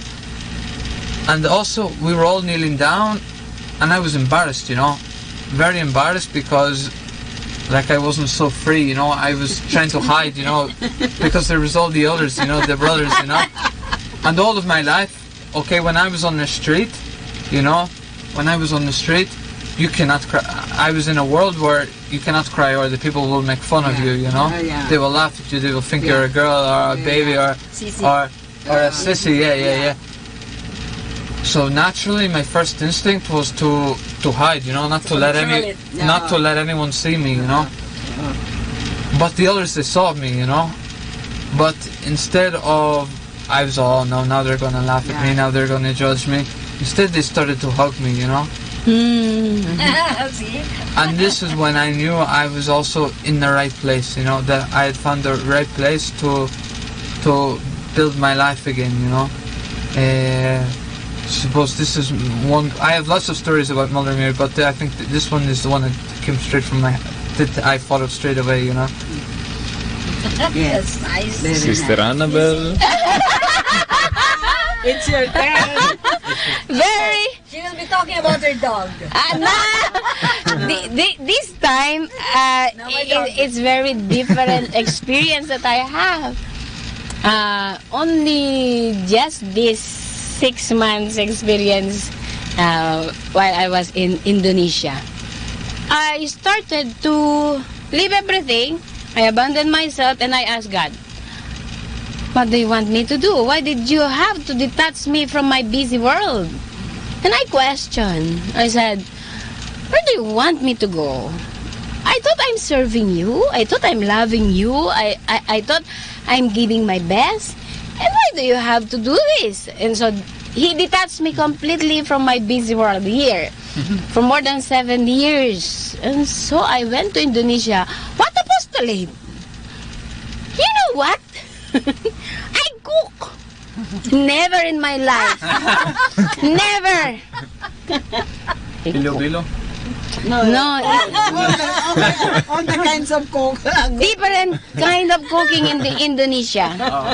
For 40 girls plus sisters. Oh, Mama. I said, I don't know how to cook. Mama Mary, you cook. Why did you put me here? Jesus, it's up to you.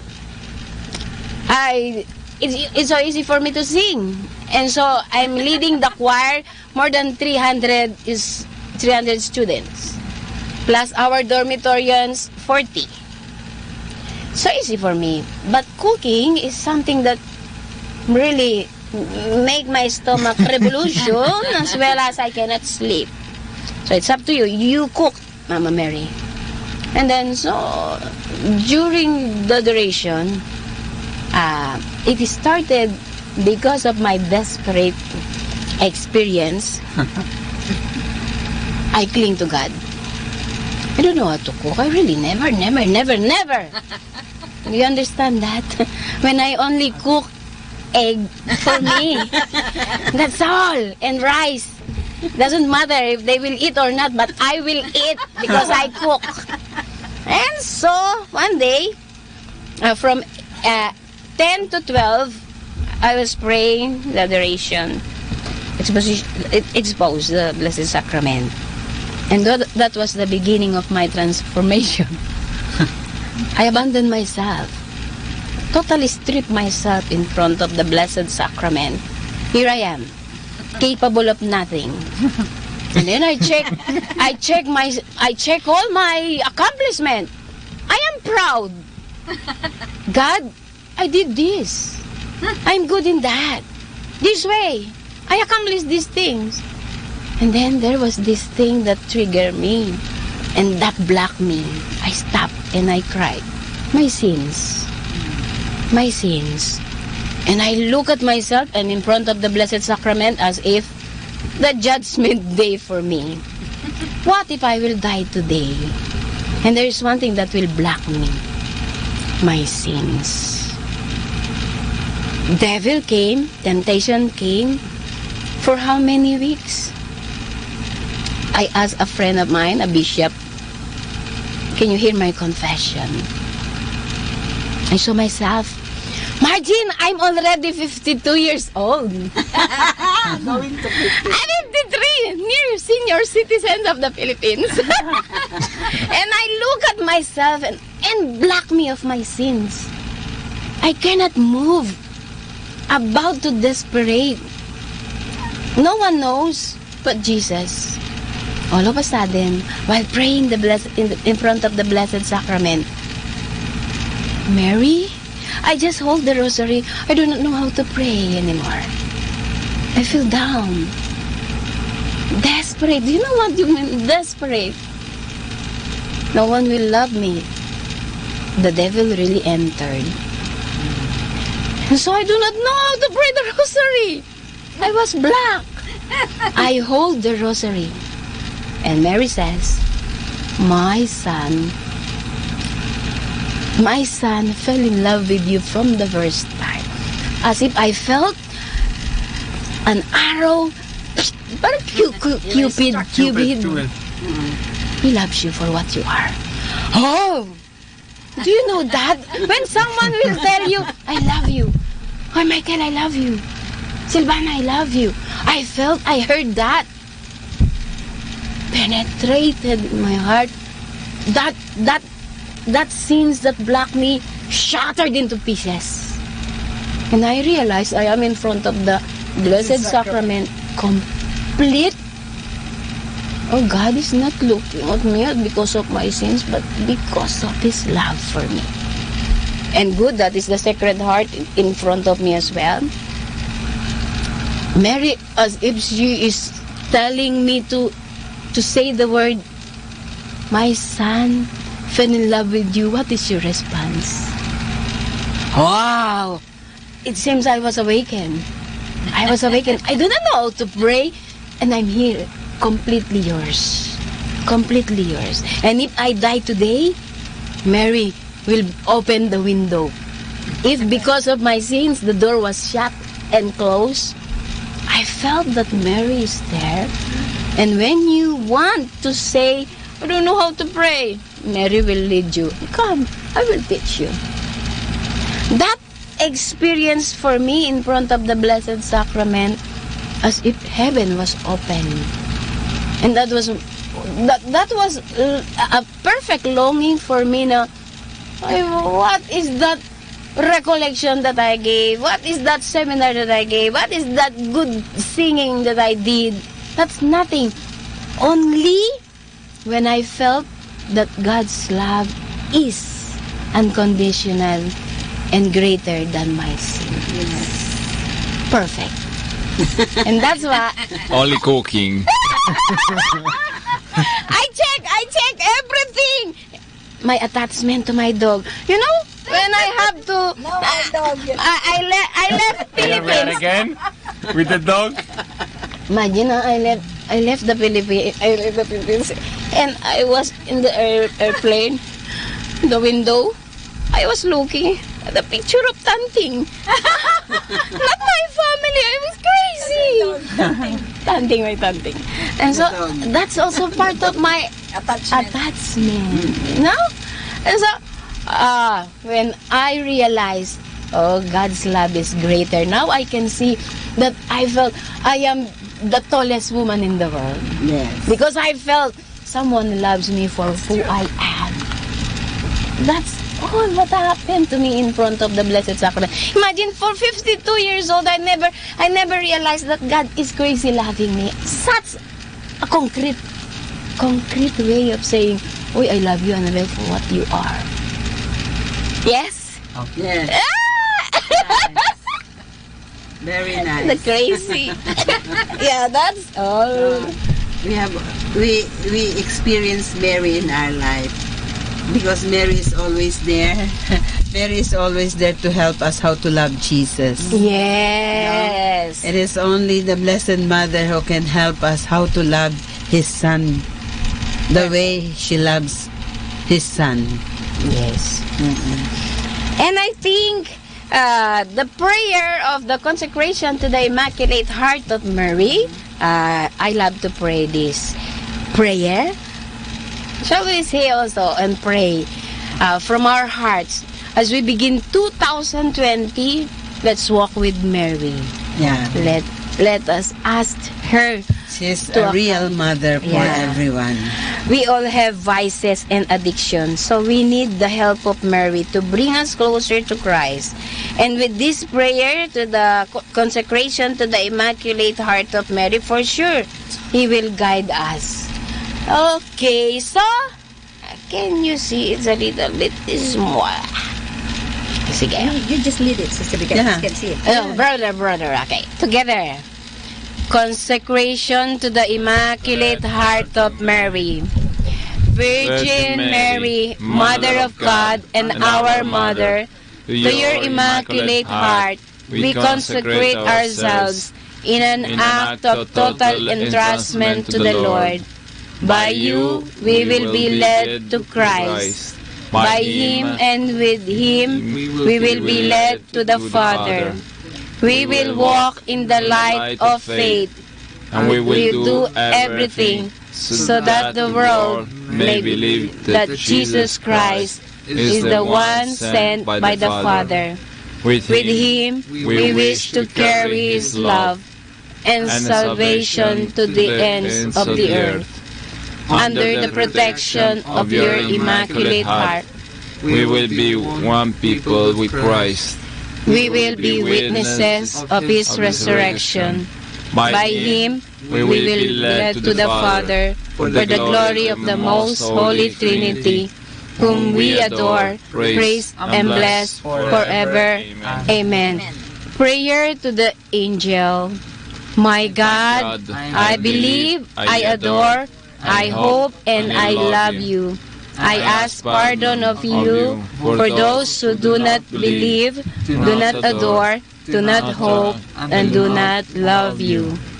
Most Holy Trinity, Father, Son, and Holy Spirit, I adore you profoundly, and I offer you the most precious body, blood, soul, and divinity of Jesus Christ, present in all the tabernacles of the world, in reparation for the outrages, sacrileges, and indifference with which He Himself is offended, and through the infinite merits of His most sacred heart and the Immaculate Heart of Mary, I beg of you the conversion of poor sinners. Amen. Ayan. So we consecrate ourselves, our nations, our loved ones, our family, and all those who ask our prayers to the Immaculate Heart of Mary. How is that? Nice. Beautiful way to start the year. Yeah. Okay. So, I think before we only have a few minutes. Okay, Mama, 30 minutes. It's okay. Okay. So, every day I think every day is Christmas when we receive Jesus in the Holy Eucharist. And as we begin this 2020, 2020, yes. yeah, as we begin 2020, let's renew our consecration to the Immaculate Heart of Mary and renew ourselves every time we receive Jesus in the Holy Eucharist. So, before we go, we have only a few minutes, siguro we can say last word or inspiring words before. Okay, yes. I just want to say this before we go, that as I said before, Bishop Socrates came on the 22nd of December, and we have our first open day, open to people to join our community. Now, also, we would like to spread the word. We would like to speak more about the work of Cenacolo, Mother Elvira, the work of God, that is for youth who have any problem of addiction, and anyone who wants also to experience our community life can join us. We are living at the moment in San Fabian, Palapad. This is the first house and the only one in Asia, and we just want to say that we need your prayer. We need the prayer for young people who needs really to experience the love of God, who are lost in this world, who are lost in their addiction. I tell you, because I was lost. I was one of them. I was, over 5 times in the hospital, almost dead, and God woke me up again, because His grace and His mercy is much greater than my sin and the sins of all of us. But because of this, I think God wants to call many others through your prayer, and wants to really bring them to His kingdom. Like it happened to me, it happened to Michael, it happened already to many of us. We need your prayer that the work here in the Philippines can become a work for many, and can save many lives from addiction and from death. So we ask you your prayer. We thank you for welcoming us in Radio Manawag. We thank Our Lady for her presence amongst us, and we really thank you and pray for you. Now, just in case if someone is listening right now and they want to visit your community, do you have any contact number or telephone number? I can give you the contact number. My name is Tiziano again. The number is 0939 5341 874. Can you repeat? I will write so that if I want to go there and experience your...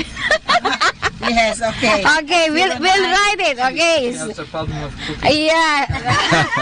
We put in the kitchen straight away. Okay, 0939 5341 5341 874. 874. Okay, to our listeners, you can contact Tiziano 0939 5341 874.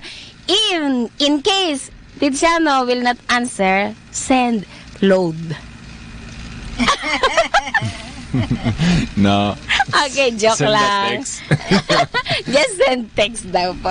Okay, go No, ahead. it's okay. We believe in you, that even though you know even just one person with a problem, with any problem,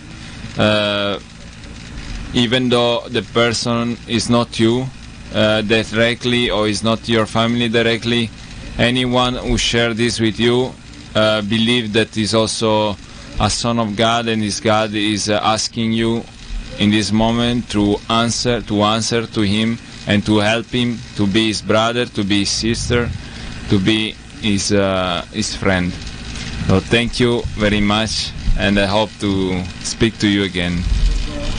Okay. Michael, do you have something to tell?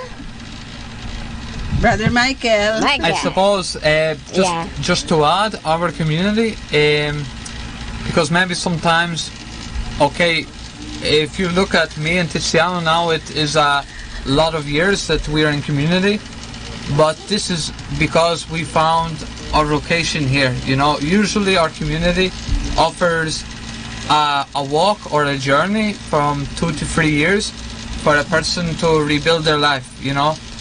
But whereas in the case of me and Tiziano, we have found such a joy, we feel that we are witnesses to God's resurrection, and we decide that this is not just a gift we can hold for ourselves, but we also feel that it is a gift that has to be shared, you know. That is why we have came here from Europe to try and open the first house in Asia, and we are hoping also that it can spread and grow and develop in other parts of the Philippines, other parts of Asia. But no, just this, that maybe because someone will listen and say that, oh, maybe they don't want to come and stay, like Tiziano, he said he is here for 6 or 7 years. I am also here for 4 or 5 years, but usually the walk that the community proposes is around 3 years, you know, from a walk from which we call from the darkness to the light, you know. And just as Tiziano said, you know, that if one of the listeners knows somebody, to not be afraid, you know, that we welcome everyone. It's not important age, religion, just a person who is in need. Everybody is welcome, you know. That because at the end of the day, we're all sons of God. We're all sons of God in need of His mercy and love, you know. Just this. Thank you. Thank you. Hey, thank you very much. Lahat ng mga kabataan na nangangailangan ng community, katulad ng sinabi nila, sila yung mga drug addict.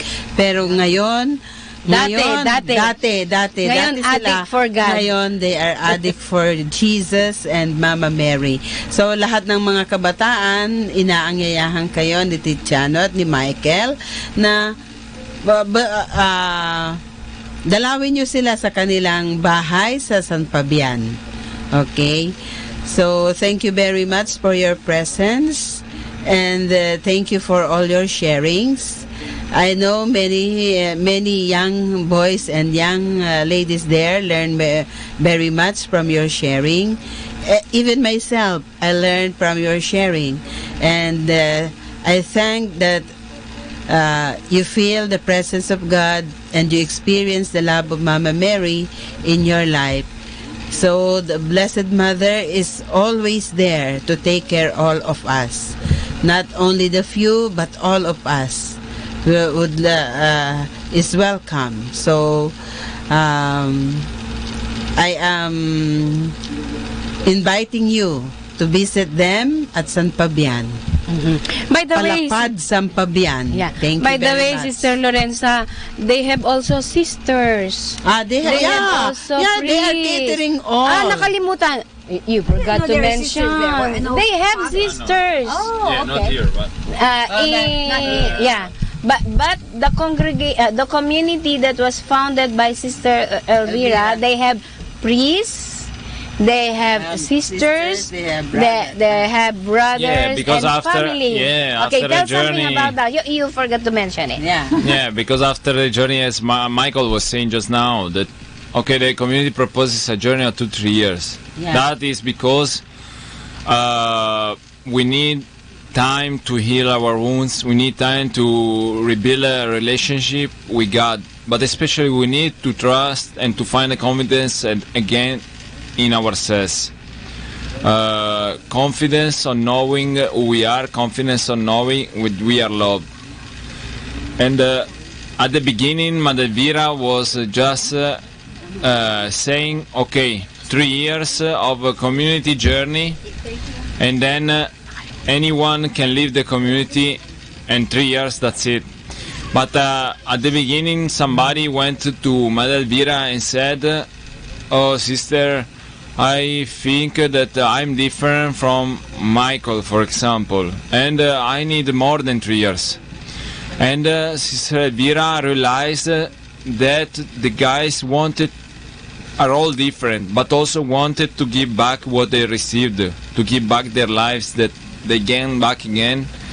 And for that reason also, now there is no time. You can decide to stay all your life in community, or even it's not that you sign a paper when you enter and you stay 1-2 months or 3 years.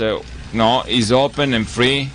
You are open and free to leave whenever you like.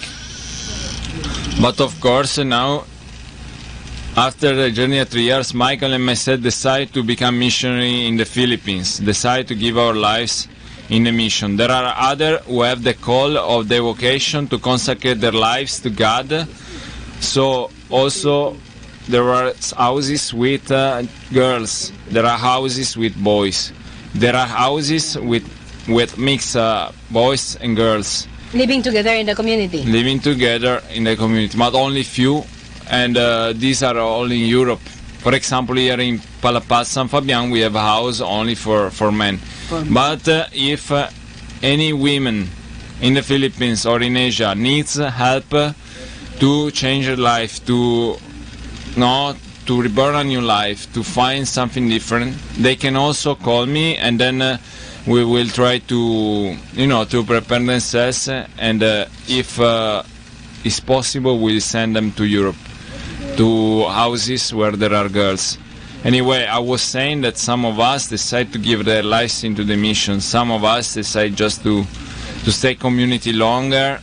Some of us decide to leave the community after 3-4 years to go in this outside world to bring their faith, to build their families.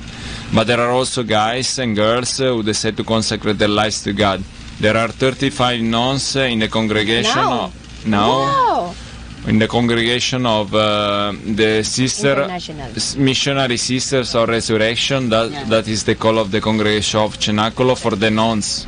And there are 8 priests. There is not a congregation yet. It's just association of the faithful belonging to the Diocese of Saluzzo. There are 8 priests, and there are about 20-30 consecrated brothers who are studying theology, and the seminary becoming probably deacon and priest, or just some of them decide to consecrate their lives to God for all their life without becoming a priest. But also there are 35 families. There are families. There is one family with 14 children, 7 adopted, 7 adopted in South America, where we have the mission for the street children, and 7 from their own. So there are 35 families. Is a matter of discovering your vocation, because what really matters is to accomplish the will of God in our life and to arrive to eternal life. So wow. that is the wish of Sister Elvira, of God, that put that in the heart of Sister Elvira, and to all of us, many who become the part of this work. By the way, for your information, we have a visitor in Palapad who is a deacon, isn't it?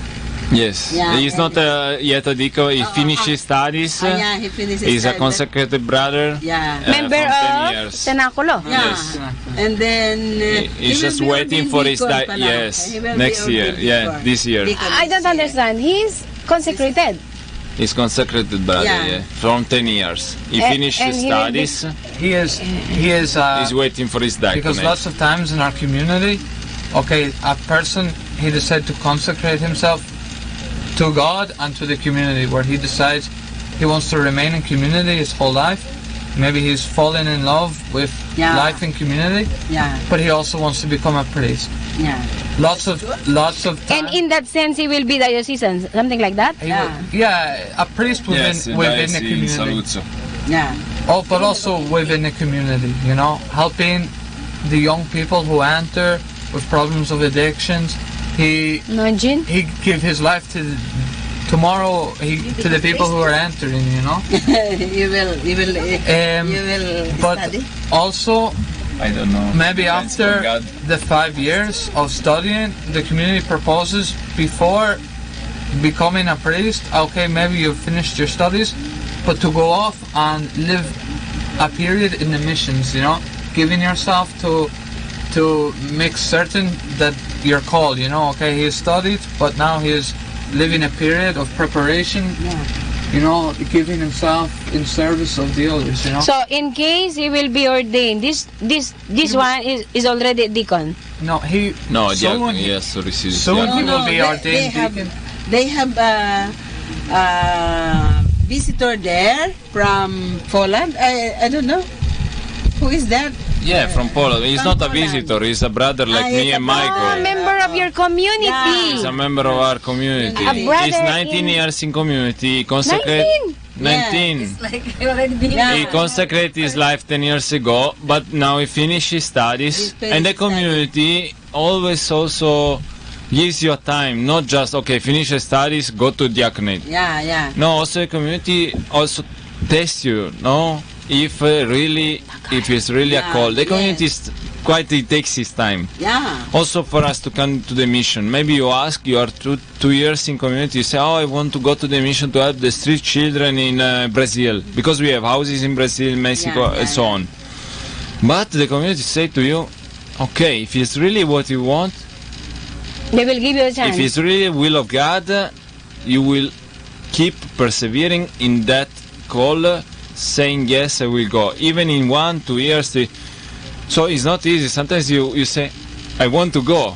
But it could be the desire to go in a new adventure. It could be the desire. And then the desire, after when will come the cross, in 2 years you are in Indonesia, if it's not the will of God, if it's not really a call, if it's not, it will collapse and you will struggle a lot to embrace that cross. So also it's the same, to become a priest in community, you have to really find the vocation. There are past thousands of guys and girls to our community in 36 years, and only 8 vocation. And many consecrated brothers also then decided, oh, maybe it's not that. They left. They at the end they discovered they had a vocation for family. It's also this. It's not okay. I want to become a priest, but what really matters is, am I really a call to be a priest? Because also in the world of today, many temptation. If you don't have that call, if it's only a moment of desiring that, then something will happen, no? And it's better to have holy priest, no? To really be holy priest.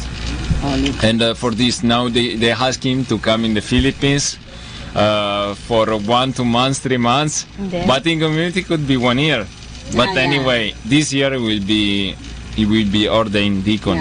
Then in 6 months become a priest. I forgot the name. But it's not a rush. It's waiting the time of God's time of the Holy Spirit. In His time. Ate Silvana, she is very familiar with the word in His time. The gift of patience. Yes, in God's own time. Okay. It's always like that. We have still 5 minutes to go. Okay. So, I just wanna tell you that once I'm building a business. So once it's done, I want to invite some perhaps rehabilitated people from your community. So I want, just like those from the prison, I wanted to help the prisoners. So because most of those that were being imprisoned, they cannot find a job because nobody would like to trust them. That's stigma. You know, they are labeled, they cannot be trusted and all that. So I want to give that chance to them. So, but before they will enter in my business, I'd like them to, of course, to have been rehabilitated, changed, really, you know. So I do not know how the Zenaculo could help me with that.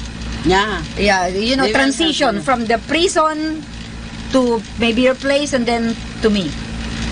I do not know how how that could be. But that's what I want. You know, I want to help them. They have to But undergo. They have to undergo. How do you call that? Rebuilding of yeah. life. Themselves. Something Yeah. like that. Yes. And I think the Cenaculo. I'd like to ask the help of Cenaculo for that. Yes. We probably are willing and open to welcome anyone and to help in this, but we can't put any time on God. Yeah. So, as we propose to each of them, to each person who joined the community, 2-3 years of a journey, we will propose this also to the guys after a prison. And it's not that we will not ask any church any money of them, only to trust, only to take part on the prayer, only to take part on the work, and to respect the schedule of the community. Of course, we all struggle in the journey. We need time, and we will find our balance and the peace through it. But we can say, okay, send us for 6 months, and then we will send it to you. We just leave them in God's time, God's own time. You become a very close friend to us. You will also, we ask you also to get to know better our community by coming, seeing maybe they're changing, their resurrection, our work, our garden, and so that you can also probably know better the community, and then we see what God, if it's really the will of God to help them through your business in Cenaculo. But of course, we would like to have that connection with the prisoners and to let them enter, to give opportunity to them really to grow in faith, of course. Great. Amazing. In His time, and God, I know He will provide whatever necessary. And from the deepest heart that we have, that desire is we are searching Him. He will reveal and He will show us the way. Yeah. Wow. So thank you very much to our guest this afternoon for our Forever Cosa Diyos, Michael and Tiziana. Sister Annabelle. Yes, Ate Silvana. We wish you all Lorenz. happy New Year. Happy New Year. And don't forget, there is always God who will call us and use Mama Mary to lead us back to God. Para bagang turn right, turn left, just obey and follow the road going to Jesus. If you want to know Jesus, look at Mary. And if you want to know more Mary, look at Jesus. Because this mother and son, nako, twin heart nga, di ba? Yes. There is this twin heart. If you want to go to God, I think Mama Mary will lead you to Jesus as we pray the consecration to the Immaculate Heart of Mary. So wala na? Wala na. For those who are interested, sister, campaign muna, before going. Sige. For those who are interested to become sister and join our congregation, SMTC Sister, please contact 09273-444466. Sister Annabelle po, 09273-444466. At para sa mga Dominican sisters naman, si Sister Lorenza ang kontakin nyo, 039-856-4042. Again, 039 and then 856-4042. And para sa Cenaculo, if you want to join or visit their community, contact Tiziano number 0939-5341-874. Ayan. Okay, nagpapaalam po kami, pansamantala. Kailan babalik? Bahala na. Pero ako, imposible na. Nothing is impossible with God. Yes. I never thought that I can come back here, no? And anyway, in His time, in His time, Lord, He makes all things beautiful. In His time, Lord, please show me every day As you please me. Nag-lip-sync na po kami.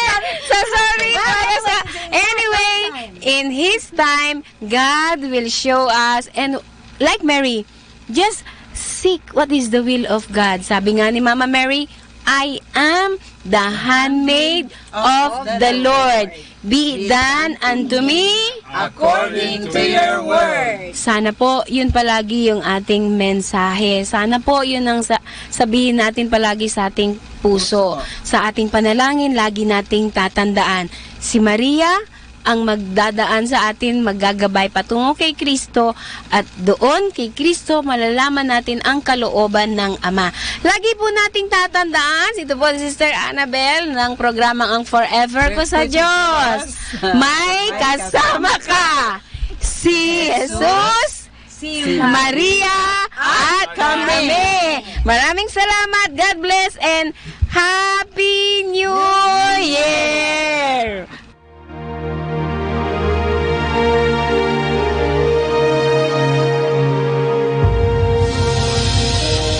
We've just heard the Association of Religious Men and Women in the Archdiocese of Lingayen Dagupan, the program Ang Forever Ko sa Diyos, only here at Manawag Dominican Radio.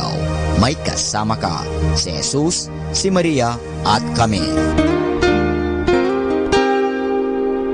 Kasama, God bless you!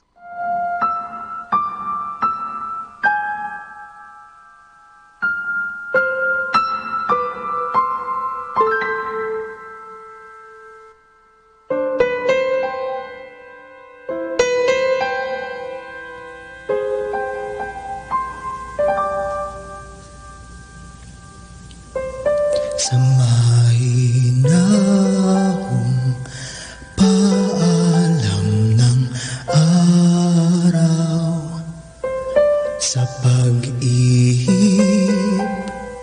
ng hangin kahapunan.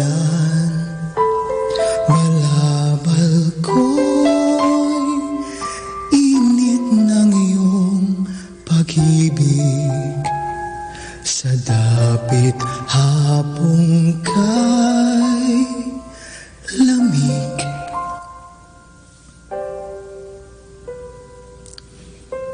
Mga bituin kay agang magsigising, umaandap,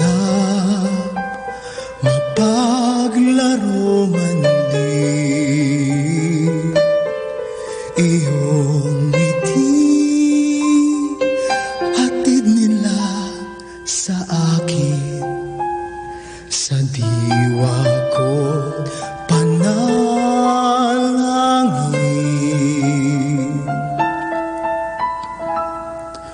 Puso ko'y pahimlayin, inay, upang yaring hamog ng gabing tiwasay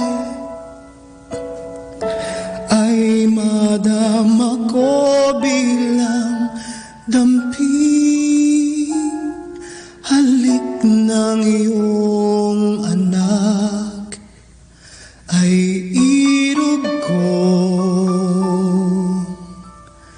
inay.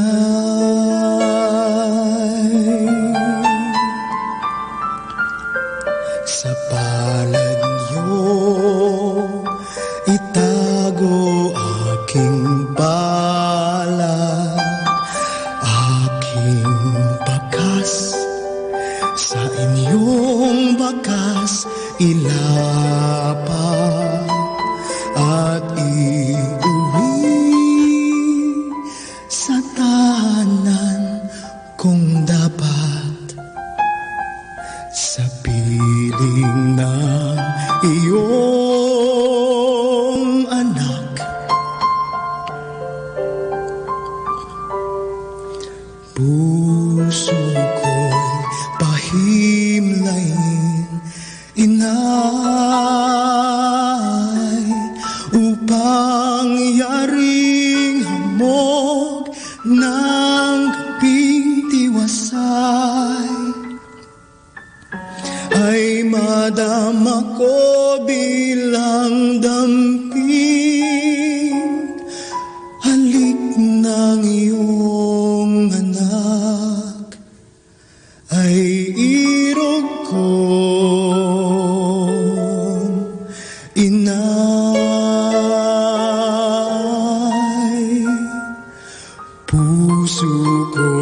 Ako'y pahimlayin hinay upang yaring hamog ng gabing diwasay ay madama ko bilang damping halik ng iyong anak ay irog ko o ina kong mahal ay irog ko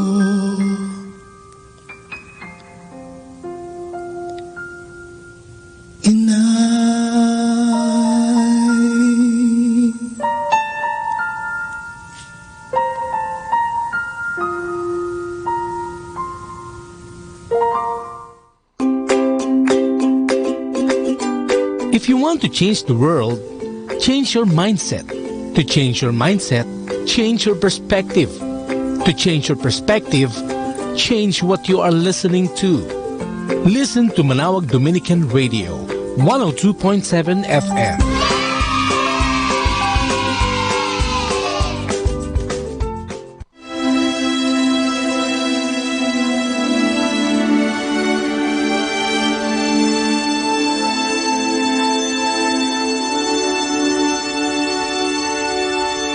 Isang mapagpalang pagbati po sa inyong lahat mula sa aming mga Dominikanong nobisyo dito sa Minor Basilica of Our Lady of the Rosary of Manawag. Kayo po ay nakikinig sa binhi ng buhay. Nais po naming ibahagi sa inyo ang bunga ng aming mga pagninilay sa Ebanghelyo ngayong 9 ng Pebrero, 5 linggo sa karaniwang panahon.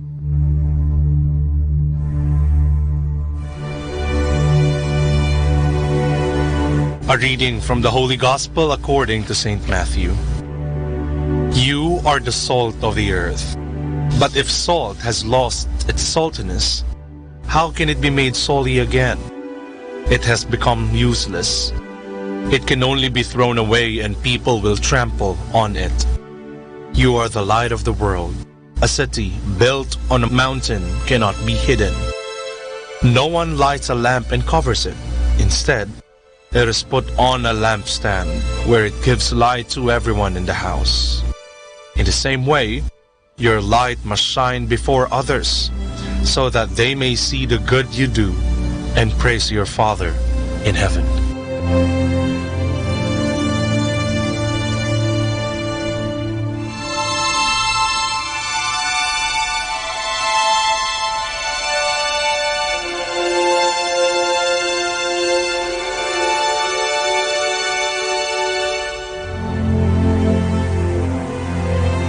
Isang pagpupugay sa ating mga manggagawa.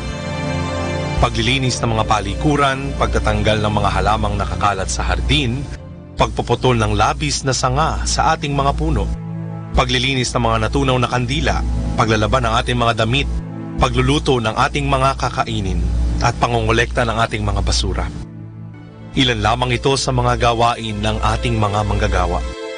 Mga gawaing hirap nating gawin o hindi na natin kayang magawa. Mga gawaing ginagawa ng ilan sa sariling lupa o maging sa ibayong dagat. Kalakip ang mas mabigat na sakripisyo ng pagkawalay sa kanilang mga mahal sa buhay. Marahil ay sasabihin ng ilan na sila ay binibigyan ng kaukulang kabayaran para gawin ang mga ito. Ngunit ang salaping ibinibigay natin kapalit ng kanilang serbisyo ay hindi makatutumbas sa pagsisikap at pagmamahal na kanilang ibinibigay sa kanilang mga hanap buhay. Sila ay mga bayaning hindi batid ng marami. Hindi man sila nakikipaglaban gamit ang mga armas at sandata o dili kaya'y humaharap sa ibang bansa upang ipaglaban ang kanilang kasarinlan. Ngunit para indahin ang init ng tirik ng araw, ang maghapong pagkahapo sa dami ng mga gawain, ang pagtitiis sa baho ng mga basurang para sa iba ay dumi, paglilinis ng ibang bahay at pagluluto para sa ibang pamilya, na sa halip ay gawin ito para sa kanilang mga sariling pamilya. Ang lahat ng ito maaaring sapat na upang sila ay kilalanin sa kanilang mga pagsisikap. Sila ay mga bayani para sa kanilang mga pamilya na kanilang pinag-aalayan ng kanilang mga pagsisikap, ngunit kaalinsabay ng pagkilalang ito ay ang kanilang tulong, sakripisyo at serbisyo na ibinibigay sa marami. Kayo ay maging mga asin at liwanag para sa iba sa pamamagitan ng inyong mga mabubuting gawa. Ito ang paalala ni Jesus sa kanyang mga tagasunod. Ang paalala din na ito ang paanyaya na ibinibigay niya sa atin upang sa kabila ng mga paghihirap at pag-uusig o kahit hindi nasusuklian ng sapat ang ating mga ginagawa, patuloy pa rin nating gawin kung ano ang dapat.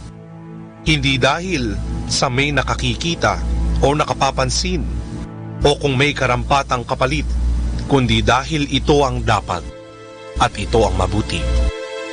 Isang pagpupugay sa ating mga manggagawa.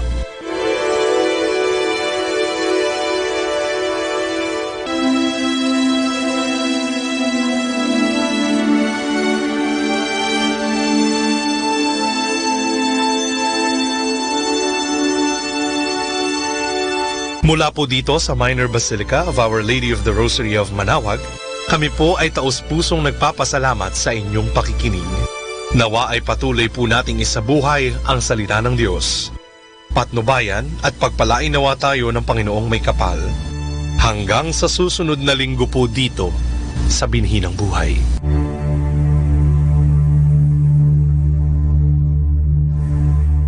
Stay tuned. God bless you.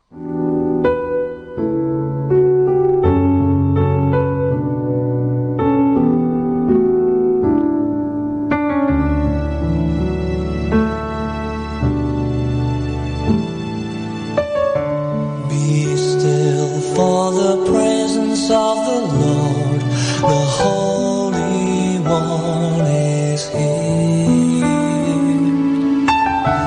Come bow before Him now with reverence and fear. In Him no sin is found. We stand on holy ground. Be still for the presence of the